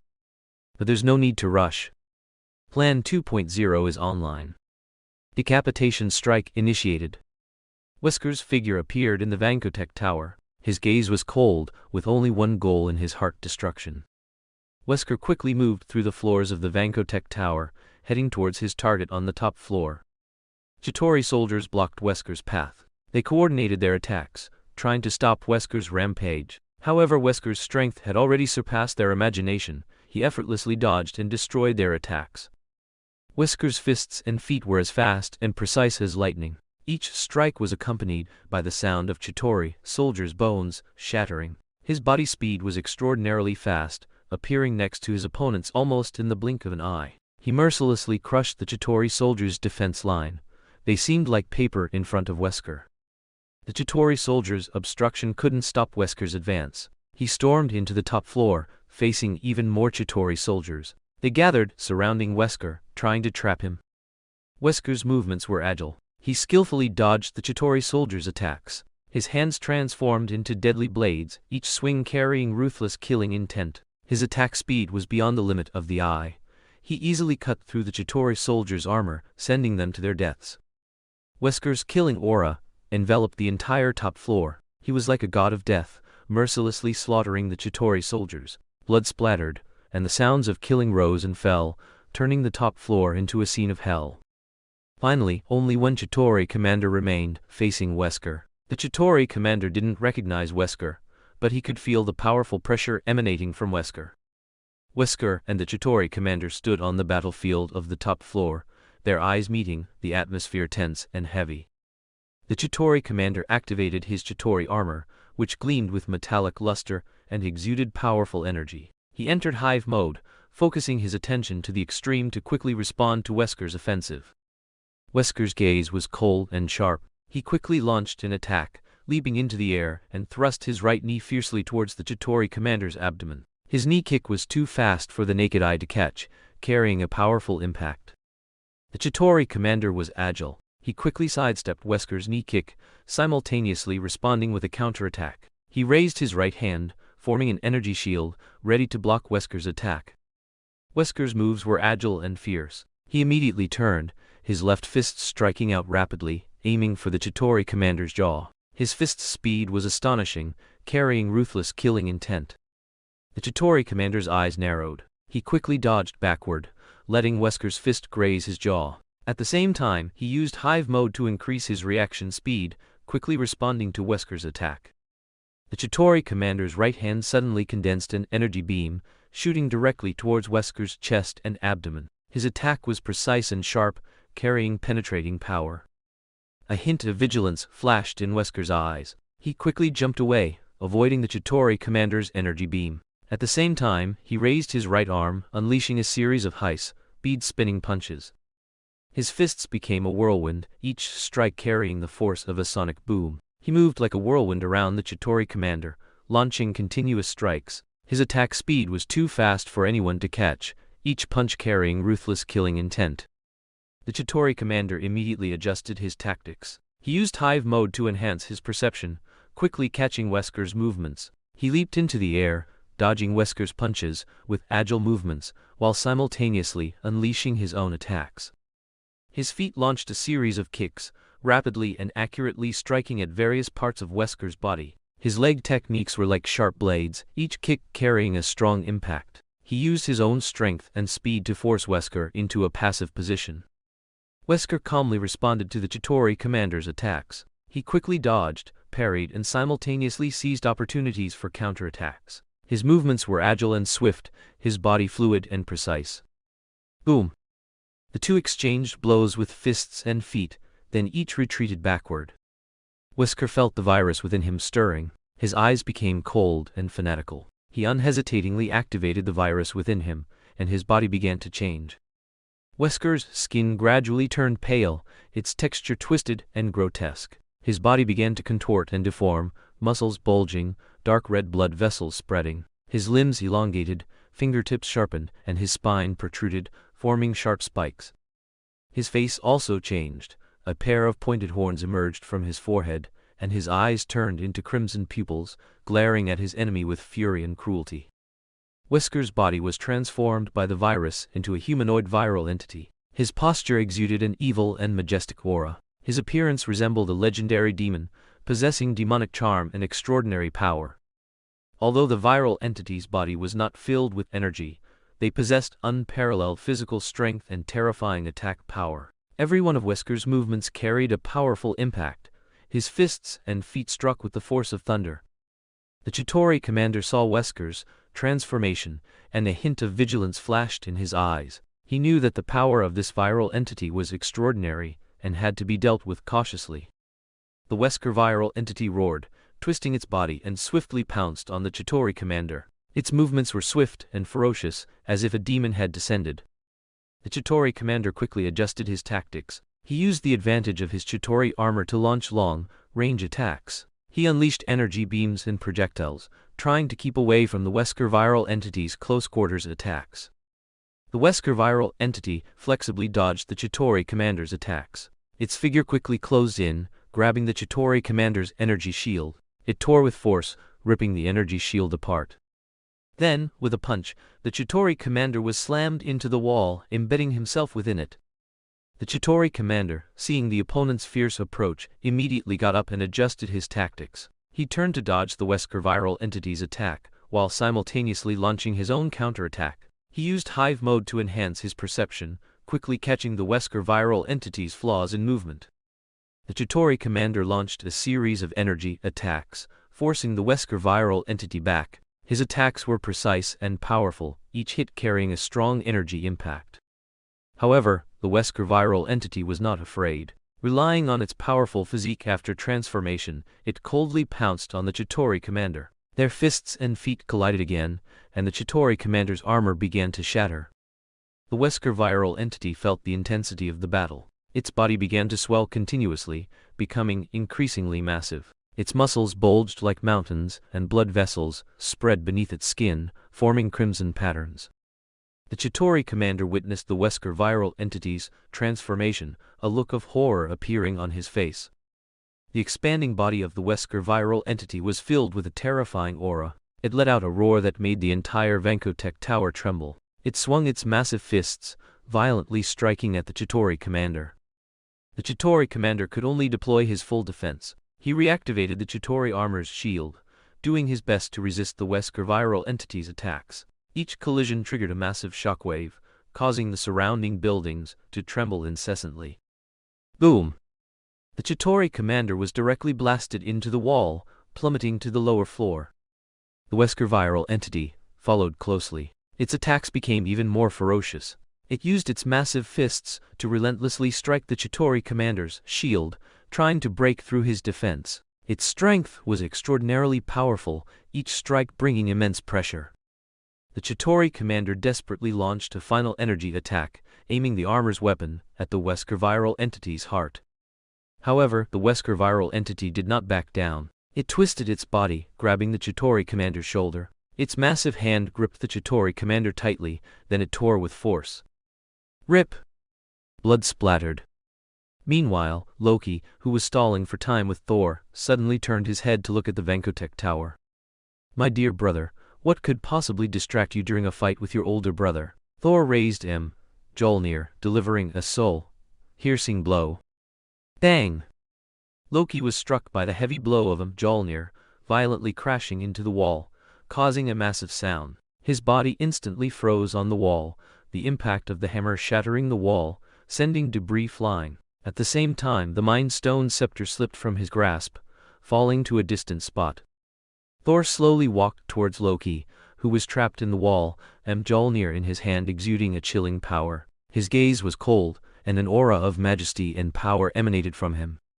"Loki, your evil deeds will eventually be punished." Thor's voice was filled with determination and anger. "You should surrender and come back to Asgard with me." Loki stared at Thor, a hint of disdain and mockery in his eyes. "Thor, you will never understand my ideals and goals. Your justice is merely an illusion, and I will become the ruler. Your rule will only bring chaos and destruction." "I will stop you," Thor responded coldly, Mjolnir in hand, ready to deliver the final blow. Loki sneered, and suddenly broke free from the wall. He moved swiftly, trying to evade Thor's attacks. His figure was as agile as a cheetah, each dodge perfectly timed, causing Thor's attacks to miss. Thor, unhurried, pursued Loki's figure, Mjolnir swinging, releasing lightning-like power. His attacks were like a fierce beast, extremely destructive, but Loki, with his nimble movements, always managed to avoid a fatal blow at the last moment. Loki calmly analyzed Thor's moves, trying to find a way to counter him. His eyes flickered with cunning and wisdom. He knew he couldn't confront Thor's power head-on and had to rely on strategy and skill to win. Suddenly, Loki swiftly unleashed a series of shifting magic, confusing Thor's vision. His figure would sometimes feint a step, sometimes dodge Thor's attacks, as if he had transformed into a phantom. Though powerful, Thor was vexed by Loki's magic. His attacks would sometimes hit thin air, sometimes only graze Loki's sleeve. Loki's magic made him incredibly elusive, leaving Thor at a loss. Loki seized the opportunity, quickly charged at Thor, and landed a heavy punch on his chest. Thor was sent flying by the blow, his body crashing into a distant wall, shaking the entire hall. Loki gave Thor no chance to catch his breath. He swiftly pursued, unleashing a barrage of rapid attacks. His fists and feet rained down on Thor like a storm. "Your attacks are merely tickling me." Thor's thunderous power erupted. He broke free from the low point, responding to Loki's attacks. A surge of thunderous aura erupted, slowing Loki's movements for a second, and in that second, Thor's fist, imbued with the power of thunder, slammed into Loki. Loki was instantly sent flying, his body crashing into the wall, creating a massive crater. Both were disheveled, but their eyes were filled with determination and fighting spirit. They prepared for the final showdown, as only one could remain on the battlefield.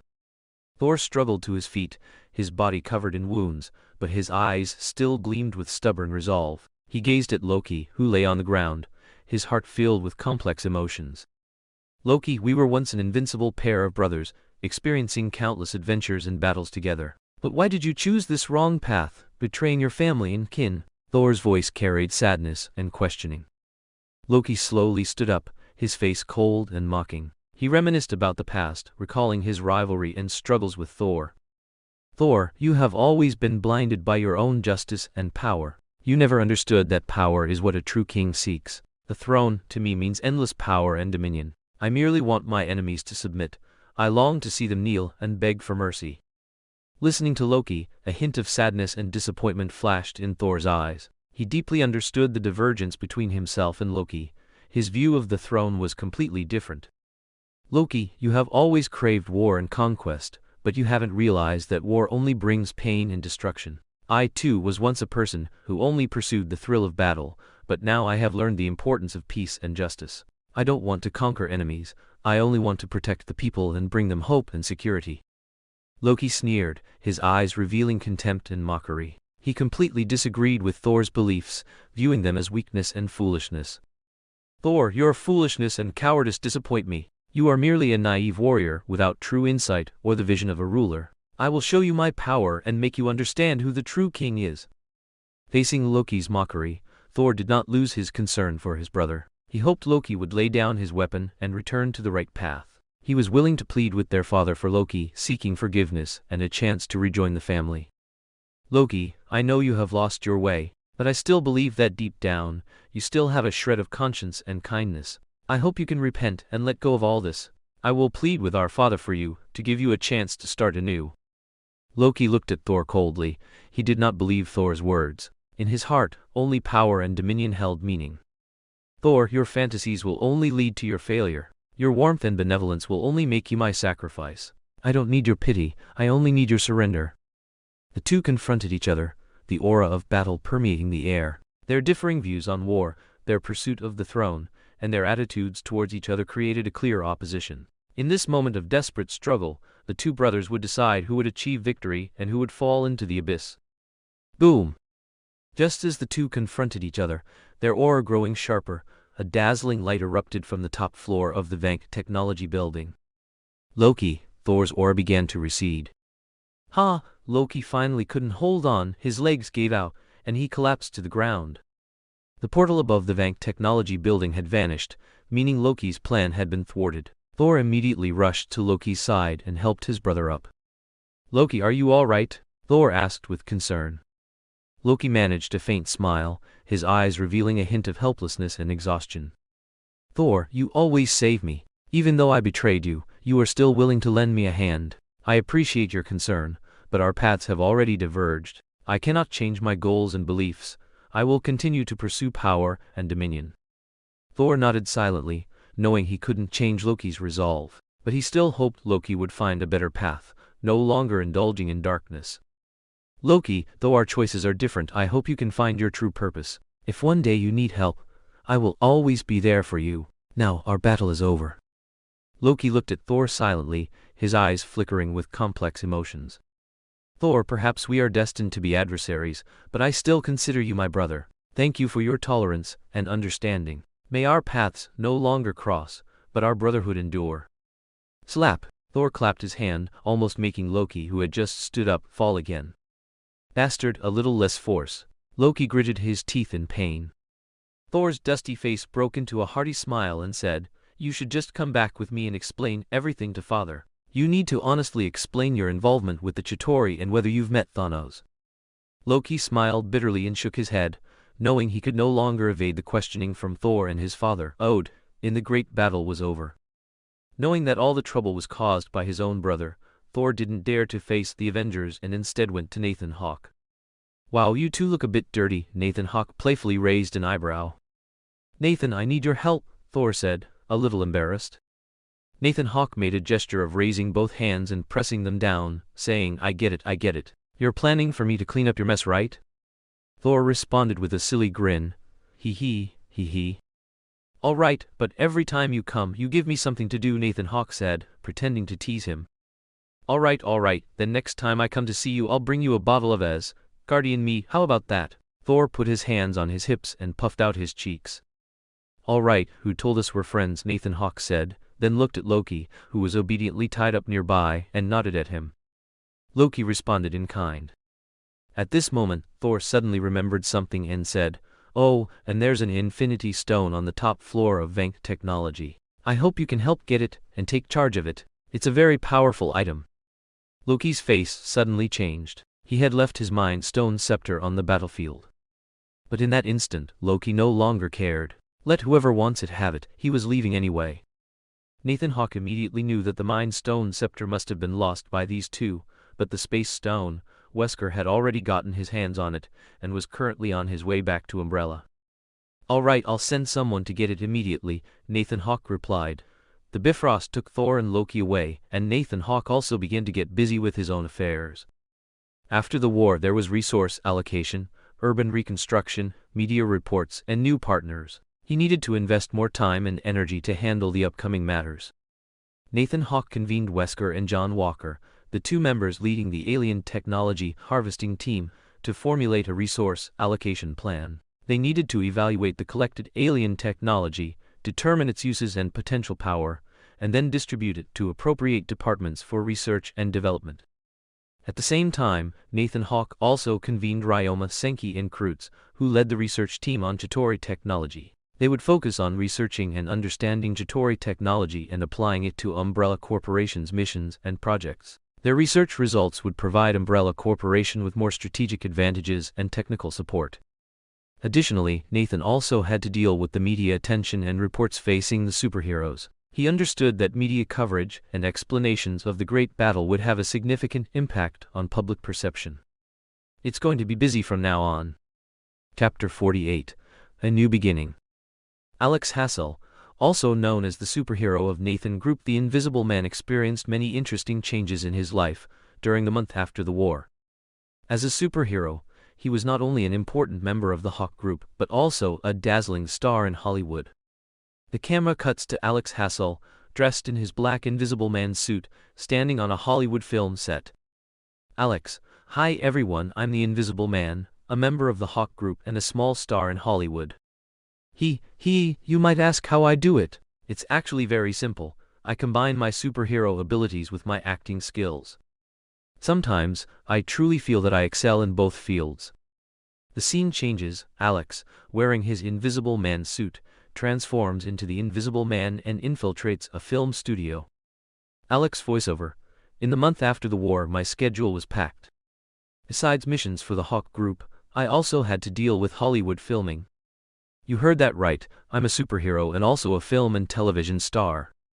Sometimes I truly feel like I'm a living Invisible Man, able to effortlessly shuttle between two worlds. The scene cuts to Alex standing on the Hollywood red carpet, dressed in a magnificent suit, with a radiant smile. "Alex, well, this is the life of a star, everyone." Sometimes I'm asked which is more important, being a superhero or an actor. Actually, for me, both are equally important. I like protecting people's safety in my Invisible Man suit, and I also like standing on the red carpet, receiving cheers from the audience. To be honest, I feel like I'm in two completely different worlds, but perhaps that's my unique charm. The scene changes. Alex, wearing his Invisible Man suit, participates in a Nathan group mission. Alex voiceover. Besides Hollywood filming, I also had to participate in missions for the Hawke group. After the war, the world was still full of various threats, so our superhero missions continued without pause. In this month, my teammates and I dealt with many dangerous situations, but it was these challenges that made me feel that life was full of excitement and fun. The scene changes. Alex stands on Hollywood Boulevard, taking photos and signing autographs with fans. Alex, wow, I'm really grateful for everyone's support. Without you, I wouldn't have achieved what I have today. I want to say that each of us has the potential of a superhero. As long as we dare to pursue our dreams and bravely face difficulties, we can create our own glory. The scene changes. Alex, wearing his Invisible Man suit, confronts a group of thugs. Alex, come on, let me show you how formidable the Invisible Warrior is. In the following shots, Alex displays exquisite combat skills, transforming into the Invisible Warrior and quickly defeating the enemies. Alex voiceover. Between being a superhero and an actor, I learned a lot. Being a superhero taught me courage and responsibility, while being an actor taught me how to express myself and how to face the camera and the audience. The combination of these two identities made me a true Invisible Man. The camera cuts to Alex returning to Hawke Group headquarters. Nathan Hawke. Alex, you've been really busy this past month. Alex, yes boss, but I enjoy this life. Every day brings new challenges and fun. Nathan Hawke, you've done very well. I've always believed you have extraordinary charm and ability. You are the pride of the Hawke Group. Alex, thank you boss, I will continue to work hard to bring more surprises to the Hawke Group and Hollywood. The camera cuts to Alex, wearing his Invisible Man suit, standing on top of a city skyscraper. Alex voiceover. This is me, Alex Hassel, the superhero of the Hawke Group, and a brilliant star in Hollywood. In the month after the war, I experienced a lot and gained a lot. I will continue to protect the safety of this city, and at the same time, I will shine on the stage of Hollywood. Because I am the Invisible Man who possesses both superhero abilities and acting talent. The camera gradually moves away, and the scene fades out. Cut. Excellent, the director shouted. That's a wrap. Alex Hassel breathed a sigh of relief and walked towards the director with a smile. Alex, thank you, director. This shoot was truly exhilarating. Director, haha, you were amazing, Alex. Your performance brought the whole scene to life. Your superhero identity is truly astonishing. Alex chuckled awkwardly. I just did my best. Actually, for me, the two identities of superhero and actor have already merged into one. Director, exactly, your performance made the audience forget that you are a superhero and completely see you as a true actor. Your abilities are truly enviable. Alex, thank you for the compliment, director. Actually, I think everyone has their own unique abilities and areas of expertise. As long as you dare to try, you can discover your own shining points. Director, you're right. Your attitude and hard work are also the reasons we chose you for this role. This shoot was a very successful collaboration. Alex, yes, I also thoroughly enjoyed this collaboration. To be able to shine on the Hollywood stage is truly something I've always dreamed of. Director, your dream has come true, Alex. I hope you can continue to maintain this state and bring more wonderful works to the audience. Alex, I will. Whether it's filming in Hollywood or missions for the Nathan Group, I will give my all and repay the support of the audience and fans with my best performance. Director, very good. I believe you will achieve even greater success. Alright, that's all for today's shoot, you can rest now. Alex, thank you, director. I will continue to work hard. The director walked away. Alex stretched, greeted the crew, and then walked towards The Chinese letter Chinese letter Chinese letter. In The Chinese letter Chinese letter Chinese letter, he saw other actors and crew members chatting and laughing. The atmosphere was relaxed and pleasant. Alex voiceover, Although my schedule is busy, every day is fulfilling and happy. I enjoy shuttling between the entertainment industry and the superhero world, experiencing different experiences and challenges. Alex found an empty seat, took out his phone, and saw the Nathan Group's mission schedule. Alex voiceover, "It seems there's another important mission coming up. I need to get ready. I will wholeheartedly dedicate myself to every performance and wholeheartedly protect this city." He smiled softly, put on his sunglasses, and prepared to head to the next mission location. Alex Hassel, who is both the Invisible Man and a Hollywood star, will continue to shine in two different worlds in his unique way. The story continues. "Cut," the director shouted. The Invisible Man paused for 5 seconds, then exhaled. The filming was finally over. There was no way around it. Even if he didn't like it, he still had to show his signature smile.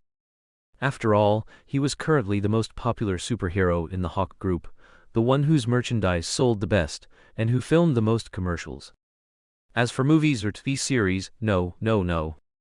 I only film movies released by the company. My superhero movie Invisible Man 2 is about to start filming. Speaking of which, perhaps I should go scout for a few more young, beautiful, and sexy supporting actresses." The Invisible Man pondered as he walked to his exclusive resting area. The more he thought about it, the more promising it seemed. Recently, it seemed there were a few new female artists who had debuted. "Very good, I'll see them tonight."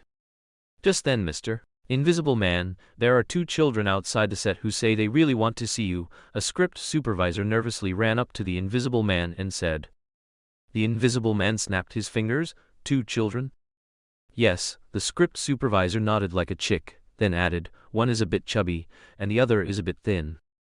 I remember the thin child. I think his name was Peter something Clark." "Peter Parker," the Invisible Man said. Yes, the script supervisor immediately nodded vigorously, then looked at the Invisible Man somewhat apologetically. The Invisible Man could only smile wryly and say, "Take out the merchandise you want me to sign." Upon hearing this, the script supervisor beamed with joy.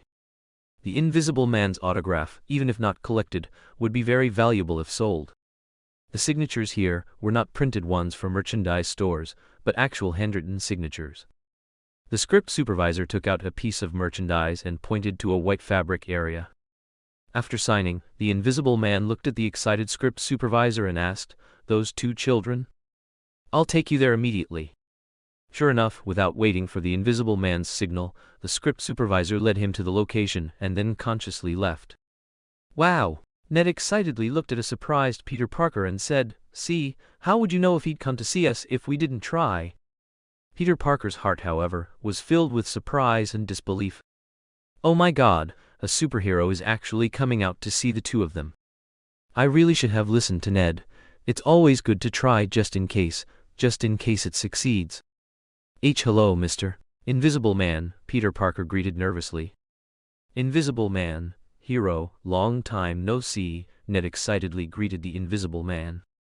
The Invisible Man smiled and nodded, saying, "Haha, long time no see. You 2 weren't hurt in the great battle, were you?" No. My house is a bit far from the city center," Ned immediately said. "It's all right, my aunt and I went to the safe zone set up by the military to take shelter," Peter Parker replied.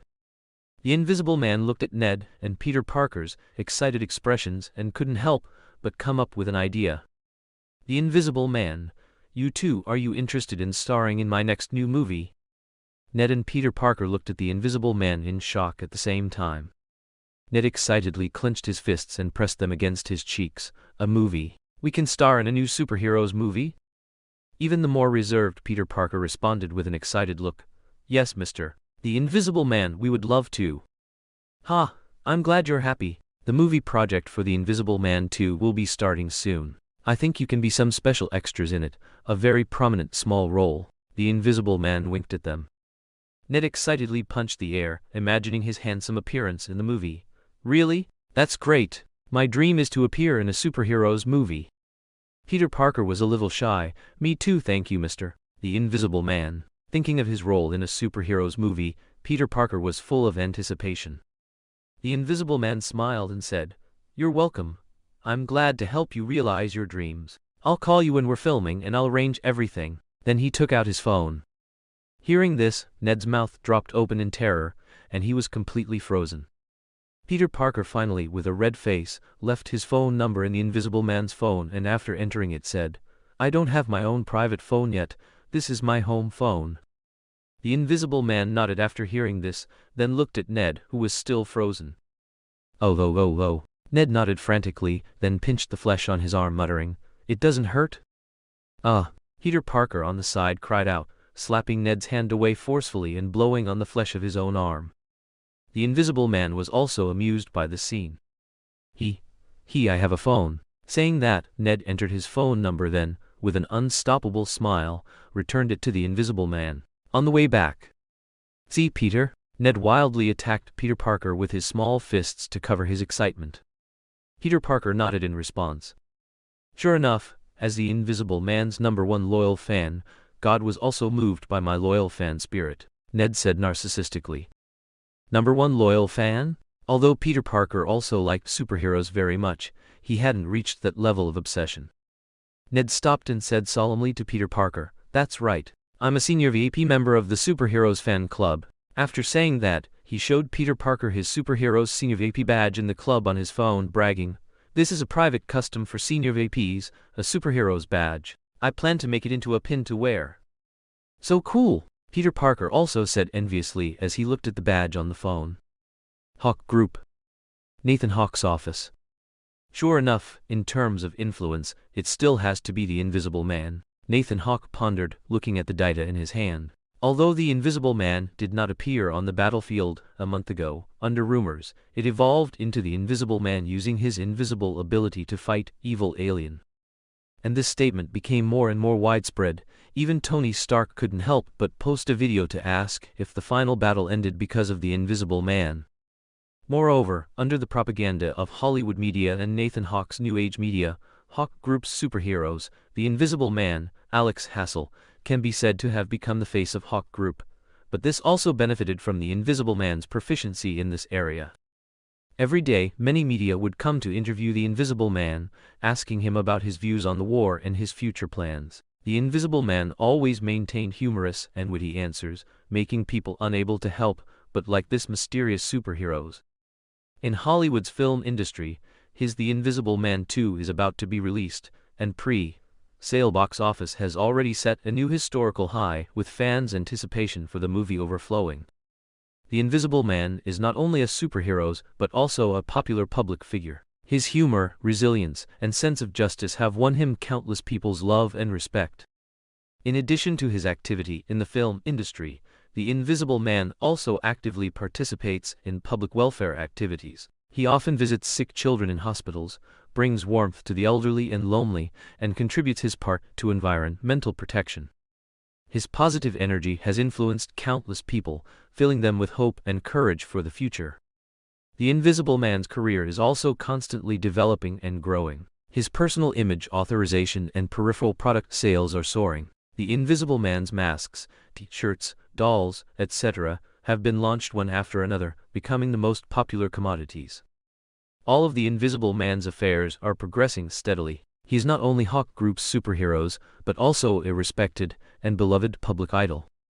All in all, if Nathan Hawke didn't know this guy's true colors, he would have been truly deceived by him. Of course, the benefits are also huge. The hexagram fell, and one strike of light dissipated.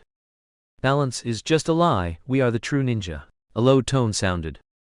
And Nathan Hawke, hearing this, raised his eyebrows. Whoosh! A cold fist sword was pressed against Nathan Hawke's throat. "Who are you? Where is this?" the robber asked in a majestic tone. "This is another world, you have been summoned," Nathan Hawke said very calmly. Another world? The robber's heart was filled with disbelief, but the surrounding scene made his senses realize the unusualness of this place. "I want to leave." The robber found that the person in front of him was not afraid of his actions, and at the same time felt the hidden killing intent emanating from the surroundings. Nathan Hawke nodded. "Okay, if you're done observing, then come back." At the same time, he didn't expect that this seemingly villainous, but inwardly righteous guy would actually be summoned by him. The robber didn't speak, just took a deep look at Nathan Hawke, looking at the suddenly open door, and the very cold figure standing at the door, whose whole body exuded a murderous aura that made the robber's brows furrow in surprise. "Wesker, tell them to be smart and send him out." Nathan Hawke was completely unconcerned about the fist sword only 1 cm from his neck. Wesker moved aside slightly, and the robber quickly turned into a shadow and rushed out. Wesker turned his head and looked at Nathan Hawke. Nathan Hawke chuckled, "Don't look at me, he'll be back." After coming to the Marvel Universe, the robber left the familiar Runeterra and Iania. He felt the differences of this new world. New York City was bustling with traffic, towering skyscrapers and busy streets, making the robber feel dizzy and unfamiliar. He disguised himself, no longer wearing his iconic black ninja attire, but instead mingled with the crowd of the strange city, trying not to attract too much attention. "This place is more like Piltover." The robber walked through the streets of New York, seeing many strange things and people. Unlike Runeterra and Iania, where he came from, people here lived different lives and possessed various technologies and abilities. He saw neon advertisements on tall buildings, flying vehicles shuttling across the skyline, and various acrobats filming videos performing on the streets. All of this shocked and intrigued the robber. He decided to explore this world and understand its people and culture. In a park in New York, the robber encountered a group of children playing. He noticed that these children were excitedly discussing superheroes. In their eyes, the robber saw awe and affection, as if they were their heroes. The robber couldn't help but recall his past in Iania, the elders he admired in his youth, those legendary heroic figures. "Does this world also have heroes?" The robber walked up to the children and asked. "Yes, this world also has many superheroes. They protect people's safety and guard peace." A little girl, seeing the robber's arrival, felt no strangeness at all and said very confidently, hearing that an adult also liked to listen to superheroes' topics. The children excitedly gathered around the robber, telling him stories about heroes. The children talked about the heroes they knew, including Iron Man, the Invisible Man, Electro, Super V, and so on. The robber listened with great interest, a glimmer in his eyes. In his interaction with the children, the robber learned that a great battle had occurred in the city just a month ago, but from these children, the robber also experienced the warmth and kindness of this world. Although he was once the Shadow Master, with a complex background, he also did not want to see this world fall into chaos and war. He secretly resolved that no matter where he was, he would protect those who needed protection and pursue peace and balance. A day passed, and the robber felt many things in this strange world and met some little friends. He felt his longing for balance and his pursuit of justice. He understood that he was no longer just a shadow assassin, but an existence that transcended boundaries. When he discovered that Nathan Hawke, whom he had met, was actually the boss of the Invisible Man, Electro, and Super V. Hawke Group. Nathan Hawke's office. Nathan Hawke looked at the white-haired, muscular man in front of him with a surprised expression and said, "What, you want to become an idol too?" "Idol?" The robber looked confused. Nathan Hawke suddenly choked. Cough, cough, cough. Then he adjusted his state and said, "Ah, it's a superheroes. You said you also want to be a superheroes?" The robber nodded solemnly. "That's right, I want to become a superheroes." Nathan Hawke's heart, however, was filled with murmurs. He knew that Zed came from the world of Runeterra, an assassin of the Shadow Order skilled in ninja techniques and assassination, rather than a superhero in the traditional sense. However, he also knew Zed's strength and potential, and for an unconventional superhero, Zed's existence might bring some fresh elements and possibilities to the Hawke Group. Nathan Hawke began to ponder. Zed's superhero persona and backstory could perfectly utilize his past in Runeterra. Or, he could adopt some cool and pretentious names like Master Assassin, Loner of the Peaks, or Invisible Blade, and pair them with some equally pretentious lines. Then, in the eyes of those chunibyo yet handsome kids, his popularity would surely be great. Nathan Hawke pursed his lips and said with a smile, "All right, since you have this idea, we can consider giving you a chance." A flicker of joy flashed in Zed's eyes. "But becoming a superhero is not a simple matter. You will need to undergo rigorous training and trials," Nathan Hawke said. "We will provide you with resources and support, but you must put in effort and sweat." When speaking of trials and effort, Nathan Hawke used a particularly dramatic tone. Zed also picked up on the tone, but still nodded in understanding, knowing that becoming a superhero required immense effort and sacrifice. "Good, since you've decided, Let's begin. Nathan Hawke stood up, gesturing for Zed to follow him out of the office. Zed was led by Nathan Hawke to a creative studio, adorned with various lights and props, giving it a very professional atmosphere. Zed felt a bit confused, not understanding why becoming a superhero required coming here. It looked like a movie set. Nathan Hawke explained with a smile, "This is where we customize the persona and backstory for superheroes. We hope every superhero can have their unique image and story, which will better attract fans." Zed nodded in understanding, though still a bit bewildered, but since it was Nathan Hawke's arrangement, he would naturally cooperate fully. Next, Zed began participating in the filming and costume fitting. The makeup artist was surprised by his handsomeness and physique, then contentedly applied some special effects makeup, making his face appear even more cool and mysterious. The stylist chose a black ninja costume for him, embroidered with beautiful patterns and hexagrams, highlighting his identity and strength. Although Zed was not used to these flashy things, he tried his best to cooperate, attempting to showcase his best state. The filming began, and Zed displayed his astonishing combat skills and ninja techniques. He moved agilely between props and lights, fully demonstrating his ninja skills. In front of the camera, Zed exhibited his cool movements and decisive attitude, perfectly embodying the meaning of titles like Master Assassin, Loner of the Peaks, and Invisible Blade. Everyone on the film set was greatly surprised by the abilities used by the person Nathan Hawke personally brought. Even the director of the shoot excitedly knelt before Nathan Hawke, saying, "Boss, please, you must let me film this superhero series of movies, please. Help Taffy." Nathan Hawke was instantly speechless. With technological advancements, the Hawke Group also launched many new businesses, such as VTuber, new media, games, and other branch businesses centered around superheroes. And what Nathan Hawke hadn't expected was that a middle-aged director would actually watch VTuber. At the same time, the surrounding staff also looked on expectantly, and once Zed's shoot was over, they rushed to invite him for a photo. "Get up, don't be like that, I promise you, but remember to sign the confidentiality agreement," Nathan Hawke said with a smile, patting the director's shoulder. After Zed's shoot ended, he felt the enthusiasm and anticipation of the surrounding staff, which made him a little uncomfortable, but as a trained person, Zed still managed a very professional fake smile. The initial unfamiliarity and confusion with this world had slowly dissipated, replaced by a sense of belonging. Nathan Hawke walked over and said to Zed, "Your performance was excellent, and your superhero image customization was very successful. We will prepare a series of promotional activities for you, and I believe you will be widely popular in this world." Zed was a bit confused by Nathan Hawke's words, but waited until they were alone to discuss it further. Nathan Hawke, with a smile, said to him, "I know what you're thinking.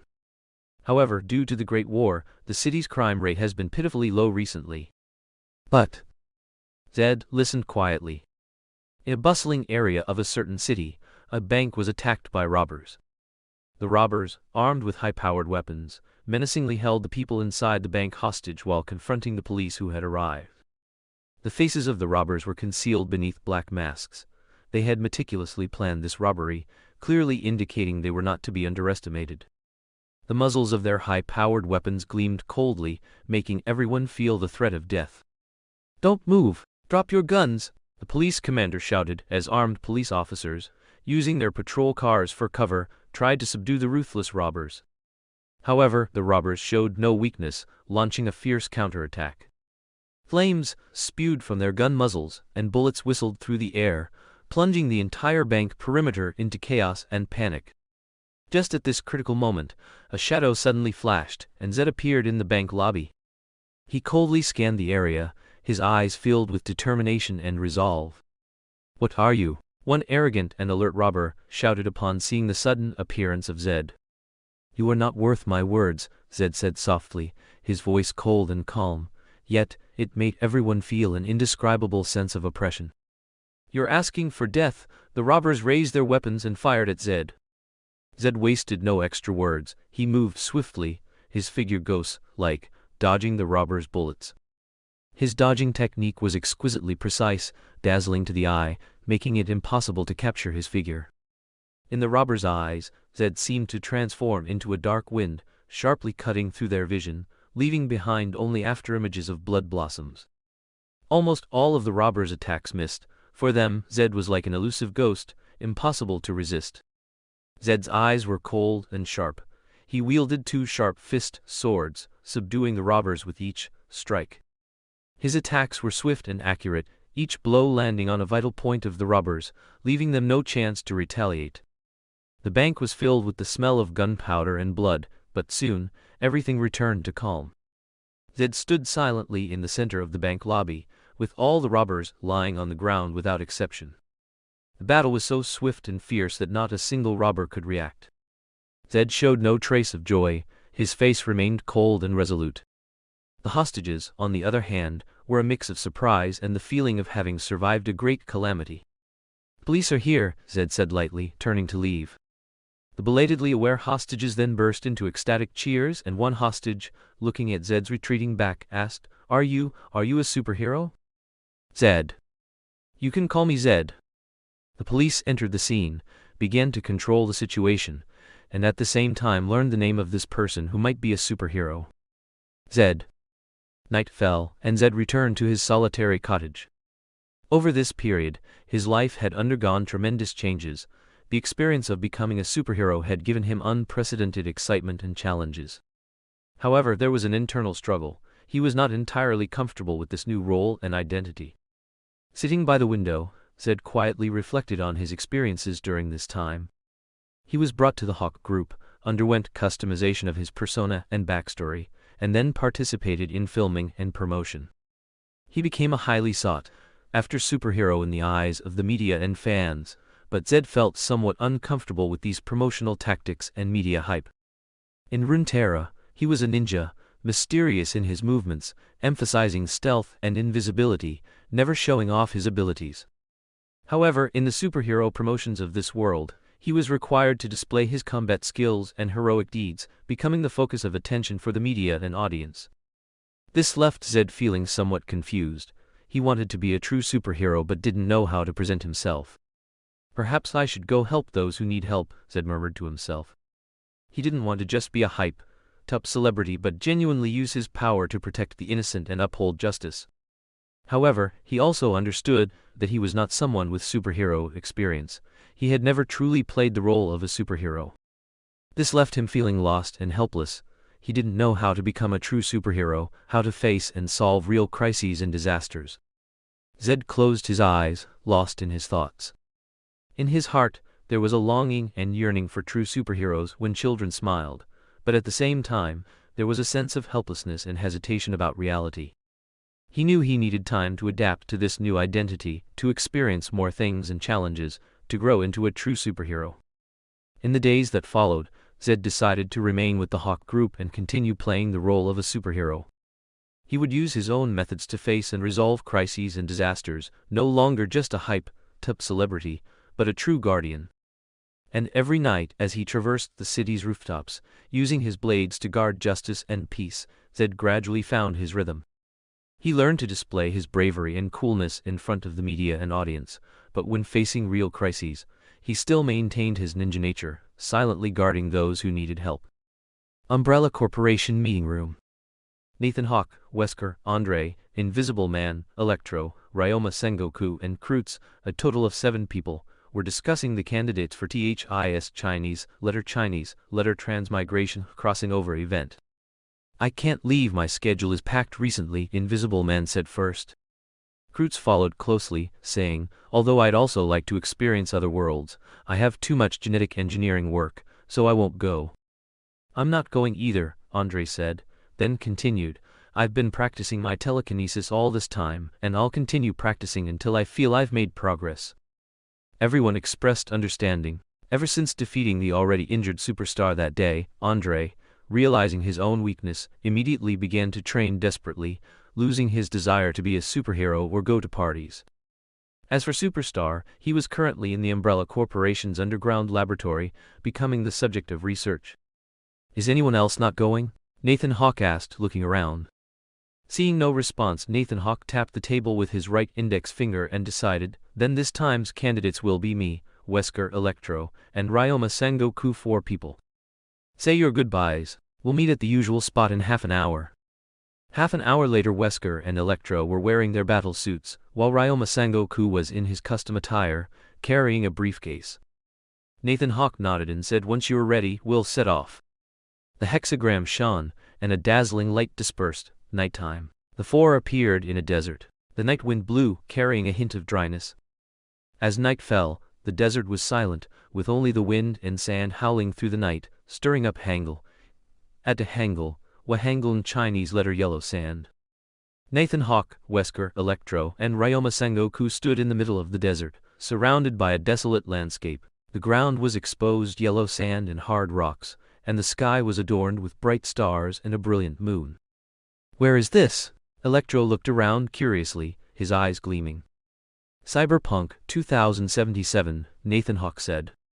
"Cyberpunk 2077? What's that?" "I know what cyberpunk is. Is it a world similar to the movie Blade Runner?" Ryoma Sangoku asked in return. "Something like that," Nathan Hawke said, while looking at information that was completely invisible to the others. Perversed world.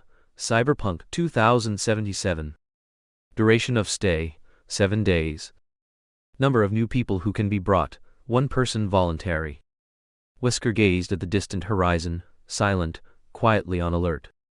Suddenly, Wesker's ears twitched, and he said, "A group of guys on motorcycles are heading our way." Nathan Hawke and his group faced the menacing scavengers, their expressions still cold and unperturbed. Wesker stood at the forefront, shielding the other three, his eyes fixed on the scavenger leader. Yo, are these young lads planning to make a name for themselves in Night City? Did you get lost or deliberately trespass on our territory?" The scavenger leader chuckled mockingly, his eyes glinting with greed. Wesker didn't reply, merely looking at them indifferently. "What are you looking at? Haven't you seen such handsome guys before? Ha ha ha." The scavenger subordinates began to mock Wesker. Suddenly, a subordinate approached the leader, pointed at Nathan Hawke and his group, and said, "Boss, they don't have any cyberware. They're intact." The scavenger leader's eyes instantly lit up. He carefully scrutinized the 4 people opposite him. They were so clean. The organs of such people must be the most prized treasures for big shots, because they hadn't been contaminated. The scavenger leader, full of malevolence, walked up to Nathan, grinning sinisterly. Wow, what do we have here? "A bunch of guys who don't know their place. Looks like we've got a big client tonight." The other scavengers followed suit, jeering, their fierce gazes fixed on Nathan and his group. "You still have 1 minute. Put down your weapons, take off your clothes, and then honestly kneel and surrender, otherwise," the scavenger leader said up to this point, then made a throat-slitting gesture with his hand, while also thrusting his hips. Nathan Hawke's face showed no emotion. He looked at the leader and said coldly, "You'd better leave now, or you'll face the consequences." "Peach, I'd like to see what you can do," the leader sneered. Just as the scavengers were about to act, Electro suddenly flashed out, moving so fast that he was almost impossible to catch. In the blink of an eye, he appeared in front of the leader, his right hand slashing like lightning, instantly piercing through the opponent's throat. The other scavengers watched in shock, not expecting the opponents to be so powerful.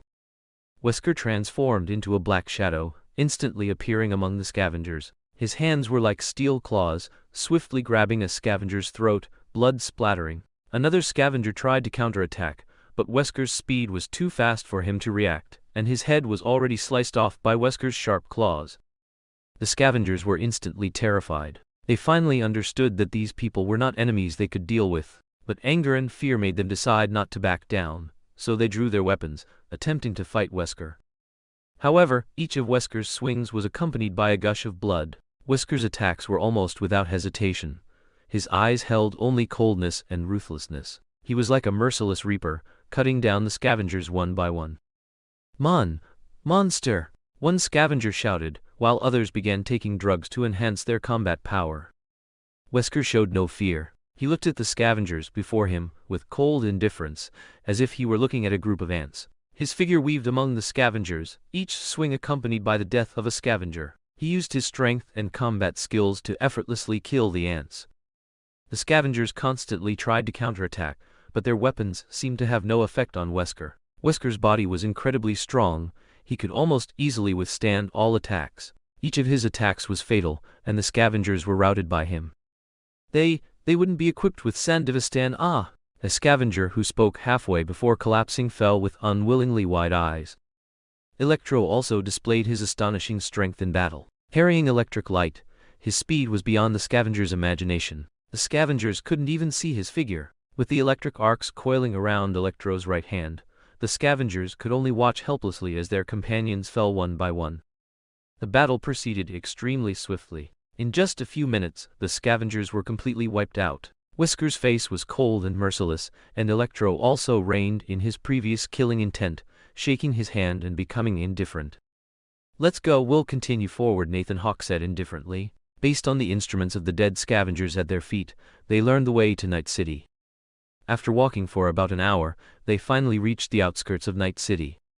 In a dark, narrow alley in Night City's northern industrial district, Nathan Hawke and his 3 companions entered the territory of the Maelstrom gang. The characteristics of the Maelstrom were visible everywhere.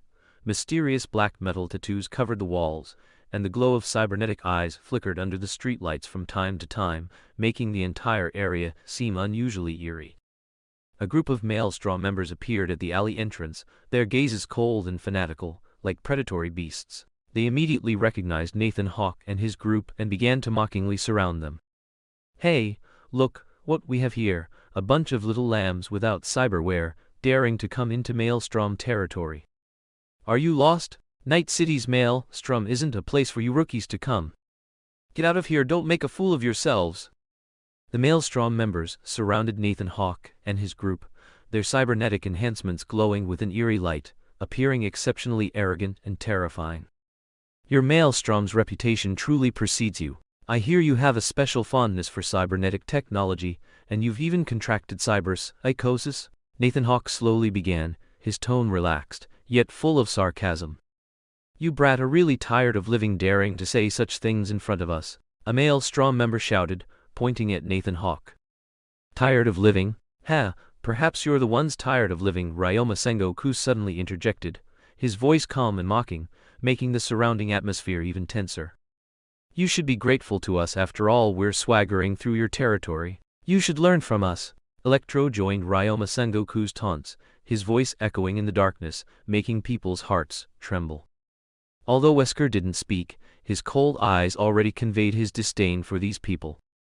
The Maelstrom members were enraged by their attitude. They unleashed frenzied energy from their cybernetic implants, preparing to attack Nathan Hawke and his group. However, just as they were gathering their forces to act, Nathan Hawke suddenly raised his hand to stop them. "Don't be so quick to act, we're just passing through. Your territory doesn't interest us," Nathan Hawke said indifferently, without a hint of fear in his tone. These words, however, made the Maelstrom members pause. They hadn't expected these people not to fight, but instead to leave. "What, scared?" a Maelstrom member sneered. "Why bother talking to these idiots in front of us? Let them taste my recently installed Big Dick cyberware," another Maelstrom member said excitedly. Nathan Hawke smiled slightly, his eyes revealing a hint of disdain. "Scared? To us, you are nothing but a bunch of pathetic weaklings." His words provoked the members of the Vortex gang, making them even more furious. Just as they were about to launch an attack, Zhang Lingma suddenly let out a light chuckle.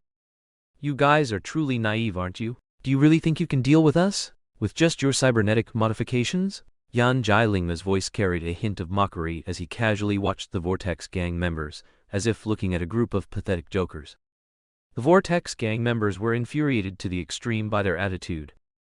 They angrily lunged at Nathan Hawke and his group, but they didn't expect them to show no reaction at all. "Beach, what makes you think you're qualified to speak to us?" a Vortex gang leader sneered as he stepped forward. "Here, only strength matters. You four don't look like much. I don't know where you came from, but since you dared to trespass on our territory, you'll have to pay the price." Nathan Hawke smiled. He had no intention of making a move, but his gaze revealed an unassailable aura. Wesker and Electro maintained indifferent expressions, while Zhang Lingma watched the gathering Vortex gang members from the side, a playful glint in his eyes. "Price? That depends on whether you have the ability to make us pay it," Wesker said coldly, his voice devoid of any emotional fluctuation. "Look at them, they really think they're some big shots. Since they're courting death, then we'll grant it to them." The Vortex gang members gradually began to lose their minds, preparing to surround the four and subject them to sadistic torture and cruel treatment. However, Zhang Lingma chuckled playfully at this moment, confidently looking at the assembling Vortex gang members around him, as if they were a group of pathetic ants. The Vortex gang members gradually surrounded the four, unaware that they had already walked into a trap of death. Facing Nathan Hawke and the other three, their demise was inevitable. Wesker's figure transformed into a shadow, his movements so fast they were almost impossible to track. A sharp blade appeared in his hand, and his cold eyes fixated on the Vortex gang members, utterly fearless and without a hint of pity. Although the Vortex gang members had activated their cybernetic enhancements, their movements still appeared clumsy and slow compared to Wesker. They had lost their minds, becoming irritable and frantic, intent only on riddling these seemingly ordinary people with holes. One member roared, swinging his cybernetically enhanced fist, attempting to defeat Wesker. However, Wesker's reaction speed was incredibly fast. He easily dodged the opponent's attack, and, in an instant, plunged his sharp blade into the opponent's heart. Blood splattered, and the Vortex gang member fell to the ground dead. Wesker didn't even glance at him, turning to face the next enemy. Then, the moment they raised their weapons, Wesker had already appeared like lightning in front of one of them. His blade sliced through the air, like a black bolt of lightning, instantly piercing through that person's chest. Blood gushed out, and the Vortex gang member didn't even let out a scream before collapsing to the ground. But Wesker didn't stop. His movements were like a fierce storm, continuously assassinating the Vortex gang members. One after another, Vortex gang members fell. Their bodies were pierced, severed, and torn, a bloody spectacle. Wesker's eyes remained cold, devoid of any emotional fluctuation. He was like a merciless killing machine. Bullets swarmed towards him, and Wesker swung his blade down, producing crackling sounds. Some of the Vortex gang members began to panic. Their offensive was easily crushed by Wesker, and even their strongest cybernetic bodies couldn't withstand Wesker's fierce assault. They realized that this seemingly ordinary person was, in fact, an extremely terrifying enemy. But it was already too late. Wesker's attacks never stopped. His blade gleamed in the darkness, each swing bringing a streak of blood. The Vortex gang members were like fragile puppets before him, utterly powerless to resist. Electro stepped forward, his body suddenly blurring, his speed so fast it was hard to grasp. He flashed like a bolt of electrical energy, instantly appearing among the Vortex gang members. Screams of agony rang out as Vortex gang members fell one after another. Electro's attacks were like lightning and thunder. He used electrical energy to strike down his enemies, and those Vortex gang members, entangled by the electrical energy, let out heart-wrenching howls of pain. His attacks were merciless and ruthless. Electrical energy, under his control, formed sharp blades, severing the limbs of his enemies one by one. His eyes were cold and indifferent, as if he were slaughtering a group of pathetic ants. The Vortex gang members fell into chaos and fear. Their defenses collapsed, and they were helpless against Electro's attacks. Electro showed no sign of stopping. His attacks continued. The Vortex gang members became targets of his merciless slaughter. They suffered the torment of electrical energy, like a nightmare from hell. Before Electro, the Vortex gang members were destined to meet their doom. His cold, blooded slaughter was like a merciless storm, engulfing the entire area. Under his hands, the Vortex gang members became a pile of helpless corpses, their lives extinguished like candlelight. Electro looked at the wreckage beneath his feet, his expression still cold. To him this was just an insignificant battle. The Vortex gang members were merely cannon fodder for his slaughter. In this unfamiliar world, he had no emotions, only cold killing intent. Meanwhile, the other two, taking a break from the action, were conversing. Recently, Electro told me he developed a new move called Thor's Soul, Zhang Jialingma said, and just as he was about to mention the data, Nathan Hawke interrupted. Are there any side effects? Yes, Zhang Jialingma looked at Electro's cold, merciless expression as he slaughtered, and told Nathan Hawke. He told me that after using Thor's Soul, he felt his inner self become unusually calm, with extremely small emotional fluctuations. At the same time, his 7 emotions and 6 desires were suppressed to the point of almost non-existence, as if he had transformed into a mechanical human, cold and emotionless. Nathan Hawke frowned. He knew that such side effects could cause Electro to lose his humanity and become a cold, emotionless combat mechanical human. Although increasing combat power was necessary in the world of superheroes, Losing emotions and humanity was also a huge price. Can he control it? Nathan Hawke asked. Yan Jialingma shrugged. He said he's trying to control it, but for now, he can't fully master the aftereffects of this move's power. Help him out more when we get back, Nathan Hawke said seriously to Yan Jialingma. Yan Jialingma nodded in response. Boom! A violent sound rang out. Nathan Hawke and Yan Jialingma looked in that direction. The Vortex gang leader suffered a cyberpsychosis breakdown, burning his cyberware, and instantly fell into a state of madness. His eyes were filled with mad, crimson light, as if he had lost his reason and humanity. His cyberware began to smoke, emitting terrifying high temperatures, seemingly intent on burning himself to ashes. Ha ha ha ha! You are all my toys! The leader laughed wildly, his voice full of savagery and pleasure. Wesker looked coldly at the mad leader before him. He showed no sign of wavering, maintaining his calm and composure. His gaze revealed a hint of determination, as if he had already anticipated the LEADER's Chinese letter behavior. The leader's body rapidly lunged at Wesker, his fiery fists striking fiercely at Wesker. Wesker dodged like a ghost, evading the leader's attacks one after another. His movements were exceptionally agile, and he managed to avoid every attack almost unscathed. You dodge well, the leader laughed maniacally, his burning cyberware releasing even more powerful fire, and his attacks became more ferocious and frantic. Wesker remained cold and emotionless. He was not swayed by the leader's madness. He suddenly leaped, using his agile movements to get behind the leader, then delivered a fierce whip kick. The leader flew out but didn't fall. Instead, he attacked Wesker even more frantically. His body burned even more intensely, as if he wanted to unleash his power to its limit. Power, I feel the power. The leader, transformed into pyro, unleashed a full-strength punch, sending a scorching tornado towards Wesker. Wesker dodged with a flip, then looked at the leader, who had burned to ashes. Electro appeared beside Wesker. More and more people are noticing this area. The head ordered us to leave quickly. Wesker nodded and left the battlefield without a backward glance. Electro followed closely, and the four quickly left the northern industrial zone. As the four passed through Watson District, they noticed many Vortex gang members driving cars towards the industrial zone, seemingly preparing for reinforcements. Everyone exchanged thoughts, and Wesker shared his speculation. They probably realized the enemy was strong, which is why they gathered so many members for support. That's perfect. We can escape this area even more easily, Yan Jialingma said with a smile, who was using a briefcase to crack a Vortex gang member's credit card, stealing information for their own use. Then, the three looked at Nathan Hawke. How is it? Do you have a plan? Yan Jialingma saw that Nathan Hawke already had a plan. Yes, I have a plan, but how's the information theft coming along? Nathan Hawke asked. Yan Jialingma gave an okay gesture and then said with some surprise, it's done. But what I didn't expect was that this world actually uses euros. I'm currently in the process of legalizing it.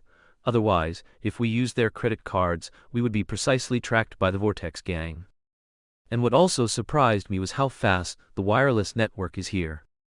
Nathan Hawke nodded slightly upon hearing Yan Jialingma's words. Once Ryoma is finished, we'll go to a place where we can rest, and then we'll discuss the details. The Kabuki district in the dead of night appeared particularly eerie, with the dim yellow neon lights casting strange shadows in the narrow alleys. There weren't many people on the streets, only a few suspicious figures lurking in the darkness. Nathan Hawke and his group moved silently through the narrow alleys, cautiously observing their surroundings. This was the poorest and most dangerous area of Night City, where many criminals and lawbreakers operated. However, for Nathan Hawke and his group, such an environment was not unfamiliar. They were already accustomed to dangerous places. In the alleys of the Kabuki district, faint music and hushed conversations could be heard, suggesting that someone was conducting a transaction somewhere. Under the neon lights, various dazzling goods were displayed in shops, and some vendors called out to passers-by. Wesker's eyes remained alert. He suddenly stopped, signaling the others to halt. Someone is following us, Wesker whispered. Suddenly, a figure darted out from the shadows and attacked with a knife. Wesker reacted quickly, easily evading the attack, then kicked the assailant. The attacker was a young man dressed in tattered clothes, his eyes fanatic and fierce. A wild desire gleamed in his gaze. Hand over your money, the man shouted, then lunged at them again.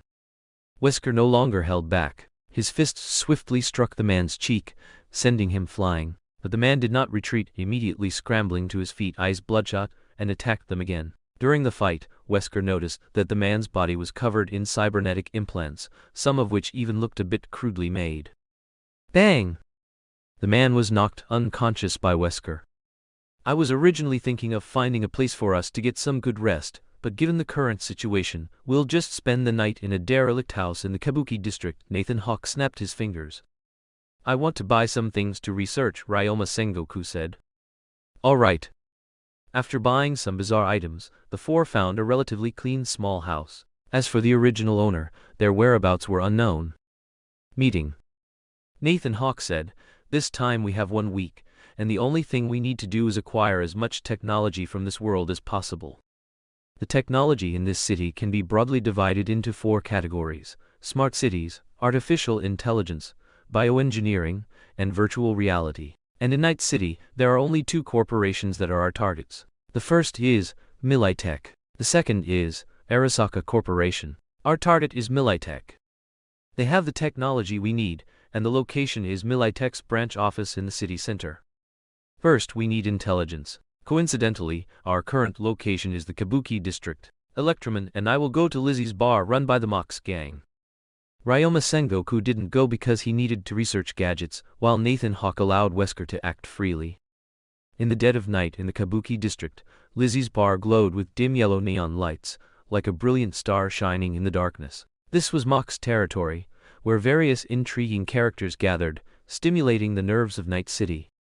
Nathan Hawke and Electroman walked one after another through the narrow alleys. The street crowd was diverse, with no shortage of people using drugs. Some revealing outfits were even jaw-dropping, but this was commonplace in Night City. This place is truly insane, Nathan Hawke muttered to himself. Electroman nodded. He was no stranger to such scenes. In this chaotic city, all sorts of intriguing things filled every corner, and what they needed now was to gather intelligence, to find the clues they needed from this chaos. Walking down the street, a scantily clad Mox prostitute approached them, her eyes seductive and alluring. Handsome, want to have some fun? She looked at Nathan Hawke with flirtatious eyes, a tempting smile on her lips. Nathan Hawke gave her a cold glance, ignoring her. He knew such prostitutes often acted as intelligence informants for the Mox, but they didn't need to be distracted by these tricks. We're just here to find some information, Electroman said indifferently. The prostitute wasn't discouraged. She turned to Electroman, her eyes flashing seductively.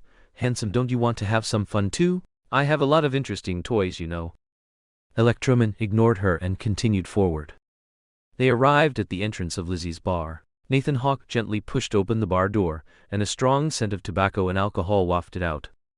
The bar's interior was dim and lively, with all sorts of people gathered there. Their identities and purposes couldn't be discerned from their appearance, but Nathan Hawke knew that countless secrets were hidden behind every person.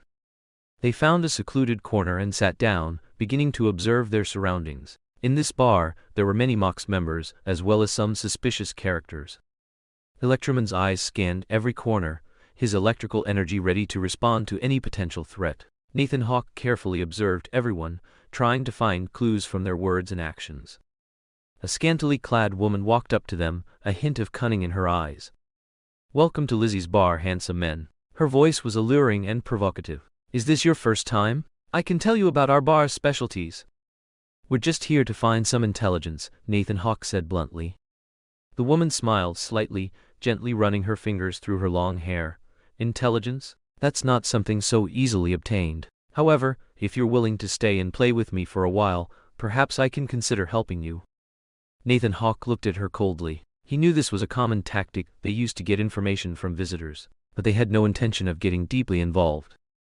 We're only interested in Militech, Electroman said calmly. A flicker of surprise crossed the woman's eyes, but she quickly recovered her smile. Militech, you're interested in that kind of thing? We're just curious, Nathan Hawke replied indifferently. The woman looked at them, seemingly weighing something. Finally, she nodded. All right, since you're interested, I can give you some information. However, this will come at a price. What do you want? Electroman asked. The woman smiled alluringly. Play with me for a while, make me happy, and I'll tell you. Nathan Hawke looked at her coldly. He knew this was a waste of time. But Nathan Hawke had no intention of playing with her. Inside a private room at Lizzie's bar, dim lights illuminated the entire space. The woman sat elegantly on the sofa, her seductive eyes fixed on Nathan Hawke and Electroman, with a hint of ambiguity in her gaze. "Susie Q will be here to see you very soon." Her voice was low and alluring. "But before she arrives, you can play with me for a while." "We're just here to get intelligence," Electroman emphasized again. The woman raised the corner of her mouth, her smile charming. "Of course you can get intelligence, but to get more you'll have to pay a price." Her words were full of innuendo, but Nathan Hawke and Electroman exchanged cold glances. They understood her meaning. In this chaotic city, weighing pros and cons was something that happened every moment. However, for two people with extraordinary powers, this was undoubtedly as simple as Kun playing basketball. Time passed quietly. The door to Lizzie's bar's private room slowly opened, and a seductive woman walked in. She was dressed in a dark red, tight, fitting outfit, not at all concealing her impressive curves. Her gaze fixed on Nathan Hawke and Electroman, carrying a mysterious smile. "You're the ones who came to talk to me about intelligence?" Her voice was melodious and magnetic. "Yes," Nathan Hawke replied concisely. Susie Q smiled as she sat down, her gaze sweeping over the two. "I heard you're interested in Militech. What for, I wonder?" "We're just curious," Electroman replied. Susie Q scoffed. "Curiosity isn't a good thing, especially in Night City." No sooner had she spoken than the private room door suddenly closed, and the sound of it being locked came from outside. But Nathan Hawke and Electroman remained expressionless. Susie Q smiled slightly.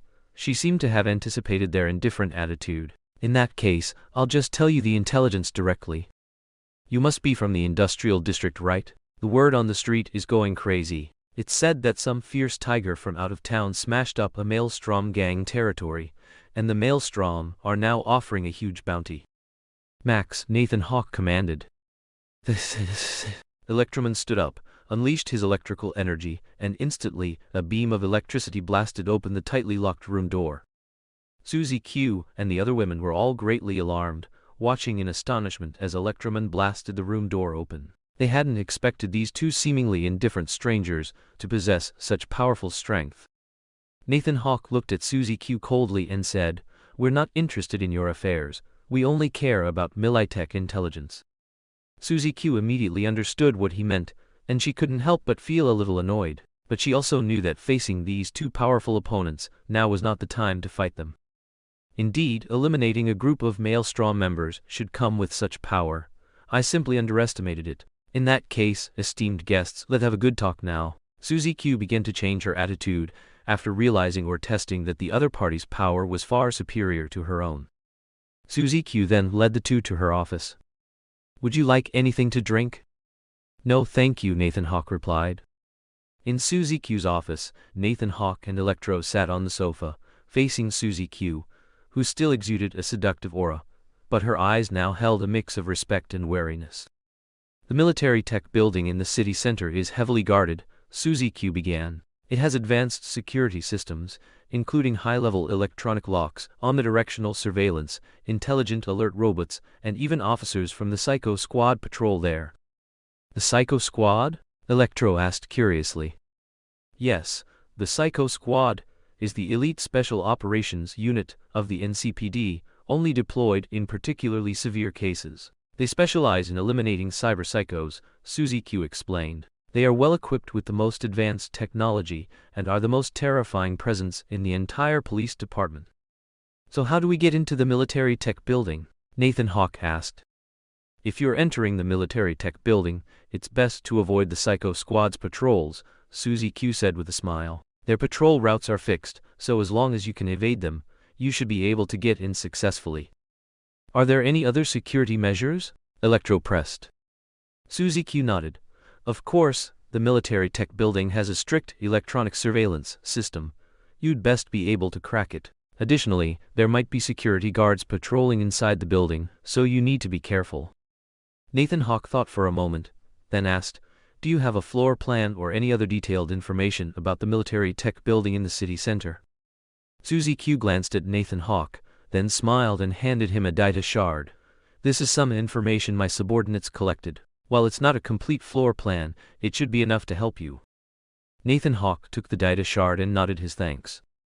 But you need to be careful. Susie Q's gaze grew serious. The military tech building in the city center is not a place to be trifled with. I suggest you find some helpers or prepare some special equipment. Thank you for the reminder, Nathan Hawke said. We'll be careful. Susie Q nodded, then smiled and said, all right, you've got the intel. Can you do me a favor? What is it? Electro asked. Our Mox gang has also run into some trouble recently. A group of cyberpsychos is causing chaos in our territory, bringing us a lot of problems. If you can help us solve this, I'll give you some extra intel, Susie Q said. Nathan Hawke and Electro exchanged glances, then nodded. Good, then we're allies, Susie Q revealed a satisfied smile. Nathan Hawke and Electro were silent for a moment, then nodded, indicating their willingness to help Susie Q resolve the cyberpsycho problem. Thank you very much for your help, Susie Q said with a smile. I'll have my people provide you with the relevant information. Nathan Hawke and Electro weren't particularly interested in the Mox gang. They just wanted to get information about the military tech building as soon as possible. However, in this strange and dangerous city, allies were always more valuable than enemies. Susie Q turned and gave some instructions to a female member outside the door. Soon, a young female member entered with a tray laden with various delicious snacks. Please enjoy yourselves, Susie Q invited. Nathan Hawke and Electro didn't stand on ceremony and began to sample the delicacies. Although they didn't need food to sustain life, trying these various delicious foods was a pleasure for them. So, about the intel on the city center's military tech building, Nathan Hawke asked. Susie Q pondered for a moment, then began to explain in detail. She told them about the building's internal structure and security systems, provided diagrams of some key areas, and pointed out potential security vulnerabilities.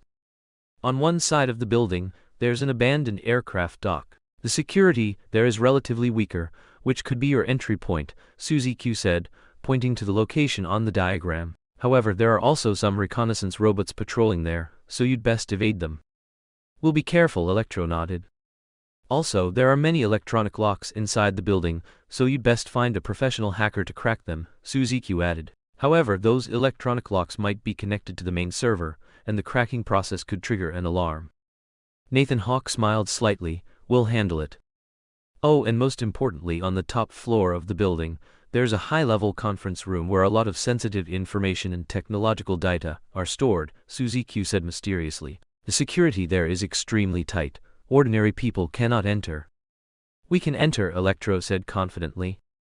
Susie Q looked at these two confident and powerful individuals, believing they absolutely had the ability to achieve this. Well, one last thing. My information is already a year old, and I, a small-time person, have no idea about the actual situation. Susie Q smiled slightly, only able to show an apologetic expression. No problem, Nathan Hawke nodded in understanding. All right, I've told you the information, Susie Q said. I'll have my people take you to find clues about those cyberpsychos. Nathan Hawke and Electro stood up to bid farewell and left Susie Q's office. Susie Q sent two female members to accompany them, leading them to the Mox gang's territory to search for traces of the cyberpsychos. And just after Nathan Hawke and Electro left, Susie Q looked at the female member who had initially greeted Nathan Hawke and said sternly, later, have someone monitor the target location to see if these two have the strength to deal with that group of cyberpsychos. If they run away, help me arrange a time. I need to meet with Dexter Deshawn. But if they solve it easily, then act as if this matter never existed. Yes. Late at night in Kabuki, the dark alleys were filled with the strong scent of tobacco and alcohol. Several scantily clad female members of the Mox gang cast flirtatious glances at Nathan Hawke and Electro, trying to attract their attention. We should first focus on finding those cyberpsychos, Nathan Hawke said to Electro.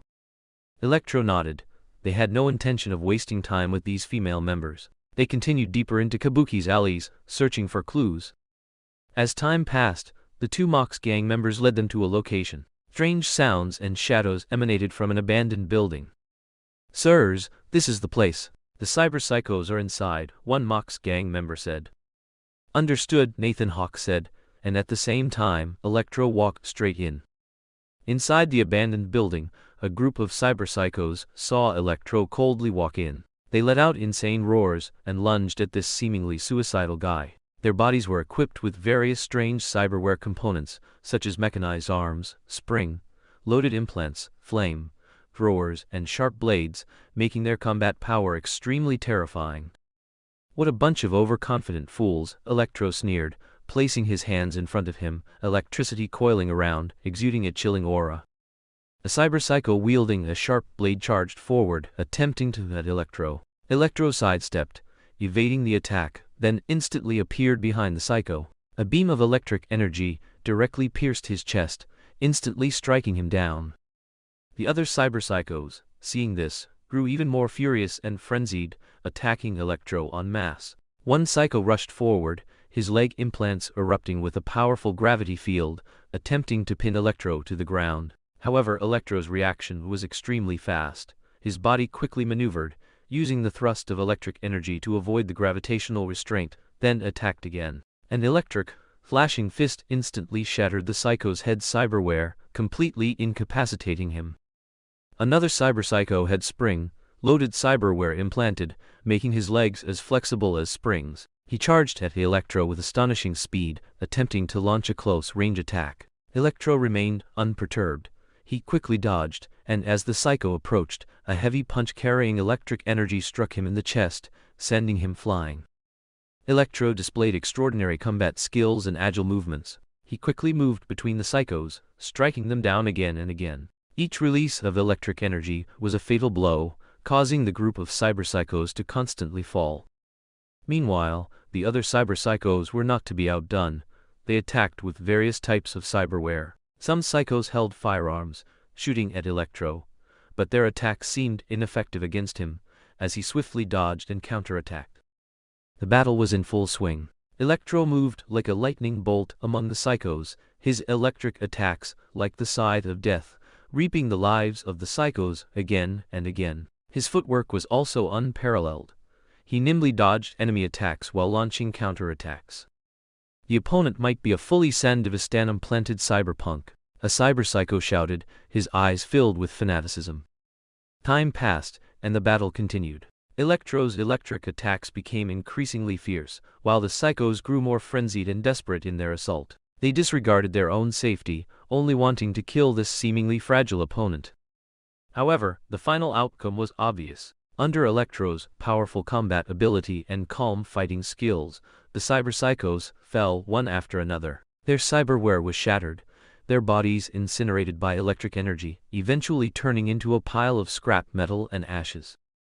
The battle ended, and the entire building was filled with the smell of charring and a scene of desolation. Electro stood in the ruins, his body covered in dust and residual electric light. He coldly surveyed his surroundings, without the slightest emotional fluctuation.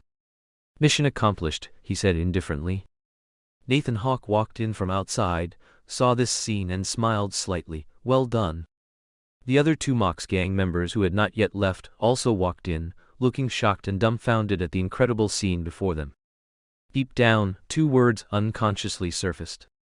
Legend. Chapter 55. Susie Q and Dexter Deshawn's Conversation. The morning sun shone through the glass windows of the skyscraper, casting light on Dexter Deshawn's face. He sat in his spacious, luxurious office, gazing at the city view outside. Night City's lights still twinkled, but the morning streets seemed calm and peaceful. Dexter was one of the hottest fixers in the city. Nothing that stirred in Night City escaped his notice. He possessed a killer's intuition and matching experience. Street rumors said that anyone who did business with Dexter Deshawn was destined for future success. Sitting opposite him was Oleg, his loyal bodyguard and driver. Oleg was a tall, burly man with cybernetic implants on his hands and neck, enhancing his unarmed combat abilities. He was a man of few words, extremely loyal to his employer.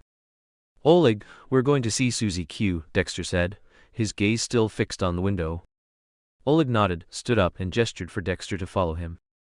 The two left the office and walked into the black luxury car parked downstairs.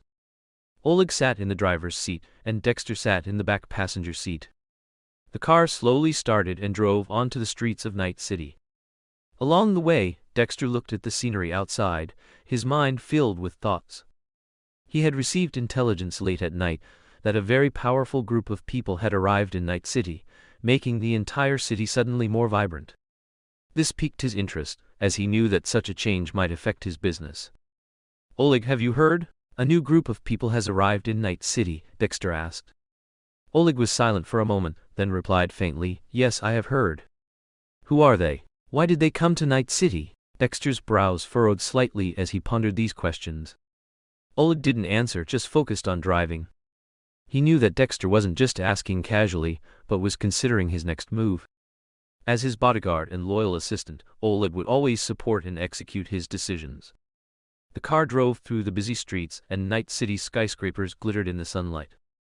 Dexter continued to gaze at the scene outside, his mind filled with thoughts. He knew that Night City was full of opportunities and dangers, and only by staying vigilant and astute could he establish himself in this city.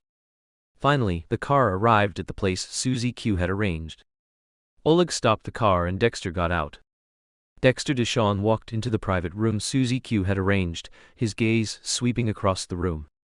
Susie Q sat on the sofa, her eyes fixed on Dexter, with a hint of a mysterious smile.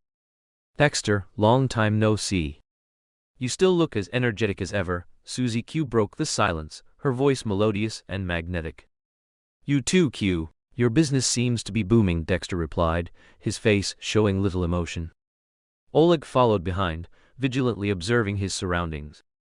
The two first engaged in some casual conversation, chatting about some gossip and rumors in the city.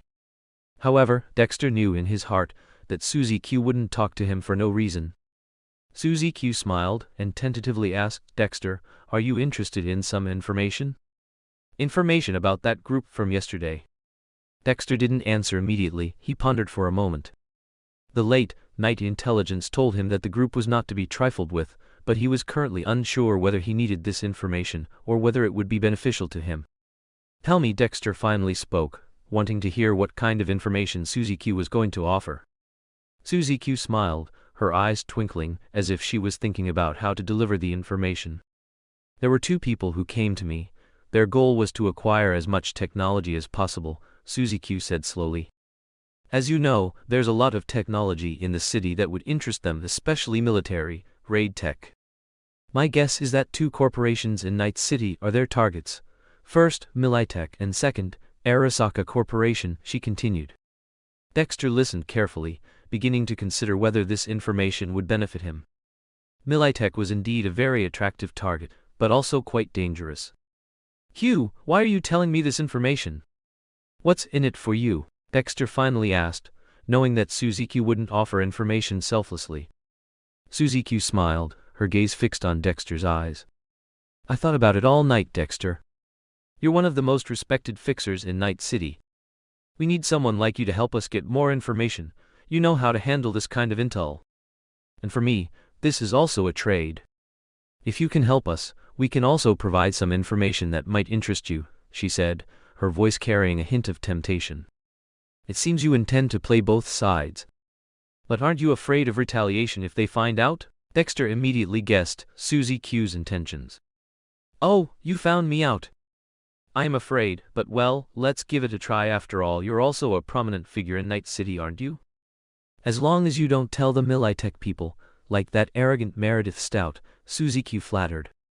Dexter understood Susie Q's hint, and, after a moment of thought, said, "I've actually been doing business with her recently." "In that case, then tell me about their strength." "Legends," Susie Q had just finished speaking. Dexter immediately spat out the drink he was sipping, raising an eyebrow as he looked at Susie Q opposite him. "What? Say that again? I thought I heard legends just now." Susie Q nodded in confirmation. "Very strong. Among those two, one uses electricity, and my subordinates say he's very fast." "Electricity?" Dexter pondered for a moment, then asked uncertainly, "Is it because of Ascendavastan or military, raid cyberware?" Susie Q shook her head and said something that made Dexter feel a little apprehensive. "There's no trace of any cybernetic implants on them." As if afraid Dexter wouldn't believe her, Susie Q firmly repeated, "That's right, they have no cybernetic implants." "Impossible." Dexter suddenly stood up, completely disbelieving. "Then, how did they manage to wipe out about 50 Maelstrom gang members in such a short time? And I also gathered some intel on the way here. it said that the group of cyber psychos you had a beef with were eliminated. Could it have been them? Dexter pondered internally, and the more he thought about it, the more it made sense. But after realizing it, he unconsciously started to break out in a cold sweat. So, their goal is Militech, not some bait sent out by the corporations? Dexter asked tentatively, because this was crucial. If the other party truly had the strength and truly intended to target Militech, then this period would be a critical time for change, and whether he could elevate his status, wealth, and influence would depend on these next few days. Dexter looked at Susie Q seriously, and seeing her serious expression, he then smiled. Since you're so confident, then I'm in. But before we do anything, we must extract ourselves from this vortex. Dexter Deshawn returned to his luxury car and began to ponder. If the other party truly had the ability to enter Militech Tower and turn the city center upside down, then some of Militech's warehouses, some of its resources in Night City. Dexter Deshawn finally couldn't help but show a hint of greed. Perhaps I should hire more mercenaries. Dexter Deshawn sat in the back seat of the car, looking at the scenery outside, his inner thoughts merging with the cityscape of Night City. The car weaved through the streets of Night City, neon lights reflecting the city's prosperity and hustle. His heart was filled with complex emotions. The information Susie Q had given him had plunged him into thought, and he was beginning to doubt his own choices. The strength of that group of people had shocked him, especially the one who used electricity, who had no cybernetic implants whatsoever. This was almost unthinkable in Night City. Who exactly are they? Why did they come to Night City? Dexter mused silently. He knew he had to act carefully, avoiding revealing his intentions and plans. At the same time, he also began to consider whether he needed to strengthen his own capabilities. For a fixer, strength was the best trump card. If he could have more mercenaries and powerful weapons and equipment, then in this turbulent city, he would be better able to protect his interests and status. The car passed through the hustle and bustle of Night City, driving towards the distance. Dexter watched the flashing lights of the street lamps, his heart still full of doubt and challenge. This time, I must act carefully. I must seize the opportunity and protect my interests, Dexter vowed to himself. He knew this would be his greatest test in Night City, but also an opportunity, a chance to stand out even more. The sights of Night City gradually faded from his vision, replaced by his inner resolve and determination. No matter what risks and challenges lay ahead, he would face them bravely, because in this city, only the strong could survive. If possible, perhaps I really should ask Susie Q to find out what kind of people they are, what they look like, and how powerful they are. That way my bet would be more certain. It's a choice between Militech and this group of people. Suddenly, Dexter remembered the two words Susie Q had used to describe their strength: legends. Dexter Deshawn unconsciously scoffed. Legends? In Night City, only dead legends are legends. My dearest boss, I've discovered from the data shard you gave me that the construction of this building wasn't entirely done by one team. Zhangji Lingma typed on the keyboard, analyzing the model building sorted by precise values on the laptop. Tell me about it. Nathan Hawke gestured for Zhangji Lingma to continue. According to my simulation, the construction of the building below the 10th floor was the work of Night International, the predecessor of Night Corp in Night City. Zhangji Lingma presented the data to Nathan Hawke one by one. Wait a moment. Zhangji Lingma suddenly stopped typing, a flash of inspiration crossing his mind. Then he quickly started typing on the keyboard again. David James. Nathan Hawke narrowed his eyes, intrigued by Zhangji Lingma's information. He knew that Night City's history was not simple, and many buildings hid secrets. Lingma, are you saying that this building was constructed by Night International, and this David James was the former CEO of Night Corp? Nathan Hawke asked. That's right.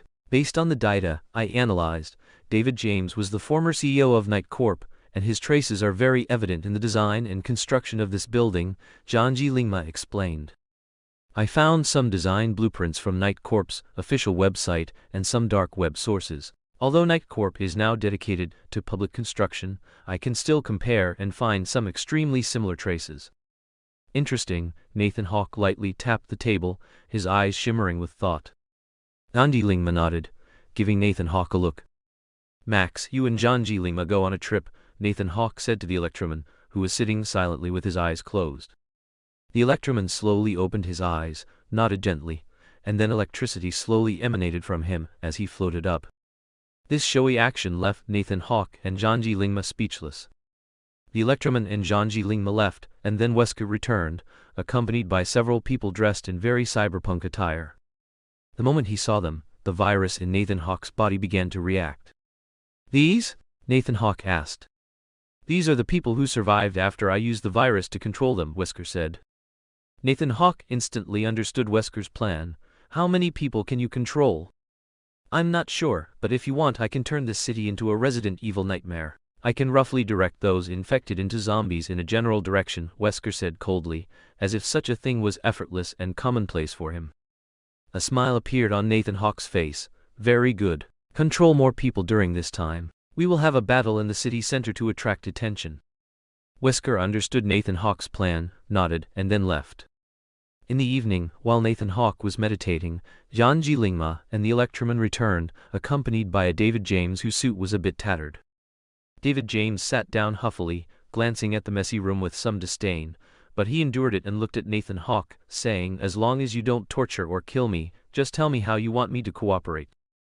Nathan Hawke looked at Janji Lingma, who returned a glance, pointing towards the Electroman. Nathan Hawke, seeing the direction of Janji Lingma's gaze, knew that the Electroman's ferocity was key to David James's docile cooperation. He smiled and said, "If a big shot like you disappears for a few days, we'd be in a lot of trouble."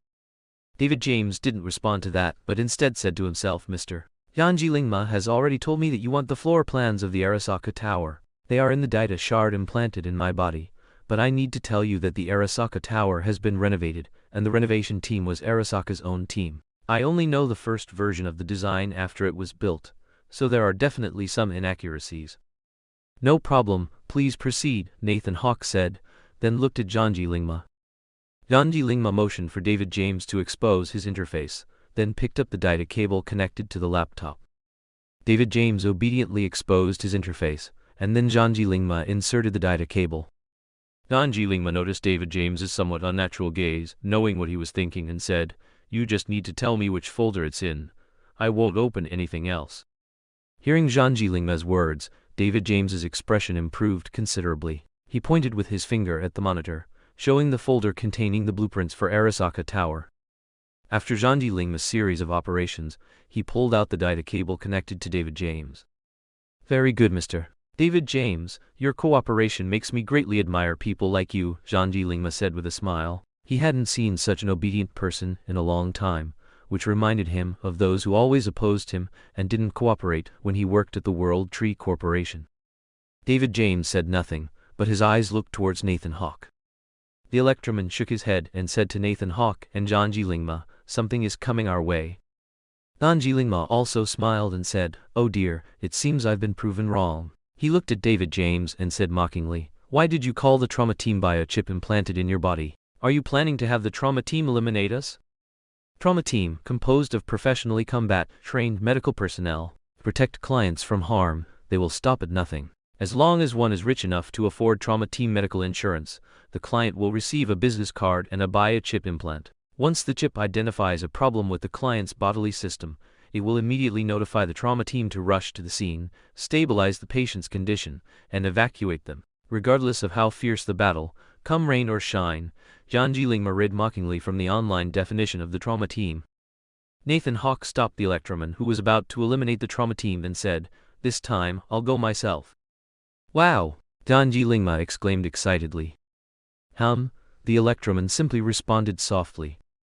David James watched this scene, and his heart suddenly grew cold. It seemed these three people weren't afraid at all. To be honest, David James was initially dismissive. Seeing people who dared to hijack him without any cyberware implants, he simply ordered them to be eliminated, and then ignored them. What he didn't expect was that the other party, in what seemed like a minute, had dealt with his hired security team and then brought him here. At the same time, the person who used electricity directly paralyzed most of the cyberware tools on his body. Fortunately, some of his body's cyberware was high-end, and it could operate again after he was brought here, such as the trauma team bioimplant chip he bought. At the same time, he also began to gradually figure out the identity of this group of people. They might be the ones currently rumored to have taken down the Maelstrom gang. What he didn't expect was that even with the trauma team arriving, they still appeared so relaxed and at ease. Did they truly not understand the power of the trauma team, or did they possess a formidable strength he was unaware of? And this time, it wasn't even the person who used electricity, but clearly their leader who was going out. If so, would the leader of such powerful people be even stronger? The answer was perhaps obvious, but David James's current thought was to hope that the trauma team could defeat these people and rescue him. As for the trauma team failing and returning, David James no longer held out much hope. If this batch of trauma team failed, then the next batch of trauma team would probably only find his ashes. After Nathan Hawke used the virus to alter some of his appearance, he said before leaving, "Kill them, the kind that can't be revived." David James was horrified.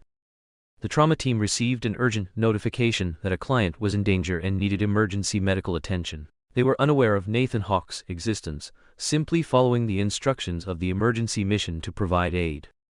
A Zeta Tech Atlas AV silently descended and the trauma team's medical squad quickly disembarked, ready for action. They wore green uniforms, white pilot helmets, and carried Kang Tao G-58s, equipped with a range of powerful weapons and cyberware. This squad was prepared to complete the rescue mission and extract their target in the shortest possible time. "What's the situation?" the trauma team leader asked. "According to the emergency notification, our client is nearby," the emergency medical personnel replied. "Right, we'll search quickly. Once we find him, we'll evacuate as soon as possible," the security specialist said, gripping his submachine gun. The trauma team quickly spread out, cautiously scouting while preparing for any potential danger. Just then, footsteps approached, and the trauma team members alertly raised their guns, staring intently ahead. Nathan Hawke seized the opportunity, rapidly and accurately using telekinesis to disarm a security specialist. "Enemy spotted," the trauma team leader shouted, and they immediately returned fire. But Nathan Hawke flexibly dodged the bullets, and once again used telekinesis to tear open another security specialist's armor, exposing him. "It's gravity or tearing type cyberware," a member shouted. The trauma team members continuously fired, but Nathan Hawke's speed made it difficult for them to lock onto a target. He moved erratically, sometimes appearing behind them, sometimes hiding in high places. The trauma team members found themselves in a tough fight. With a flash of Nathan Hawke's telekinesis, another security specialist was instantly knocked to the ground, losing the ability to resist. The other trauma team members stared in shock at their fallen comrade, realizing they were facing a powerful opponent. They immediately adjusted their formation, deploying snipers and providing covering fire, attempting to corner Nathan Hawke. Chapter 57. The Way of Survival in Night City. Nathan Hawke felt their pressure and teamwork, so he decided to unleash a portion of the Genova Cell's power. With a low growl, the Genova cells in Nathan Hawke's body rapidly activated, and his body was instantly enveloped in a shimmering golden energy shield. This shield made him almost indestructible, like an immortal war god. The remaining members of the trauma team and the Zeta Tech Atlas AV launched an even more ferocious attack on Nathan Hawke. Hang Tao J-58 bullets rained down, tearing through the air, their concentrated and orderly firepower attempting to overwhelm Nathan Hawke. Nathan Hawke effortlessly dodged all attacks, using both psychokinesis and his fists, capable of sending enemies flying with a single blow. His movements were agile and swift, like a leopard weaving through the battlefield, constantly breaking through the enemy's lines. The trauma team members and the Zeta Tech Atlas AV were thrown into chaos and panic. They didn't know how to deal with this invincible enemy. Faced with Nathan Hawke's furious assault, they could only watch helplessly as their comrades were defeated. Nathan Hawke's gaze was cold and ruthless. He showed no hesitation, no mercy, simply killing his enemies one by one without restraint. He silently counted the number of trauma team members. "This is different from the game. Is it because I have a higher V.A.P.E membership?" The trauma team members on the field began to feel fear and despair. They realized they were not facing an ordinary enemy, but an indestructible war god. Their attacks had almost no effect, only making Nathan Hawke even more violent. "Impossible! What kind of monster is this?" a trauma team member screamed in terror. Nathan Hawke ignored their cries and continued to pursue every enemy. There was no emotion in his eyes, only cold killing intent. He knew that only by eliminating all members of the trauma team could he ensure his secret remained safe. As the battle progressed, Nathan Hawke's movements became faster and his power grew stronger. The trauma team members seemed to have no resistance before him, fallen to the ground one after another, unable to rise again. The Zeta Tech Atlas IV was no exception, easily destroyed by Nathan Hawke. His psychokinetic power made the AV tumble in the air before crashing heavily to the ground, twisted into scrap metal. Nathan Hawke grew tired of playing, looking at the trauma team members writhing in agony on the ground. He raised a hand, clenching it into a fist. In his palm, a powerful energy shimmered, the power released by his Genova cells combined with psychokinesis. If I weren't pressed for time, I would have played a bit longer. Nathan Hawke's voice was cold and merciless. He quickly raised his hand into the air, then clenched it tightly. In an instant, the entire battlefield seemed to be engulfed in a chaotic vortex. Violent energy erupted from his hand, forming a massive shockwave that spread in all directions. The trauma team members let out desperate screams, trying to escape this tearing force, but it was too late. The energy shockwave instantly covered the entire battlefield, sweeping everyone into it. In a flash, all trauma team members on the battlefield exploded, their bodies turning into fragments of flesh and blood, splattering everywhere. No one survived. Nathan Hawke's psychokinetic ultimate skill completely annihilated them all. The battlefield fell into a deathly silence, with only Nathan Hawke standing there, the golden energy shield still surrounding his body. His face remained cold and ruthless, as if the battle he had just fought was merely a game to him. Hearing the distant sound of a helicopter, Nathan Hawke murmured, "NCP has noticed this area. It's time to move on." When the NCP, he and another group of trauma team members cautiously entered Nathan Hawke's group's resting place, they found nothing there. Dexter Deshawn was somewhat restless. According to the news he had just received, a shocking report had come out. A trauma team in the Kabuki district had been wiped out, and in such a way that no bodies were found. No, there were 2 mutilated bodies in the wrecked Atlas AV. Although there was no trace of electric abilities found at the scene this time. But Dexter Deshawn's intuition told him that the Tiger Claws were responsible. Subsequently, based on the message from his subordinates, Dexter Deshawn's body trembled as he found the most desired information. David James has disappeared. Trauma team went after him and was subsequently eliminated. And David James was once a member of Militech's construction crew. It seems those people are serious. Dexter Deshawn suddenly felt a chill in his heart. He suddenly thought of something terrifying. As a famous fixer in Night City, there was a high probability they would come looking for him. Although he had considered meeting these people, that was just a thought, not an action. As various rumors spread, the sky gradually darkened. Looking at the ever-present Oleg, he said, "Pay more attention recently, and now go hire more people. I need you to test the strength of this batch of mercenaries." "Yes, sir," Oleg replied, accepting the order. As Oleg opened the door, he stopped in front. Dexter Deshawn's eyes widened instantly, knowing that danger was imminent, and he was about to press the button in his office to escape. "Don't be so afraid, Dexter Deshawn." Dexter Deshawn only heard a voice, then saw Oleg fall to the floor, watching a man in a suit walk in. "Just you?" Dexter Deshawn asked. "I have something for you to do," Nathan Hawke said, sitting opposite Dexter. "You must be those fierce tigers from across the river. The streets are already in an uproar. The Maelstrom, Cyber Psychos, Trauma Team International, and even some mercenaries and bounty hunters are already eyeing you," Dexter Deshawn said after settling down. Nathan Hawke got straight to the point. "My original goal was Militech, but after I eliminated a Trauma Team squad, I wondered why I couldn't acquire all the technology from Trauma Team International and all the corporations in Corpo Plaza. Then I thought of another problem. My manpower is too scarce, extremely scarce." Nathan Hawke snapped his fingers, then pointed at Dexter Deshawn opposite him. "You're going to work for me now. I want to acquire the technology of most of Night City's corporate companies." Dexter Deshawn heard the other party's boast. Although he wanted to mock him seeing the other party's combat power, he still calmly said, "Your words are a bit arrogant. Your strength." Dexter Deshawn suddenly became speechless, his eyes wide as he looked at the scene before him. Everything in the room, no, on the entire floor, began to float, including himself, and at the same time, a voice echoed in his mind. "You can understand my strength as God." Dexter Deshawn looked in horror at Nathan Hawke, who was floating in the air before him.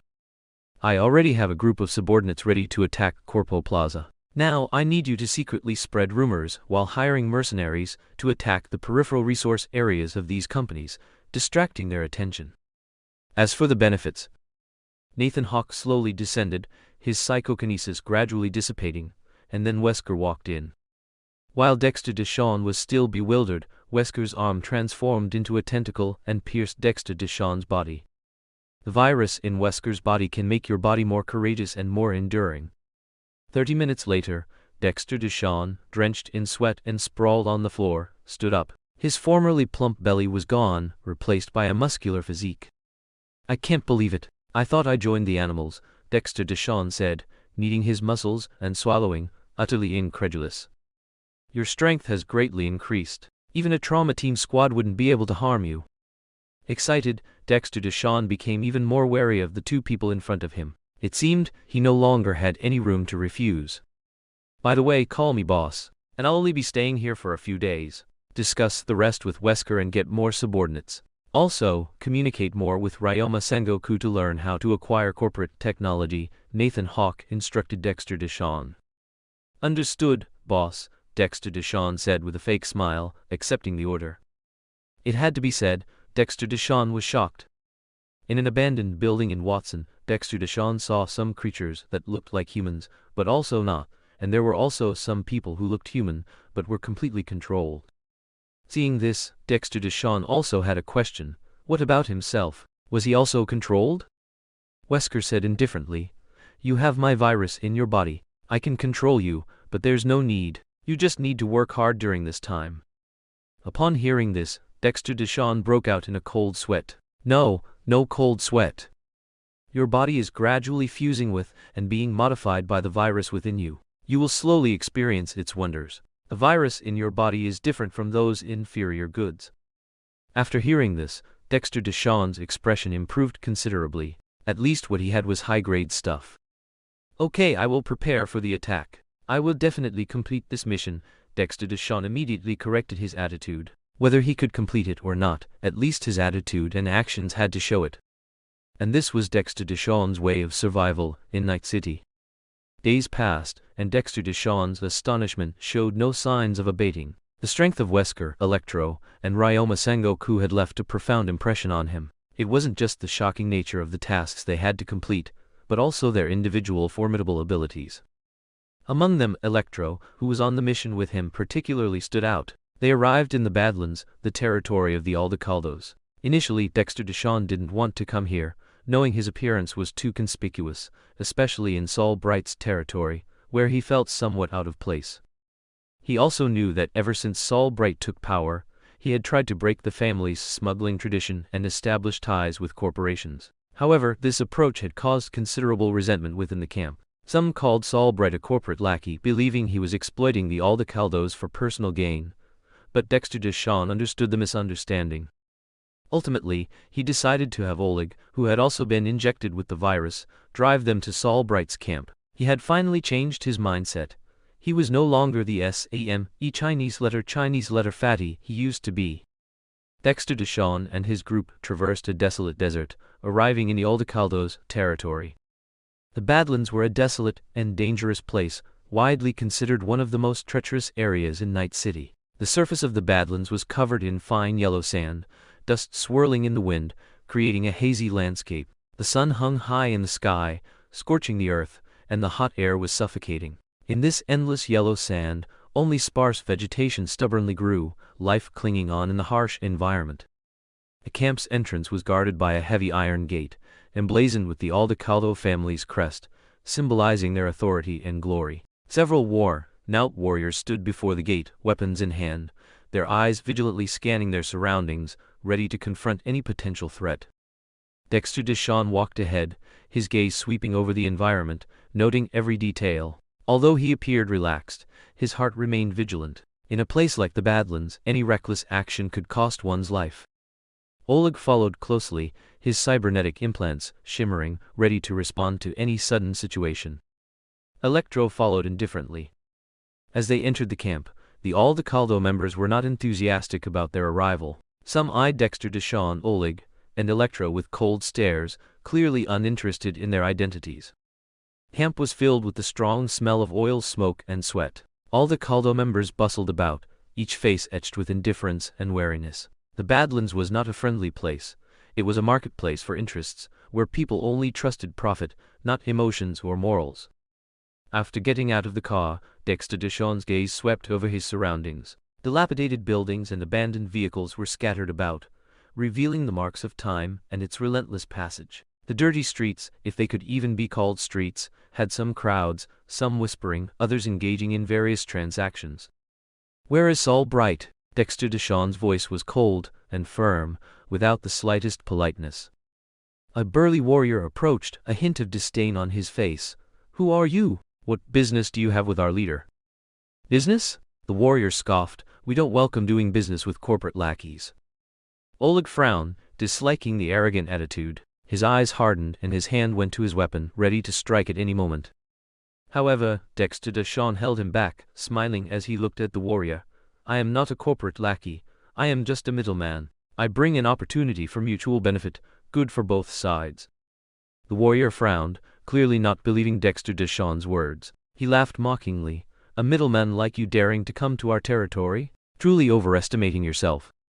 "You don't have to believe me, but I believe Saul Bright will be interested in this opportunity," Dexter Deshawn said calmly.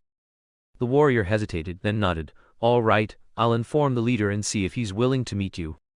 Dexter Deshawn nodded, waiting quietly. He knew that no matter how the other party viewed him, Saul Bright would not easily let go of an opportunity that could bring benefits.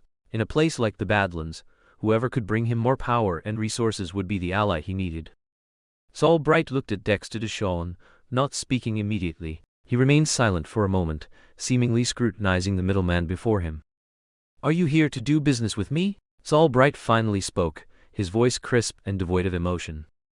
"Yes," Dexter Deshawn replied frankly, neither avoiding nor concealing. "You're completely different from the Dexter Deshawn I knew." Saul Bright frowned. Dexter Deshawn smiled in response. "You could say I used something similar to Animal Kingdom's super testosterone and animal supplements. You should also remember Oleg, who is behind me." Saul Bright stared at Oleg for a moment, then nodded. "Speak, I'm listening." "A business deal concerning the corporation."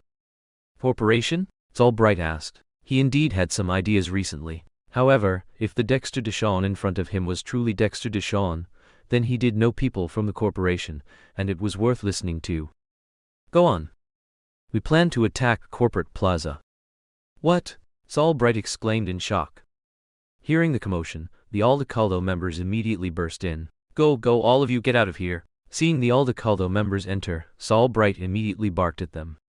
He then recomposed himself, sat down, and asked with confusion, "You're going after the corporation?"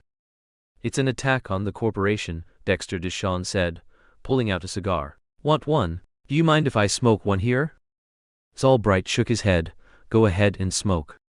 The two didn't continue their conversation, and Dexter Deshawn quietly smoked his cigar. A long time passed. "I'm very sorry, but I cannot let the Aldecaldos get into trouble," Saul Bright refused. "Are you going to listen to the benefits?" Dexter Deshawn asked one last time. "No, I cannot put the family in danger," Saul Bright said with a slight, apologetic smile. Dexter Deshawn nodded, then stood up and said, "All right then, let's just pretend I never told you about this." He took a puff of his cigar, then continued, "I don't want this matter to be leaked to the corporation." Saul Bright replied, "I didn't see Dexter Deshawn today. Let's talk business next time." Dexter Deshawn, Oleg, Electro, and Wesker arrived at the Wraith's territory, a desolate, abandoned factory, surrounded by dilapidated buildings and discarded vehicles, making one feel as if they were in a post-apocalyptic ruin.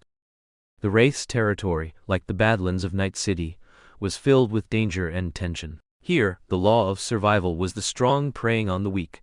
Only powerful factions could survive. Dexter Deshawn knew this well and was prepared to face any potential enemies at any time. The Wraith's influence spanned multiple states, making them a large and notorious nomad group. They lived by violence and plunder, harboring hostility towards mercenaries and city dwellers. In this cruel world, the Wraiths were like a pack of hungry wolves, always ready to pounce on weaker prey. Dexter Deshawn walked at the front, his face calm, showing no trace of fear. He knew that doing business with a faction like the Wraiths wouldn't be easy, but he also had his own confidence and methods. "We need to be careful. The Wraiths are not to be trifled with," Dexter Deshawn whispered to his companions behind him. Oleg showed a cautious attitude, while Electro and Wesker remained expressionless.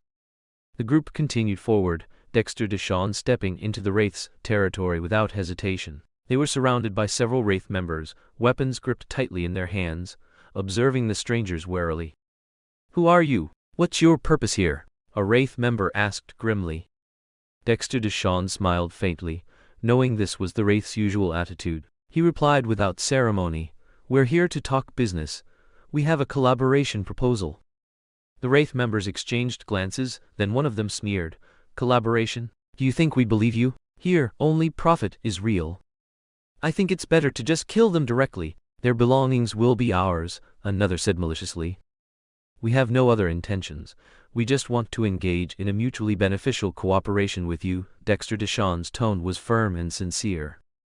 At that moment, a tall figure emerged from the crowd. He was clad in a black leather jacket, his face covered in tattoos, and his gaze was as sharp as a blade. It was the leader of this Wraith faction, Nash.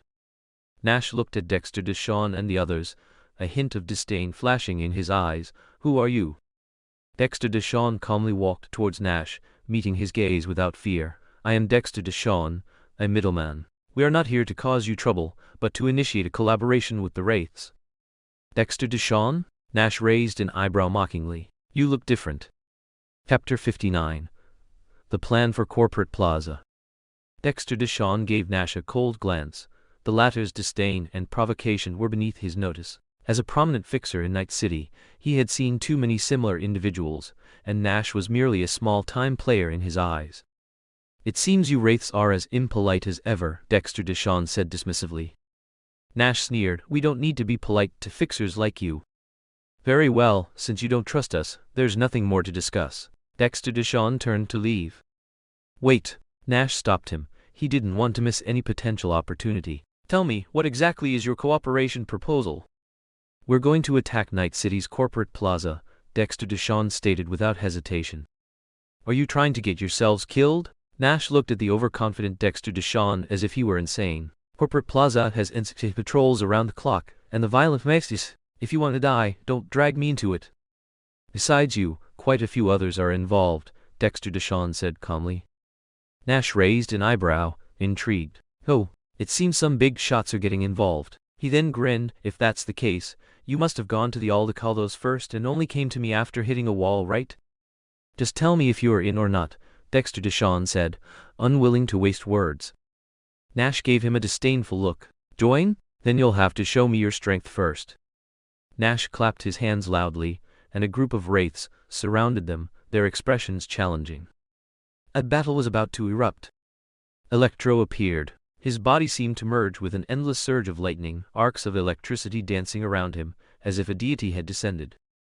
What in the Nash was still in shock.